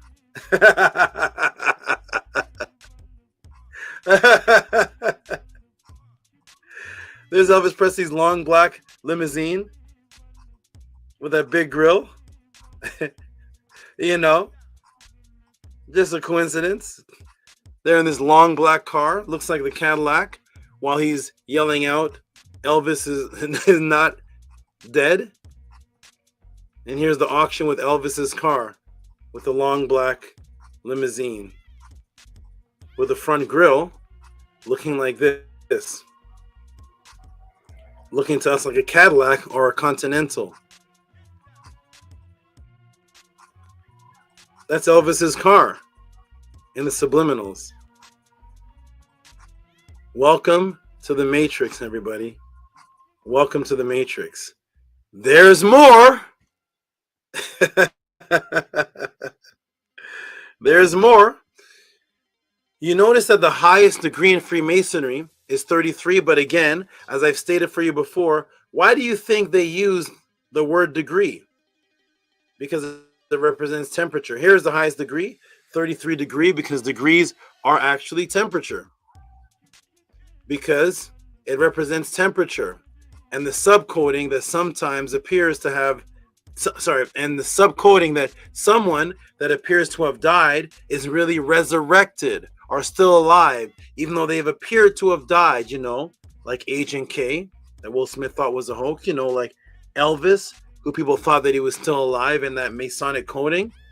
33 represents that. You know, like some were saying about Elvis, Will Smith wished K was still alive. Why does 33 represent resurrection? Let me take you all to the Atlas section of what's called freezing point. And the section comes out. The section is World Atlas. What is freezing point in Fahrenheit? And I'll just blow up the section. Freezing point of water is set out as 32 degrees Fahrenheit. That's when things are frozen. Okay? This in Freemasonic code 32 is death, as in rigor mortis, when you get stiff like a frozen piece of ice. The freezing point, death, and to be brought back to life, which takes us to the beginning of the class, to the Freemasonic symbol of why under the temple we have a coffin there. There's an actual coffin. Remember in the beginning of class? 32 is freezing point. 33 is when you're brought back to life. Thought to be dead, which is the Freemasonic code of freezing point, which is actually a reality. It's not even a code in actual reality. Is actually when things freeze and become fossils or become cold. It starts at 32. The rebirth is 33. You know, like Elvis, the king. Who else was the king? Jesus, who resurrected at 33.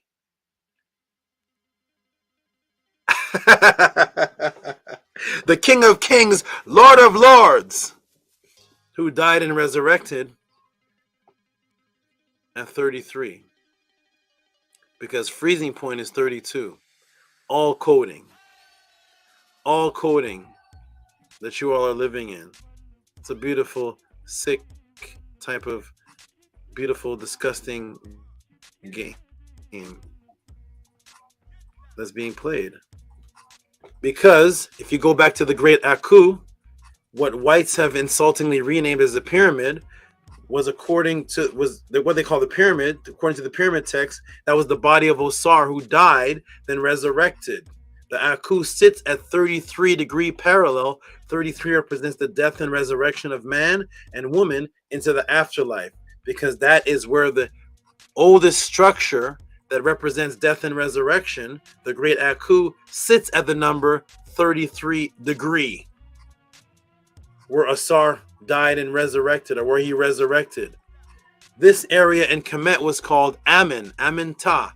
Amen was the hidden realm of Asar, and that's where he was until he passed the 32 degrees freezing death state and resurrected as the sun, light, the bioenergetic double. In Meduneter, it is just AMN. So why did they spell it with an E? I'm going to let you all think about that for just a quick moment. I'm going to take a quick break for just a minute. I'm going to be right back in a few minutes. But Ammon is spelled, I'm taking a quick break. Ammon is spelled with an E in it. But in the Meduneter and in ancient languages, there's no actual letter E in it. But when they say Amen at the end of the prayer, they say Amen. When you go back to how it was pronounced in early Egyptology, the god was called Amun. Go look it up and read the early Egyptology books. They'll say Amun. But today they say Amen, Amen. And at the end of your prayers, they say Amen. Why is it spelled like that? I'll be right back.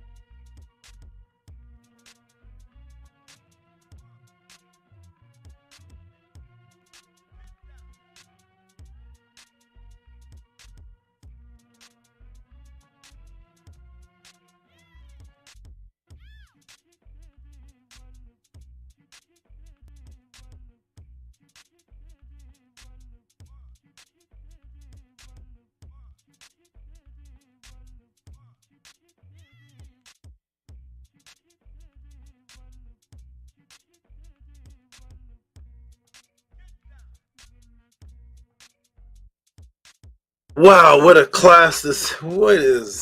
What? Let's go, everybody. Here we go. Why is it spelled A-M-E-N? Anybody know? Why is it A-M-E-N? A-M-E-N. Why is that? Are you ready?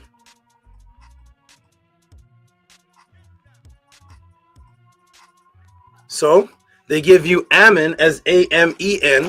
The ancient old Egyptology books say A-M-U-N.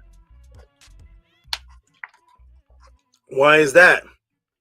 We have the 33 degree, the parallel sitting at 33, right here, representing the death and resurrection, or the resurrection of Asar, which became the resurrection of Jesus at 33, which became freezing point, symbolic of rigor mortis, or stiff, and then they give you Amen. Boom. Because they spell it like that, because Amen in gematria is 1, 13, 5, 14, which gives you 33.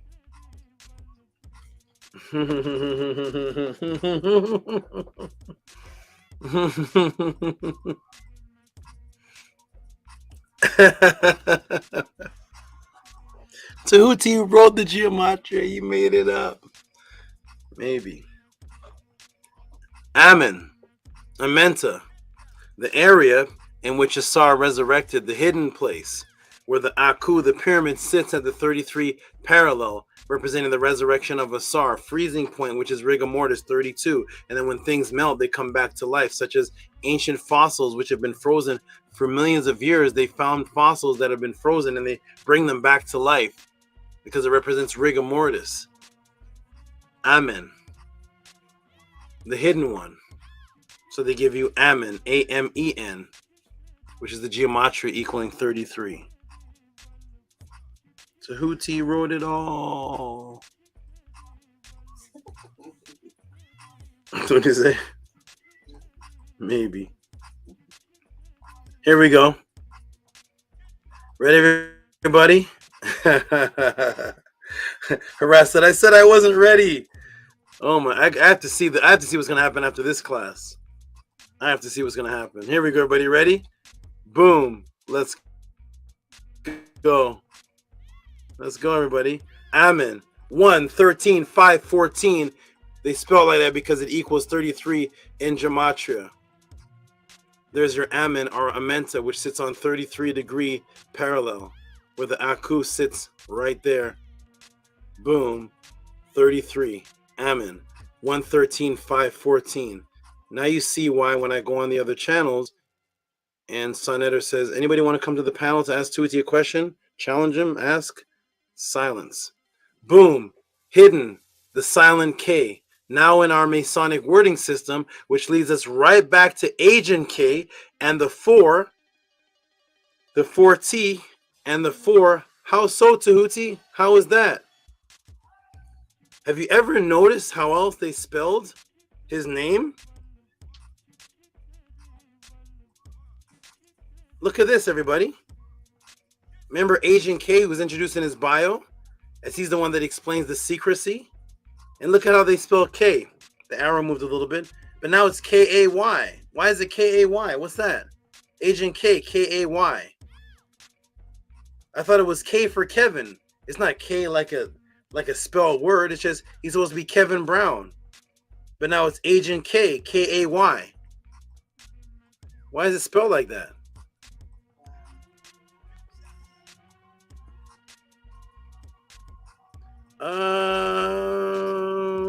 Maybe because K-A-Y is 16, 26, 2, which is the 4-4. There's your 4-4. Your 4-4 again in the coding of K. There's your 4 again, double 4. You know the number 40 is divided by 12, the foot. Remember the foot I just broke down last class? On a ruler, when you take 40 and divide it by 12, you know what you get? 3, 3, 3. 3.33.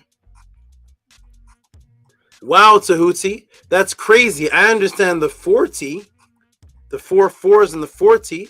I understand the 40. Wow, Tehuti, I understand the 40 matrix encoded in Agent K, born 1940, Elvis 40-year tribute. Elvis child picture 40 years ago, Agent K being the top agent in the Men in Black over 40 years.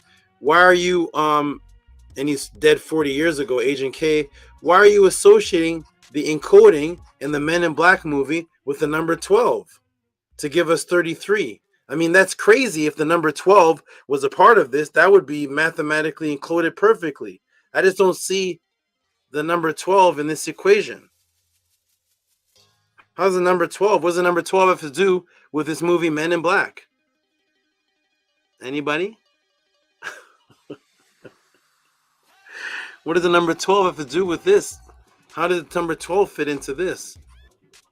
Men in Black. What does that have to do with number 12? Anything? No way, Tehuti. There's no 12. Okay, just forget about that part. We'll go on. We don't need 12 to be in it.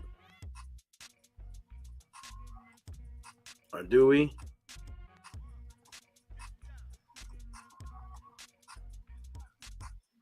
Let me break the matrix for you. Did you know that 28 years ago, before this movie, Men in Black, 28 years ago, did you know? Let me break the matrix for you. Did you know that 28 years before this movie, Men in Black, that this term was already a known title for a UFO cover-up conspiracy? Guess what the Men in Black's other popularized controversial name is and was as far back as 1984. Ever since 1984, the Men in Black was given another name. It was found out not to be the true name, but that was a name circulating for 40-something, for years and years and years. But this was the most popular name for the Men in Black. Guess what they were called? Well, the History Channel came out with it. History Mysteries. The Majestic 12.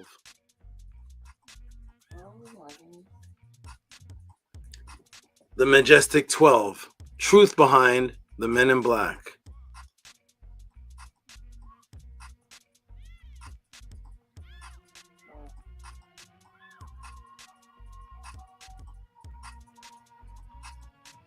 I'm gonna start working out.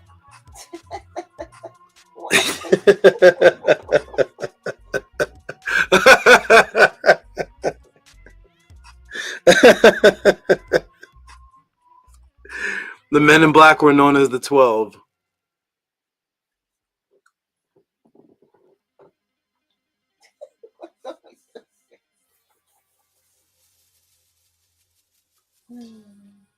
Hey, you want to do the cipher now? Who wants to do the cipher? I know this beef is not real. I'm gonna eat it anyways. Bring me back and just make me forget everything.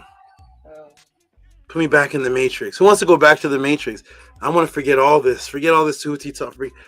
Erase all this. I just want to be in bliss. I don't want to know anymore. No. The Men in Black were called the 12 since... What was that movie? What was the most popular movie that explained the first Matrix? It was about the Orwellian.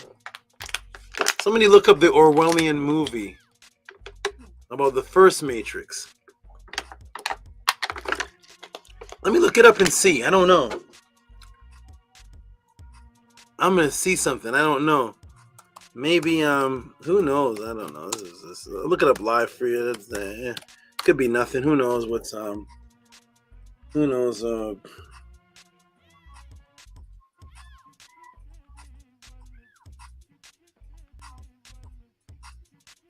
It was a movie about a totalitarian society. It was the first movie about the Matrix and control. What was that movie called? I don't know. Maybe it was called what was that movie called again? I think it was called 1984.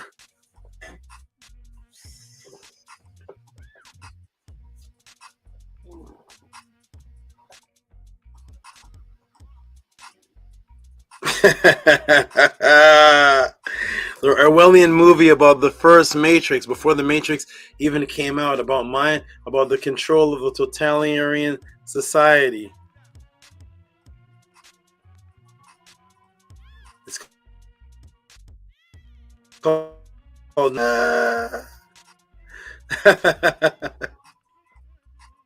So ever since 1984, the Men in Black were known as the 12. I gotta stop, man. This is why they keep. So Men in Black are the 12. There it is. So there's your 12 encoding right there, because most people don't know because they're just watching the movie. This is the Men in Black dancing. The Men in Black were known since 1984 as the 12. Boom. MJ12. Agent K has many encoded Elvis things happening. And yes, both were considered dead but unbelieved, which will leave them at the 32 degree. Tehuti, are you done yet? No. Because Agent K in Gematria is 32. The one who they thought, or Will Smith thought, his death was faked. And so was Elvis. Agent K, 82447 7. 82447 7 32. Elvis 46598 32.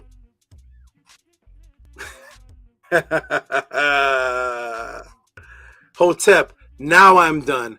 Matrix broken. If you appreciated that, please send your tip entitled MIB tip, Agent K tip, to Cash App, TT Moon, PayPal, at Rocky SV. That was 1 hour and 15 minutes.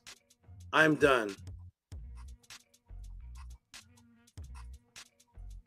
I'm not even saying anything else. I just want to put the link in the room.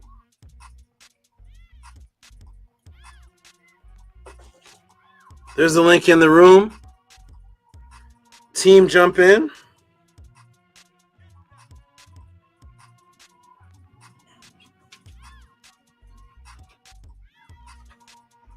I'm gonna check the Gmails. I don't.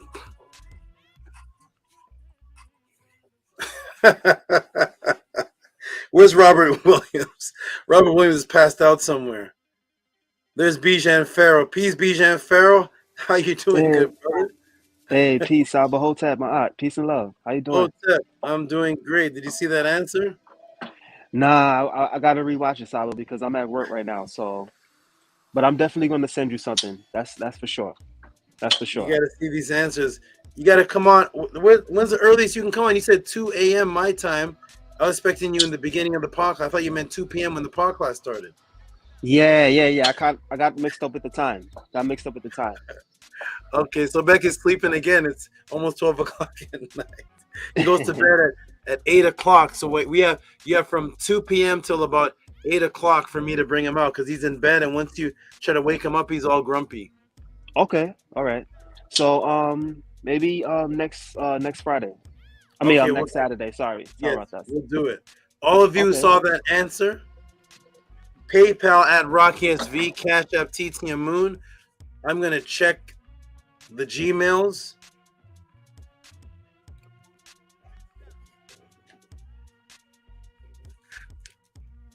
That is because of this.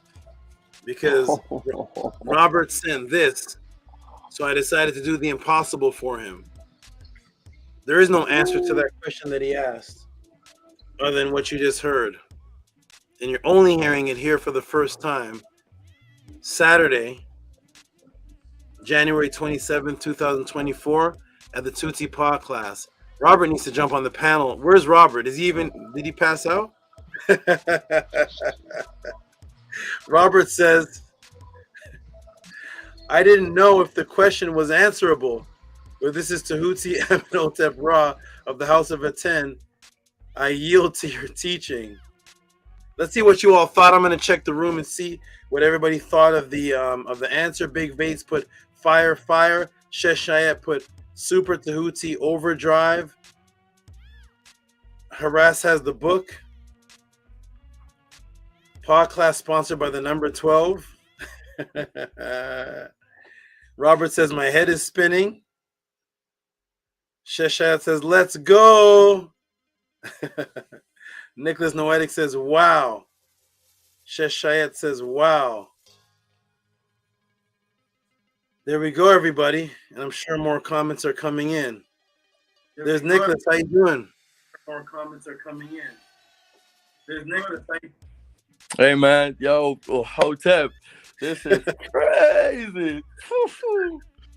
Man, I watched. I was looking at the movie. It was passing me by here the other weekend, and I really thought a lot about it. And you just took up everything I thought about. You just, whoa! I'm so happy for that. I'm so happy. I appreciate you so much. I'm actually speechless, man. I just have to say what comes to mind right now, because that's some true hecka right there. that even that without like watching the movie, and ooh, man, there's big powers at play here. So wow, Hotep Tua. Hotep, that was about 40 seconds of the movie I explained. Right. And also about Elvis and the Masons, and like everything is connected through the numbers. And what'd you say, Nicholas? You said Elvis and what? Elvis and the Masons, and like it's all connected, even with Jesus, and like it's all connected through numbers and geometria. And once you start seeing that, you can start seeing a lot of things. And yeah, it's not like that is Hotep. I'm speechless. Hotep. Isaac, how you doing, brother? I must have been in the UPesh for a bit. It's 7:37 a.m. in the morning. I haven't slept, so I've been here for the 10 hours 10-hour podcast. And I just woke. I was like sat here. And I opened my eyes. I was like, "Whoa, oh, it's over!" It's like, but wow, alas, you've done it again. I can't believe it. I have to rewind the last few minutes of that, but I did catch a lot of it, and I wish I could even understand I don't understand why. I don't understand why I don't get it. It's like, we're like, why is it like such a mockery? I don't understand. It's very interesting because the mockery is actually on us. The mockery is getting a bunch of people to watch what's going on in this world movie, and nobody knows what's going on. That's actually the mockery. Because if you can do elaborate things like this right in front of everybody, and nobody speaks out or finds it strange, or then you can gauge the critical thinking of the masses by how stupid they are and how much they can't see. Then you can implement the true control, because you're doing it to them anyways, and they'll never question it. As long as you don't question it, they know they can do more. And that is the game. Plus, at the same time, I've already explained that numbers is how the magical system actually works, through angles, numbers, and frequency. You can actually create frequency through angles, and that's what numbers actually are. Numbers are frequencies, and numbers are actually the amount of something that equates to something else. So the sun was created by numbers. A certain amount of hydrogen and helium had to come together, or else it would have been not the sun anymore. Everything that you see is created by a number system and a frequency system, and if you change those numbers, it's no longer what it is anymore. That's what the Matrix movie was about, that when you take the veil down, everything around you is a set of numbers. That's why it shows a bunch of numbers falling down, because all of this is just number equations that you think that you're seeing something, but it's a set of numbers, and whoever can control and work within those numbers and angle systems, they control the magic, and thus they control you. So that's why they're so disciplined to having 40. They have to keep doing it. It's a number system. If you make a recipe, it has a certain amount of sugar, a certain amount of milk. The numbers have to match, and as long as you make that recipe with those numbers, the cake will keep coming out the same. So you have to keep using the specific numbers for the result to come out the same. But the only problem is that you're the cake. Or how you doing there, ATTON? Hotep.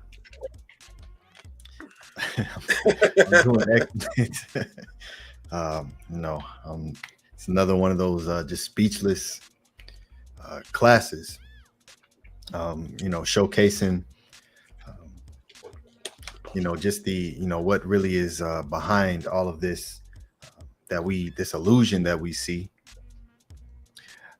It's just wonderful to, you said, be happy that your teacher's a magician. Well, I am extremely happy, because, to be able to see and acknowledge and recognize this, takes it's clear. It's not something that, it's so amazing how what makes this up is so in your face, but it's so invisible at the same time, and how it just controls. So Tua for taking an unanswerable question and giving us that. Yeah, I put that in one of my pieces. ABCs, the alpha beta has them in a spell that they can't see. Silent K's, G's disappear with no knowledge. They hide their hands, rocks thrown at trees. So I love when you do these classes. So to our great Saba, Tehuti, and hope everyone supports. We're about to see. We're about to see. Thank you, Annie. We're about to see. I'm going to my Gmails right now. If anybody liked what that was they just saw, I'm gonna go to my Gmails right now. It's Cash App TTM Moon. I'm up later than I'm supposed to be. This class is supposed to end at 8 o'clock my time. It's supposed to end at 9:30. It's 11:43. That means my whole night is this. PayPal at Rocky SV, Cash App TTM Moon. I'm about to check the Gmails right now to see if anyone is sending a tip for that. You could put tip for Men in Black, tip Agent Kate, tip whatever you felt that was worth, put in a support donation. I'm going to go ahead and read the Gmails right now. Ready, everybody? Let me go see. So here we go, everyone. Let me scroll. Let me refresh the page and see if anyone sent anything in for that and anything at all. Let me see. I know Anu and Antu are probably sleeping. Well, they already pre-sent for it before they can even see it. So I actually don't see anything yet. I see there's some new donations sent. Michael Dumas.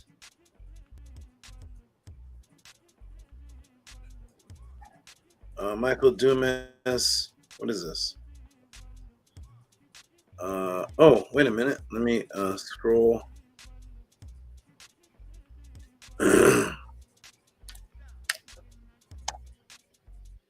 So I didn't get any tips for that yet. This is from. I'm gonna have to combine this in another question because this is unless you just want a yes or no answer. But from what is this? Jan 27. It's a $5 question. I'm not sure. Michael Dumas, that's a new person. Oh, Mike Ferg 400. Okay, Mike Ferg 400. Okay, let me go ahead and put this in the room. I'm gonna have to put this with another question when we're talking about the Anunnaki, because unless you just want a yes or no answer. But if you want any kind of breakdown, I'm gonna have to put this with something else. When something's asked about the Anunnaki or something that, oh, you know what? There's a question about Nibiru that was sent in. Maybe I'll put it in. I'll put it in with that. So $5 for Michael Dumas says, are the Anunnaki even real? And I'll go ahead and next week I'm actually supposed to be answering a question on Nibiru, and I'll go ahead and tie this into that. Okay. Hey, Atef, how you doing? Good brother. You got to see that answer? It's all a distraction, Saba. Masterful work too for that. monumental breakdown. And what time did you say it was? You said it was 2:45 a.m. Eastern time. What time did you say it was? 11:45. Your time. Yeah. 2:45. Oh man. This is right now is when the podcast is supposed to be ending. If I started it at 7, I started at 2, and I'm still going.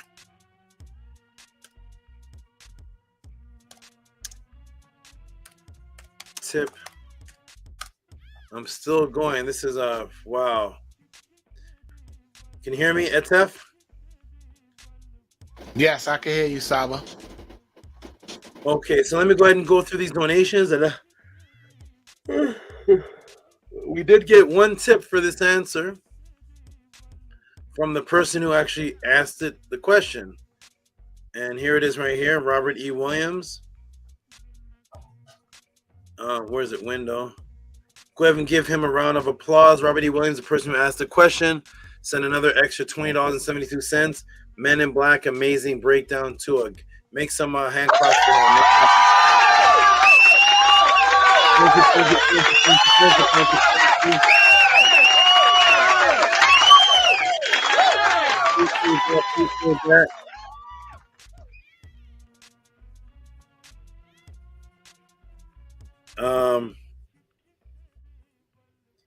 Michael Dunn sent. Okay, he sent another 5. So I'll go ahead and when I answer the Nibiru question is when I'll tie this tie these two in from Jan 27 to let me fix this. Okay, good. So he sent another 5, and it's let me read what this question says. Jan. Why is it not? Okay, Jan 27 2. So this one is go ahead and read this for me, Atef. My eyes are worked. What did I say right there? Anunnaki and Africa. Read that for me. It says from Michael Dumas Ferguson, $5 for what does the Anunnaki have to do with us Africans? Okay, great. So I'm actually gonna combine those two. Shout out to Michael Dumas. I should be talking about Nibiru next week, which I'll tie in these two to that if I cover the Nibiru next week and tie it all in there. And Robert Williams says, Saba, your stamina is incredible. 10 hours teaching. Got to go work tomorrow. Tua. Oh my goodness. Tua to you. Isaac is clapping. All right. Next one sentence. I guess that's the end of the tips for that. And we got Rochelle. Is Rochelle? Oh, Mystic Mama. Yes. Rochelle sends in a tip. I don't know. She sends in $10. I'll call this a tip. Saba, you the best. Saba, you're the best. I'll put this tip. I'll just put a tip. So shout out to Rochelle sending this tip because it looked like it came in as I was doing the teaching. So shout out to Rochelle. Give her a little clap for this. This is an extra $10. Saba, you're the best. Give her a hand clap.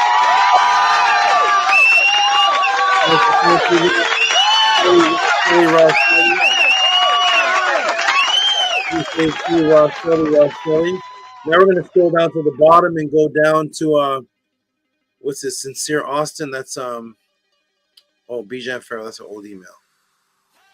Now everybody, we're going to blow it up with the man. We're going to go ahead and go through this big one right here.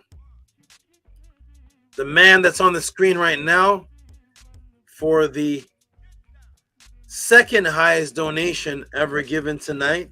The first highest donation is actually going to be anonymous, and I'm not going to read that off, but the second one-time highest donation that I'm actually going to read off is coming from the man who's on the screen himself.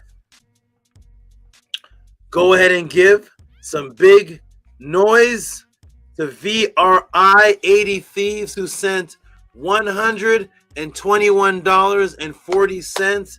Give him some big noise, please. Let's go.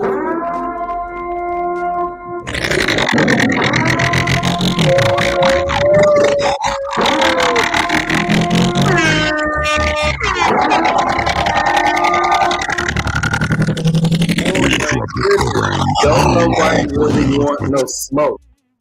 That is all distraction. Well, you don't learn about Distraction, your culture.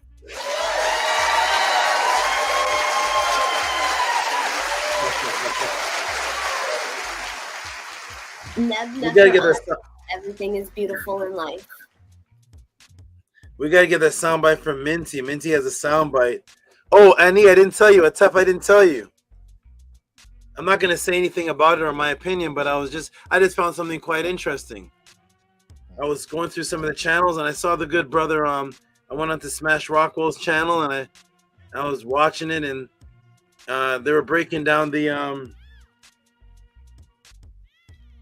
they got to the section where it showed the bread. Remember, I broke down the bread, the tacha bread, in a triangle shape, and I gave the whole breakdown for that. Well, I came across their channel and they were breaking it down too, and they said the brother Smash said I don't know why this is always in a triangle shape. I can't figure it out. And the other brother came in and said, it's kind of like today it's like the pizza slices. It's a 3-dimensional pizza. It's like how the pizza's like in the triangle, 3, and Smash like it's like a pizza slice. So I just wanted to give that extra jewel on the other secret meaning of the tacha that I never knew about. So that's a little thing you can add to your notes if you want to go to those other channels and learn about the tacha bread, and you can take the Tehuti Podclass breakdown of the tacha and add that to the Papa John's and Caesar's Littles. Okay, so let's go on with the rest of this of the donations here. That's the difference I speak about when I say when someone studies the language for the grammar and for the overstanding. It's the separation that where no one can get aside from coming to your MELANATED classes. Everyone else just studies it for the grammar, but not the understanding why it is what it is. So, to our great SABA. Nini, my good brother, like I said, I'm not gonna say anything about it. I'm just gonna say what was said, and you all you all decipher it from there. But that's I find, because I'm looking for people that are breaking down the same things that I explain, and that just happened to be one of them. So that's one of the first times I saw somebody take the tacha, and they said the hand is out and it's in like a triangle. I don't know why those things are always in a triangle, and it's a tacha. It's a bread, and well, he knows that's what it's called. It's called the ta or the tacha. He says it's always in a triangle, and he knows that because he can read the meru of what that word is. And so I just wanted to add that's the latest jewel. So Atef, if you ever can't make a pod class, or you have to go away somewhere or whatnot, and you want to get some extra jewels on that, Minty has a sound bite. And you can go to that channel and learn, because all you want to do is learn, right, Atef? You don't like pizza, man? What's wrong? What's wrong with pizza? All I want to do is learn. That's right. Hey, what is soundbite at, Ani? All I want is the truth. All I'm offering is the truth. Nothing. I'm gonna get Minty to send that to Annie, so he can play that, so that we can all see the. Right. Extra jewels, these are things I didn't know. I don't know, because maybe that's another thing the Kemetins invented too that I didn't know about. We invented pizza. That could be, I don't know everything, so that could be a little extra jewel I could add. It's a pizza slice, 3-dimensional. Standing, the pizza slice standing up.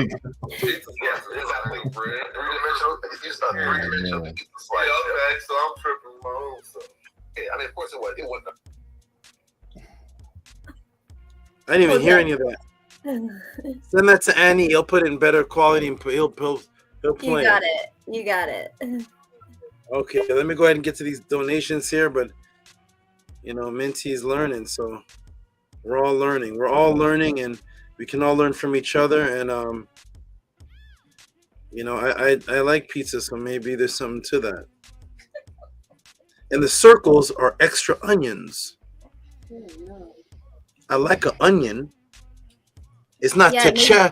It's not to cha. It's to cheese. The extra double. It's not the double ca. It's the double cheese that you put on the cheese pizza. It's P to sha. I don't know, but it could be. I don't know because people have other dictionaries that I don't have. So a lot of jewels out there you can get, and go to that channel and you can definitely get some extra things that are not taught here. You're saying something, Minty, real quick? Will you say something or like? I just forwarded it to Annie. Okay, thank you. All right, so let's go, everybody. Now I'm getting hungry. Minty said they were teaching so long that they got hungry. So Yeah, they're up there just talking about stuff so long they got hungry. Everything looked like food. So here we go, everybody. This is the give a shout out, big noise to Caleb Streflo. I'm going to do a couple more and take a little break. But Caleb Streflo, give some big noise. $36. Tehuti statue.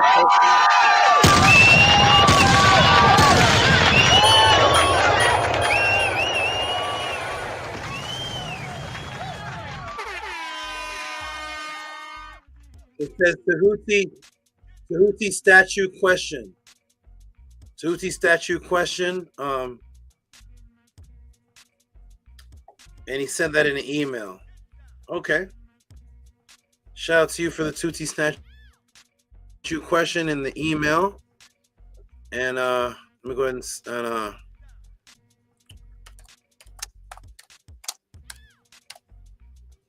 what number is this? Okay. Shout out to you, Podclass family. Podclass people. This should be a highly tipped, highly donated Podclass. I think that the two answers were completely explosive. I'm going to keep refreshing the page. Maybe my spectrum is not. Maybe my internet's turned off. I'm not sure. I'm going to check and see. I'm going to keep refreshing the page and see what's going on here. But there's only literally one tip or two on that answer there, but we'll see. I'm going to keep refreshing. But here we go. What's the question? Caleb, I'm going to go back and see if I can find the question. And it's, well, here it is. Caleb says, oh, this is beautiful. Let me, yeah, okay, I saw this. I didn't look too closely at it, but wow, beautiful. Let me go ahead and share. I'm gonna have to share the whole Gmail actually to show this. So let me go ahead and share this. So here it is, everybody. So Caleb sent this. Is gorgeous. It says, Hotep Marie, Great Sabatuti, Amenhotep Ra. I've received a gift of appreciation for my life from Anu and Antu, which is a Nefer statue of Tehuti. Are there any rituals I can do with this statue, Tehuti? I've been gifted. This is gorgeous. Look at this. This is beautiful. There are rituals, and again, I'm getting stacked up with questions from the Metanetter class. These are all Metanetter class questions. So I'm gonna go ahead and I'll put it in there. It's on the list. You know, I don't give any ritual questions in the pod class. They're all for the Metanetter class. So I'm going to go ahead right now and actually save that. I'm going to retitle that save to Metanetter question when I can get to it from Jan 27th. Medu class question. Okay. So shout out to you. And let me go ahead and save the writing. A ritual with the Tehuti statue. Wonderful. That will definitely not be answered in the pod class because I do not give out rituals to onlookers. Go ahead and save that right there. Medu class. Oh. from January. Okay, one second. Let me fix something here. 27. I'll put question. Question. We're going to save that. And then I'll go ahead and save the actual statue. This is absolutely beautiful, this statue. I love how neat your table looks. Your table looks extremely neat. You have the legends of the gods there.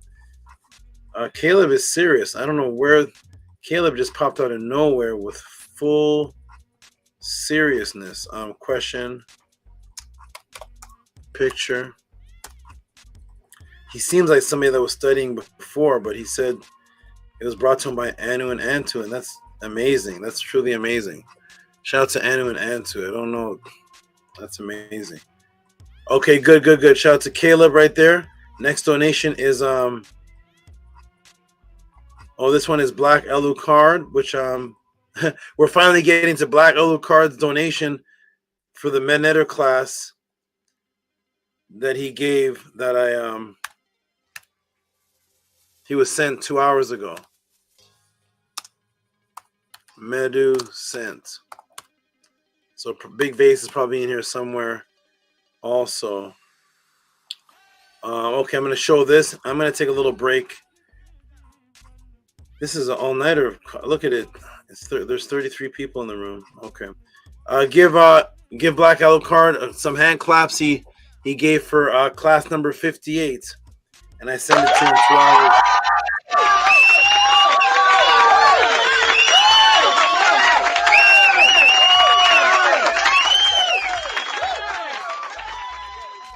Wonderful. I sent it to him 2 hours before we just read this. So shout out to him.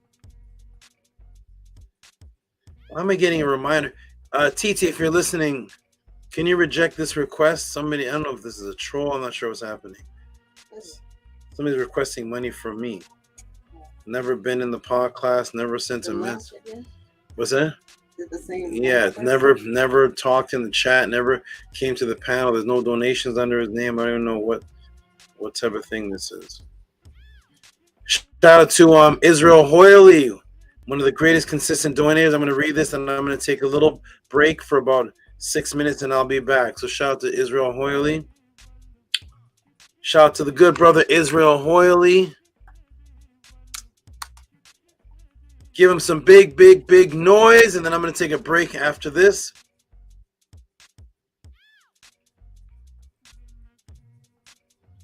Big noise, Israel Hoyley.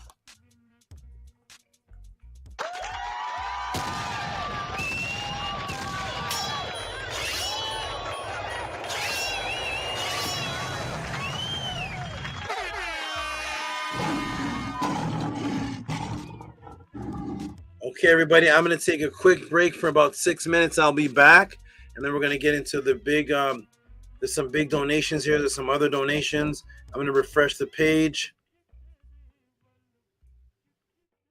TT, if you can hear me, check the PayPals, and we'll see if there's some donations missing here. Check the PayPals. Okay, I'm going to take a little break here, family. I'll be right back in about 5 minutes. Support the Tehuti Podclass. Cash App TT and Moon. PayPal Rocky SV. Cash App TT and Moon. Support what it is that you're seeing. I'll be back, family. I'll be right back. I gotta go refresh myself. You know how many animals broke out tonight, Scribe? While I was doing this class? You know how many animals broke out? What's that? 4. Yes, I think it was 4. 1, 2. Did both Melanucos get out or 1? 1, yeah. So one of the Melanucos, that was the male Kaibit, got out. He was the first breakout. Then Sobek the Nile, not Sobek, not the other Sobek, but Sobek the Nile broke out of, I don't know how he took the whole door down, broke out of that. He jumped in front of, he didn't even know what he was in front of. He jumped from the top, 7 feet, 6 feet up, or 7 feet, taller than me. He jumped from that to the bottom, landed on top of the Viper's tank.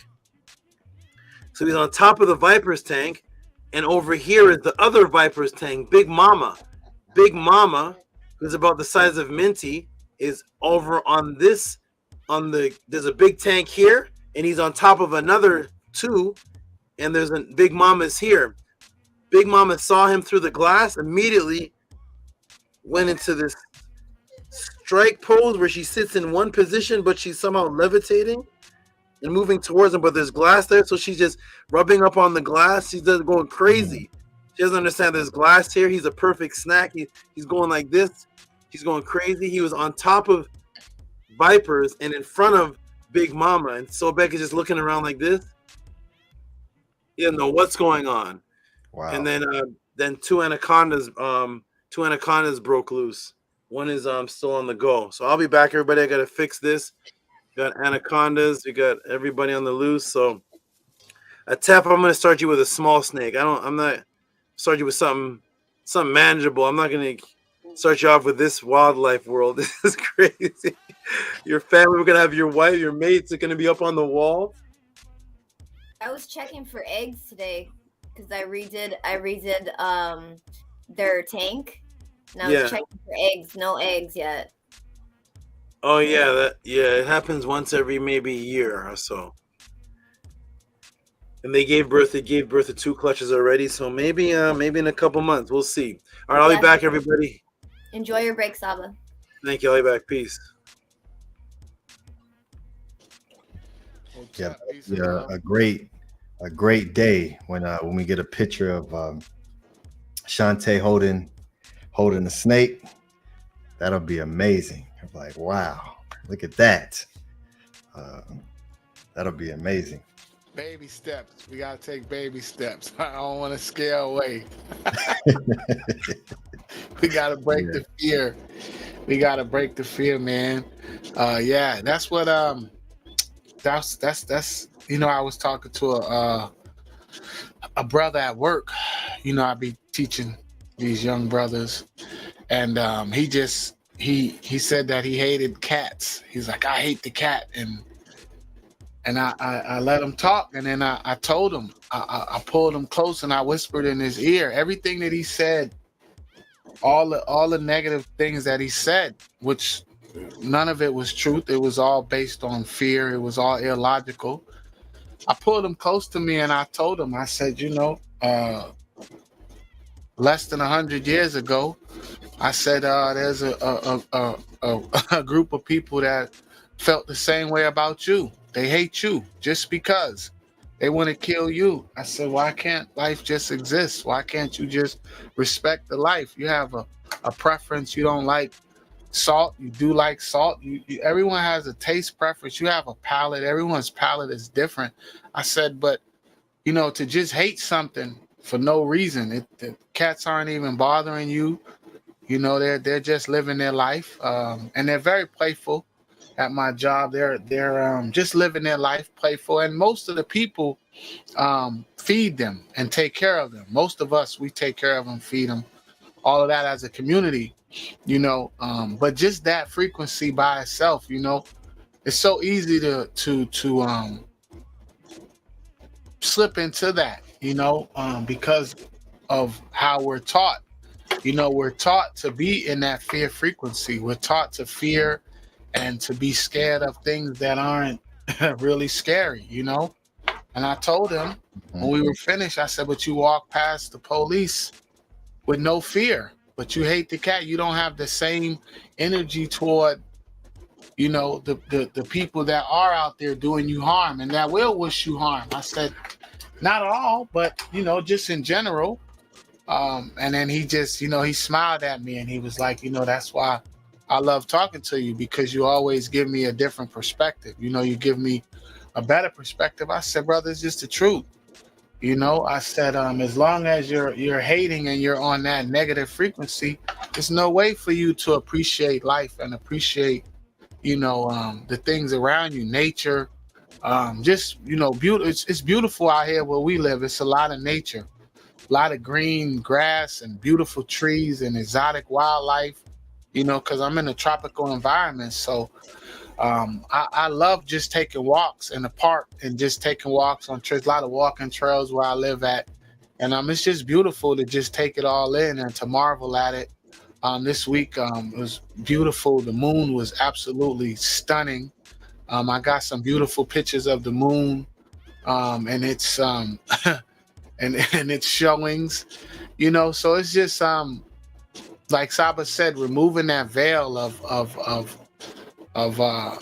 to be able to see life for what it really is truly a beautiful thing. So I'm truly honored to have a teacher that just gives us the truth. He just tells us the truth. He just shows us.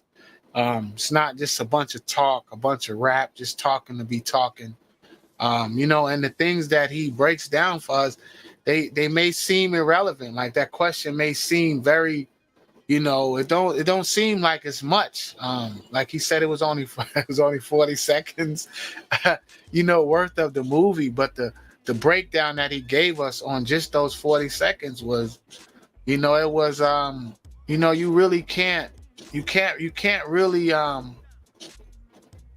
it's just so much to be grateful for, man. I'm in a constant state of gratitude now because it's 10 o'clock, it's 10 hours right now. It's 3:12 in the morning. My hemp, she already went to bed already a couple hours ago, but I stay up again because, like I say, people do what's important to them. So this truth, this frequency, this example that I receive here, this energy that I get from all of you, this is the energy that actually fuels me for the week.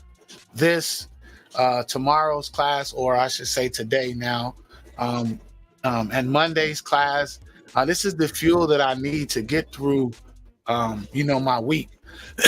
And I work in a very, very, very, very chaotic place. It's a very socialized. It's very chaotic. It's what people would call a psychiatric hospital to a large degree. A lot of people on drugs. A lot of people are not in their right mind.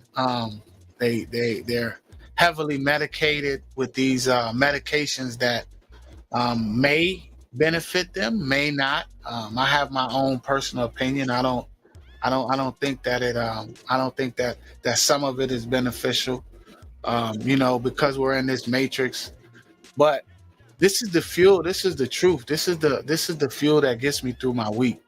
So I'm tired. I may be repeating the same thing over and over again, but I just want to express to all of you my gratitude for this energy that all of you put out. This gratitude to the support that you give my teacher to keep this thing going, because I need it. I absolutely need it. And I know all of you need it or you wouldn't be here. So he said 6 minutes. I think I've been talking now for the whole 6 minutes. So I'm going to pass it to one of you great brothers and sisters. Hotep Minty, it's always a pleasure to see you on the panel. And you, good brother Isaac, you're an excellent supporter too. So it's good to see you, brother. And I'm going to pass the mic to one of you. Anidon fell off. He'll be back. He didn't fall off. He didn't fall off. He didn't fall off. Mary to yes. you, Roselli, as well. This is it's like there was a time when it was very hard to decipher the real from the fake, the lie from the truth. But the more I'm here and the more I learn, the easier it is. The easier the veil is to see behind. And I just, I just don't understand how people don't want the truth. I really don't. I really don't understand how people don't support the truth. I really don't. Now that I'm here, as I said, I was one that didn't support the truth. For a very long time, I was stuck in the matrix and the ISFED and participated in all of the chaos. But where I'm at now and trying to, rise like the Aku and, elevate myself, my status, my consciousness, there's nothing but the truth. That's it. There's no other route to the truth. There's nothing else that's nourishing and sustaining. So Tua to all of you who are new to the panel. Mary to you, Rasheli. I see your comment. So yeah, Hotep Ma'at to everybody. It is 3:00 in the morning here, 3:15.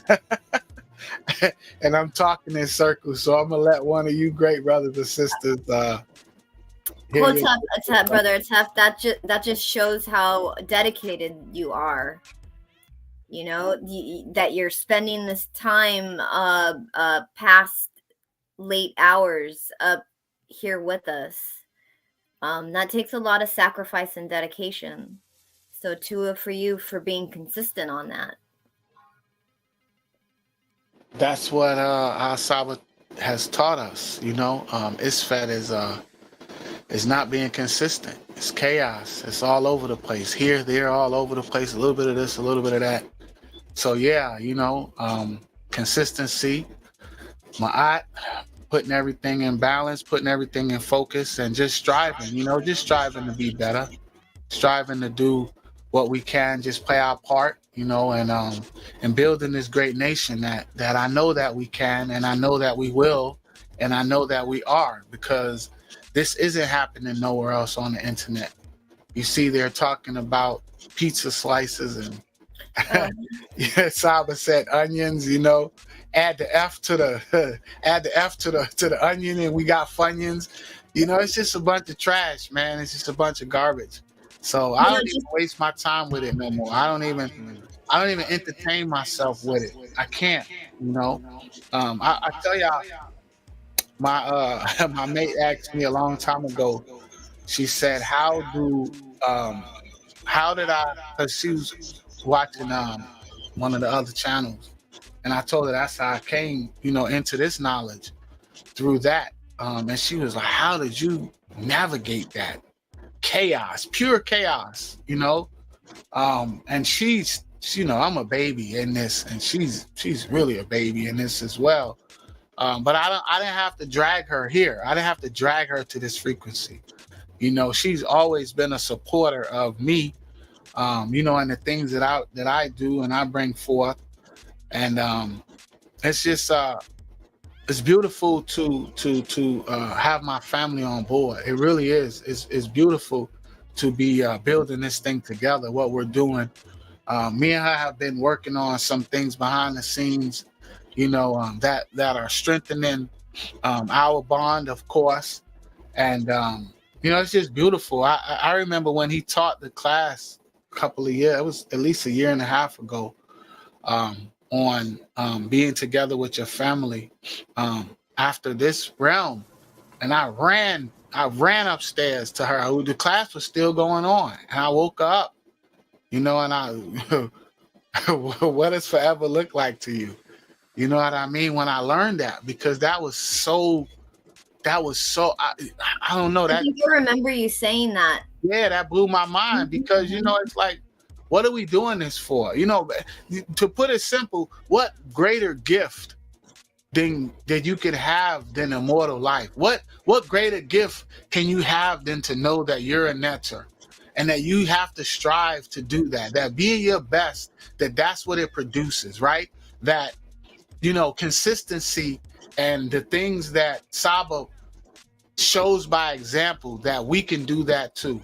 And it's being echoed in our great brother Ani, right? The work that he brings forth is being echoed. It's being brought forth. It's the proof is in the pudding, So I have great examples. I have excellent examples of the netter, as well as just being able to look around me. Like I said, just taking a walk in the park and just, admiring, the work of the netter and how beautiful the world is and how beautiful your life could be. And it is, when you put that effort and that energy in that direction. So, like I said, I made a decision this week that all my effort and energy was going to Ma'at. I've been made that decision, but when I was hurt by someone that was really close to me, it kind of really, really, really put things in perspective. Like, when it comes down to this, making this choice, it's Ma'at. For me, is no choice. So it's Ma'at. I chose I chose a long time ago too. That was the thing that I realized too, is that I had already chose. I already chose this. I've shown and introduced some of these people to this truth, and they're just not receptive to it. And that's that's them. That's their choice. Welcome back, Grace Saba. Are you on mute? I love that Kopesh, man. That Kopesh looks amazing on you. Yes. Peace and greetings, everyone. Yes, this Kopesh this is it. It's so thick and heavy. It's very heavy and wonderful. Is that Nakash? Yes, I brought back Nakash. Nakash hasn't been in the podcast in 2 years. And yeah, this is Nakash. He was the infamous Nakash. He hasn't been in the podcast in a while. He's been on retirement. But he looks best on the Kopesh because the black snake wouldn't stand out. So that's a good place for them too. Yes. Absolutely. So you can come for the sword or the snake bite. Whichever one you want. That's why I introduced the Reggie in the class. That he said, "You have the sword." That's what he said. He didn't even know I had this.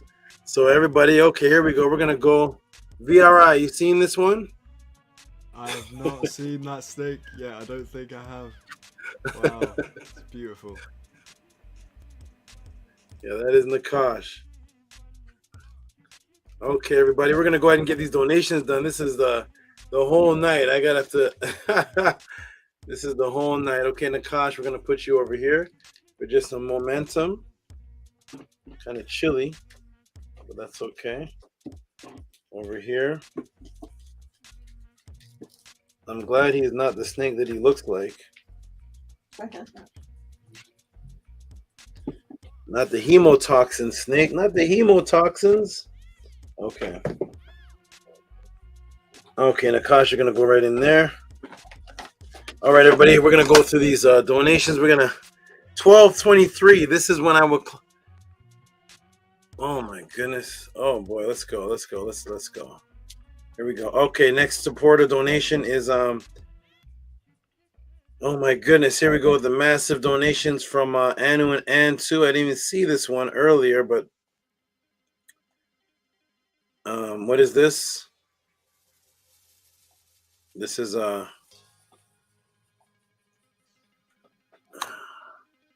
give some big, super big noise. We got monster donations coming up. And here is Anu and Antu. They give about 4 donations every podcast. And here is the biggest one.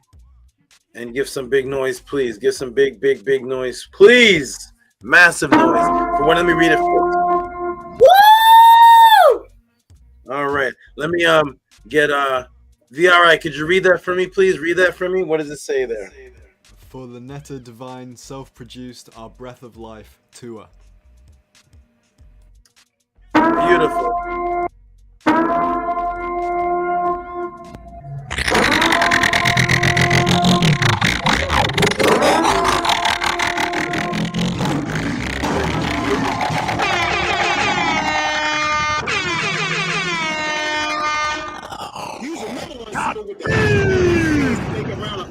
Forget that we the real champions around here. Yeah, we're here. And we're the best.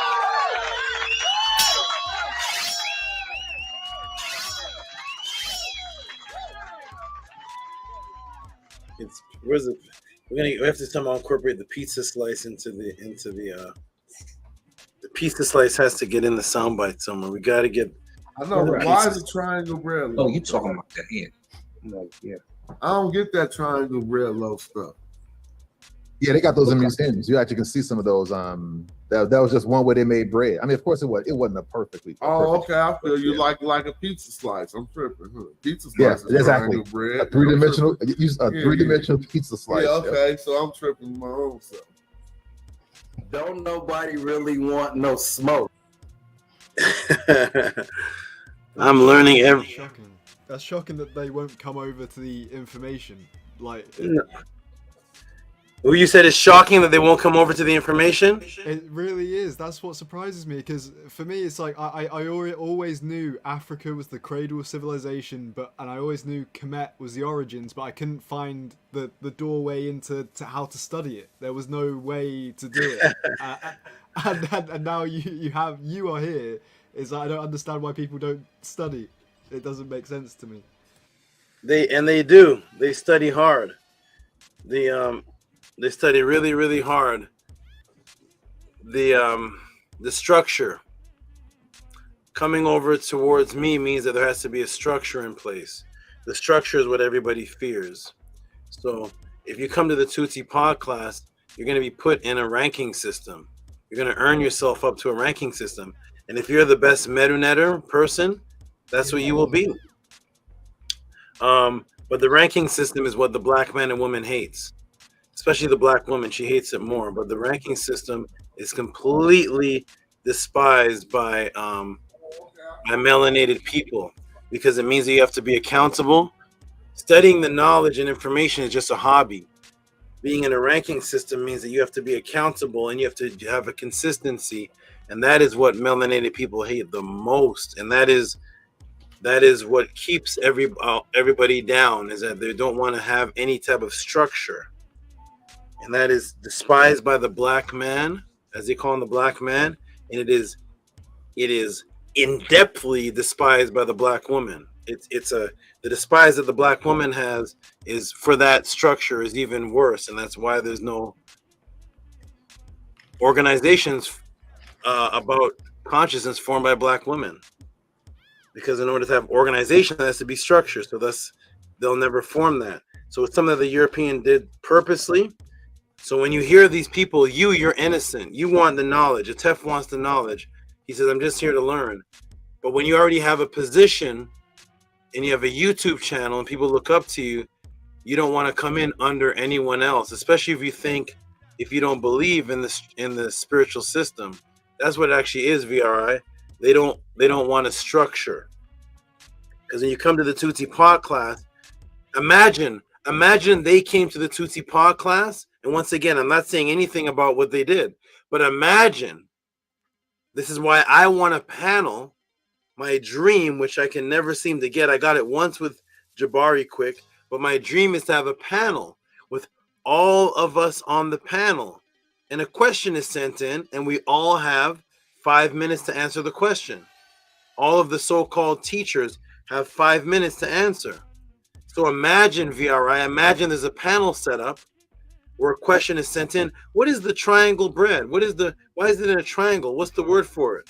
And you hear that, and then you go to my class on Halloween and the bread, and those two things are on the same panel. What do you think will happen to the other people?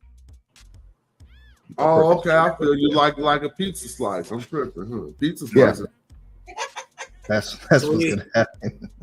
When you hear that and you hear my answer, I'm not even going to say who's right or wrong. I'm just going to say when you hear that and you hear Tehuti's answer, the crowd will decipher.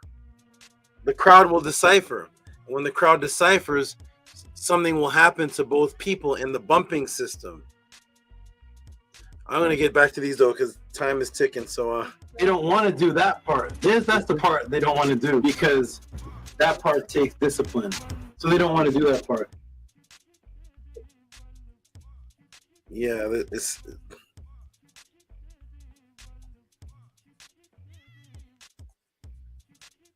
Okay, Israel Hoyley. Shout out to Israel Hoyley.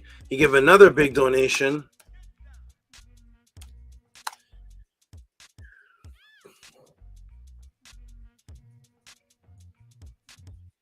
It's sad though, VRI. I know it's really sad, because imagine how great we could actually be if people just said, I want to come and be what I am and build all together.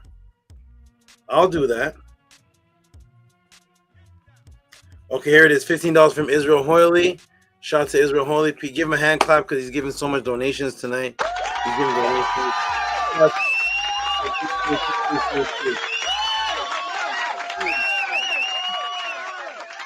Israel Holy knows about Tipsy and she lives up with them. Let me go ahead and see if I save that to the save that.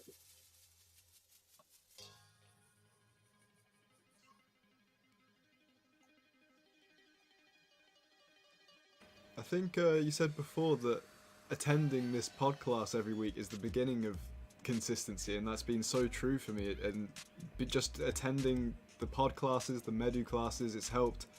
I don't want to speak too soon, but the smoking habit I had, it's thus disappeared in the past 3 weeks. So I'm doing. The what habit? What habit? The smoking habit. That's all gone completely cold turkey in the past month or so. Well, since last few Medu classes ago, and I would have to say that this has contributed massively, especially the lesson on discipline and consistency, and the key point where it's everything I do, or everything you do is discipline. I was like, yeah, I am disciplined in playing Call of Duty every day. I am disciplined in, smoking every day. And then it switched something in my brain. I don't know what happened, but it's become like this, like my art, this helps so much. This is the consistency. I thank you for noticing that. I'm doing it purposely. I'm actually doing this purposely because when I put the link in the room and I want the team to jump in, I'm looking at who comes consistent, because I'm doing this purposely to create a ranking system, to create where everybody's going to be. It's all purposeful. So if people can't even consistently come to the panel,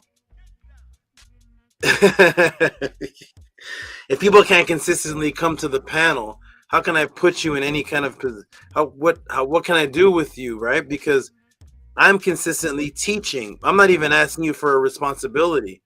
Literally, how difficult is it to support the podcast and click the button where you pop up on a screen? If you can't even do that,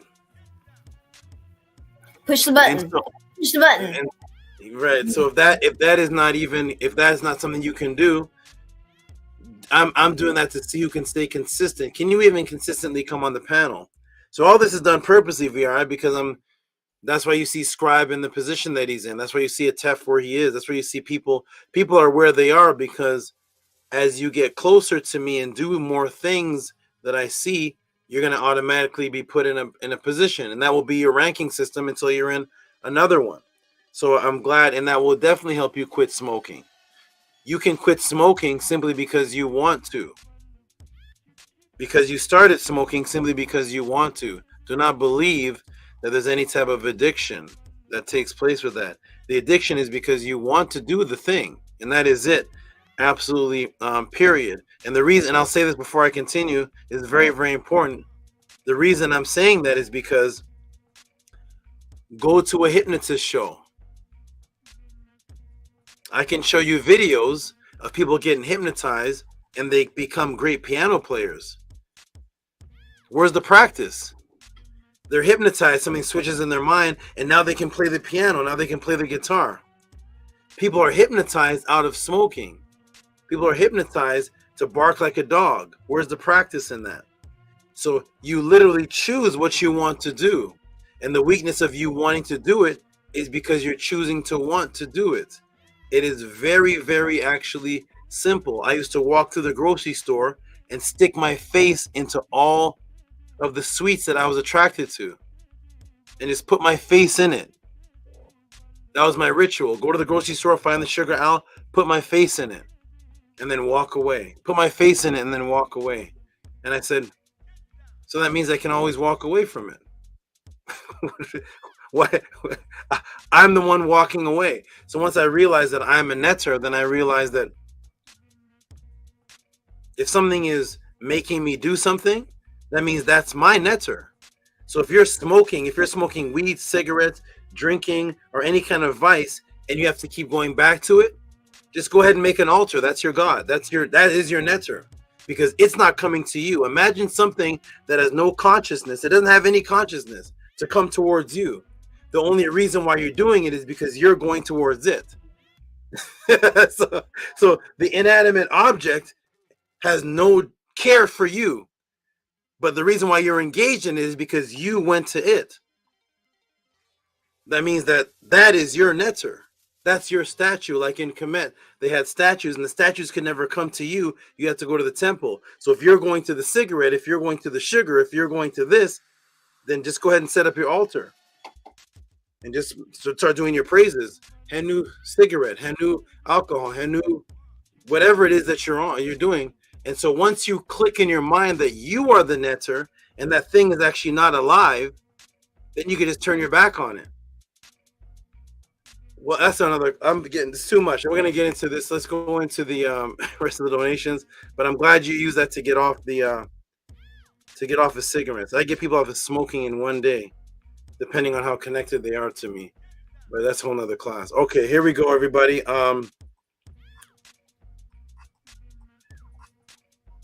got somebody. This is real quick. I got somebody off of cigarettes in one day, and the second I made a disconnect with that person, they got off of cigarettes. I made a disconnect with that person. I cut off my energy to that person because I saw that I was being actually abused. I was saving that person's life and I was being abused. So I stepped my energy back and they went to crack. Okay, here we go. Let's go. All right. Shout out to Nukpunuk again. Did we do Nukpunuk's last donation? No. Okay, let me go ahead and do that because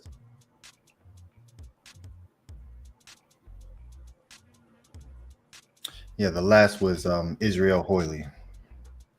okay, give Nukpunuk some noise because he's giving a lot of donations and there's one coming up even after this. Give him some noise. 1010 for June, Neb, not even Rock, Nefer, Chop, Raw, Kes, SABA, Nether, Tehuti. Wow. He just dropped a scroll. Shout out to Nukpunuk for dropping scrolls in the Podclass. Literally a whole donation in MELANATED language. And he's not done. He's not done because he has one coming right up afterwards. This one has a little bit of English in it, I think. Yep.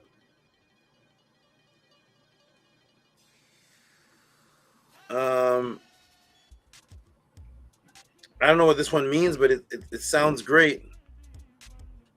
I gotta decipher it. Let me see.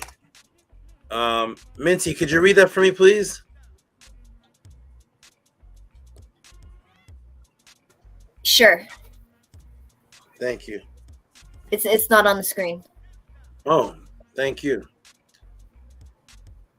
Okay. Oh my goodness. This is 10 hours and 32 minutes. Oh, wow. Oh my goodness. Let's go. I'm going to sleep in tomorrow. Okay, here we go. Here we go. I'll read that for you, Mincy, please. Okay, let's see. Emmanuel Rodriguez, payment from Nukpunuk 1010 for Tua Saba for answering question live on MELANATED session.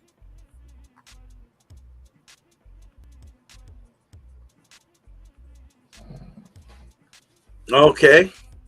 Okay, for Tua Saba for answering question live on MELANATED session. Yeah. Okay, I don't know what that means. I don't know what that means, but shout out to Nukpunuk for that. We'll figure that out.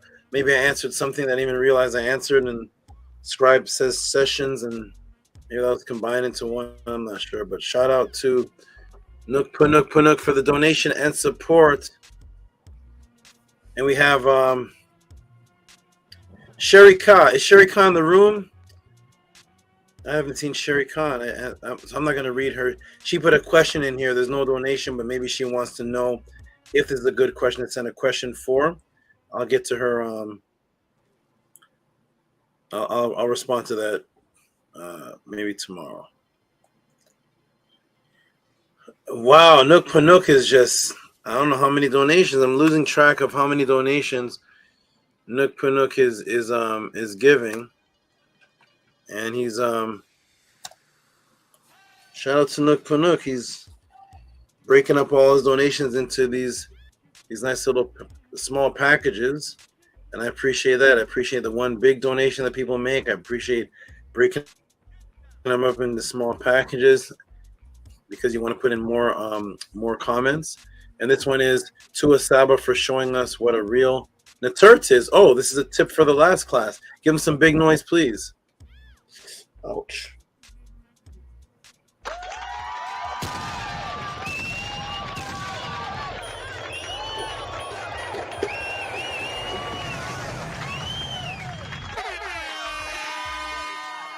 Wonderful tip for the Naturt. I like that. You're breaking up your donation so you can send individual messages, because Cash App only holds a certain amount of words. So that's actually pretty that's actually very smart to do.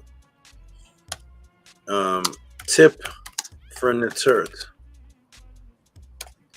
Tip Naturt. Thank you. Let's see who else is on the roster. And get rid of that. Ox Effect. How you doing, Ox Effect? I saw him in the beginning of class. He may have fell asleep, but he is always supporting. Where's my brother? Oh, I see him. I was gonna say, where's not Octavius Sly. What's Owen Hyphy? But he's in here somewhere. He's in here. Okay, here we go. Shout out to Ox Effect for his great donation. I gotta put it on the screen.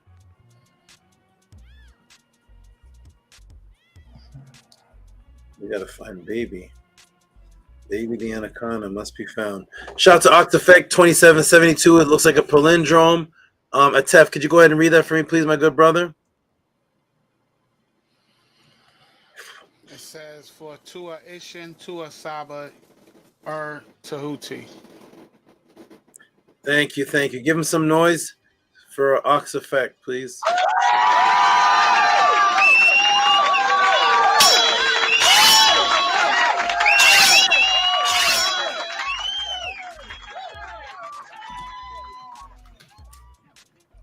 Wonderful. Excelente. That is great. Let me see if that was saved in the appreciation file, and it was yeah, it is there. It is Ox Effect. Yay! All right, let's go, everybody. Next up is next donation is hey, Primordial Thought 9 in the background somewhere with his cell phone still supporting. I hope they do not have him hostage anywhere. Primordial Thought 9, I hope you're okay and good. I see you're still supporting from some unknown location. Oh, good. So he is still alive and with us and well. Go ahead and give some big noise for Tua Tehuti for all you do for me with a brown fist, a golden orange sun, and a black heart. Noise.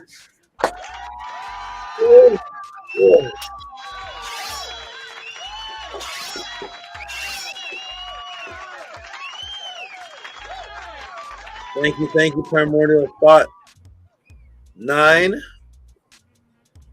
Oh, and speaking of Octavius Sly, there's Octavius Sly right there.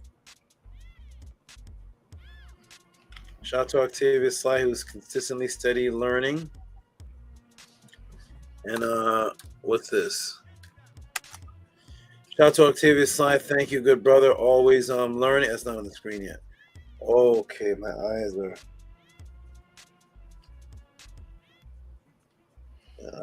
getting that work in. It's like my eyes are gonna be closed for half the day tomorrow. Here we go. Shout out to Octavius Sly 1661. Appreciate you, good brother. You are a consistent supporter, and I see you've he used to always give 15 or 1555. He's changed it to a palindrome to put the 1661 in there. Thank you so much, Octavius Sly. You are great and have some of the greatest questions. Appreciate you. Thank you. On to a Tef Rem Cam.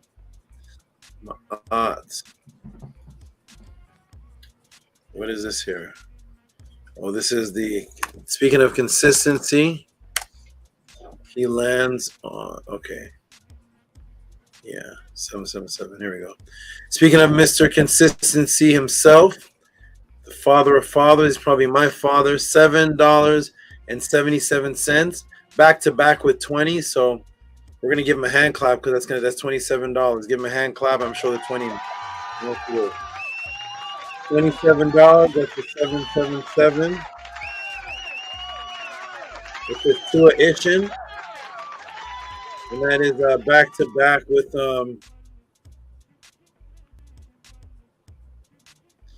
You know what I'm gonna do? I've never asked a Tef Rem Kim about this. Let me go ahead and ask him.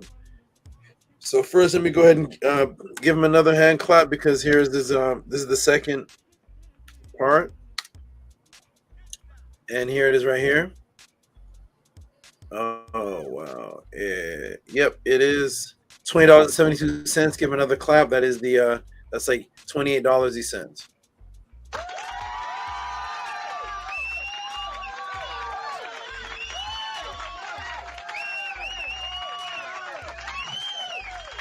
Thank you. Hey, Tef, I've never asked you this before. Oh, I'm sorry. What does it say? Wait a minute. Hold on. Did we read it? I think they both said Tua Isham, but let me go ahead and read and yeah, it says Tua Isham, right? They both say Tua Isham, right, Tef? Yes, they both say Tua Isham. Okay, Tua Isham. Thank you, Tef. I never asked you this, Tef. I'm going to ask you this now.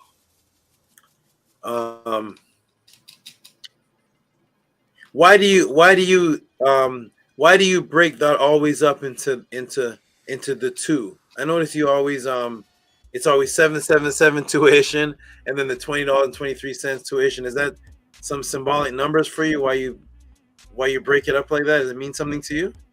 Yes, it's as it started with the 777 and then it jumped up to 2024, but it's just the energy thing, like you said. It's a support. It's an energy.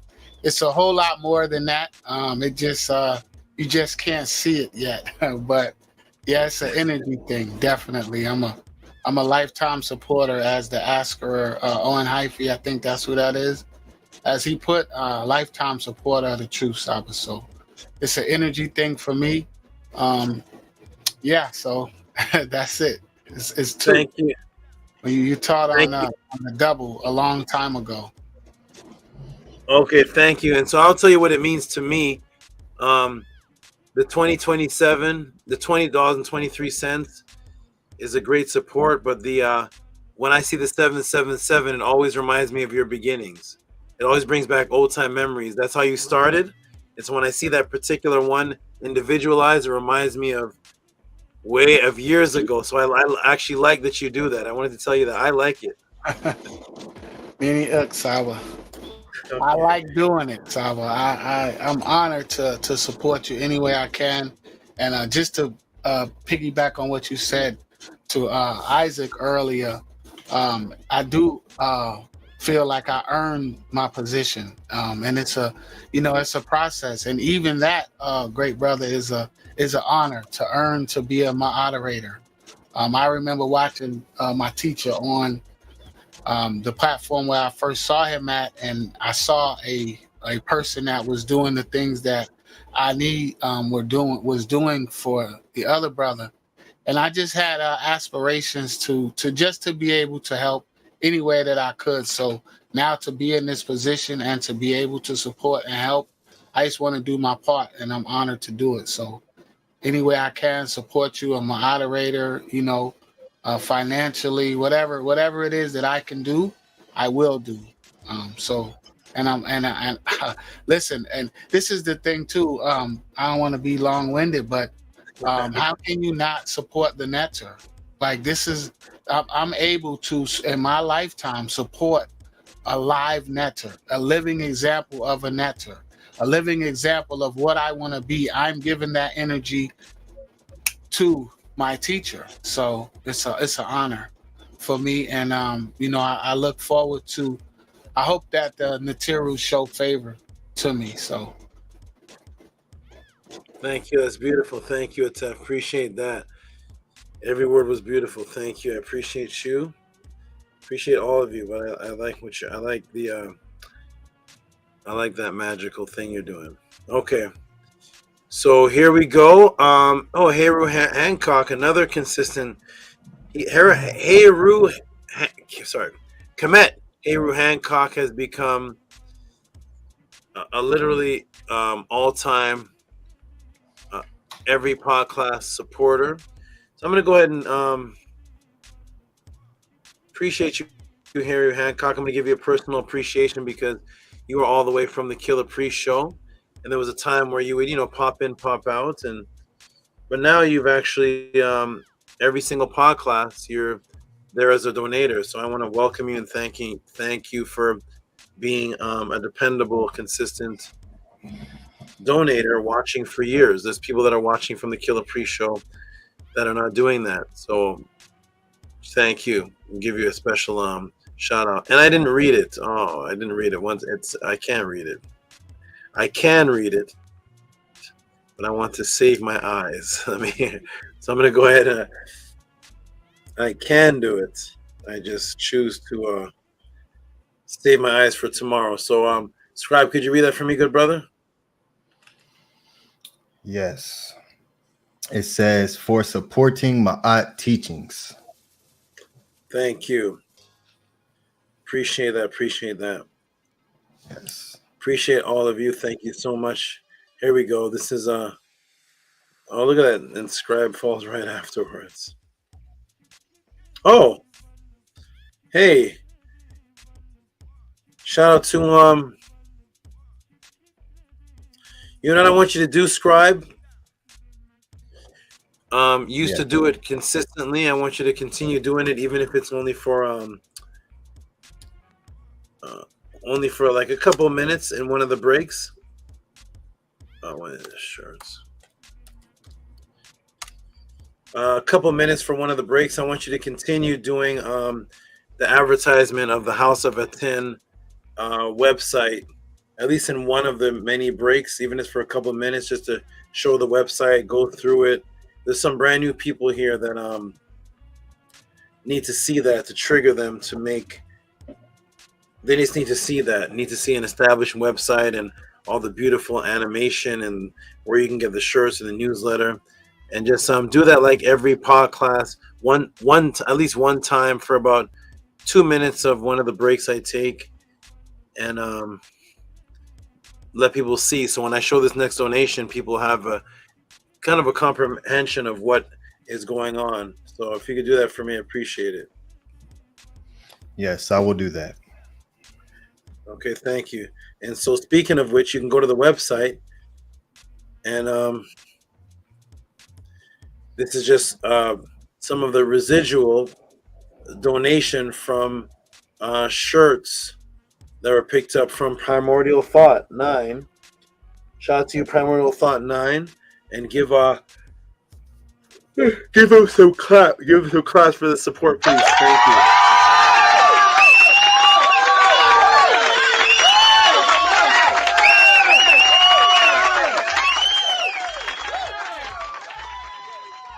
Thank you. Appreciate that.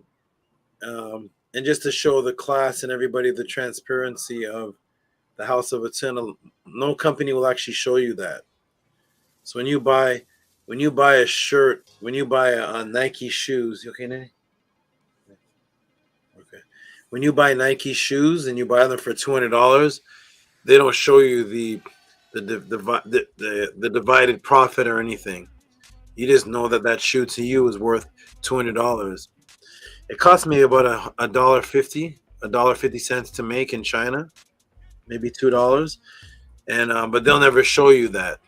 So there's a transparency to let everybody know that when you purchase something from the House of ATTON, you're actually supporting, and it is also supporting me as well. So some people may be asking, well, I want to support you, Tehuti, in every way, but if I buy a shirt from the House of ATTON, does that have anything to do with directly to you? And I'm showing the transparency that yes, it does. When you buy things from the House of Attend, shirts and clothing, yes, a portion of that is sent to help support me directly. So everybody know that. So go ahead and buy 100 shirts and support. And it does benefit me. There's people that ask me, how can I, if I get something from this, will it help you, Tehuti? And the answer is absolutely yes. So thank you for the supporters of the House of Attend who buy products, and it does help Tehuti. So continue to do so. Thank you. Just a little bit of transparency for people to see. Okay. Okay, who's next? Owen Hythe, Mr.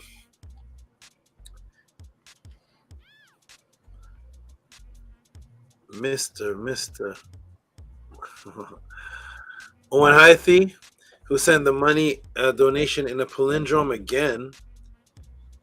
Even if you don't see him in the chat, if you don't see him show up to a Podclass, he literally has donated every single Podclass. I think that's who you quoted, right, Atef? When you said somebody said donated for life. Who said that? Was that Owen Hythe? Yes, it was Owen Hythe. Yes. So thank you, Owen Hythe, Anatef, and everybody. Minty, Scribe, everybody. Scribe, VRI, supporters, consistency, and even making it creative by making putting it in these palindromes. 2772, when it says, he always says something really nice. Master teacher, it's always about something about me in the Matrix. Master teacher, dismantle the Matrix, Hotep.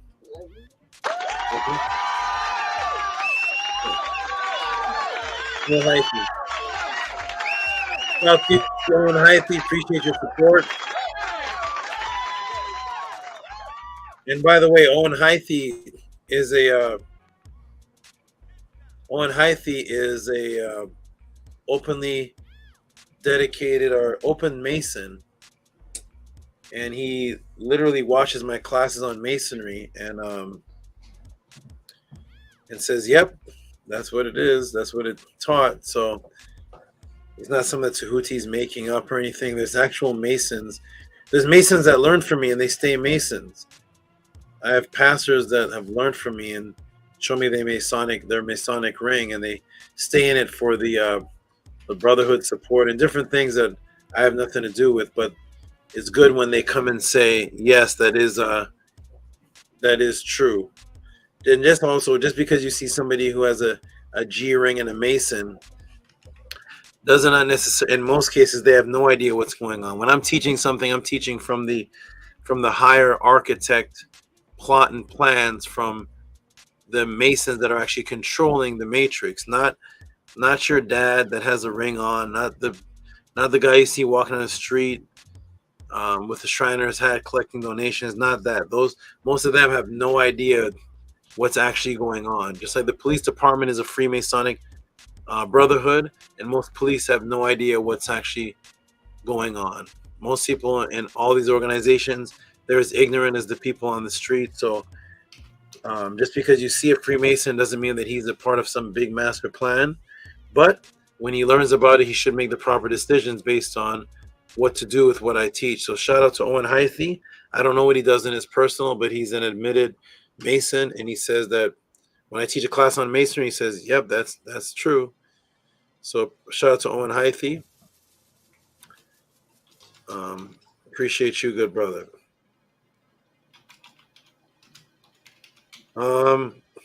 Hey, look at this.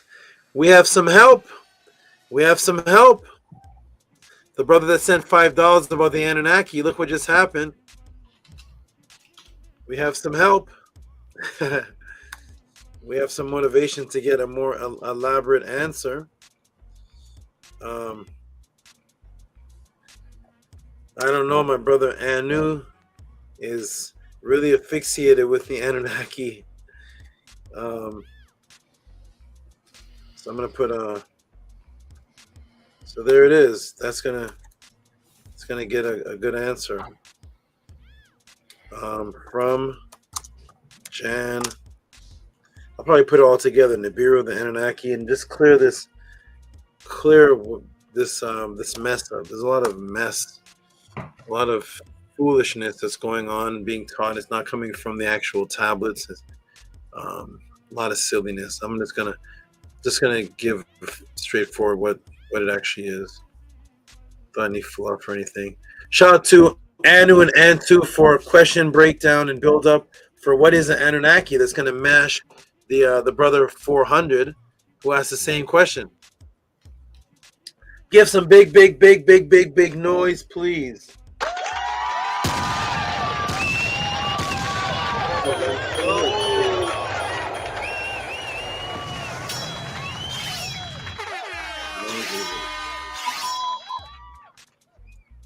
Breakdown, build up for what is Anunnaki.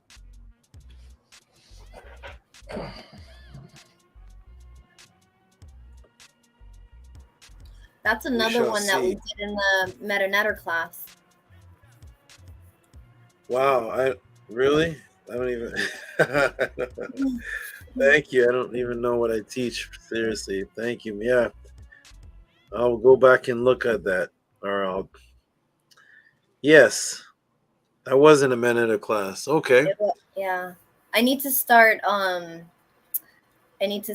Indexing my notes. I got tons of notes. Okay, beautiful. We got the beautiful couple here. The beautiful 2 and 1 and the 1 and 2. None other than Neferkeperet is still awake. Is Neferkeperet still awake, or is she in the next realm? No, she's in the resi. Yeah, she's not a late night. She doesn't stay up late, does she? No, she tries her best, but I go in there, she's knocked out. She's in the dream world with the. Is Shanti sleep too? Atef? Yeah, she tried to stay up, Saba. She was hanging on. They're in the dream world watching the Podclass in the Upesh. They're sitting beside each other watching the Podclass. Oh man, okay. Shout out to Neferkeperet and Neferkeperet. If you can, come to the panel a little more. Your energy is truly loved and motivational for I want people to see your innocence on the screen, and that will motivate a lot of people that want to come to the screen, but they're also innocent, shy type. And then you could come on and tell them that you used to be like that, and then they'll motivate more people. I think you will be a great motivation for people that are a little on the edge of coming to the panel. They're supporters, but they may be on the edge, and seeing you could give them that little pushover. So hopefully you could pass that message on, Scribe, and she can come to the screen a little more. Yes, I will do that, and we will make that happen. She brought something Wonderful to me not too long ago. I won't say what it is, but it's something great that she brought towards me that we're working towards. So yes, she will come to the panel. Yay, nice. Speaking of Neferkeperet and Scribe, give some big noise. $52.11. And VRI, could you read that for me, please? Let me come off the screen. That says, for Tua Ishin for today's podcast, Ani Pata and Neferkeperet. Big noise, please. Big noise. Yeah.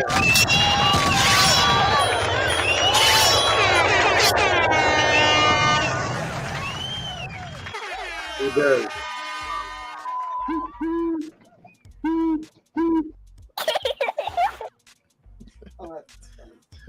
That's definitely not Neferkeperet. That's a baby. That's a baby. We need sound bites, Minotaur. I said we need sound bites of VRI with that accent. That accent needs. Everybody in the soundbite has the same act. We need a British, English, UK cup of tea. We need that kind of I'm here now. You've got my voice. Like I said, I picked a side. My arts, all this, the podcast. I just want to support this. So yeah, you have access to my vocal arrangements. Okay, good, wonderful. Okay, and I think that's no, that's not it. Wait a minute, the class is still supporting. Wow, I know people are watching this right now, saying, "Whoa, this is." People are tuning in right now, saying, "What is all of this?" This is the support that the Tehuti Podclass gets for what it is that you see us do, what you see me do in the answer, and what you see happening. This is the phenomenon that's never happened on YouTube before. And the phenomenon continues with Black Alucard.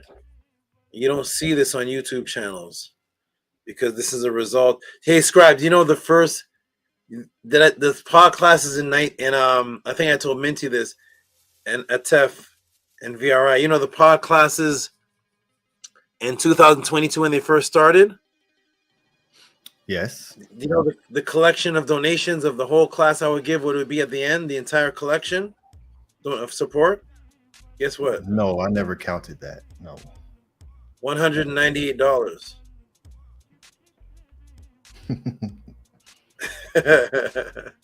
I think that's less than two of VRI's donation. Beautiful. I love to see it. That I remember at that time, first Podclass. Like, Guess who the biggest donator was? It was Stephen E. Oxafek. He was the first. He gave a $50 donation. And I wrote, when I did that Podclass in 2022, in nice letters, I wrote to a netter with a big exclamation mark. I said, to a netter, someone appreciates this, even if it's 4 people. Even if it's 6 people all together. And that was that donation is not even one person today in the Podclass. Many one people give that in one donation. So I appreciate all of you that it's created this momentum. And as you can see, that's actually what, if you watch my answers in 2022, everybody says they were very good. Everybody loved it. It was the best thing on the internet.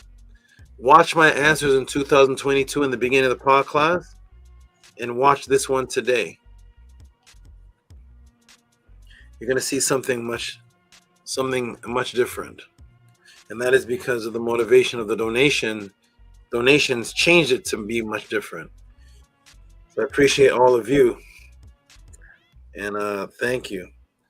So here we go. Who's the next to be thanked? Oh, this is the donation section is longer than the question answer. Black Alucard tipping the scales again. The monster donations are here. $75 from Black Alucard. And what does that say, Atef? Can you read that for me, please? It says TFTK, which means thanks for the knowledge. Atef, the first translator.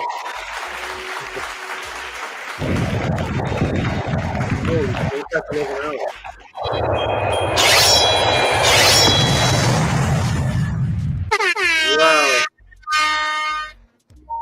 Black Alucard, that's from Atef. Atef was the first translator of Black Alucard's acronym. I didn't know what TFTK was until Atef came with his Rosetta Stone brain and was able to decipher. He deciphered the Medunetter. He deciphered the Dracula language. So thank you, Atef, for that. I would never know what that is. TFTK. Like what? Tefkit? Okay. I don't know what was going on. Shout out to Atef. Thank you very much. Robert E. Williams again? Robert E. Williams is... Ooh, wee, what is this? Oh, another tip for the UPET. What was this one for? The UPET, what was that? The 12. The 12. Wow, wow, wow, wow, wow. I was sitting here, Nanny, I was like, UPET, when did I teach about UPET? I don't even know. I don't know. Tip, like UPET. When did I teach about that? Oh, that's right. I did the 2 hours and 40 I think you minutes. taught about that like 10 hours ago. Oh my goodness. Give this young man some big noise. He says, what's it, no words? What does that say? I'll keep it big screen. I'll read this one. I can read this one. For UPET, amen to you. I have no words. To a SABA. Give him some noise, please.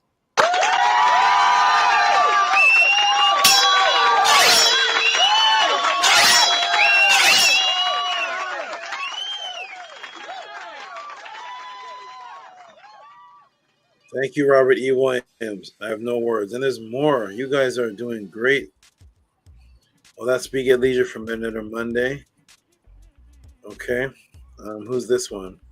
This is Big at Leisure, Hotel for the 12. I didn't even see this one. It was...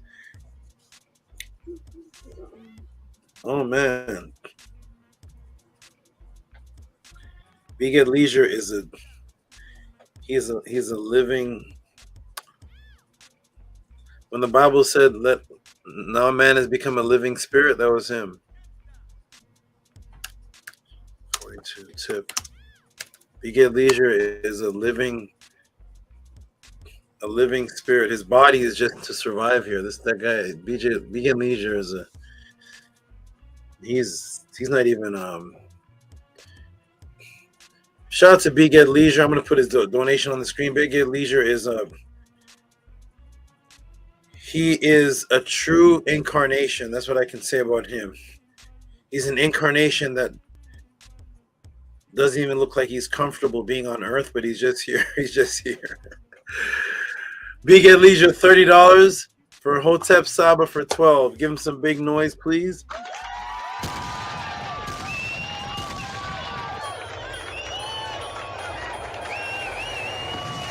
Thank you, Big at Leisure. Boom, boom, boom. Appreciate you, Big at Leisure. I'm just waiting for Big at Leisure to do this, Nanny. And say, Big get home phone. That's all. Big get home phone. Shout out to Big at Leisure. All right. Who's next? Nook Punuk again. I think Nook Punuk is donating for the owl. Scribe, I'm gonna get you to read this. It's something about an owl. Yeah, the owl sound. I guess I can't. I don't want to read anymore. I gotta take a break. Scribe, go ahead and read this for me, please. I see the word owl in it, so that's gonna go right to you reading. It has to do with you. What does that say there? It says 1010 for Merunetter Saba. Is the owl link with the who sound? Oh, it's actually a question. Oh, yes, it's a question. Is the owl linked with the who sound? Oh my gosh.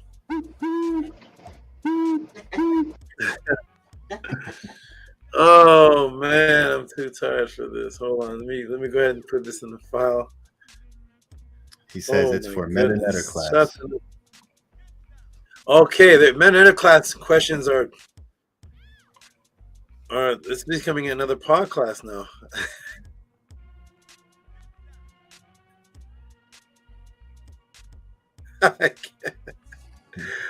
Oh man, class then. Oh, so here we go. It's the 1010. I have to put Merunetter class. Wow, this is what is this? Thank you everybody for keeping me on point with consistently just there's no rest for me. So this is keeping things on point. Minute of class question. The minute of class, another podcast now. Minute of class. Okay, there we go. Nook Panuk. You are saved in file. Okay. There you go. Is there any more? Is the class still donating? What's this one? Oh, a Tefrem. Where are these tips coming from? I didn't even see these. This is incredible. I have to take another break. I have to go. Oh my goodness. What is this? This is a tip for the 12. A Tefrem Kem Ma'at. Here we go. A Tefrem Kem Ma'at with another support tip. I see the word 12 in here, so let me blow it up so I can read it. 12 tip hotep. Give him some hand clasp, please.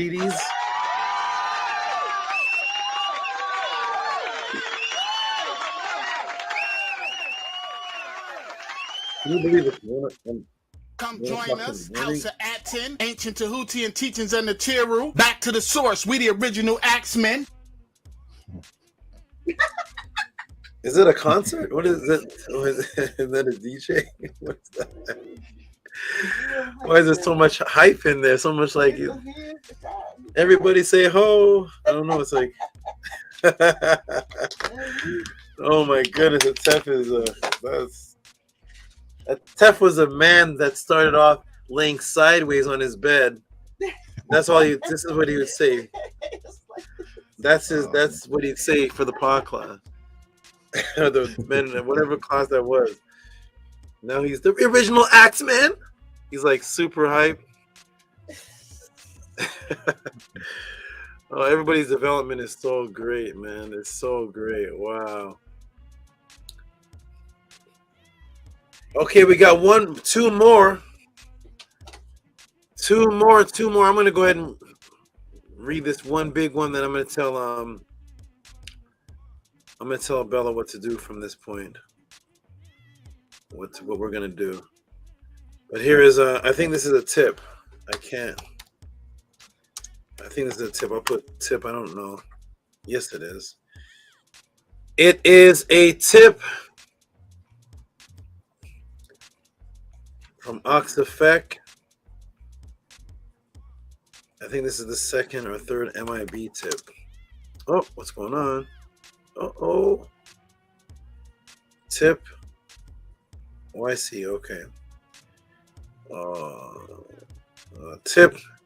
MIB. Tip. Save. Okay. Give a little hand clap to the good brother. The good brother, Ox Effect, who is consistent donator and supporter. $5.55 for an extra tip for the Men in Black 40 breakdown. Give him some hand claps, please.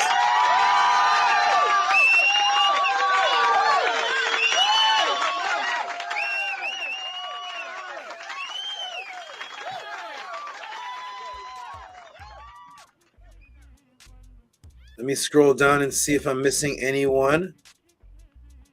Is beautiful Bella in the house? Is Bella here? Where's Bijan Farrow? Did I miss one of yours? Maybe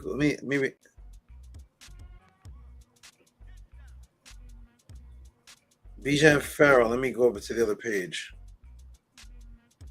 Well, he said he's going to send, but so who's this? Minute or Monday. That's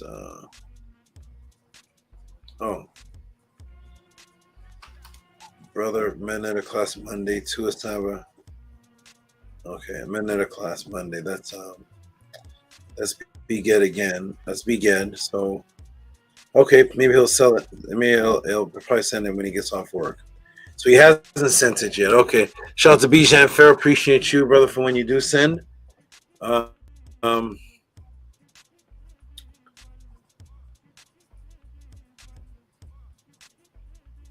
Let me see if is Bella still awake? Let me check the chats. Is Bella still awake, or is she knocked out in the woodworks? Is Bella knocked out in the woodworks? Bella, are you still there? Or are you in the Upesh realm?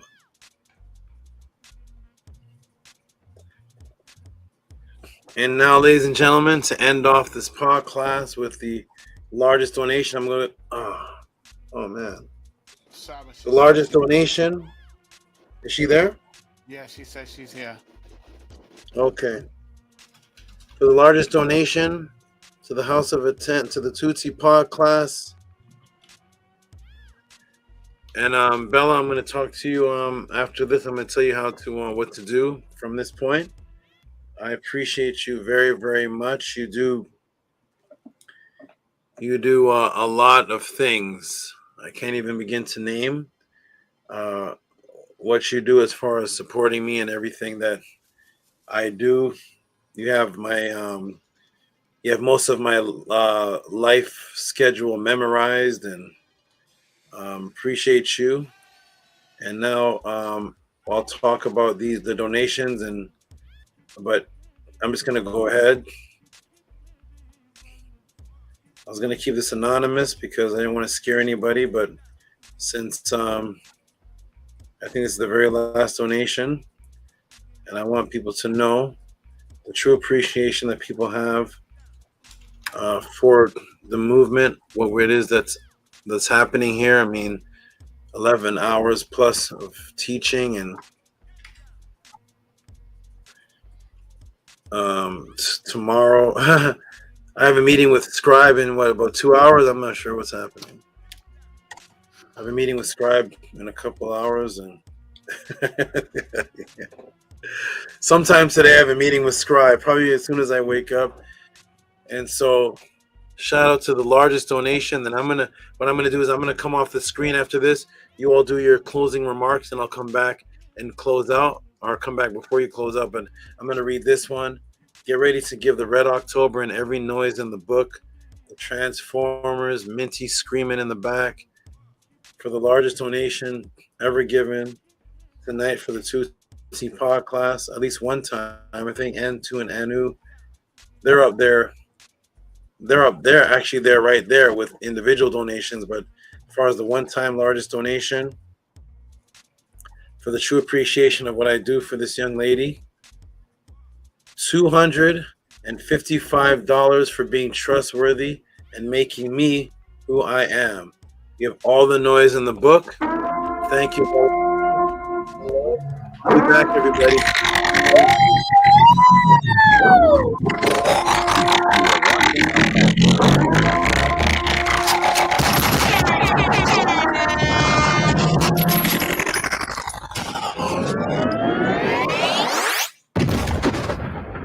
Better keep teaching like this. Yo. That sounds fun. I was thinking, I was like, the culture has shifted and the power has transitioned. We interrupt this program to bring you an important Nobody really announcement. want no smoke. I know.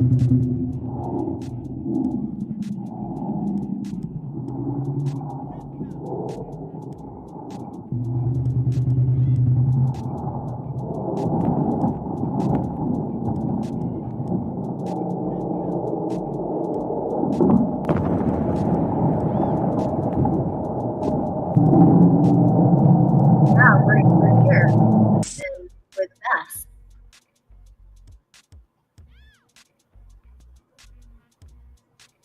You see, that's how it's done.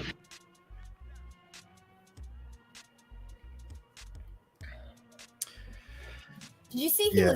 he was tongue feeding that viper?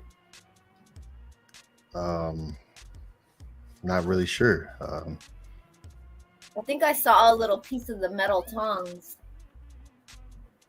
That's intense. Yes, Tua, everyone for the support. Oh, 1 second. Sorry, can you all hear me? Sorry, Scribe. We can hear you now. Okay, good. I'm trying. Yeah, it's tongue feed. I'm trying to calm it down for a Tef.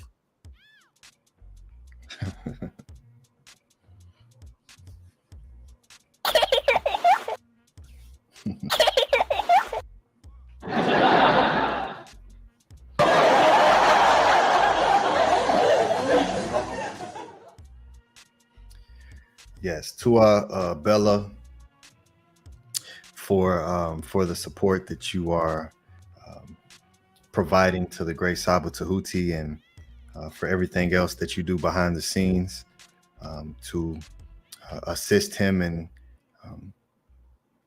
his Naturts as well, energetically. So Hotep to you for being a great example. It's wonderful to see that. So peace and love to you for that. All right. Yes. A wonderful Nefer Podclass. Over 11 hours. You know, this is monumental what the great Saba Tehuti is doing, and what he's leaving here for us to have. So Henu to the great Saba Tehuti, houseofatton.org. Go there, sign up for the newsletter, become a member of the House of Atton. We are consistently growing. Reach out to us. You can do that through the houseofatton.org, and you know, be a part of what we're doing. Establish your place. So I look forward to all the people who reach out and say, hey, I want to become a member of the House of Atton, and continue to build and grow. So Hotep to everyone. Make sure that you are also subscribed to our channel over at the House of Atton, and you know, going and supporting those classes with your time, and passing that information on.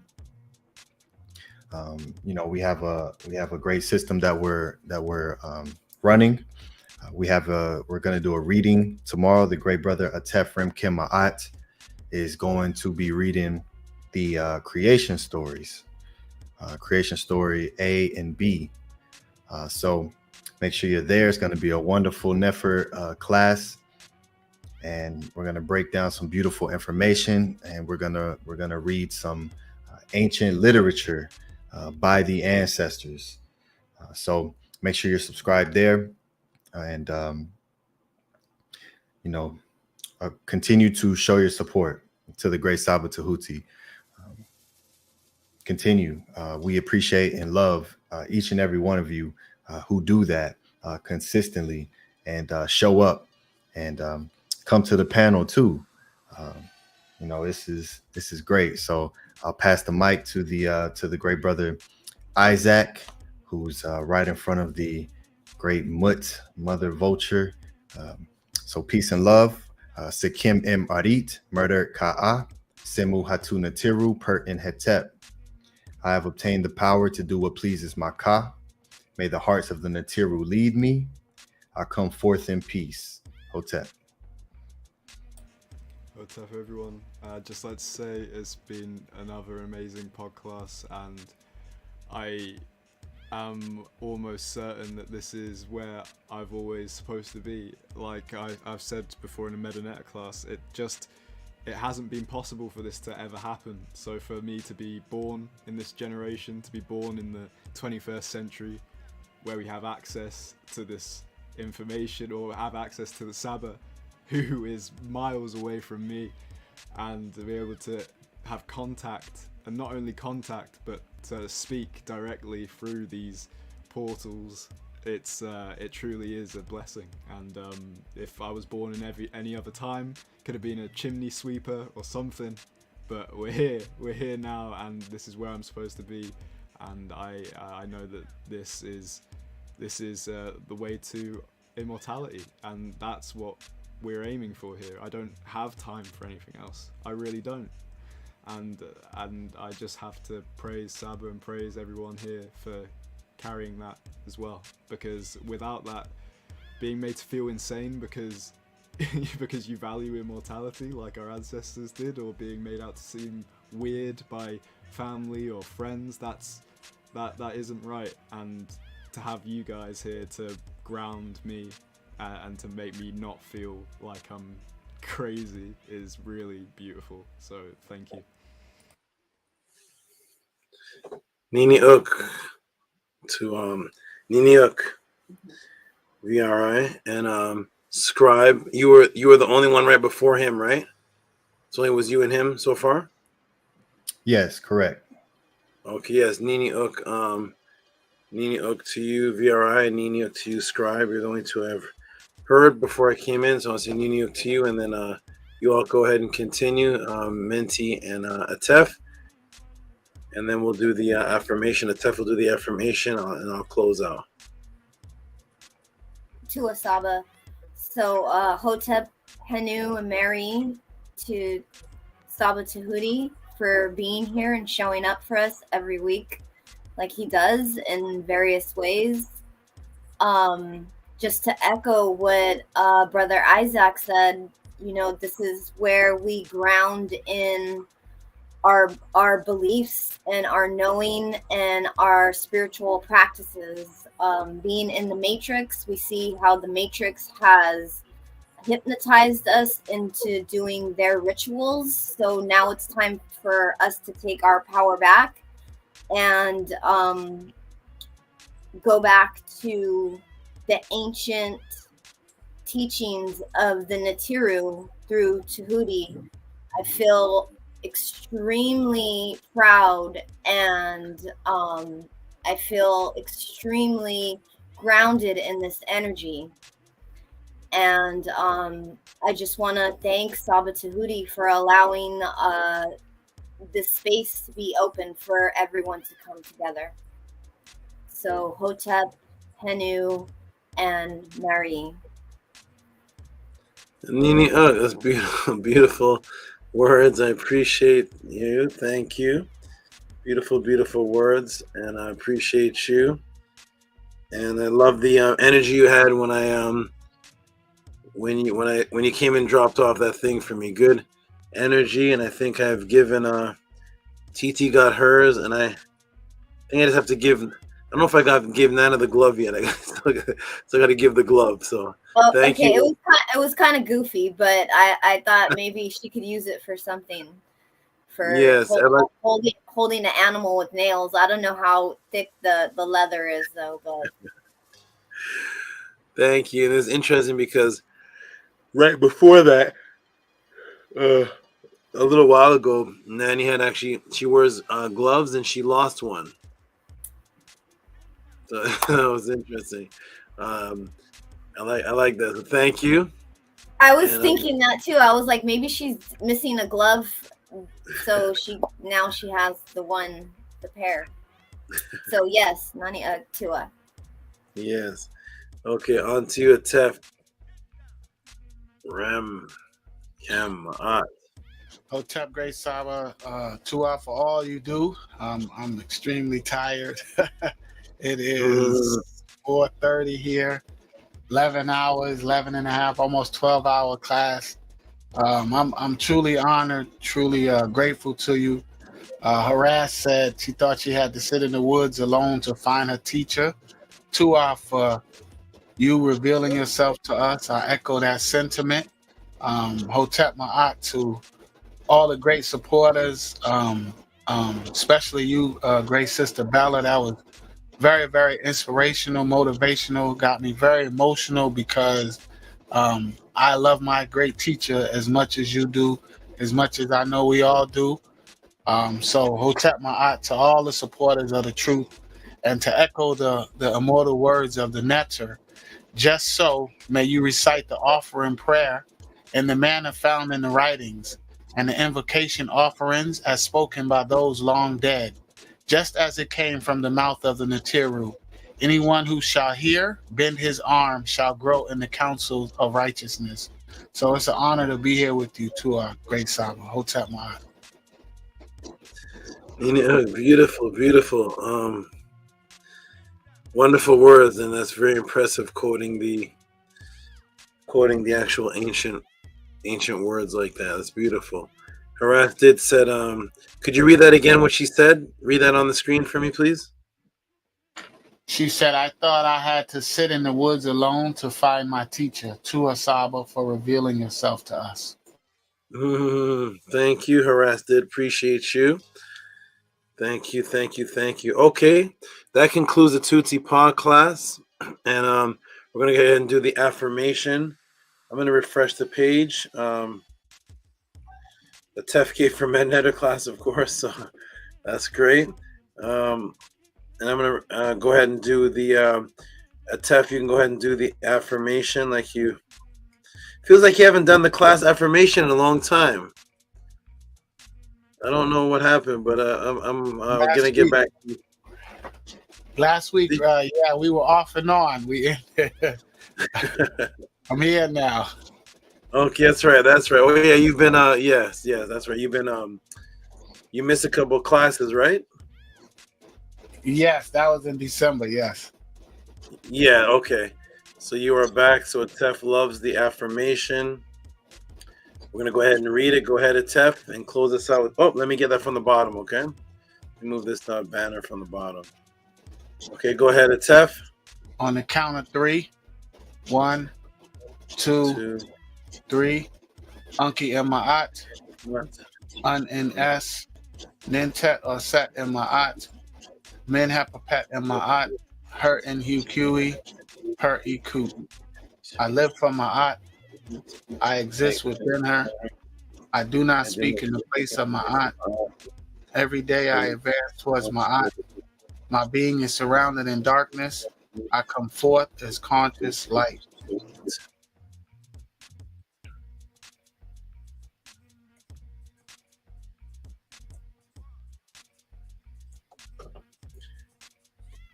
Wonderful, everybody. I appreciate all of you. You all are wonderful and beautiful. I'm going to go ahead and close it out and go on big screen. And to again, Robert E. Williams for this. I want to take it out the sheath, but oh my goodness, this is 5 pounds at least. Tua for this. I appreciate you, Robert Williams. You are wonderful. And I'm going to go ahead and go big screen. Okay, much love to you, Minty Hotep. Much love to you, Scribe. Much love to you, Isaac. And much love to you, Tefrem Kema'at. I'm going to go big screen and close this out and sleep until sometime Sunday. Hotep Mary, Saba. Hotep Marie. Wonderful. What's that, Isaac? Saba. Hotep, peace and love. Thank you. I didn't hear Isaac's last words, but okay, no problem, everybody. This is Nakash, who they named the serpent in the garden after, Nakash. And this is one of the original Podclass serpents. Appreciate you. Let me go ahead and take this out. Just to show it real quick without, this is massive. Let me see if I can get this out of here without, oh my goodness.